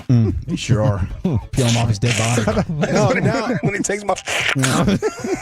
yeah, be careful, man. Barefoot in a Croc Oh, is God. that's a dangerous game, especially this time of year. You and your mismatched socks. I got made fun of for my Hey Dudes today. Your Hey Dudes? I was told that the Hey that's Dude all is I've like been wearing. a half step up from the Crocs. I've kind of. The Hey Dudes are Well, then I've got a super- half Come step on. up. Did you just get them?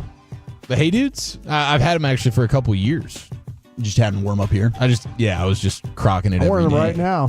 trying to just change up. Top 5 household objects you just have way too much of. 5 is childhood keepsakes. You just kind of keep everything. I do that. Yeah. I kept so much of Abby's stuff, and I have it on the walls, like in my office. That's my wallpaper, just her art from like kindergarten through 4th grade. And I got a bunch of my stuff up there too. I have trophies from my childhood. You don't I'm want like, to throw it away. I'm way too nostalgic about that kind of stuff, but it brings me joy to see it. It does. 4 is the food storage containers. No, you can't have enough of those. I agree. Yeah. Can't have enough of those. They do jam them up. Like if you don't have them organized, they're going Yeah, to you jam got you to up. you got to put them gotta all organize together. that. And yeah. Yeah. Well, the lids and it doesn't fit. Yeah. Oh my Oh, god. Now you get them misplaced. Well, it's you got because wrong you lids wash them in the and they dishwasher, get all and then they get bendy. morphed. And if you throw them away, you have to throw them away where she can't see them. Because once she sees that you threw something away, you're like, oh, you could have used that. What are you doing? I've started saving the containers that you bring food home in from restaurants. Yeah. Washing those and Oh yeah, like, those are actually pretty clutch. Yeah. But there's like some life quality stuff to this whole deal. Like I don't know if it's feng shui or whatever, or the minimalist, but they say that you can feel the clutter and it actively it jams you up. Yeah. Like you can't be relaxed if you're in a cluttered environment. Come on, man. I can't even think, bro, unless everything's organized. Got to be clean. Top three is clothes. I do have way too much.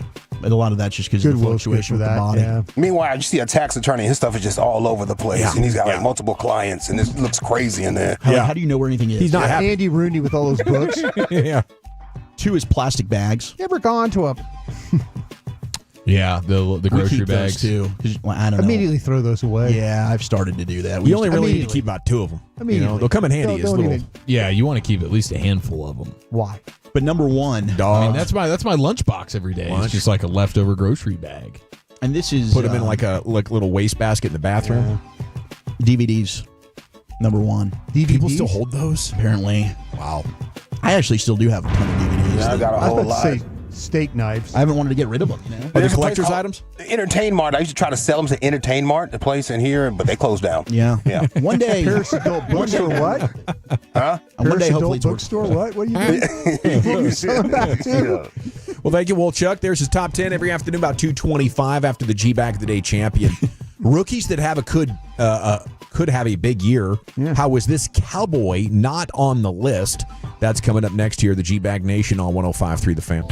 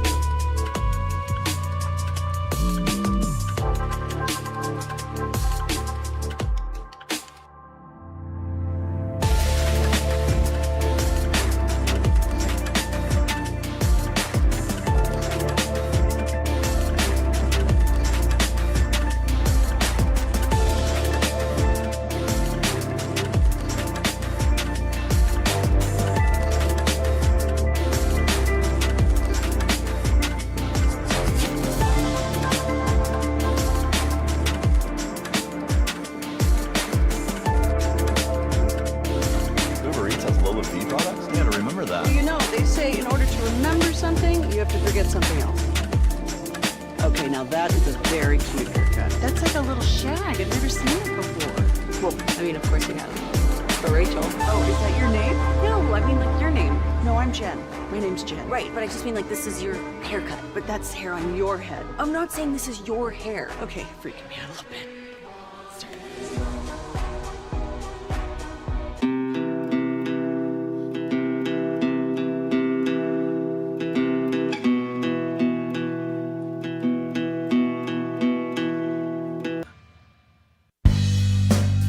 Yeah, buddy, welcome back here. It's the G-Bag Nation on 105.3 The Fan. Thanks for making us part of your day. Coming up at 3 o'clock, we'll have Stars, we'll have Rangers, and at 3:20, we are going to have Cowboys conversation as the OTAs are wrapping up.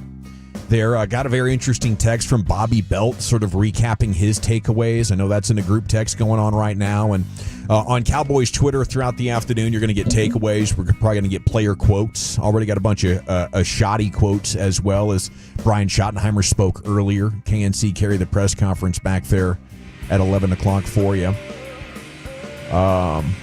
But yeah, I'm looking forward to the Shamar James linebacker follow-up. You know, we need something, a spark at linebacker, and if you could get that on day 3, that would be rare. A day 3 linebacker who could really make something happen for you. But I think right now they have sufficient linebacker stuff, and I'm hoping that one of these guys can break out. Brian, you think there's a chance of that happening, Shamar James? Yeah, you know, the thing with James, and I think Zach gave you a really good scouting report on him yesterday. Thanks, Brian. Was that there's some questions about his instincts, not questions of athletic ability. This guy was a 4 or 5-star recruit, chose Florida over Alabama, some prominent schools, things like that. Played at a high level, but just the instincts, and you worry because you saw Damone Clark, right? Yeah, we've seen Damone Clark. Yeah. You saw a really good-looking physical player, but that hesitancy. But yeah, just the fact that not sure where I fit, not sure if I should take a step forward.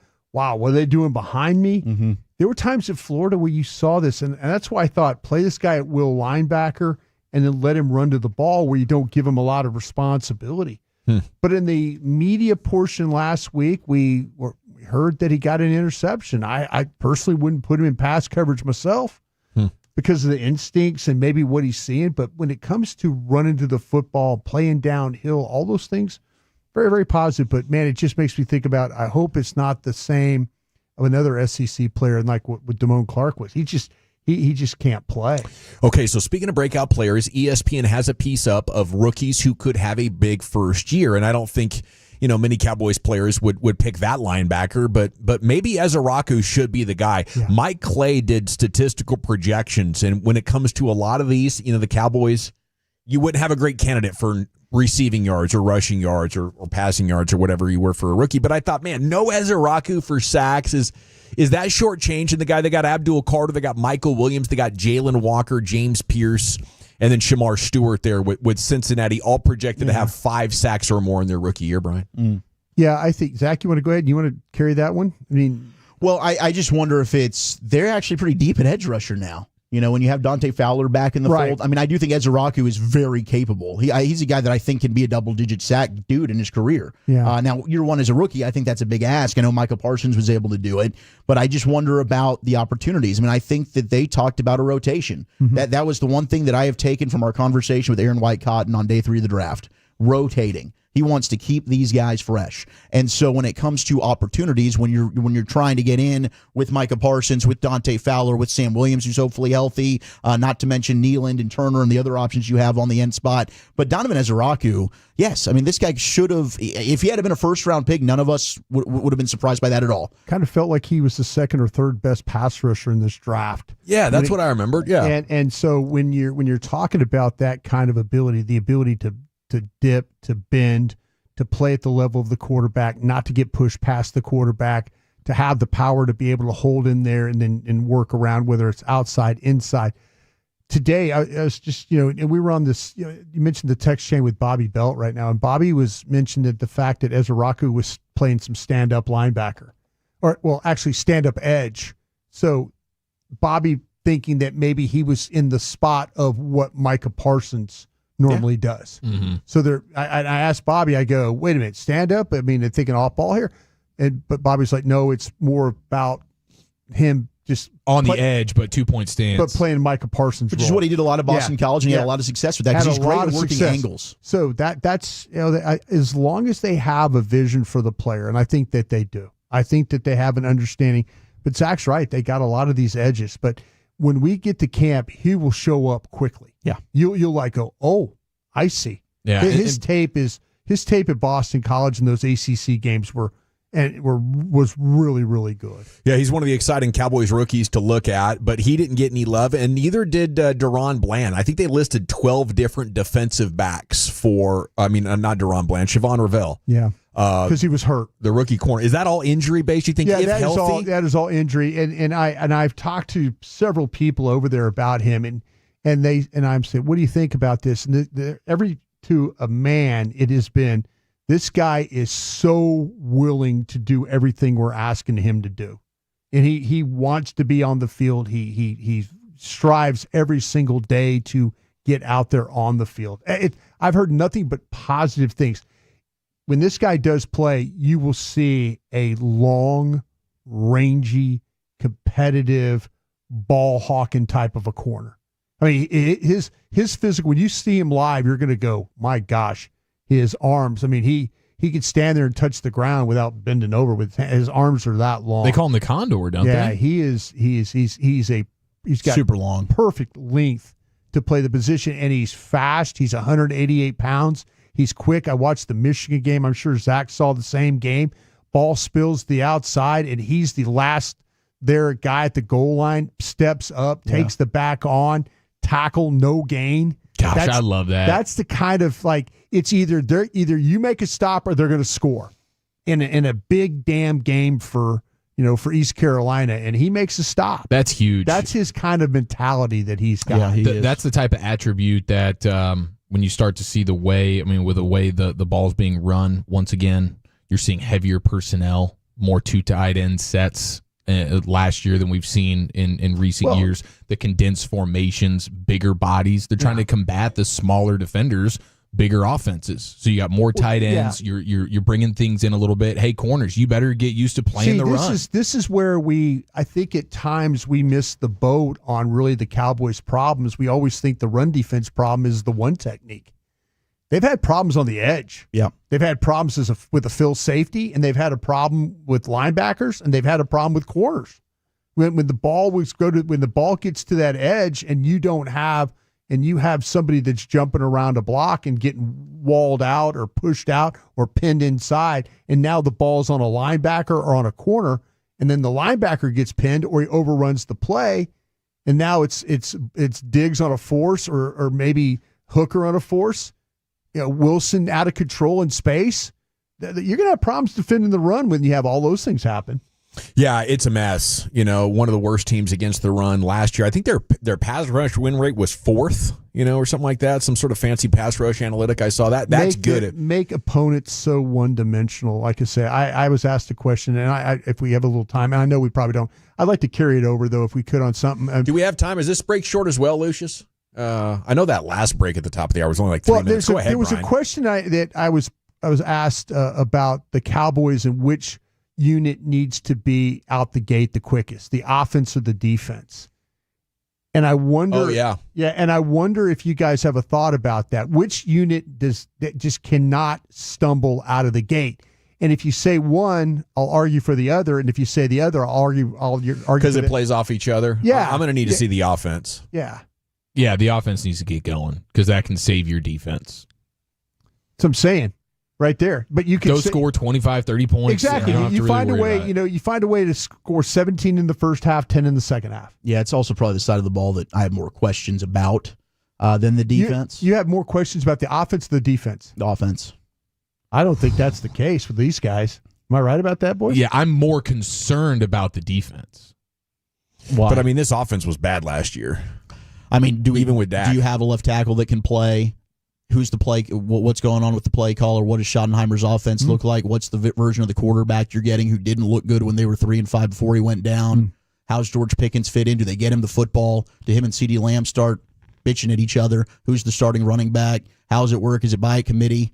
I got tons of. I don't know what this offense is. I can tell you the defense for the most part. We've seen it here before with Rod Marinelli for 8 years. I mean, on paper, it looks like there's more holes on defense, but I get the anxiety about offense. Like, how good's Dak going to play? You know, it looks like on paper like you got an all-pro there. The only questions I've got on defense are the health of the corners.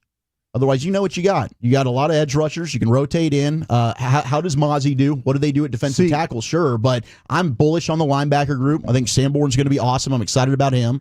Yeah, this is where the offense helps you though, because if they make opponents one-dimensional and it turns into Dallas being able to rush the passer, we saw that several years ago, right? Yeah. Where all of a sudden, like Dallas's offense was ginning along great, and then all of a sudden teams had to start throwing the ball to catch up. Yeah, and then now that's 6 Dallas. You know that teams aren't going to run the ball when they're you got to play like with that. a lead. I think. Yeah. Well, thank you. Cowboys news coming up in 25 minutes. It is a Game 5 Thursday. Teams down 3-1 have a 10% chance. Are you taking the over or the under on that? Then we'll get to the C note here in the nation. Spread the word. Go ahead, do it. I'll wait. All right, there you go. Ladies and gentlemen, The G-Bag Nation is the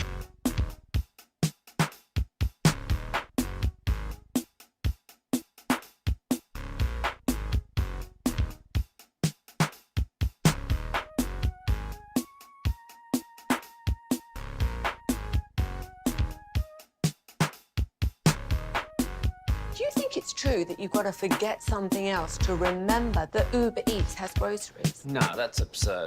Hey, remember when you used to be what was it, Pepper Lady? Pepper Lady? Wasn't it Cinnamon Sisters? Basil Babes. Saffron Squad? Nutmeg Maidens? Paprika? No.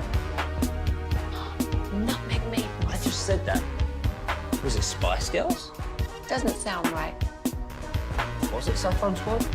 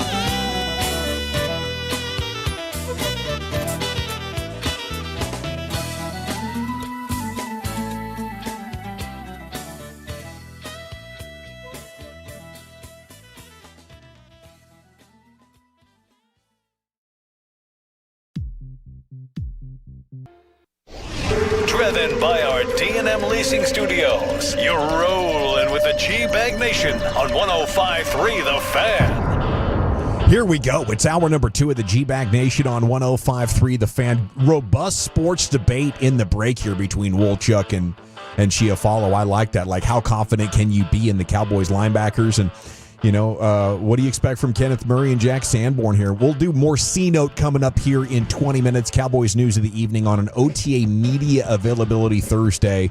Shoddy had a lot to say. But it's a Game 5.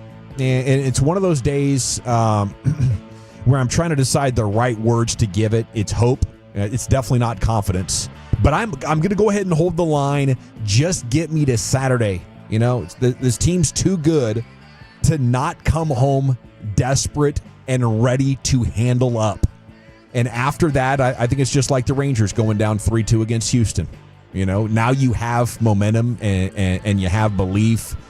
And, I think this team deserves that belief. Not because of how they played against Edmonton, but what they've done with their backs against the wall since 2020. How many times did Kiwi Ranta pull one out of the fire for us back there in that bubble? Sure. Wolchuk, I know you remember that well. Absolutely. Couple big game winners. So I know there's a 10% chance, but it feels a little bit more like 12 or 15 to me, if you know what I'm saying. Hey, sports, it's all about the stories, right? Dallas Stars, in the history of their franchise, they've never come back from down 3-1. They got a chance to possibly be the first team in the history of the NHL to make 3 straight conference finals and not win Lord Stanley's Cup. You don't want that history. You want to be able to reverse this. You want to knock out Edmonton. It starts with a game at home, and you just build from there. All right, go ahead and be the first. Be the first to do it. We didn't believe in our Texas Rangers going in. Hell, we didn't really believe in our Dallas Stars going into the postseason. Look where they are now. 0-2 last year down to Vegas. Did we believe in them? No, I quit on them. I said, series over. What happened? They went on to win. Yeah. So, you know what? All of a sudden, you start scoring some power plays. Maybe you kill one. Goodness gracious, could you kill one? Could you kill a power play? Oh, that'd be nice to see. Yeah. Let's go ahead. Feed off that momentum of Shippey and the home crowd and Jeff Kay and company at the AAC. Just get one, and then we'll worry about going to Edmonton and getting one on the road. Is it more about the Stars or about Edmonton? I think it is more about the Stars' inability to execute like you've seen Edmonton execute. Edmonton has not missed their high-danger opportunities. The Stars have. Not at all. Yeah, I mean, it's been a one-sided series. Edmonton seems like when they shoot the puck in front of the net, there's not traffic. Right. They score. They're basically point blank, and it's the accuracy's there. Yeah.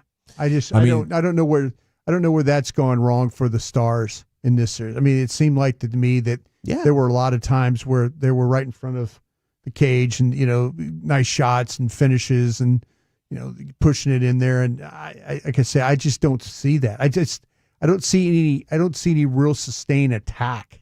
Yeah, there hasn't been. This team. They have a great strategy for matching up with this team in the postseason. That's for sure. After 2 years in a row, you gotta tip your cap to them. But I guess we've seen enough moments that you can believe that they'll go win tonight and extend to this series and hope they find something. But how'd we freaking get here? It's just crazy to see him playing this poorly. A story in The Athletic today, Pierre LeBrun looking at Rantanen, and Rantanen has great quotes. I love how humble and, simple he is. He says he just tries to help the team as best he can, and he hasn't been able to do it enough to win. So he's trying to reset himself tonight. Wyatt Johnston, Pierre's take, younger players often lose all their confidence at times early in their careers. It happens in hockey, happens in all sports, but it's just happening at the worst possible time. But the thing with confidence that's crazy is when you get it back, it can lead to some great things. It really feels like Edmonton should have gotten overconfident and had a letdown by now. The fact that they haven't, doesn't it just, if you don't win tonight, it's because you come in here and you give up. And I suppose if Edmonton scores first again, I will believe that to be the case and want to turn off the television, and I'll sit there begrudgingly through it. That's not a small sample size, though.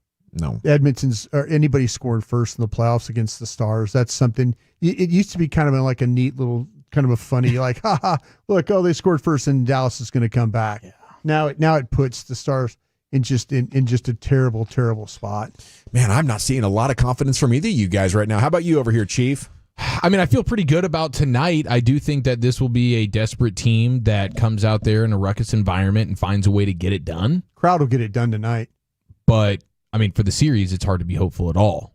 But like Walchuk said, you got to go one game at a time. Just stay alive tonight, and then anything can happen. They do have, I mean, I think there's some optimism with some of their lineup changes that they're going to be forced to make with some of the injuries. How can that throw things off a little bit? Yeah. And at this point, you're just grasping for anything. But somebody's got to step up in a big way. I think Otter will tonight. Where you need where this is where all you need to see is what, and this is just me looking at it. Edmonton in that game 4, they're in a situation where they're up in that game and they did not go into a defensive shell.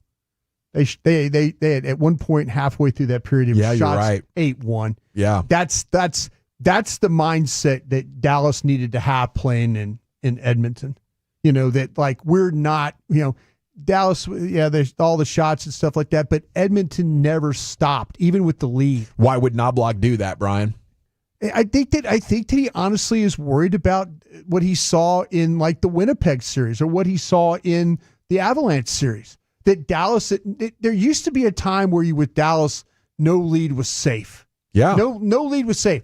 But you get Dallas on the road, they can't score. Well, they can't right now. Score. But they've been the kings of the odd man rush.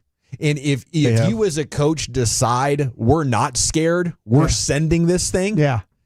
You don't respect their ability to turn you over at center ice. I have the utmost respect for Edmonton's defense, for the guys that play in the back. You should. Because they do not let pucks get out of the offensive zone. They're so confident in their ability to not turn it over. And we're keep playing free pucks and easy. in. We don't have to pack anything in. Yeah. Because you ain't going to take it from us. Yeah. And that's crazy to watch a team that was better than them in the regular season, beat them 3 out of 4.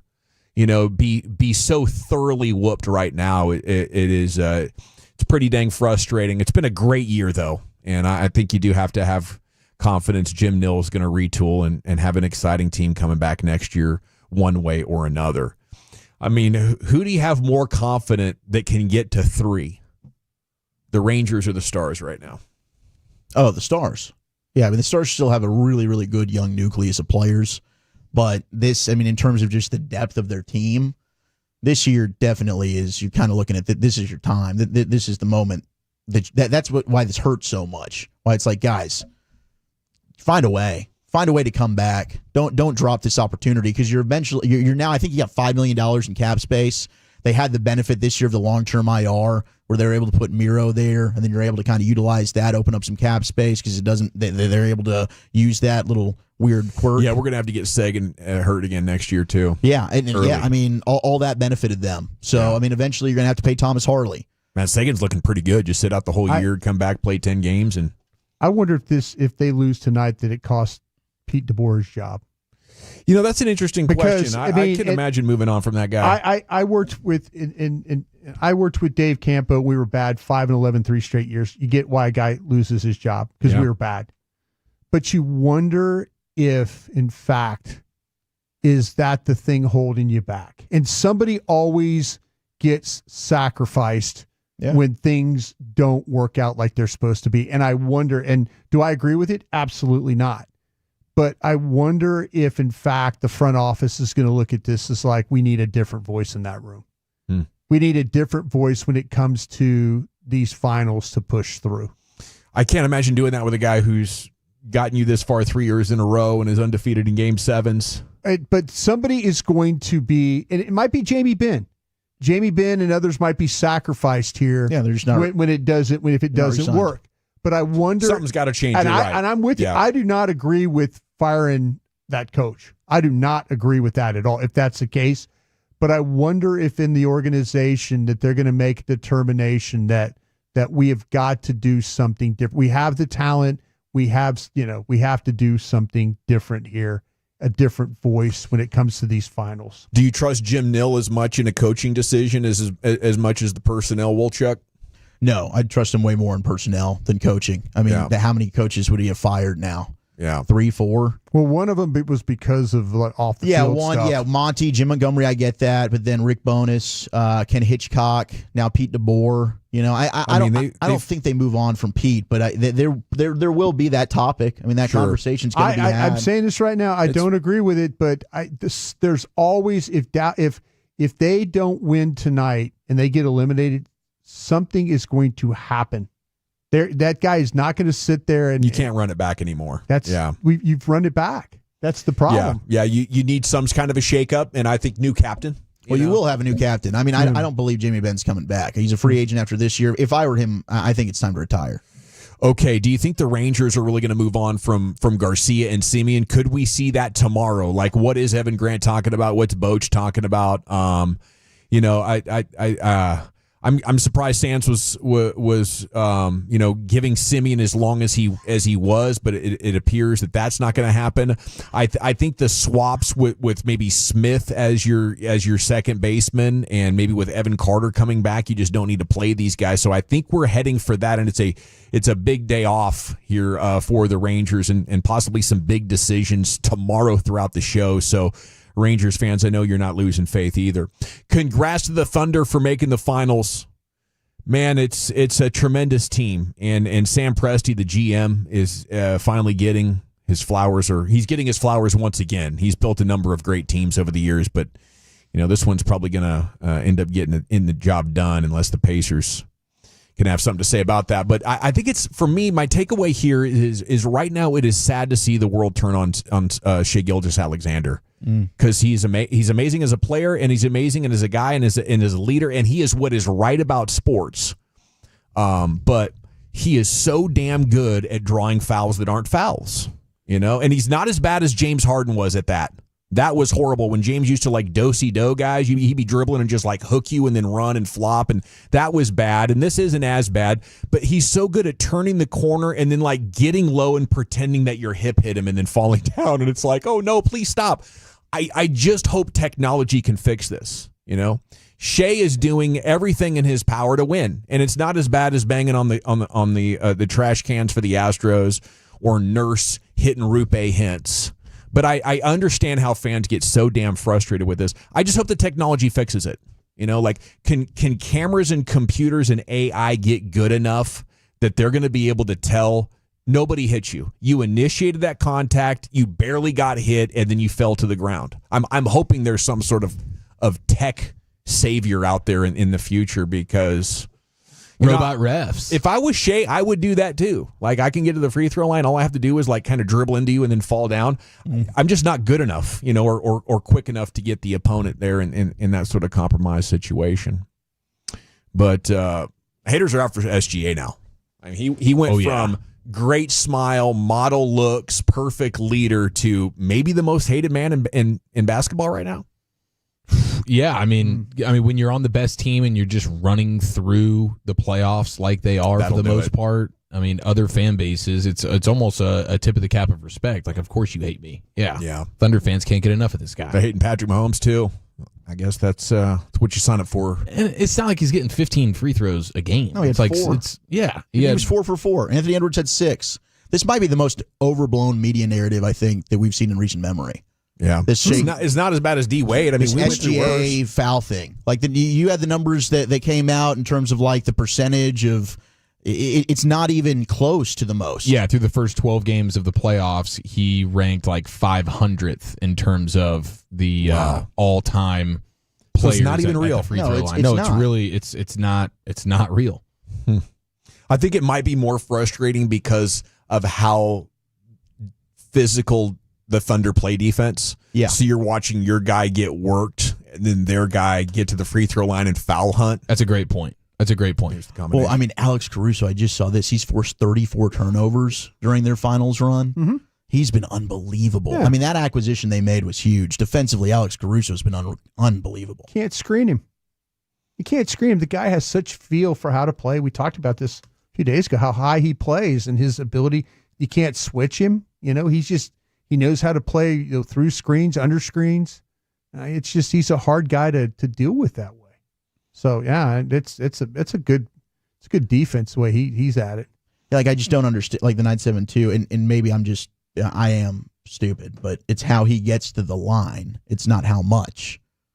So the 4 times he just got to the free throw line, or really the 2 times. I mean, all players are doing some of he that. got to the free throw line upsets you. The smart ones are. That's why we hate the player.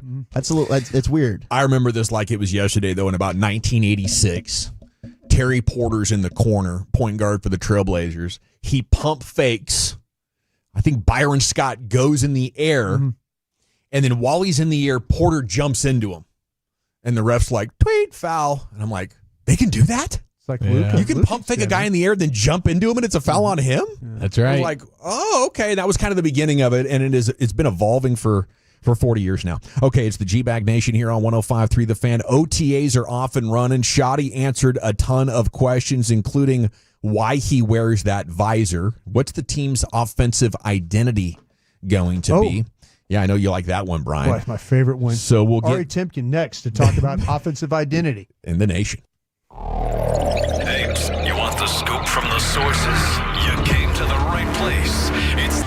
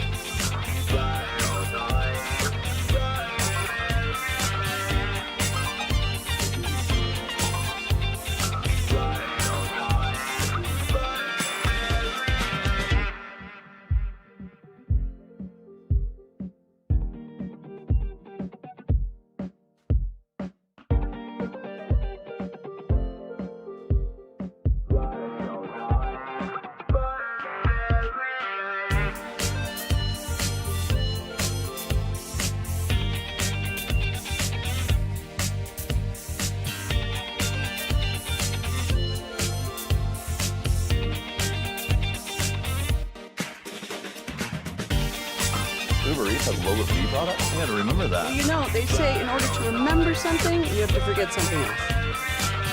Okay, now that is a very cute haircut. That's like a little shag. I've never seen it before. Well, I mean, of course you have. It's the Rachel. Oh, is that your name? No, I mean like your name. No, I'm Jen. My name's Jen. Right, but I just mean like this is your haircut. But It's individualized and comprehensive total wellness through Men's T Clinic's method, and it's yours for the taking today. 5 DFW locations, flexible hours, and affordable plans. Call 972-GO-MEN'S-T today or visit menstclinic.com. That's menstclinic.com. Segment of the Fan is brought to you by Tolbert Garage Door. It's Colby. Join us Thursday, June 5th for the G-Bag Nation live broadcast at Tolbert Garage Door in Mesquite for our Shop Tolo Bash. Food truck, bounce house, vendors, special G-Bag tumbler giveaways, TolbertGarageDoor.com. All right, here we go. It's week 2 of OTAs. Time now for the C-Note, Cowboys news of the evening. Call me crazy, but I think they've done a lot. And right now, I expect them to do more in July and August and have a playoff team. Am I crazy? I think that's what George Pickens does for this football team. And I think Jaden Blue's going to be really good at 877-881-1053. If you'd like to leave your name and city you're texting from, we'll make you famous here in the G-Bag Nation. How optimistic are you right now? I think sentiment's incredibly low. I think there's going to be a learning curve for Shoddy, no doubt. Segment's brought to you by the Frankels. If you've been injured in a car truck wreck, call the Frankels first, 214 or 817-333-3333. There's never an out-of-pocket cost. They only get paid when you win. The Frankels, the go-to car and truck wreck attorneys in Dallas. Look at this. Lucius is watching these boat ramp fails. This is some of the best content on the internet. These guys, they get these fancy boats. They don't know how to get them off and on a ramp. On the ramp, yeah. Yeah. There's something to it. Yeah, good. It's harder than alcohol-related incidents, I'm sure. Yes. Yeah. Very entertaining, though. Yes. Especially if it's not your boat. Yeah, man. I can imagine the anxiety there and thinking, oh my God, what is the wife going to say to me? Yeah. You know, where's the boat, honey? So you got the trailer. Or if that's your buddy, you're hanging out with him that day. Yeah. Yeah, you don't know what to do. You're just like, oh, man. Yeah. You all right, bro? You seen him go through it. I think it's flooded. Should we hit the gas? Or is there somebody we can call? Is there like a tow truck driver for boats?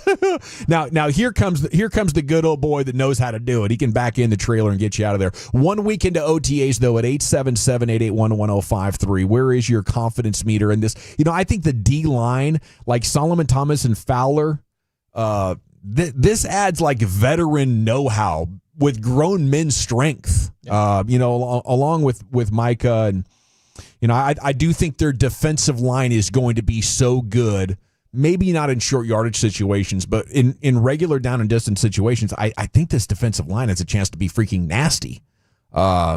If they were fourth last year, the pass rush, I think like that aspect of it, I'm very confident in. I think that's the only thing I'm confident in when it comes to the defense in general right now is just that you will have a good pass rush. Yeah, you will. And I think we saw with the Niners that sometimes a great defensive line, can make your secondary better. Now, you're not going to have the linebackers that San Francisco had, but I think you're only weak with Mozzie and Toya. You're only weak at one technique. How many snaps is that a game, right? And it's one guy.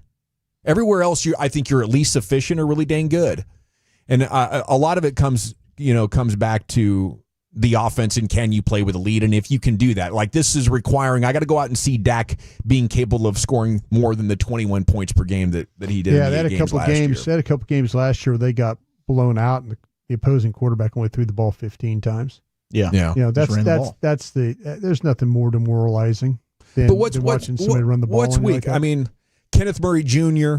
Did not get great scores in Tennessee. No. But as a starter, not the worst starter in the league. No. Same with Sanborn. They could have done worse. Yeah, I mean, Sanborn. The Sanborn one is really, really, really interesting because there's people that I really trust in Chicago that are like, they should have never given up on this guy, and it was because of a new coaching staff. Mm-hmm. That's you might have got a guy that you took advantage of. You always look at those teams that have new general manager, new coaching staff. They always move on from players, and the fact that Flus was able to get something out of this guy for 3 years, I'm totally okay with what they've. I mean, I'm putting Fowler on the field with Parsons and Osa. Like you got your hands full already. I'm bringing pressure from 3 different spots. You better run the ball. That's the way I look at it. Like if you can't run the ball, you're in for a day against us right now. And I'm hoping offensively, with Jadon Blue, I think offensive rookie of the year is probably a long shot.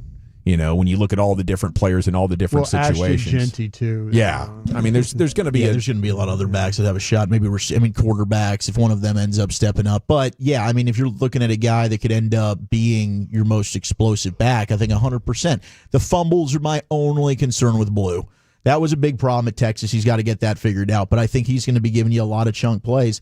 But yeah, JT in the middle, I mean, I'm hopeful that he ends up being your starting one tech as the season goes along. But then, like the 9.72 Pickens gives me a lot of hope because I think how you're going to change those dynamics. Now they are going to be begging you to run. The boxes are going to be light. Yeah, I don't know what Javonte Williams and Miles Sanders can give you, but if they are solid veterans, in the low to mid 4 yard per attempt range, then I think you have a good running game. And this team wants to run the ball. Unlike Mike McCarthy, they actually understand if we ask Dak to pass it 35 times a game, we will lose 80% of the time. So we're not doing that. And that's been line one really from Kellen Moore to Scott Linehan and Mike McCarthy. They never got Dak back to really what 2016 was, which was a team that ran more than it passed and gave him third and shorts. Okay, Pro Football Focus has ranked the top tight ends. Kelsey, a big talking point. He's now ranked the top quarterbacks. You said, yeah, right. Yeah. We got the quarterbacks. Where is Dak? I think we've done that a couple times here. All right. Dalton Schultz is 13th, by the way. Jake Ferguson 17th. So I do think they made the right decision moving on from Dalton Schultz. But Dallas Goedert is still 8th. He's been around. But yeah, Kelsey out of the top 5. Here's what they say about Ferguson. He looked like a tight end on the cusp of cracking the top 10 a year ago before the Cowboys' struggles and injuries caused the decline in production and grading for the third-year Badger. Ferguson enjoyed a bounce-back 25 campaign. His 56 PFF receiving grade and 4 fumbles are worrisome for his outlook. Are we having to pull the plug on this Jake Ferguson thing? No, I'm going down with the ship. Me too. Yeah, I think Ferguson will be back with a vengeance. Having Dak is obviously going to be huge, and then defenses aren't really going to be accounting for him when they got to worry about Lamb and Pickens. He might be the one that benefits the most out of the Pickens deal. Absolutely. Yeah, I just feel like the hands, the toughness, he was a good target for Dak up the seam. You imagine how much space he's going to have to operate. Our old buddy Dalton Miller, writing for Pro Football Focus as well. He graded and ranked all 32 teams, but the Cowboys at 15th. In terms of just overall roster. Yeah, overall roster. Is Dalton a Cowboys fan? Yeah, is he from Philadelphia? Right. He's from Pennsylvania. From Pennsylvania. Yeah, he is a Cowboys fan. Okay, why do you think he's No, I'm asking. I'm just asking because I think he was. I'll just put him in the middle of the pack. We'll be okay. Nobody nobody will get away with this. If I put him too high, I'm a homer. Yeah. If I put him way down. No. You think he's right and scared? Well, I got to acknowledge the fact he's not clickbaiting because if I was going to write an article about that, I'm putting him in the top 10 of the bottom 10. I mean, the average. No, that's what I'm saying. You're probably closer to thinking that this team might be towards the bottom 18, 19, 20 area than top they third, would Chief. than the top 15. Top third. Top third. Go with it. What are they closer to right now at 877-881-1053? Top third or bottom third, Brian? I would say bottom third. Wolchuk? I love this. Say bottom third. Well, with the cornerback injuries, it's closer to bottom third right now. You hear that, G-Bag Nation? I'm the most positive person about these Cowboys right now. That's something. You going to pick them to win the division? Didn't think we'd live to see the day. They're probably not drawing confidence and optimism from that stat, but today's the flip, tomorrow's the flop. I'm not flip-flopping on this one. Hold me to it. This is a top 10 roster in football. A lot of unknowns, man. It could be. But I mean, there's. I think the unknowns make them bottom third. Yeah, that's why I lean closer to bottom third right now. Yeah. There's a possibility, if Booker hits, if Guyton steps up, if the linebackers end up being as good as I'm hoping that they are, if your corners get back quicker than right now, we're being pessimistic on Diggs, right? We don't know for sure on Savon Ravel, but maybe if those guys are able to be back closer to the middle of the season than the end of the season.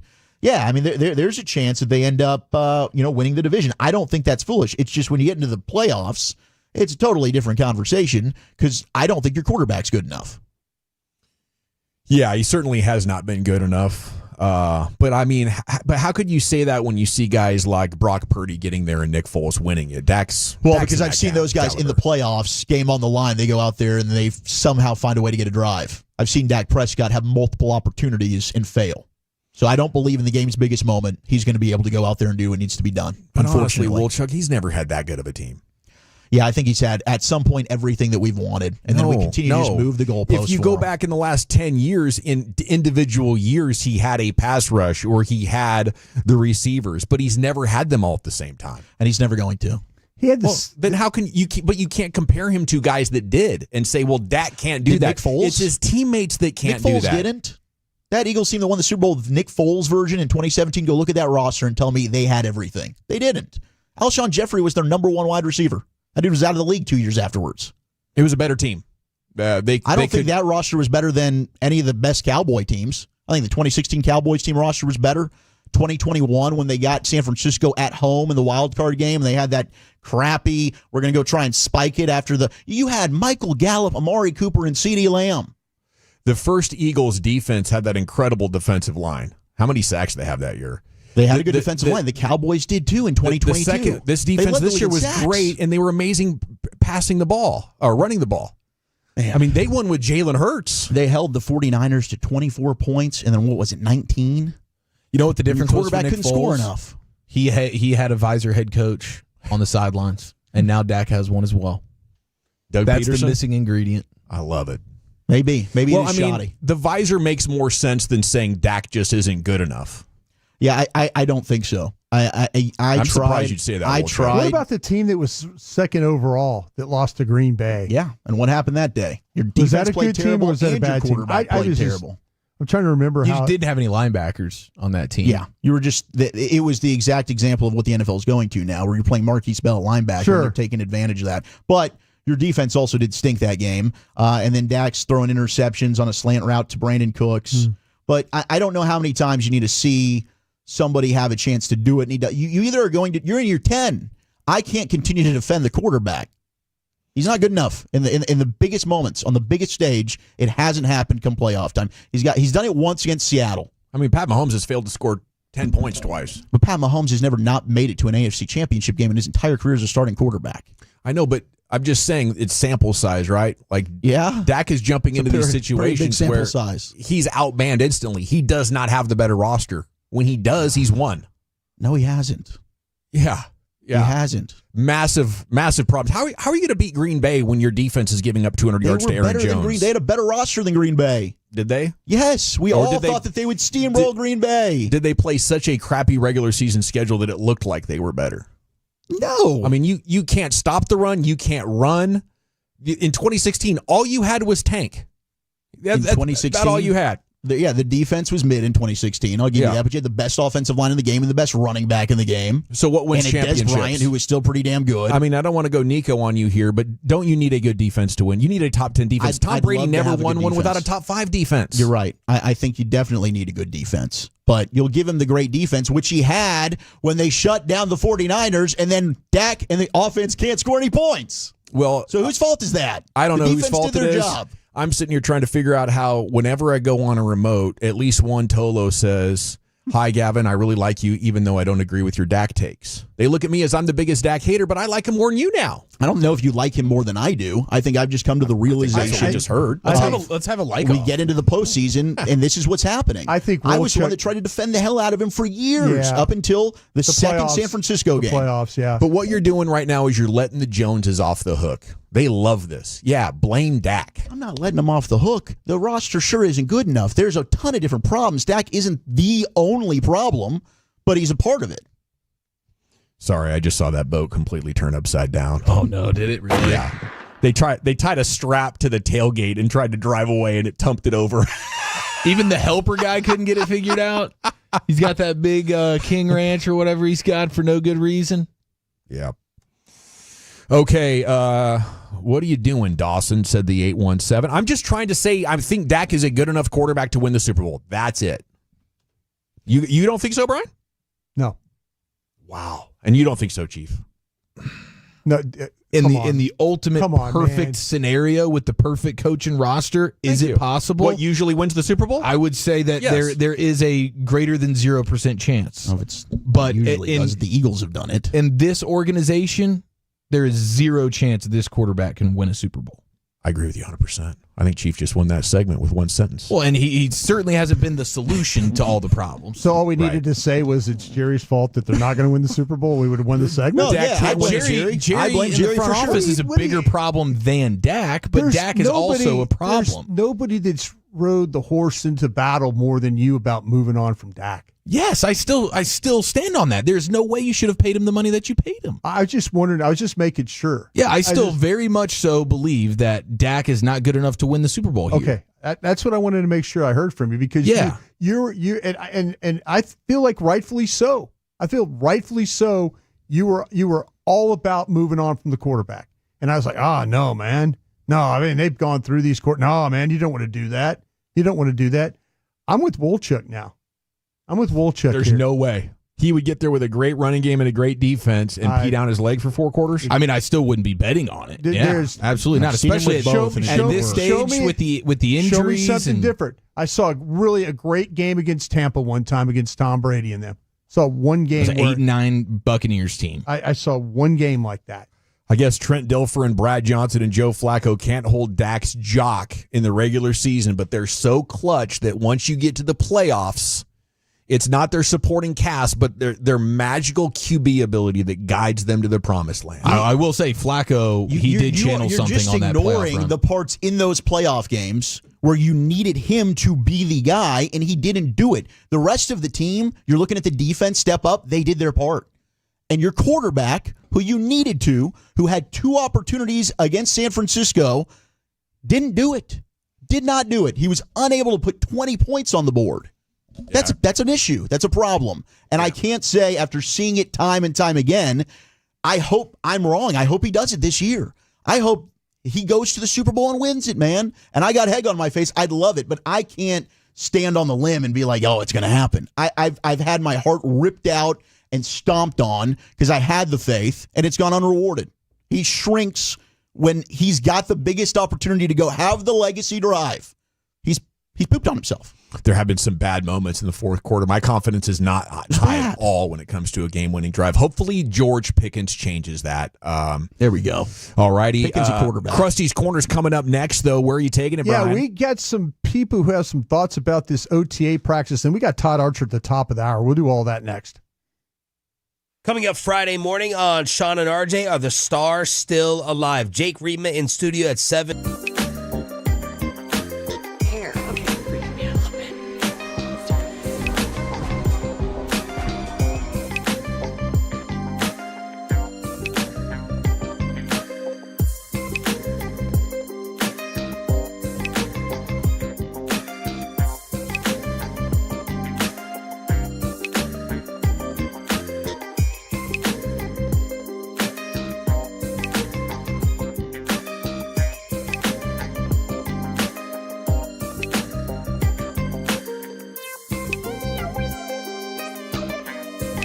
Do you think it's true that you've got to forget something else to remember that Uber Eats has groceries? No, that's absurd. Hey, remember when you used to be a, what was it, pepper lady? Pepper lady? Wasn't it Cinnamon Sisters? Basil babes. Saffron Squad? Nutmeg maidens? Paprika? No. Nutmeg Maiden? I just said that. Was it Spice Girls? Doesn't sound right. Was it Saffron Squad?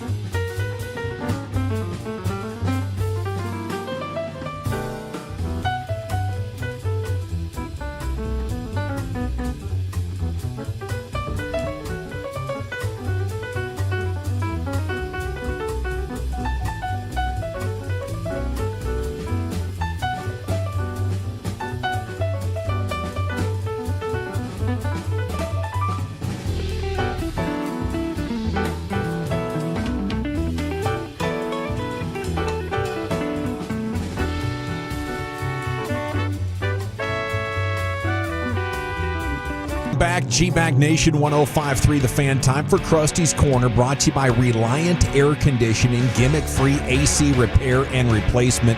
Here's the king, Brian.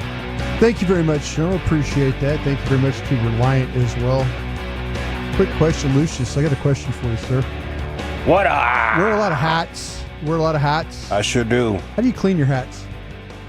There's this little thing I bought off of Amazon that You call it curvins? I don't know what it's called, but it's like the shape of a hat. You put your hat in the dishwasher. In the dishwasher. Yeah, and it does its thing. I just saw a thing. I think I said it right. Curvins, and it's like a steamer.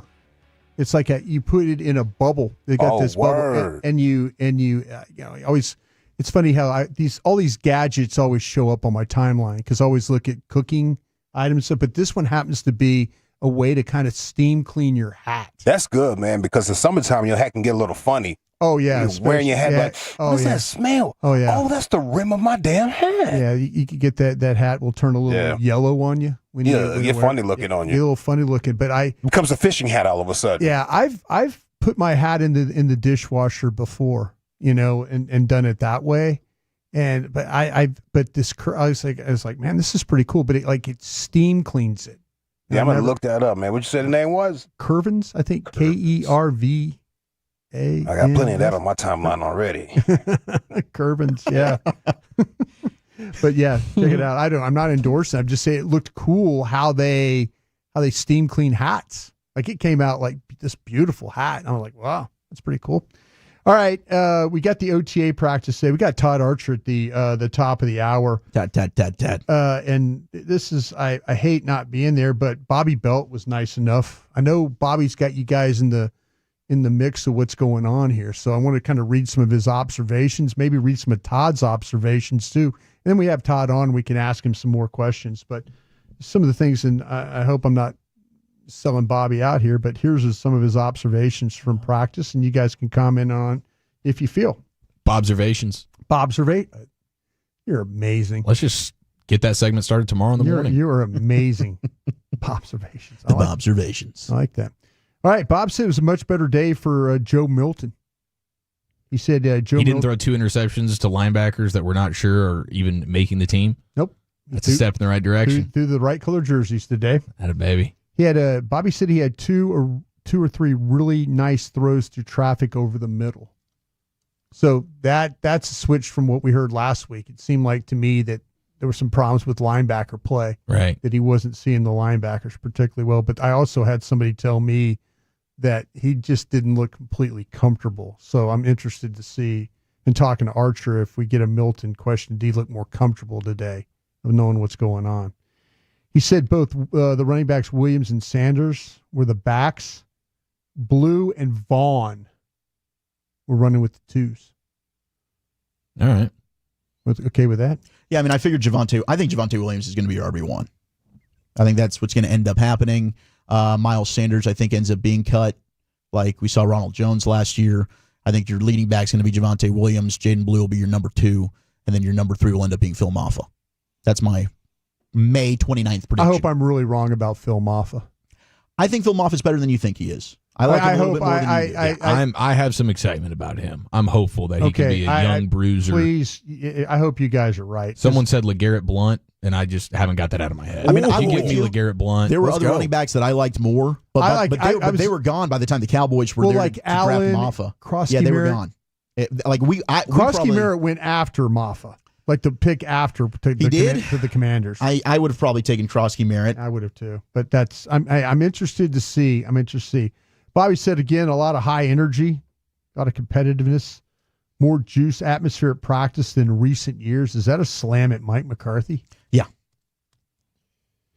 Yeah. You're playing the music, you're being positive. I think it's also Mike Zimmer. Yeah. I know that's your guy, but I think he's kind of old and grumpy. Hate my guy Mike Zimmer. I love Mike Zimmer. What is up with you today? I don't know. That's a good question, Brian.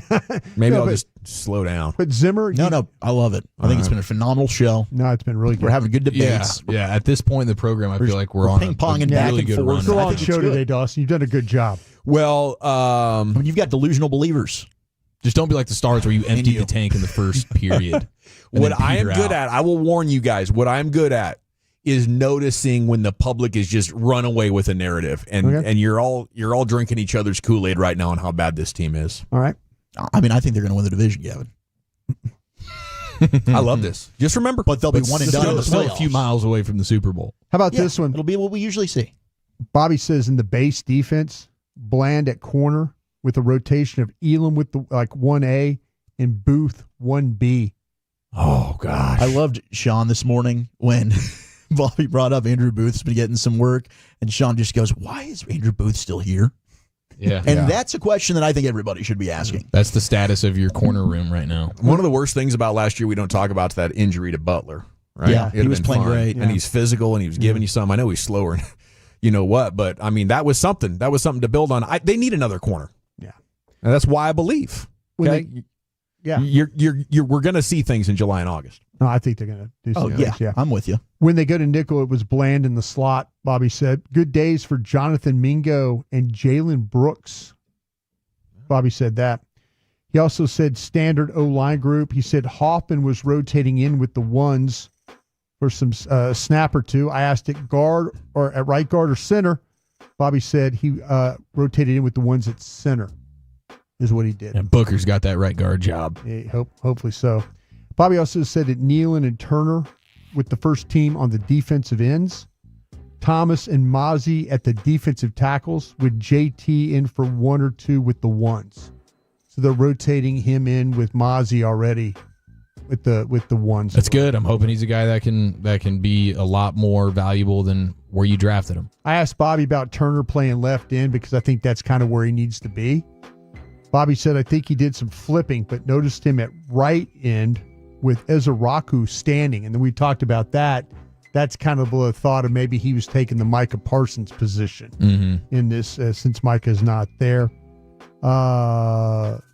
Also, he said during the 7-on-7 period, they let Elijah Clark, the safety from Syracuse. They love him. Yeah, he got some work during the 7-on-7. They let him he was with the ones a couple of times. So maybe there's something going on with these.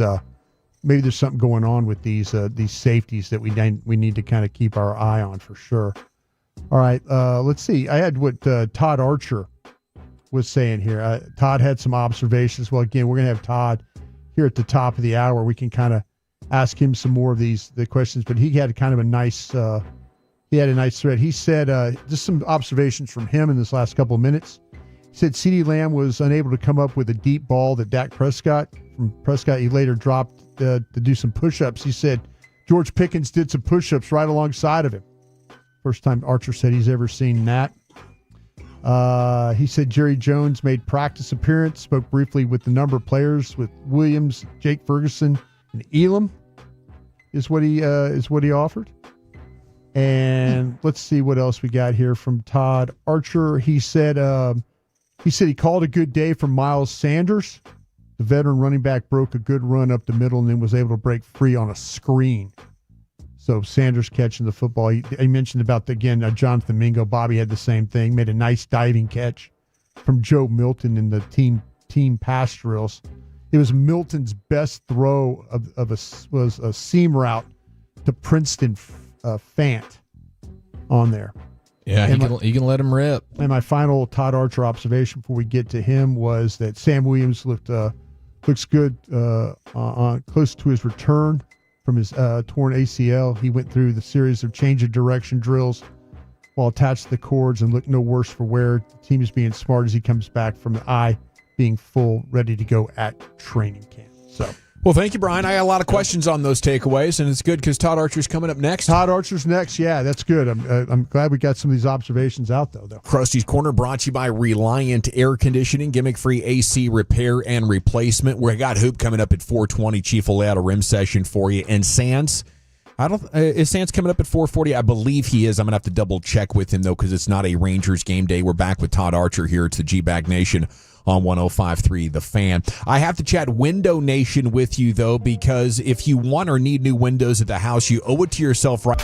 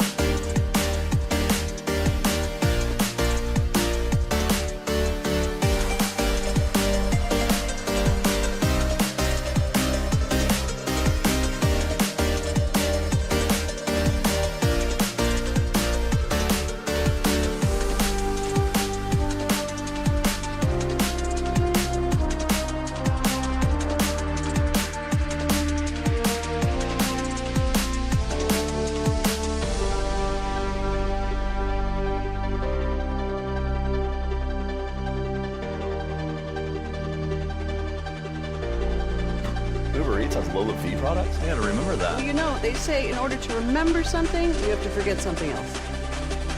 Okay, now that is a very cute haircut. That's like a little shag. I've never seen it before. Well, I mean, of course you have.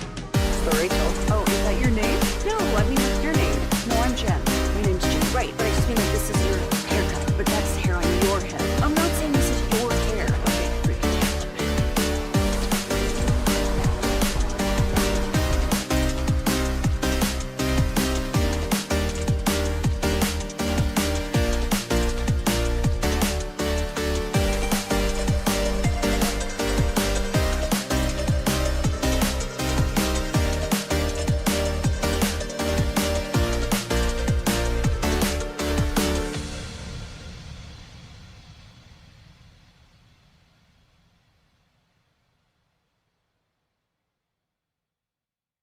Do you think it's true that you've got to forget something else to remember that Uber Eats has groceries? No, that's absurd. Hey, remember when you used to be a, what was it, Pepper Lady? Pepper Lady? Wasn't it Cinnamon Sisters? Basil Baby. Saffron Squad? Not Basil Lady? No. You just said that. Was it Spice Girls? Doesn't sound right. Was it Saffron Squad?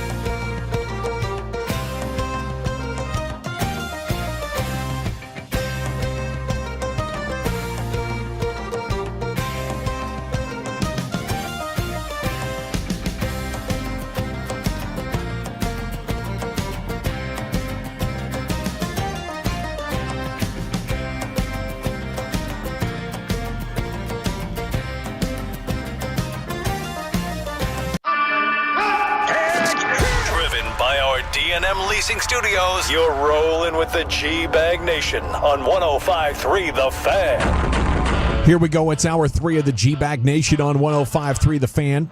Thanks for making us part of your day. Cowboys OTAs continue, and today there was media availability, and Broadus has booked Todd Archer, ESPN, for us here on 105.3 The Fan to talk more about this. And a good afternoon, Todd. How the heck are you? I'm doing well. How are you guys? Well, it's exciting. You know, we're inside 100 days to camp. Hoping the Stars can get a vic tonight. Hoping the Rangers can start scoring some runs. But it's good to have Cowboy stuff to talk about. And a lot of the chatter today, Todd, was about Joe Milton. I think it started the presser. How impressed are you with Joe, and what do you think fair expectations are? He was fine today. You know, I mean, heck, last week I think he had 3 interceptions. So you don't want to get carried away in either direction when they look great in a padless practice and when they look really good. But yeah, he made some good decisions today. Nice seam throw to Fant. Used his legs a couple times. You know, look, he's clearly the number 2 because Will Greer's really not getting, you know, but a handful of snaps when he's out there, and that's usually with the 3. So they're setting this up for Joe Milton to be the backup, and you know, he's we talked to him today at his locker, and he was saying all the right things about learning from Dak and how much of a lead, how impressed he's been by Dak and his leadership and first one in, last one out, all the stuff that he does. And, you hope for a little osmosis there. But, he's still a guy who's figuring it out. This isn't like Cooper Rush. We knew what he was, right? We knew what we were going to see in Oxnard. We knew we were going to see when Cooper played in a real game. With Joe Milton, we really don't know, and that's a little different for the Cowboys in the last couple of years with their backup quarterback situation going into it with a question like this. So, but the kid's got talent. You can see his arm and the throws he can make. And again, he was fine today. Missed a throw or two that I remember when I was looking at my notes. But there's a lot to work with there for sure. Were you able to pick up what the new quarterback cadence is? No, they were too far away from us, and I mean, whatever it is, if it's not "Here We Go," no one really cares. So it won't be it won't become the viral sensation that thing became a couple of years ago. Did you get what Dak's you were? Gonna have to come up with a new thing, isn't he? Yeah, he had the hip thing early, and now he had the "Here We Go." Pressure's on. To come up with a new thing. He's quite an influencer. Maybe he'll try winning in the playoffs next, Todd. Wow, that was you who said that. That wasn't me. Yeah, that's right. Did you get what you were looking for on that visor question with Shoddy learning from Spurrier? That was fun. I like that story. Only the hard hitting stuff. Only the hard hitting stuff for me in May. I'm coming with the visor questions. I mean, I figured it was some kind of ode to Spurrier as to why he did it, and I thought it was interesting. Like, when he transferred in from KU, and he was the guy responsible for picking up the visor when Spurrier would throw it on the ground. He was there in '96 when they won a national championship and stuff. I mean, that's a little bit like you trying to know the coach a little bit and know his personality and draw some info out of him and some stories. And from I'm sure you guys think the same way. The early returns on Schottenheimer press conferences have to be pretty high because we're getting some pretty good stuff and pretty good stories and remember when kind of stuff that we would kind of get under Parcells. We didn't get enough of under Jason. Certainly didn't get enough of that under McCarthy either. But I think Schottenheimer knows how to spin a story a little bit. Does he get enough credit for being a pretty good player in college? Like, if he hadn't left Kansas, he might have been starting that year, hadn't he? Well, I'm not. I have to go back and look at my depth chart on the 1994 KU Jayhawks to see where he was. Actually, you put me down the rabbit hole about this. You put me down the rabbit hole. I thought you were down there too with me. No, but I did ask him about it. He's like, when he went to, they were a running offense, and he wanted nothing to really do with that, and they didn't change for him, and that's why he went to Florida to go learn this fun and gun from Spurrier. And but yeah, I couldn't tell you who the Kansas quarterback. I couldn't tell you. Man, tell me a Kansas quarterback. Help me out, Broadus. Some guy who's 5'08", 7', 210 or something, or Todd you got some stat on something. Yeah, Todd Riesling, right? Something like that. Oh, sure. There we go. Yeah. Todd Archer here with you in the G-Bag Nation on the Fan. Archer, the thing I wondered with a coaching change, are there a few players on this roster that kind of got a new lease on life that maybe That's a good one. weren't favorites? I mean, do you, when you walk in the locker room, and you have such respect in that locker room, are there a couple of guys that look at you and kind of go, breath of fresh air, that, guys are gone and now I've got a little bit more chance to kind of fight for a job instead of being maybe in the doghouse a little bit? Well, I would say there's about 3 guys in that locker room who know who I am, so I don't know what kind of respect you think I'm carrying in there. The first guy that came to my mind, because he just got so buried last year, was Damone Clark. Yeah. I can't say that he's got a new lease on life and he's going to be part of this linebacker rotation because they traded for a guy in Murray and they signed a guy in Sanborn, and obviously they have Leafau and they have Overshown coming back from injury, so it's kind of a stacked deck against them. But if the same last year's crew came back, I don't think he'd be on this roster right now. So I guess that technically gives him a new lease on life to show Eberflus, who is a linebacker guy in Borgonzi, that he might have a chance to do it. Again, he may or may not have a chance to make the roster when you're looking at the numbers. on things and who they've added in the draft and who they've signed and traded for. But that was the first guy that came to my mind. How about these safeties? How about Bell and Thomas? Yeah, I mean, I don't think the coaching change really makes a difference on that. Like, I find it weird as we're rolling Steele? up on June 1 and maybe. Well, no, because he was always going to be their guy. Well, no, but do you feel like that maybe that Mike Solari, maybe there wasn't always maybe there wasn't the connect that he had with Joe Philbin? Yeah, but that didn't take away anything from Steele. I guess it may have affected his play, but it didn't affect his playing time. Sure. So he was still getting every snap and the starter, and unquestioned that. I think that remains the same. I think he might be a guy on the offensive side of the ball that, yeah, you look at and maybe the coaching change benefits him just from a different approach and how they're doing things. But he was going to be, if Solari came back, he was still going to be the starter at right tackle. Sure. But here, in the next couple of days, I might be proven wrong. I find it weird that people think Donovan Wilson's going to be a June 1 cut. Like, yeah, to me, I've asked around on that, and I get nothing of even close to that thought. Like, he's but is one his of their job up? starters, Is and Malik his job? Hooker is a starter. How about his job? Is his job up for maybe some question then? I don't think so. I mean, Okay. we'll see it in training camp, and he's not practicing now because he's rehabbing and getting ready that way. So we'll see when we get out to Oxnard. Well, heck, maybe he's gonna be cut in 2 days because I'm not being told the right things. But I think you look at his number, his contract, and things like that. It's not like it's completely out of whack, where he's making $9 million a year and he shouldn't, and then you got to work something out there. So.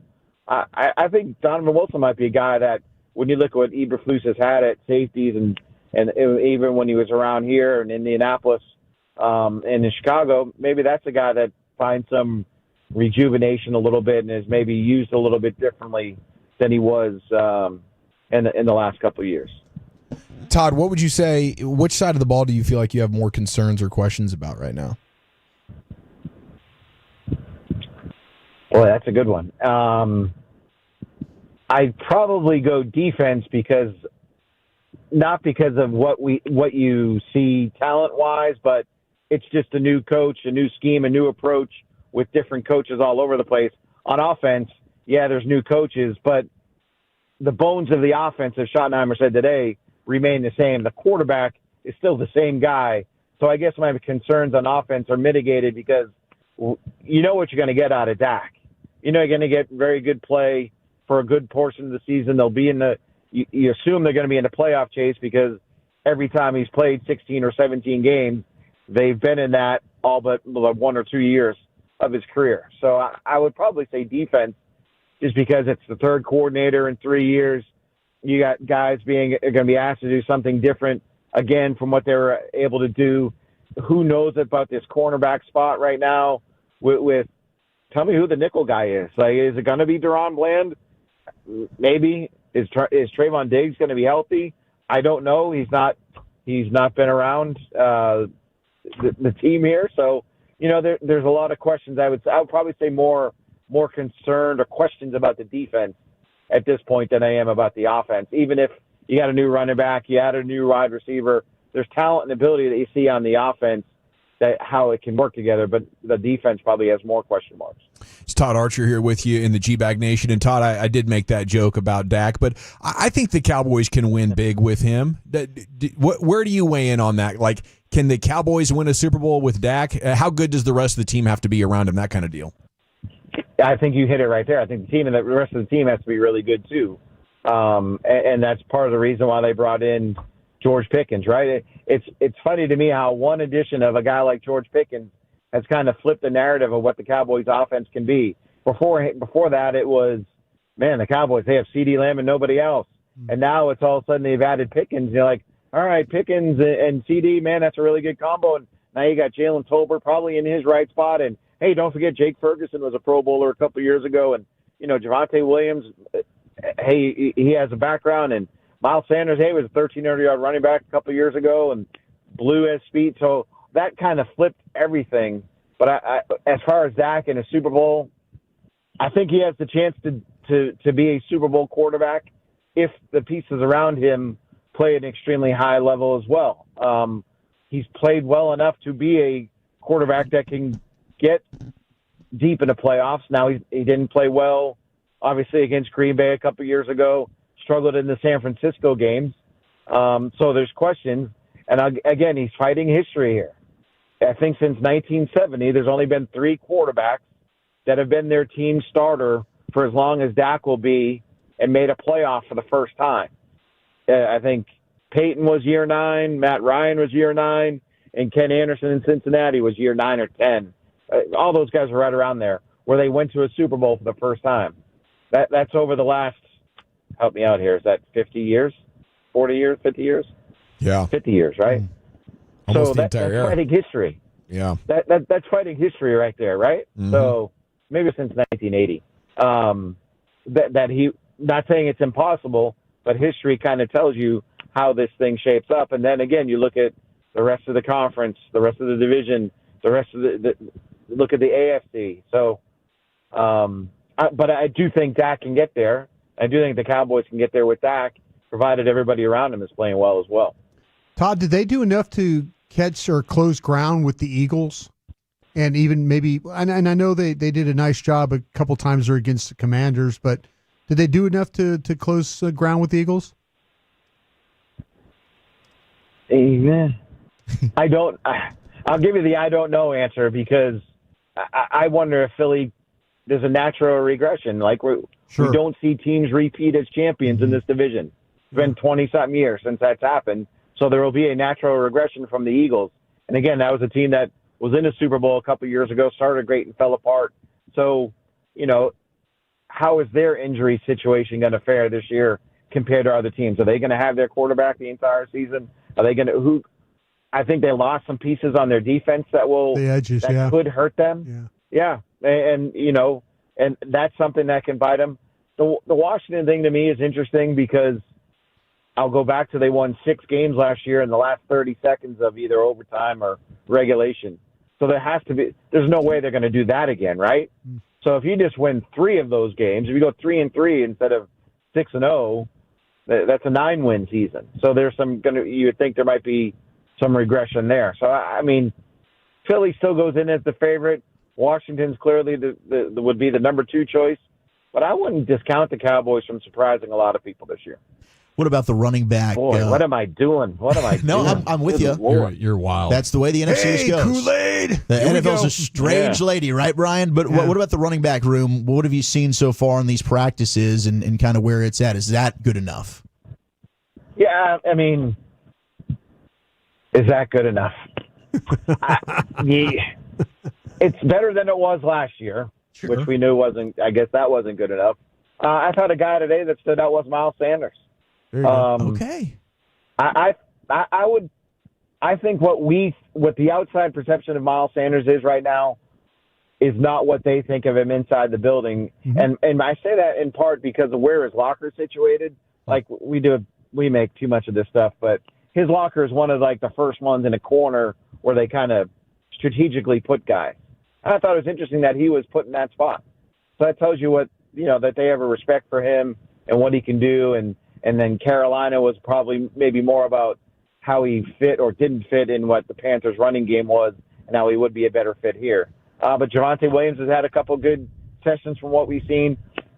Based on what we saw of Blue in Texas, you see a big play guy. He had a little run today where I thought it was Stephen Jones' comment when we got him a couple weeks ago. Like when you watch guys run and on tape and there's a 4.4 guy, and you say, man, he doesn't look like he's a 4.4 guy.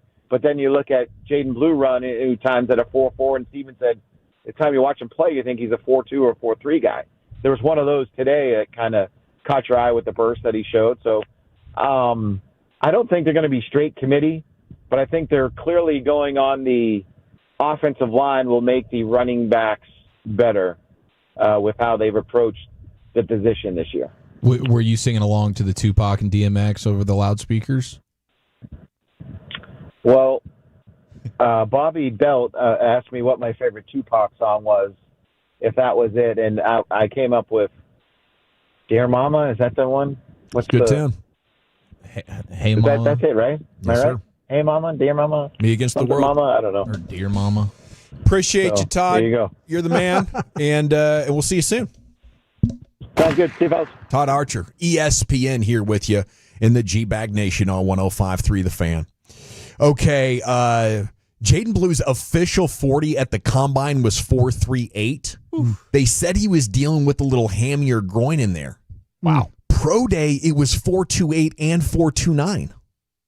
I think he might be an absolute blazer. Like the biggest thing I see is he doesn't have like the contact balance and the shiftiness. Partially because he's going so damn fast. You would have to be an elite athlete to be able to change direction at that fast.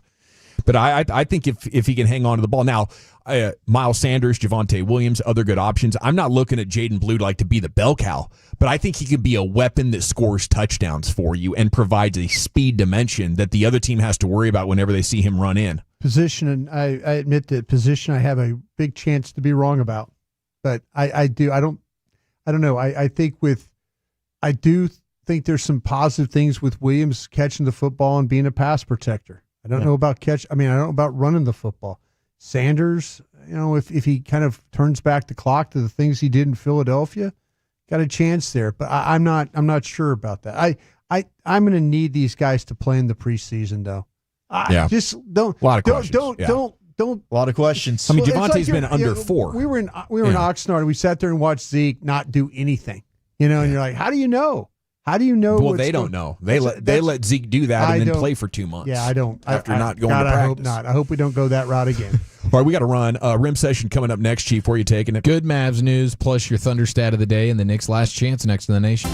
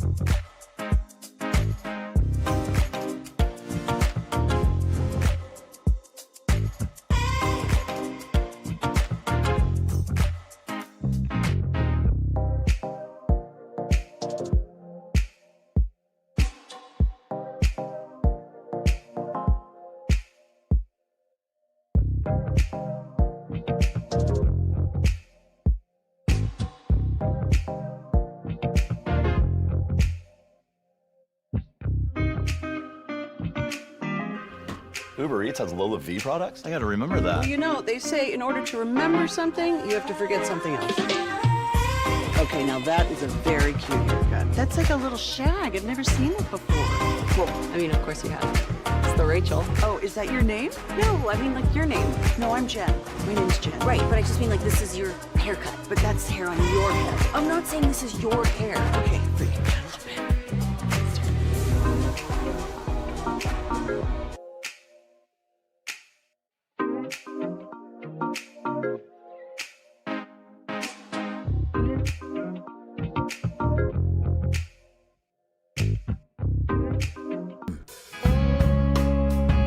All right, welcome back. It's the G-Bag Nation here on 105.3 The Fan. Okay, time now for some hoop. We have a big hockey portion of the show coming up as we'll get you set for Game 5 and try to extract whatever kind of hope we can, whatever kind of belief. Gavin Spittle, the Hockey Hawk, coming up here in about 15 minutes. Ralph Strangis coming up at 5 o'clock. And then we'll be into the Expressway and G-Bag of the Day here coming up in just an hour now. Okay, so we're about halfway through the show. Full show today. Fan After Dark, Fred and Blake coming up at 7 o'clock. This segment's brought to you by the Frankels. If you've been injured in a car truck wreck, call the Frankels first, 214 or 817-333-3333. There's never an out-of-pocket cost. They only get paid when you win. The Frankels, the go-to car and truck wreck attorneys in Dallas. Here's the Chief. Let's go ahead and cut the lights out. We'll put the kids down for that afternoon summer snoozer, and the G-Bag Nation goes all 56 inches around that rim. Let it ride! Rain dance! Rain dance! I gotta join here, man. I've been saving for a special occasion. Always a special occasion when Brad Townsend is reporting that the Dallas Mavericks generated $7 million in new season ticket sales in the first 3 days after the NBA draft lottery. How quickly things can change. Whew. Now, I don't want to really sit into that too much because it's still kind of like bleep them and their pockets. They lost all that money, and then it's just people rebuying. Yeah, not only that, but the sponsorship interest, like, they don't deserve it. They don't, exactly. I liked the storyline that Dumont and Nico were going to cost the Adelson family billions of dollars. But dang it, I like having Cooper Flag even more. Well, your Western Conference champions are the Oklahoma City Thunder, 124-94. They put to bed. Oh my God, Oklahoma just hit a bomb? A walk-off bomb? Oh, wow. They did? Wow. With 2 on, they were down 3-1 in the 7th. I wondered why Carter Freeman was jumping up and down so much. Oh, Carter's congrats to the Sooners. With his arms, he's doing like the YMCA, but OU right now. He is insufferable. Eric, Texas A&M was the number 1 seed in this tournament and was eliminated, I think, by Liberty. Oh, really? Yeah, I think LU? So. Yeah, I think Liberty got him. Yeah. I love it, dude. Well, OU. I think this is the same young lady that hit a homer earlier. I think this is like she's accounted for all the runs. The lady volunteer fans right now, or their players, their faces, I mean, just utter dejection. They can't believe what they just saw. They were living the dream, and they found out you never underestimate the heart of a champion. Rudy T told you that. Bottom of the 7th, was that 2 outs and they freaking walk off Jimmy Jacket? Yeah. That was Pickens. Down 2 down. Same lady, yeah. Same lady. She hit a home run earlier. Their first run came from, Hey, fantastic. Not a winner go home situation though, right? I mean, you still get a chance. Lady volunteers still get a chance. I believe this is double elimination. So you had Florida and Texas on the other side of the bracket. So I think that means that now Tennessee will play Florida and Texas gets OU. Well, that's good because I've grown quite an appreciation for the Tennessee team over the last couple of hours, Brian. Yeah. Very talented bunch. Really, really, really solid team. Okay. Really solid team. You just admire the way they work. That pitcher's got cannons. Okay. How about this for a stat of the day? The Oklahoma City Thunder, through 16 playoff games, Ellie Parker, okay, have the largest turnover differential in NBA playoff history. Oh. You were mentioning Alex Caruso being just a total thief with the way he plays defense. their entire even last year. That was a whole thing when we were getting ready for Mavs Thunder in that series. It was like, man, the way these guys are able to steal the basketball and create easy points for themselves is ridiculous. Plus 100. The next best is the 2019 Raptors. It was 24 games for them. They were plus 79 turnover differential. The Thunder are plus 100. They are absolutely getting after it, and that is something that is pretty exciting when you consider the styles make fights of the Pacers in the way, especially a guy like Halliburton can dominate the ball and have no turnovers often. Yeah. And he's racking up assists left and right. I do think this is going to be a pretty special series, but the Thunder, they get it done. The MVP, Shai Gilgeous-Alexander, he actually said that he wanted the fans to enjoy the moment with them. No way he wanted to go back to Minnesota, wanted to celebrate in their building, and he said to the fans, go home, get drunk, whatever you do, I want you to have fun with the moment. So as much as the NBA world kind of is hating on SGA right now, he's a man of the people in Oklahoma City. That's Historic defense, it's just too much length, too much steals, too much denying. Like, so you kind of got to double the ball. The first guy that shows up is going to get blown by. Unless you're like Lou Dort. 99% of NBA defenders are going to get worked by these guys that create. So the next guy's got to come. One guy's out of position. What the Thunder do is they defend the remaining 3 guys with 2 somehow. So you can't swing across court like Luka and Kyrie. You can't swing it across court and watch a guy go to work. The Thunder will recover in that 1 second and totally seal off that lane too. Yeah. Crazy. Now tonight we see if the Knicks can keep themselves alive going back to Madison Square Garden. Now in the previous game in Indiana, you had Pat McAfee going full wrestler promo style.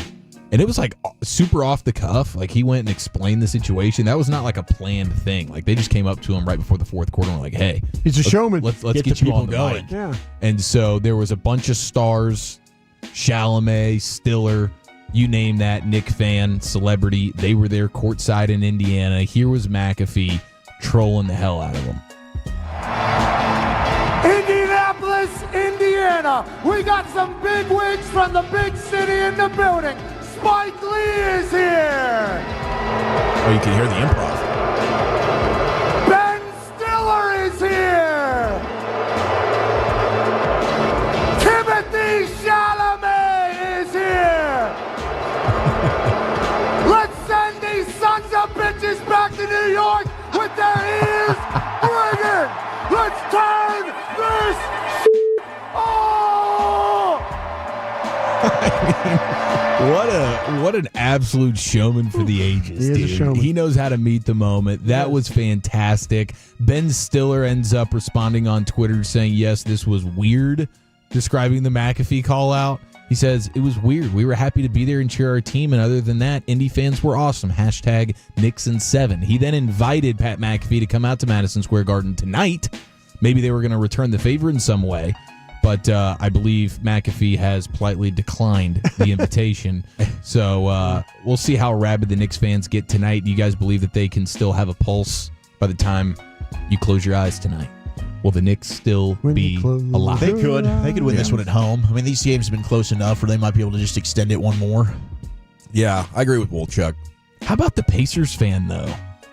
Having the Knicks fan rub off on him a little bit.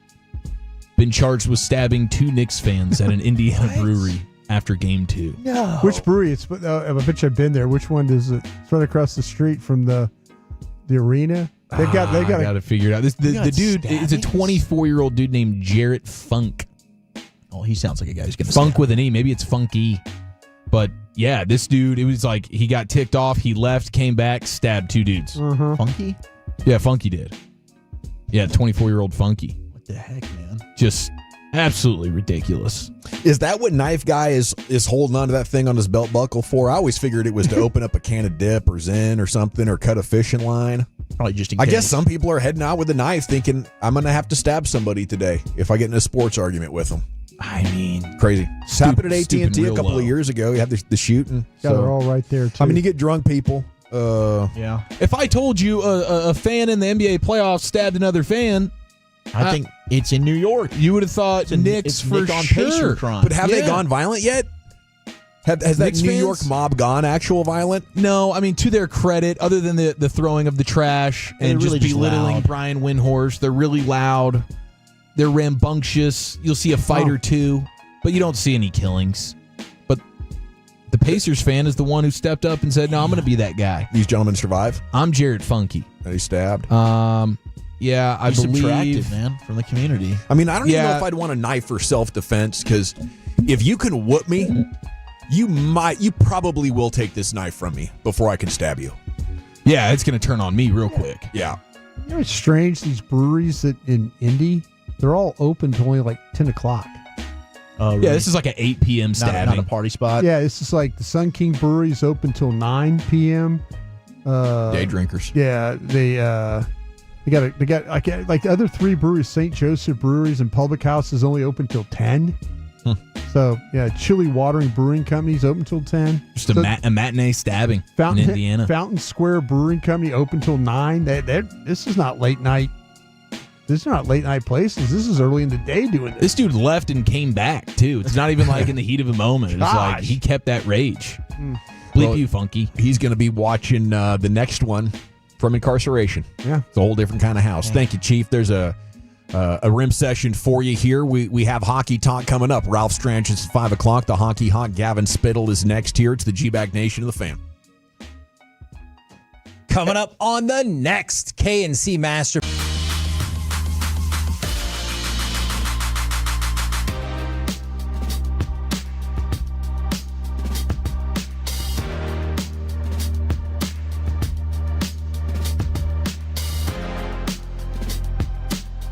Do you think it's true that you've got to forget something else to remember that Uber Eats has groceries? No, that's absurd. Hey, remember when you used to be a, what was it, Pepper Lady? Pepper Lady? Wasn't it Cinnamon Sisters? Basil Babes. Saffron Squad? Nutmeg Maidens? Pre-curb? No, Nutmeg Maiden? I just said that. Was it Spice Girls? Doesn't sound right. Was it Saffron Squad?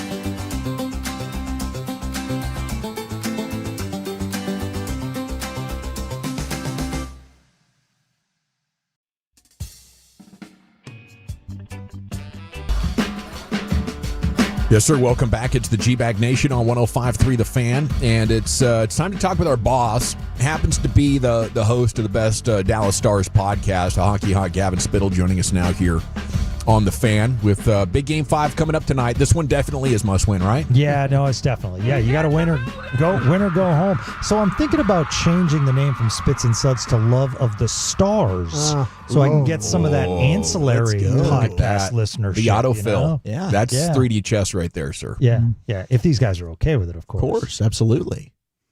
We're happy to have you, man. I didn't buy that, did you? I did not buy that. No. Okay, so Thomas Harley under a little bit of fire this afternoon? Yeah. So Zach Hyman is out, had surgery, terrific player, physical player. He is one of those Swiss Army knives on the ice, scored 50-plus goals last year. This year leads the league as far as in the playoffs as hits. So Thomas Harley was asked about Hyman, and he said he's a great player. He has been very physical with us all series long. He has beat us up as defensemen, and I'm glad he's not playing tonight. And that's what he's Edmonton's crushing him? I think just... Or is it nationally? I think it's just nationally. They're talking like the narrative is that apparently you shouldn't say that you're glad someone's not playing. Wow. I thought really the evaluation of that kind of deal being appropriate or not changes when they take hints out and then call him a bleep and P word and then hit him in his return to the game. Exactly. I think at that point, like if I'm Thomas Harley and anybody comes at me tonight, I'm like, look, they've gone after us. Yeah. And they kind of turned this into a classless affair. So I'm just participating in the tone they created. And I think if the Stars coaches had to do it over again, they probably would have not said in game, yes, we saw what Evan Bouchard did, and that's just not our makeup. Like, hockey's one of those. I mean, we're still years after years going upper body, lower body. Yeah. We're not even talking about what injuries. Yeah. And at the same time, we're saying that's not our makeup. Well, as a fan base, you want your players to respond when one of your top players is hit like that. It might be old school, but that's hockey. So if you say that as a coach, that's where, like on Spits and Suds the other night, people were talking, and I hate the term, but using the term soft. And I hate that because these are warriors. These guys are all banged up right now, and to use that label, that's maybe tough. not as tough as Edmonton is how to describe that's it. correct. We can talk about the toughness as far as the makeup and the overall physicality. And my issue, what I was saying at the start of the playoffs and at the start of the regular season is you look at past Stanley Cup winners, and what do they all have in common? We have Florida, we have Tampa, we have Colorado, and we have Vegas. They all added physicality into their lineup to make their cup run. And then you look at the Stars, maybe it was Lyubushkin and maybe it was Dumba, and those were supposed to be your physical guys, but now you're looking at it, those two guys have been out of the lineup in this series. So you really just don't have that physicality. The rink shrinks, and therefore, and for Connor McDavid, like, it's going to be frustrating if the Stars lose and Florida plays Edmonton to watch how Florida addresses McDavid and Draisaitl, because it's going to be extremely physical. They are going to try to get under his skin. They are going to commit penalties. They are going to go after McDavid. Let's just put it that way. Yeah, they're agitators. When it comes to Pete DeBoer, we had this conversation earlier. If they were to lose again, 3 straight losses in the conference finals, I saw fan frustration already after the previous loss on social media. I guess my pushback would be, if you want to blame Pete DeBoer, what exactly was it that he did that you didn't like? Is there anything that you think, whether it was Dadonov not playing, Lyubushkin hasn't played since game 1, the only game that they won in this series? Right. Any decisions that you think that you could look at him and second guess? No, I don't think so. He has 1 year left on his contract, and I think you have to let him play out his contract, Zach. I think it's one of those things also, when you look, you were without Miro Heiskanen, you were without Tyler Seguin. At some point in the year, you were out with Jake Ottinger for a little bit. So you've been out with key players, and some of your other key players haven't really responded. You added Mikko Rantanen. So I don't think it's a Pete DeBoer. Throughout the year, I praise Pete DeBoer for the moves that he's made.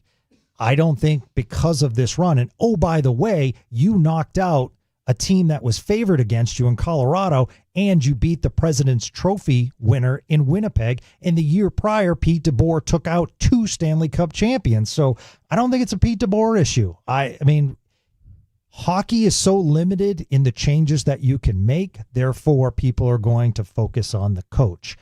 I love Jim Nill, and for all we know, he could be 3-time general manager of the year. His moves are amazing, but I really feel as though they have to add depth, physicality to stay up with these teams. That doesn't mean drop the gloves and fight. That just means putting a body, because you've seen what Edmonton, who's not overly that physical, but you've seen what they have been able to do to this Stars team. Can I ask you just a hockey question in general?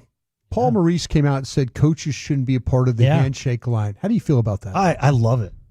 I love Paul Maurice. He's so different, and that's what I love. He's amazing. How he's been around forever. Youngest coach. Hartford, I think, is where he started with the Whale. Yeah, he did. He started with the Whale, and then he went to Carolina. Yeah. So I love it because he's basically saying these are the Warriors. Yeah. And Paul Maurice is so good. We have to look back to what he did against Winnipeg, or when he was the coach of Winnipeg, where he said, these players are no longer responding to me, therefore I'm resigning my position. Right. I mean, you never see professional coaches do that. Maybe he did have... He had a gig. He was ready. Yeah, he was ready. He probably had another gig ready. But at the same time, to do that and now to come out and say, like, I'm just not a fan of that. Like, if they want to come shake my hand, great. But I'm not going to be one of those guys in line after blood, sweat, and tears you've been fighting against each other. I just thought it was very noble. Paul Maurice is very old school. But getting back to Pete DeBoer, remember, last year, after 25, 26 coaching years, that was the first time Paul Maurice, who's the best coach in the NHL, has won a Stanley Cup. Yeah. So, like, Pete DeBoer not winning a Stanley Cup, I mean, that doesn't mean he's not one of the better coaches. Yeah, Paul Maurice has over 900 wins. Yeah. As a coach. It's tough. Yeah. How much, can this change here with their injury? Is it possible the Oilers break a little bit with Hyman out? Well, we need Bully Melrose. That's what we need. I mean, let's be honest. Yes, but the player they're inserting tonight, watch out for, in Jeff Skinner, doesn't have a lot of playoff experience, but nearly 700 points in the NHL and over 1,000 games. So it's not like you're putting in somebody that doesn't know where to be. And he's, I think, arguably a better scorer than Hyman. I mean, Hyman's amazing. But Skinner has put up 5 years of 60-plus points. So I don't think it hurts them too much. It might ramp down their physicality. What was disappointing to see is when Hyman went out, it seemed as though Edmonton kept to their game, and it seemed as though the Stars couldn't get, take advantage. If the Stars are going to win tonight, I'm going to simplify it for everybody. Just take left, right, center as far as offensive zone. Edmonton's doing a good job as far as keeping the Stars to the outside or to the left and to the right. If the Stars can penetrate the middle of the ice and get screens on Skinner, they will be highly effective. But that's why you're seeing Wyatt Johnston. Wyatt Johnston, probably in about 80-85% of his goals, are straight down the middle. Yeah. So if he can't get to the middle, he can't score.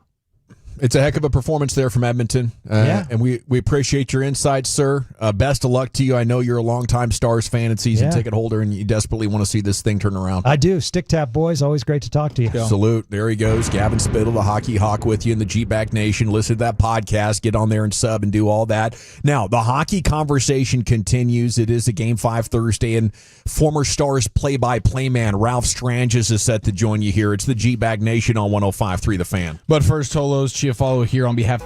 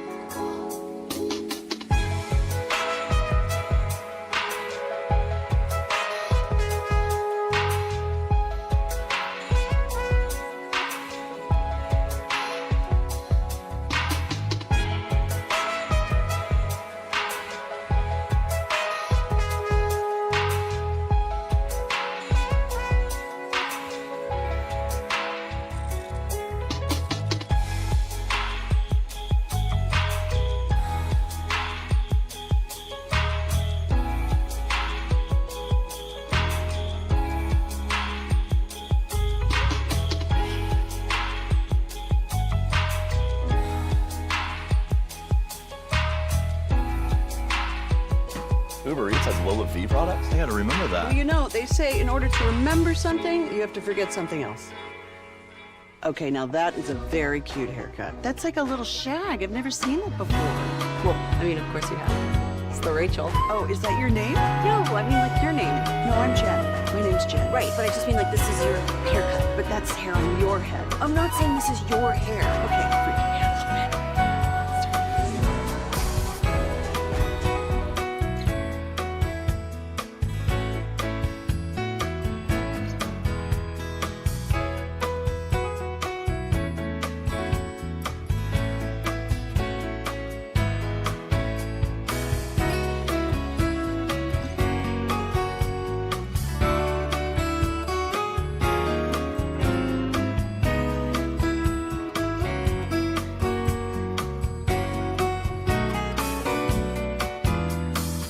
It's true that you've got to forget something else to remember that Uber Eats has groceries. No, that's absurd. Hey, remember when you used to be a, what was it, Pepper Lady? Pepper Lady? Wasn't it Cinnamon Sisters?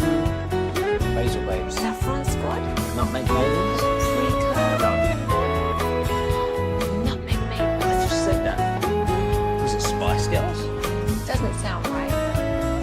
Was it Saffron Squad?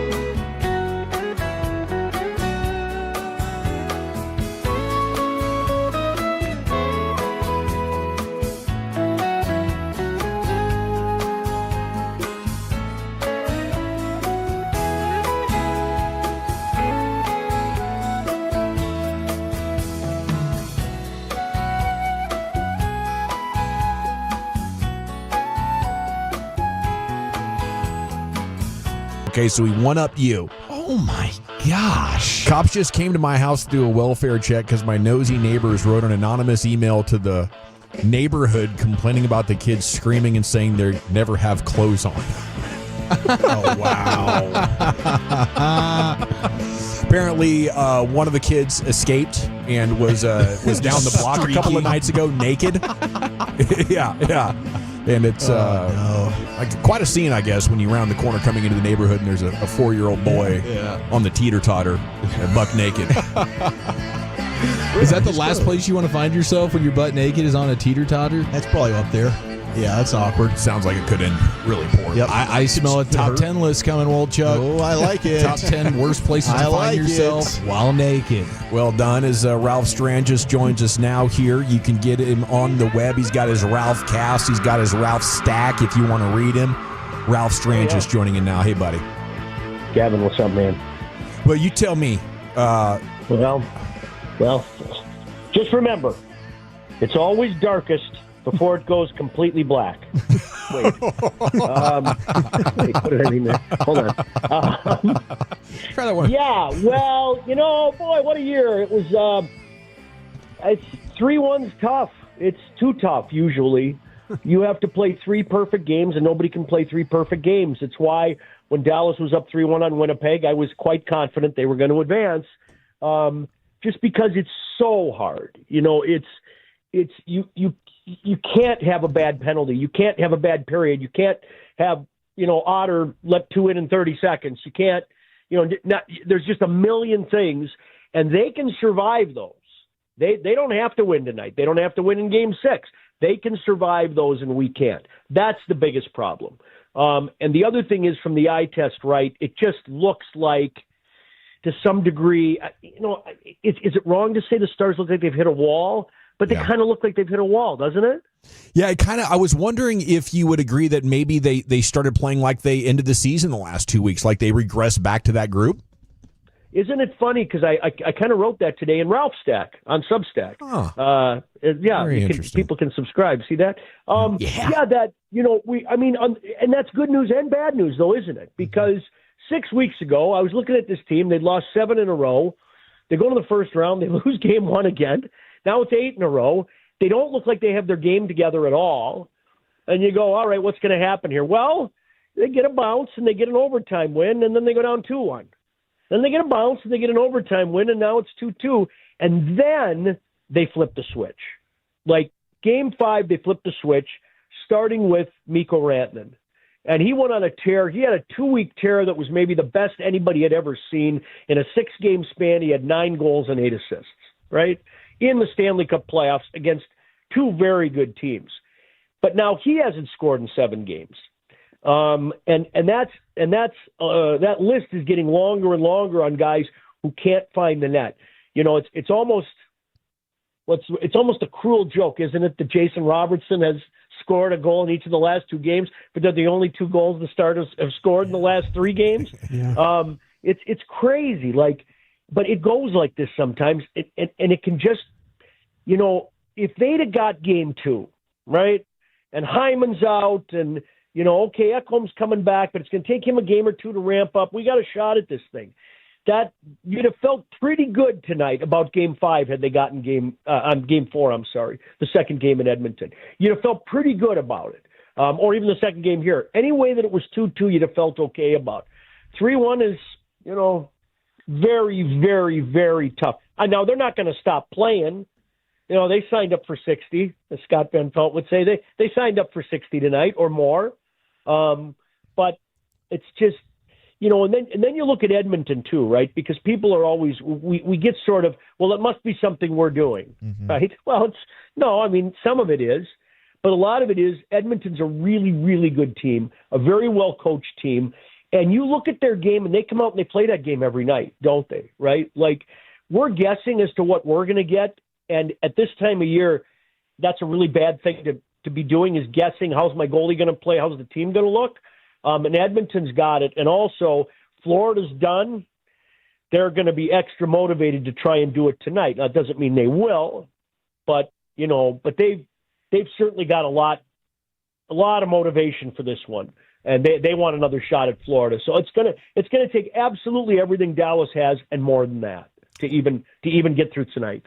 Ralph, what are your thoughts on the captain, Jamie Benn, and how he's been playing right now, but also the possibility that tonight could be his last home game? The man who's been your captain since 2013 and pending free agent, but just his legacy overall as a Dallas Star. Yeah, there's a lot that goes into that. I'm sure everybody's sort of been thinking about this for the last couple of years. You know, one of the things that happened, because I was there when Mike Modano got to the end, and we were kind of playing it like it was going to be the end of his career, but he always had in the back of his mind that maybe he was going to go play someplace else. And he did. He wound up in Detroit, right? And that didn't end very well for him. But the similarities here between these two guys, or the situations, are when you have somebody that's been around that long and you've got a young core pushing to take over, as the Stars do now, as we did back then. You know, we had players coming. We had Jamie Benn coming. We had Brendan Morrow kind of there, right? We had this new group that was ready to take over. But as long as Mike was in the room, it was hard to say anything when he was in there. Do you know what I'm saying? Like, it was hard to sort of go over the top on Mike Modano. And it's the same way I think that the players would look at this going forward. And again, this isn't done yet, but you know, it's more likely that they won't get through this series than that they'll win it. So we can talk about this a little bit. I think that's a big part of it that people aren't really discussing right now, is the part where, as long as Ben's there, it's Ben's team. And do we want it to be Ben's team anymore? Are we ready now with some of these other young guys? And, you know, Mikko Rantanen's now here, and we've just invested a lot of money in Mikko Rantanen. And we got Wyatt there, and we got Rope there, and we got Robertson there, and you know how much of that group, you know, we got Miro there, you know, and now we've got Harley there, these are cornerstone pieces, and you kind of want to let them take it now, probably.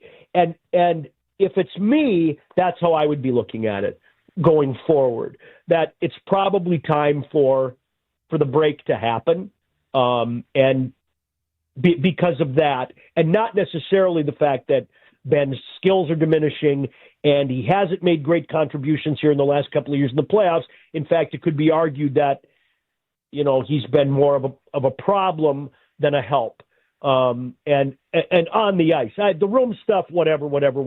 If they're not winning on the ice, there's no, then I'm less interested in people telling me how great the leadership in the room is, right? Because that's been what everybody's been falling back to. Well, he's so good in the room, good.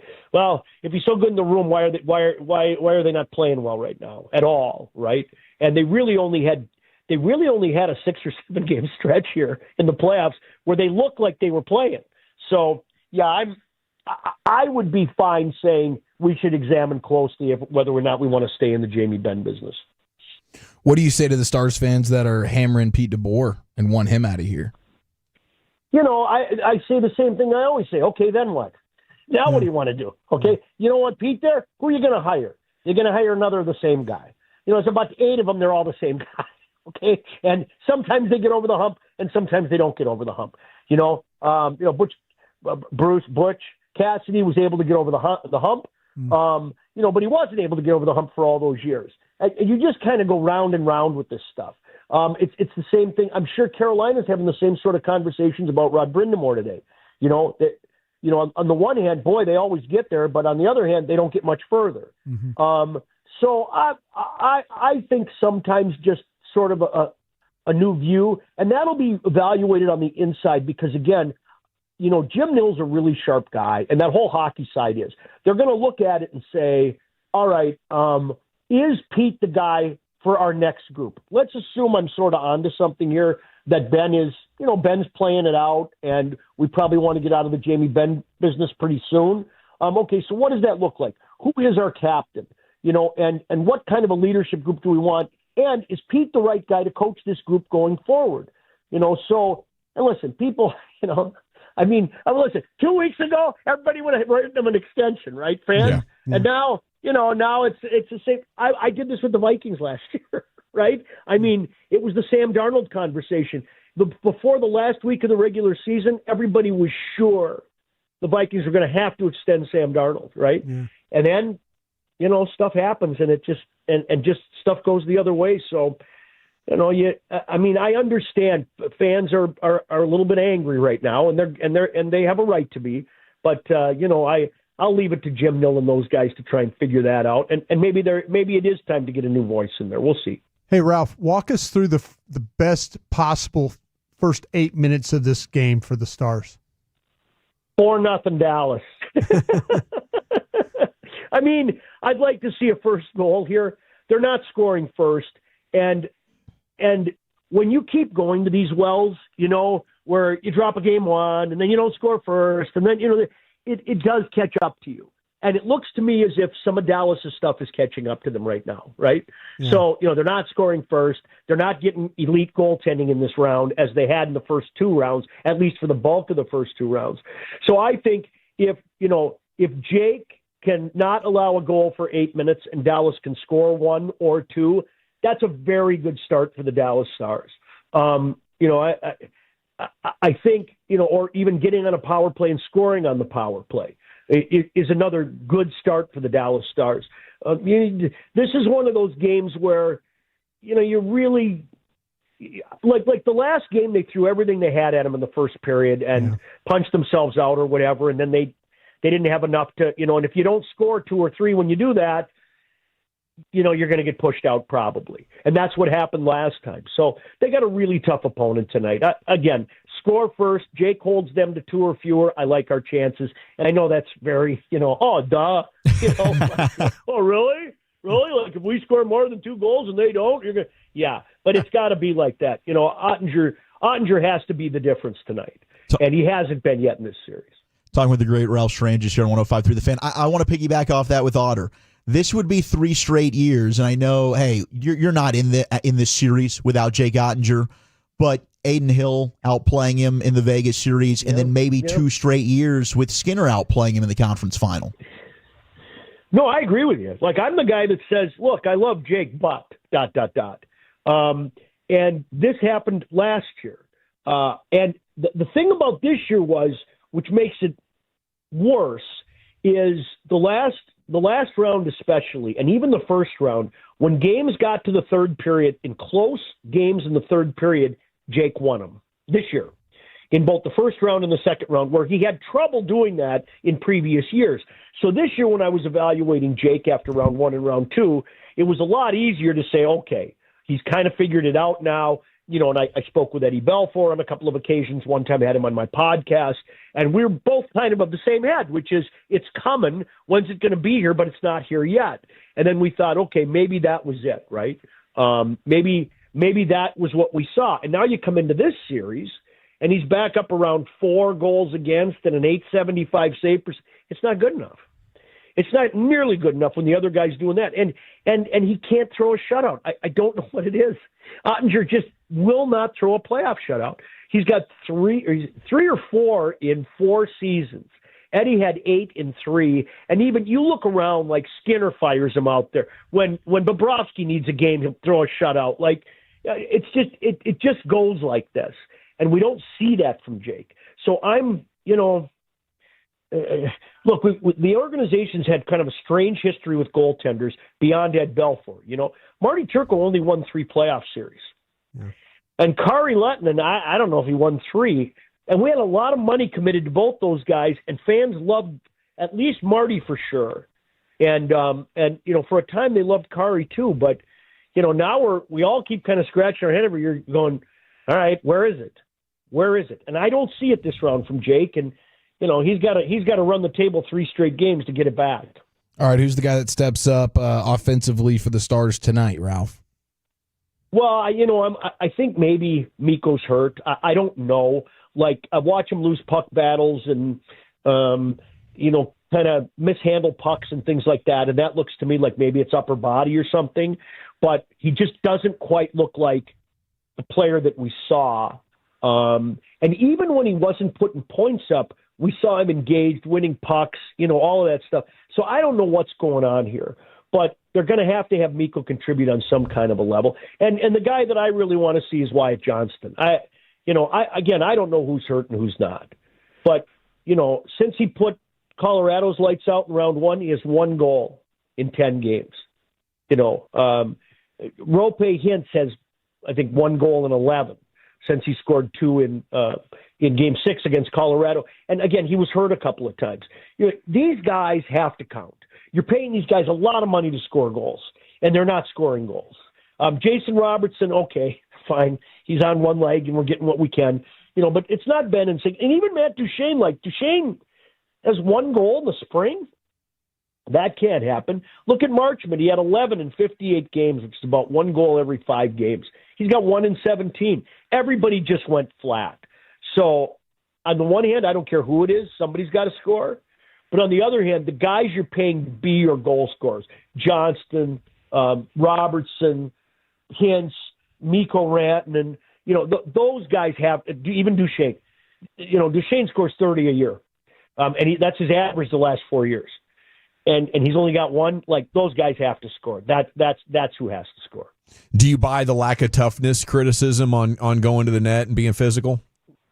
Yeah, maybe a little bit, but not overly so. I mean, there's 2 things can be your tough guy, right? You can have tough guys, or your power play can be your tough guy. They take a penalty, burn them with the power play, and so Dallas got away with that for the first 2 rounds.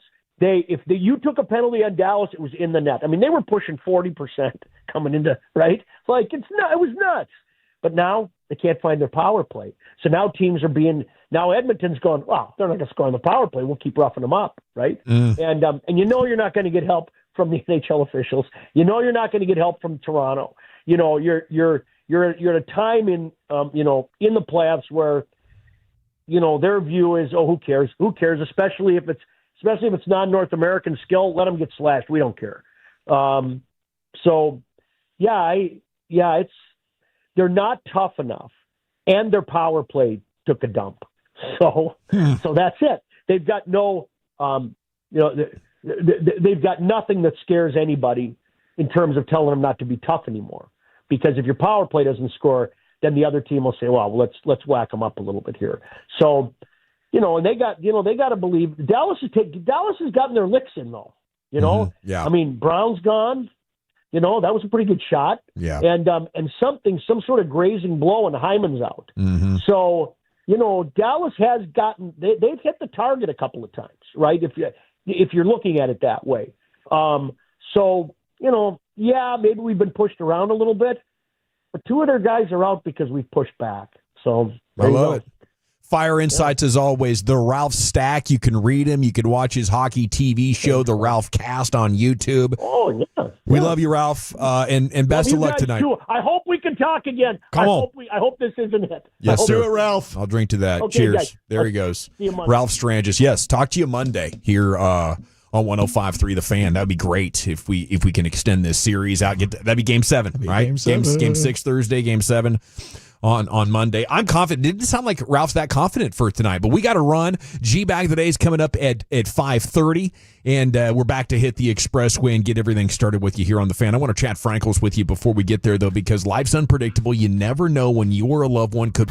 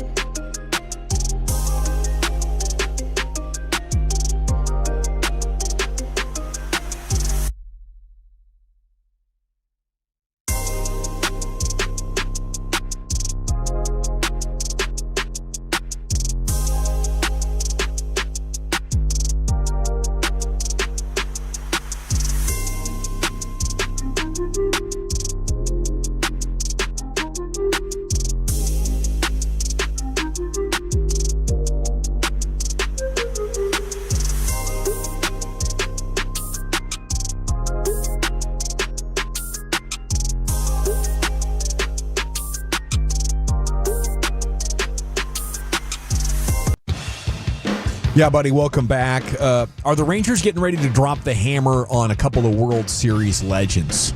Wolchuk has that and more baseball coming up at 6 o'clock around the bases. Proper round tripper. Thanks to Ralph Strangis for joining us. The former Stars announcer had some great takes. I love that angle that maybe Rantanen is hurt. I need that to be true, actually. I hadn't even thought of it, but you never know. It's very, very possible. I remember, I think it was the bubble, maybe Sagan was hurt. And, it was like, what's wrong with Sagan? We got to get rid of him. And it turned out he had like a major injury. And, these kind of things happen in hockey. It's time to hit the expressway, though, where we go commercial free to the top. LA Live's coming up in 15 minutes. G-Bag of the Day is just right around the corner now. And it's brought to you by the On-Time Experts. Okay, can you believe what DeBoer said about being down 3-1? Isn't that crazy? Like, he felt like being down 2-0 to Vegas was worse. How could you possibly believe that? Is that true, or is he just planting a seed in his guy's ears to try to give him confidence, Wolchuk? Both could be. I mean, I think they lost, I think it was the first 2 home games. Then you're feeling like you're going on the road to Vegas. The series is over. So, I mean, look, it's 3 games. They've won 3 in a row before. It's possible that they can do it again. It certainly seems like an uphill task, but this is a team, and we've talked about it all postseason. They've been a resilient group. It's going to take darn near perfect hockey is what it feels like, and I'm with Ralph. Jake Ottinger's been phenomenal all postseason, but this series he has not been the version that he was. And you're coming off a series, we were talking about, who's going to be the starting goaltender for the U.S. team. He outduels Hellebuck. Well, he's been outplayed by the opposite netminder, and this would be back-to-back conference finals. And it's a guy that has been benched at times in the playoffs. Yeah. That's unacceptable for a guy that we're talking about in the conversation as one of the best in the world. He's got to step up. It's not all on him, right? He's got no offensive help, 100%. Everything else when it comes to your highest-paid guys, Rantanen, Wyatt Johnston, Robertson, Duchesne, these guys got to get going. But you also need Otter to, if you're going to have some steals, if you're going to get some odd man rushes, if your D's not going to be great, he needs to save you. Poor guy. Yeah, I think you nailed it perfectly. I think it's the explosiveness that which Edmonton plays, and I don't think Dallas has really matched that. And they punish you on turnovers. Yes, they punish you keeping the puck in. I love that. They punish you on how quickly they get on and off the ice. Uh-huh. They create. There was back-to-back, shifts where Dallas didn't have. They were late getting on, and it ended up being Edmonton had chances.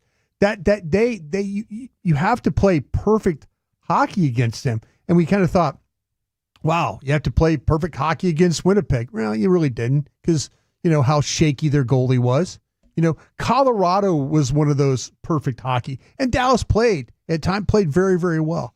This team's a different animal because of the 2 stars that they have. They're always threatening you. They move players. Any bounce of the puck seems to end up on their tape. No, but I love what you said about how they transition so quickly, because Shoddy was actually asked today, and I meant to get to this earlier, what he wanted like the identity of their offense to be, and he said, I want to be physical and I want to attack, but then he talked about being intense in transition, and he asked the reporters to take note of it. He said, when we have a turnover or a completion is made and suddenly the game is flowing one way and then you have to put your foot in the ground and go the other way. He said, we want to be the quickest team, the most intense and violent team as we change directions and attack that new, space that needs to get into. And I think that's huge, right? I mean, there's really 3 moments in a game. You have it, you're defending, or you're in between. And it's the awareness of it, but also the intensity and the speed and violence of your actions. Last 7 playoff games between these 6 teams, it's 6-1 Edmonton. And really, that's only because of one crazy third period. Like, they should have just got swept. That's what should have happened to the Stars right now. But they got 3 power play goals in game 1. It was NHL history that happened. Yeah. That's what prevented you from. Like they haven't scored a power play goal since. Can they get one tonight? Shoddy, by the way, singing Guyton's praises today, saying he's having a great summer and that he's been the hardest working guy, and it's exactly what they wanted to see out of him. I know shortly after the season they wanted to have him be a hard worker, be more professional, all that. At least he's doing that part. Micah Parsons is not there. Still, that's not a big surprise. And Booker's doing great. I guess they're moving Booker around a little bit with BB and Hoffman, so there's a little bit of musical chairs going on. Yeah, I know today Bobby Belt was talking about that Hoffman got some work at center. So we'll see. Like I say, it's nice to see that. I kind of feel like I haven't heard anybody say that that Booker has been, they've replaced him. He seems to be like, I always worry about that whole thing. Oh, he's over on field 2 getting reps with the 3s and the 4s. That's such BS. Put him in there, plug and play that guy. His background is totally different from Guyton's. Just the number of big games he's played in, the number of starts he's made. This guy needs to be. This is back in line with the plug-and-play guys that you've had over the years. Oh, I love it. Let's dance. All right, it's time to go into the Pimp Cup, where Lucius Alexander has your G-Bag. Yeah. Here we go. Every weekday on the Fan at 5:30, we do G-Bag of the Day. Dawson, could you let these folks know what it is? Yes, absolutely. It's the best audio from the world of sports, pop culture, talk radio, and or the internet. We play them all, vote on which one we like the best. In the event of a tie, we go to a vote-off at G-Bag Nation. The winner, that's our G-Bag of the day. If you see anything floating out there, don't be afraid to hit me up at Lucky Lucius P on social media, Lucius Alexander on Facebook, or you can follow us all if you find G-Bag Nation on Twitter. Our winner right here is the Cart-Narcs, Sebastian. He caught up with some cats that did not want to put their cart back in the proper place, so he threw his magnet on their car, and they said that was assault. That's not where the card goes. It is literally loose on an angle. So are we going to have this conversation? Yes, it's my job is to have these conversations and to teach folks. And you have a partner with you who could do it for you. I'm sorry? All right, there goes the hood magnet. Did you just hit my car? No, it's a magnet. It's a... Yeah, but that's assault. I don't think you know what that word means, number one, ma'am. Actually, do you have a lawyer? Okay, well, give me the definition. I'm sorry, what'd you just do? I put a magnet on the car. Okay, we're going to call the cops on that. And what would you like to say about that? What's the charge going to be, do you think, ma'am and sir? It's called assault. Well, okay, we just changed it, didn't we? No, what's assault, sir? Assault is touching, the improper touching or yeah. You want to keep coming at me, Mr. Lawyer Man? Because you're lying. You know what you're talking about. Oh my God, you! So, I'm sorry, are you? No, sir, we're a public service of highly trained sexy agents who we go out and we help folks. You're one of them? I'm the head narc, yeah, Agent Sebastian. Just killing it, Sebastian. I've seen you on TikTok before. I'm the head narc. All right, let's see here. Hey, man, shout out to everybody that was at the Lowrider show in Dallas a couple of weeks ago. I'm watching the film on been YouTube. Amazing, Lucius. And y'all had a ball. Yeah, this has been y'all amazing. had a ball. I thought about going, man. Y'all had a ball out there. Fantastic. Where did it take place, Lucius? Right there at Dallas Market Hall. At Market Hall, okay. Yeah, whoever had that Lincoln in the bunny hop contest. Yeah. Oh my God! Is that where they stinking Lincoln? Is that where they measure? Like they actually have the He had that thing walking and bouncing. Bow. Beautiful cars. Yeah, nice stuff. All right, let's see here what else we got. Let's go to the Texas Rangers radio broadcast. This has been sitting in the folder for a second here. I want to get this out. The great Matt Hicks. The great Matt Hicks, right? You know what I'm talking about? Mm-hmm. We say that respectfully, right? Oh, yeah, he's a man. Okay. We love Matt. Yeah. All right. We should probably check in with him again soon. Sure. Unannounced. He lost it in the lights. Like Patrick Creighton. Lefty to lefty. And here's the 1-1. Swing and a miss. Slider again. And did I miss a pitch? He just struck him out. I guess that the second pitch was a strike. Why did I mark it as a ball? You know, I'm having a tough day. It's a little rough. Yeah, it is. You hear Nadell, bro? What'd he say? No, you got to hear Nadell right there. He topped that one off. Pause. Hold on. Why did I mark it as a ball? You know, I'm having a tough day, Eric. The sun is a little rough. Yeah, it is. Threw that man some bail, bro. Got your back. I got you, man. Throw you some bail right here. We got a long season, bro. I don't need to lose you right now. Maybe lay off the gummies in the pregame, Matt. Look at you, Dawson, talking. Yesterday, you were trying to hand out some hopium, some Dallas Stars hopium to the G-Bags. They really weren't taking it a little bit, and you try to bring up something. They're not that much better. They were better over 82 games. It's hard to close your eyes and think that's but going to right happen now, it's the just way. like, God, how bad the Stars power play is. Haven't you ever been in a blackjack table Never. and for 10 minutes? Yes, I have. Yes. Brian just never. I was like, where's this analogy going? Nice job, Lucius. Where's this analogy going? I saw somebody respond to you on Twitter last night, or maybe that was text, and I was like, what was that in reference to? Oh, the text. Yes, I have been. Yeah, they loved it. Yeah, you was flowing, bro. You was flowing. I'm at a you know. blackjack table. I got cottonmouth right now. Shout out to our CBD shaman plug. CBD American Shaman Cracking them McKinney. over here. Like, I'm focused, but my mouth is just dry. It's hard to close your eyes and think that's But going to right happen. now, it's the just way. like, God, how bad the Stars power play is. Haven't you ever been in a blackjack table Never. and for 10 minutes? Yes, I have. Yes, I have. Dang. Yeah, you wild. Wow. You're asking the tough questions. It's graduation season. His mom right here checks her son during the middle of graduation, and she found the right pocket, too. You know, sometimes it gets quiet, then there's a roar, then it's quiet. She found the right pocket to tell her son to take those AirPods out of his ear. Trying to take photos. This is for life. Marshall, take that AirPod out. Daniel,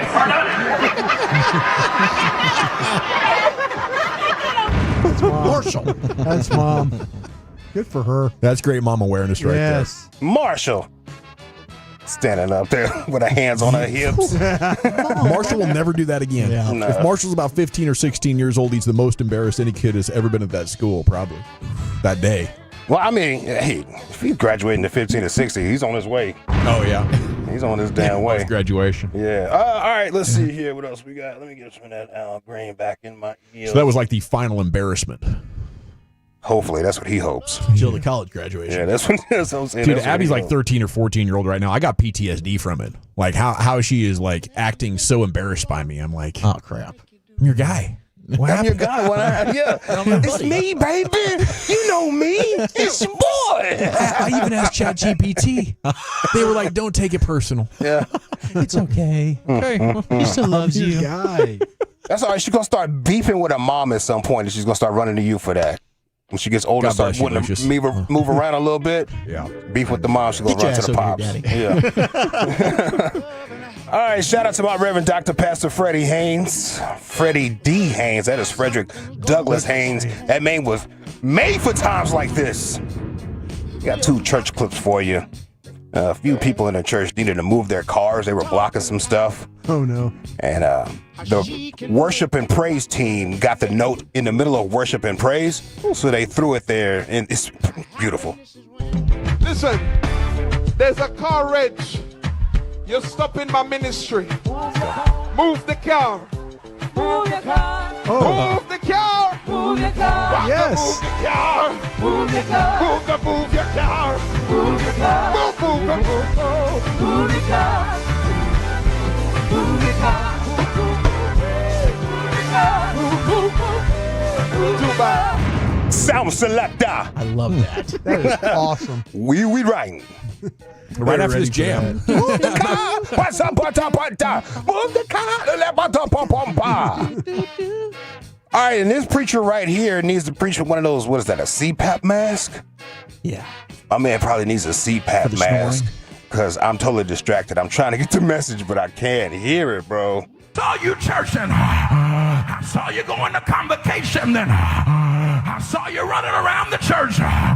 But depart from me, ye workers of iniquity. I never knew you. And I know we got this big grace message going around. I know they're telling us you can do whatever you want to do. I'm distracted. Go wherever you want to go. Say whatever you want to say. And still make it to heaven. But the devil is a liar. You've got to refrain from filthy communication. I mean, he's a respiratory therapist, bro. Goodness. Sounds like a pug. Lungs is on fire. He's still going, too. Tell your neighbor. No, I've never heard anything like that. That's an all-time distraction. But he got some pipes on him, pause. to do wrong, at least I try to do it in secret. Then you go posting your tail on Instagram. That's how the bass was sounding in the trunk. Yeah, we got to remix this. Yeah, auto-tune this guy. Oh, man. Is it our champ, the cart narc? There goes the hood magnet. Is it the great Matt Hicks with a pickup from Eric Nadell?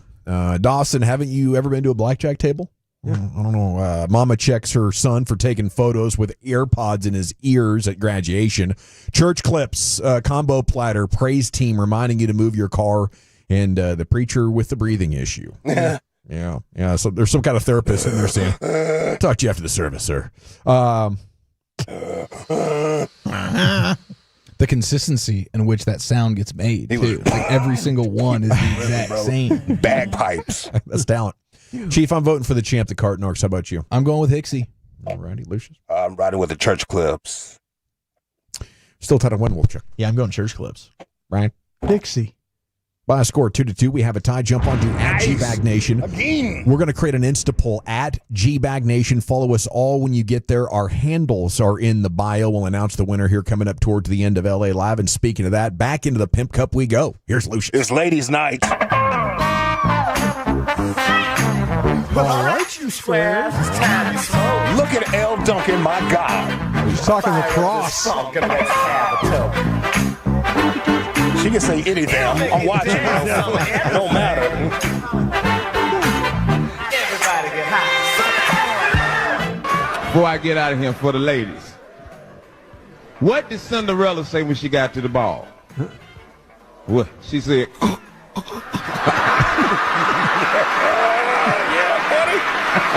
Yeah, buddy. Yeah, buddy. Yeah. Ladies' night. hey. Now the moral of the story, don't talk with your mouth full. Hey. That's weed. They're all half buzzed out. How many more minutes I got? How many more minutes do I have up in here? This is LA Live for Thursday, May 29th, 2025. It is a Thursday edition, Ladies Night edition of LA Live. Welcome in, ladies. It's shine time on you. Splash. All that good stuff. I love your energy, ladies. LA Live is sponsored by Greystone Roofing and Construction. That is greystone-roofing.com. 'Tis the season for that. Listen to Eric's live spot to tell you all about Greystone Roofing. Don't fall for the hustlers out here, right? Amen, bro. That's all right. Ladies. Let's keep it real, and I'm not trying to be gross or anything, and forgive me if it sounds like it, but the whole outlasts the pole any day. But you know what happens? We take our partner for granted because we let life take over. She wasn't even listening. Lady didn't even react to it. That's, man, just wild stuff right here. One of the baddest snipers in the game. Matter of fact, hold on. Let me bring Was that a hole will outlast a pole? That's what she said. Yeah. A hole can become a ditch, though, too. Yeah. You know what I mean? Oh, okay. I thought it was a hoe. No, a hole. A hole. Will outlast a pole. All right. Is what is what Tony Braxton's mom just said. Right on. That's Tony Braxton's mom. One of the baddest NBA snipers strikes again. When I say baddest NBA snipers in the game, who am I talking about here, fellas? Gilbert Arenas. Steph Curry. Good one. I like you. I like what you're doing. But I got hot takes. Matt Barnes. One of the baddest NBA snipers in the game. Reggie Miller. I love y'all. I love all great guesses. Great guesses. I'll get you with this headline right here. Ex-pro hooper Jeff Kobe says he's thinking about getting married to Larsa Pippen. Oh, no. Of Jeffrey Jordan fame? Jeff Kobe. I was like, who is this guy? I've never heard of this cat, man. The 31-year-old Jeff Kobe said he's thinking about getting married to the 50-year-old Larsa Pippen this year or early next year. Play on, player. I just wanted to let y'all know, play on, player with Miss Larsa out there. It's another young buck, 31 years old. She's something, you know. She must have the golden bag. I'm telling you, she's got something going on here. I mean, but experience. You know it's not going to end well. I mean, it was Scotty, it was Future, it was Jordan's son. Yeah. Scotty, Future, Marcus Jordan, Tristan Thompson. Yeah. She was with her son's teammate, Malik Beasley, but she now blames that on COVID for being with him. She had COVID brain.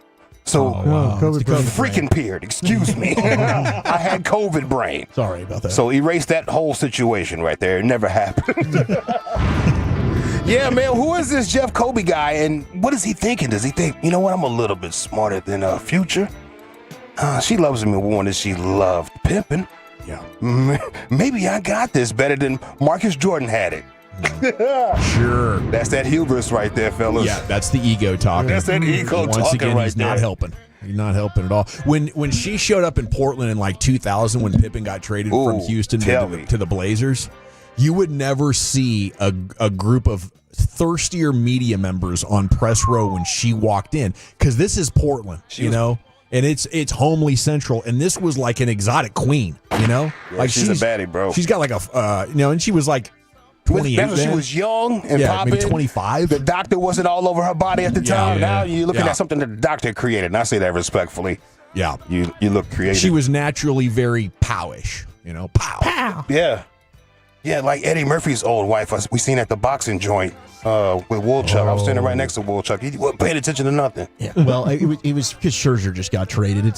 Yeah, you were talking about that the whole time. He was still kicking himself for not knowing who Fred Taylor was. Walked right by Roy McIlroy. I was like, "There's Roy." And you talking to me about some trade the Rangers did. Well, then, hey, Manny Pacquiao I remember seeing, but there was probably about 10 others. You're like, dude, what the hell? Crazy stuff. Yeah, these girls are smart, man. These girls are smart. Play your part. Speaking of snipers, on ladies' night, Travis Hunter got married to his longtime girlfriend over the weekend. The 22-year-old married his high school sweetheart in front of the family, his teammates, and even Shador Sanders was out there.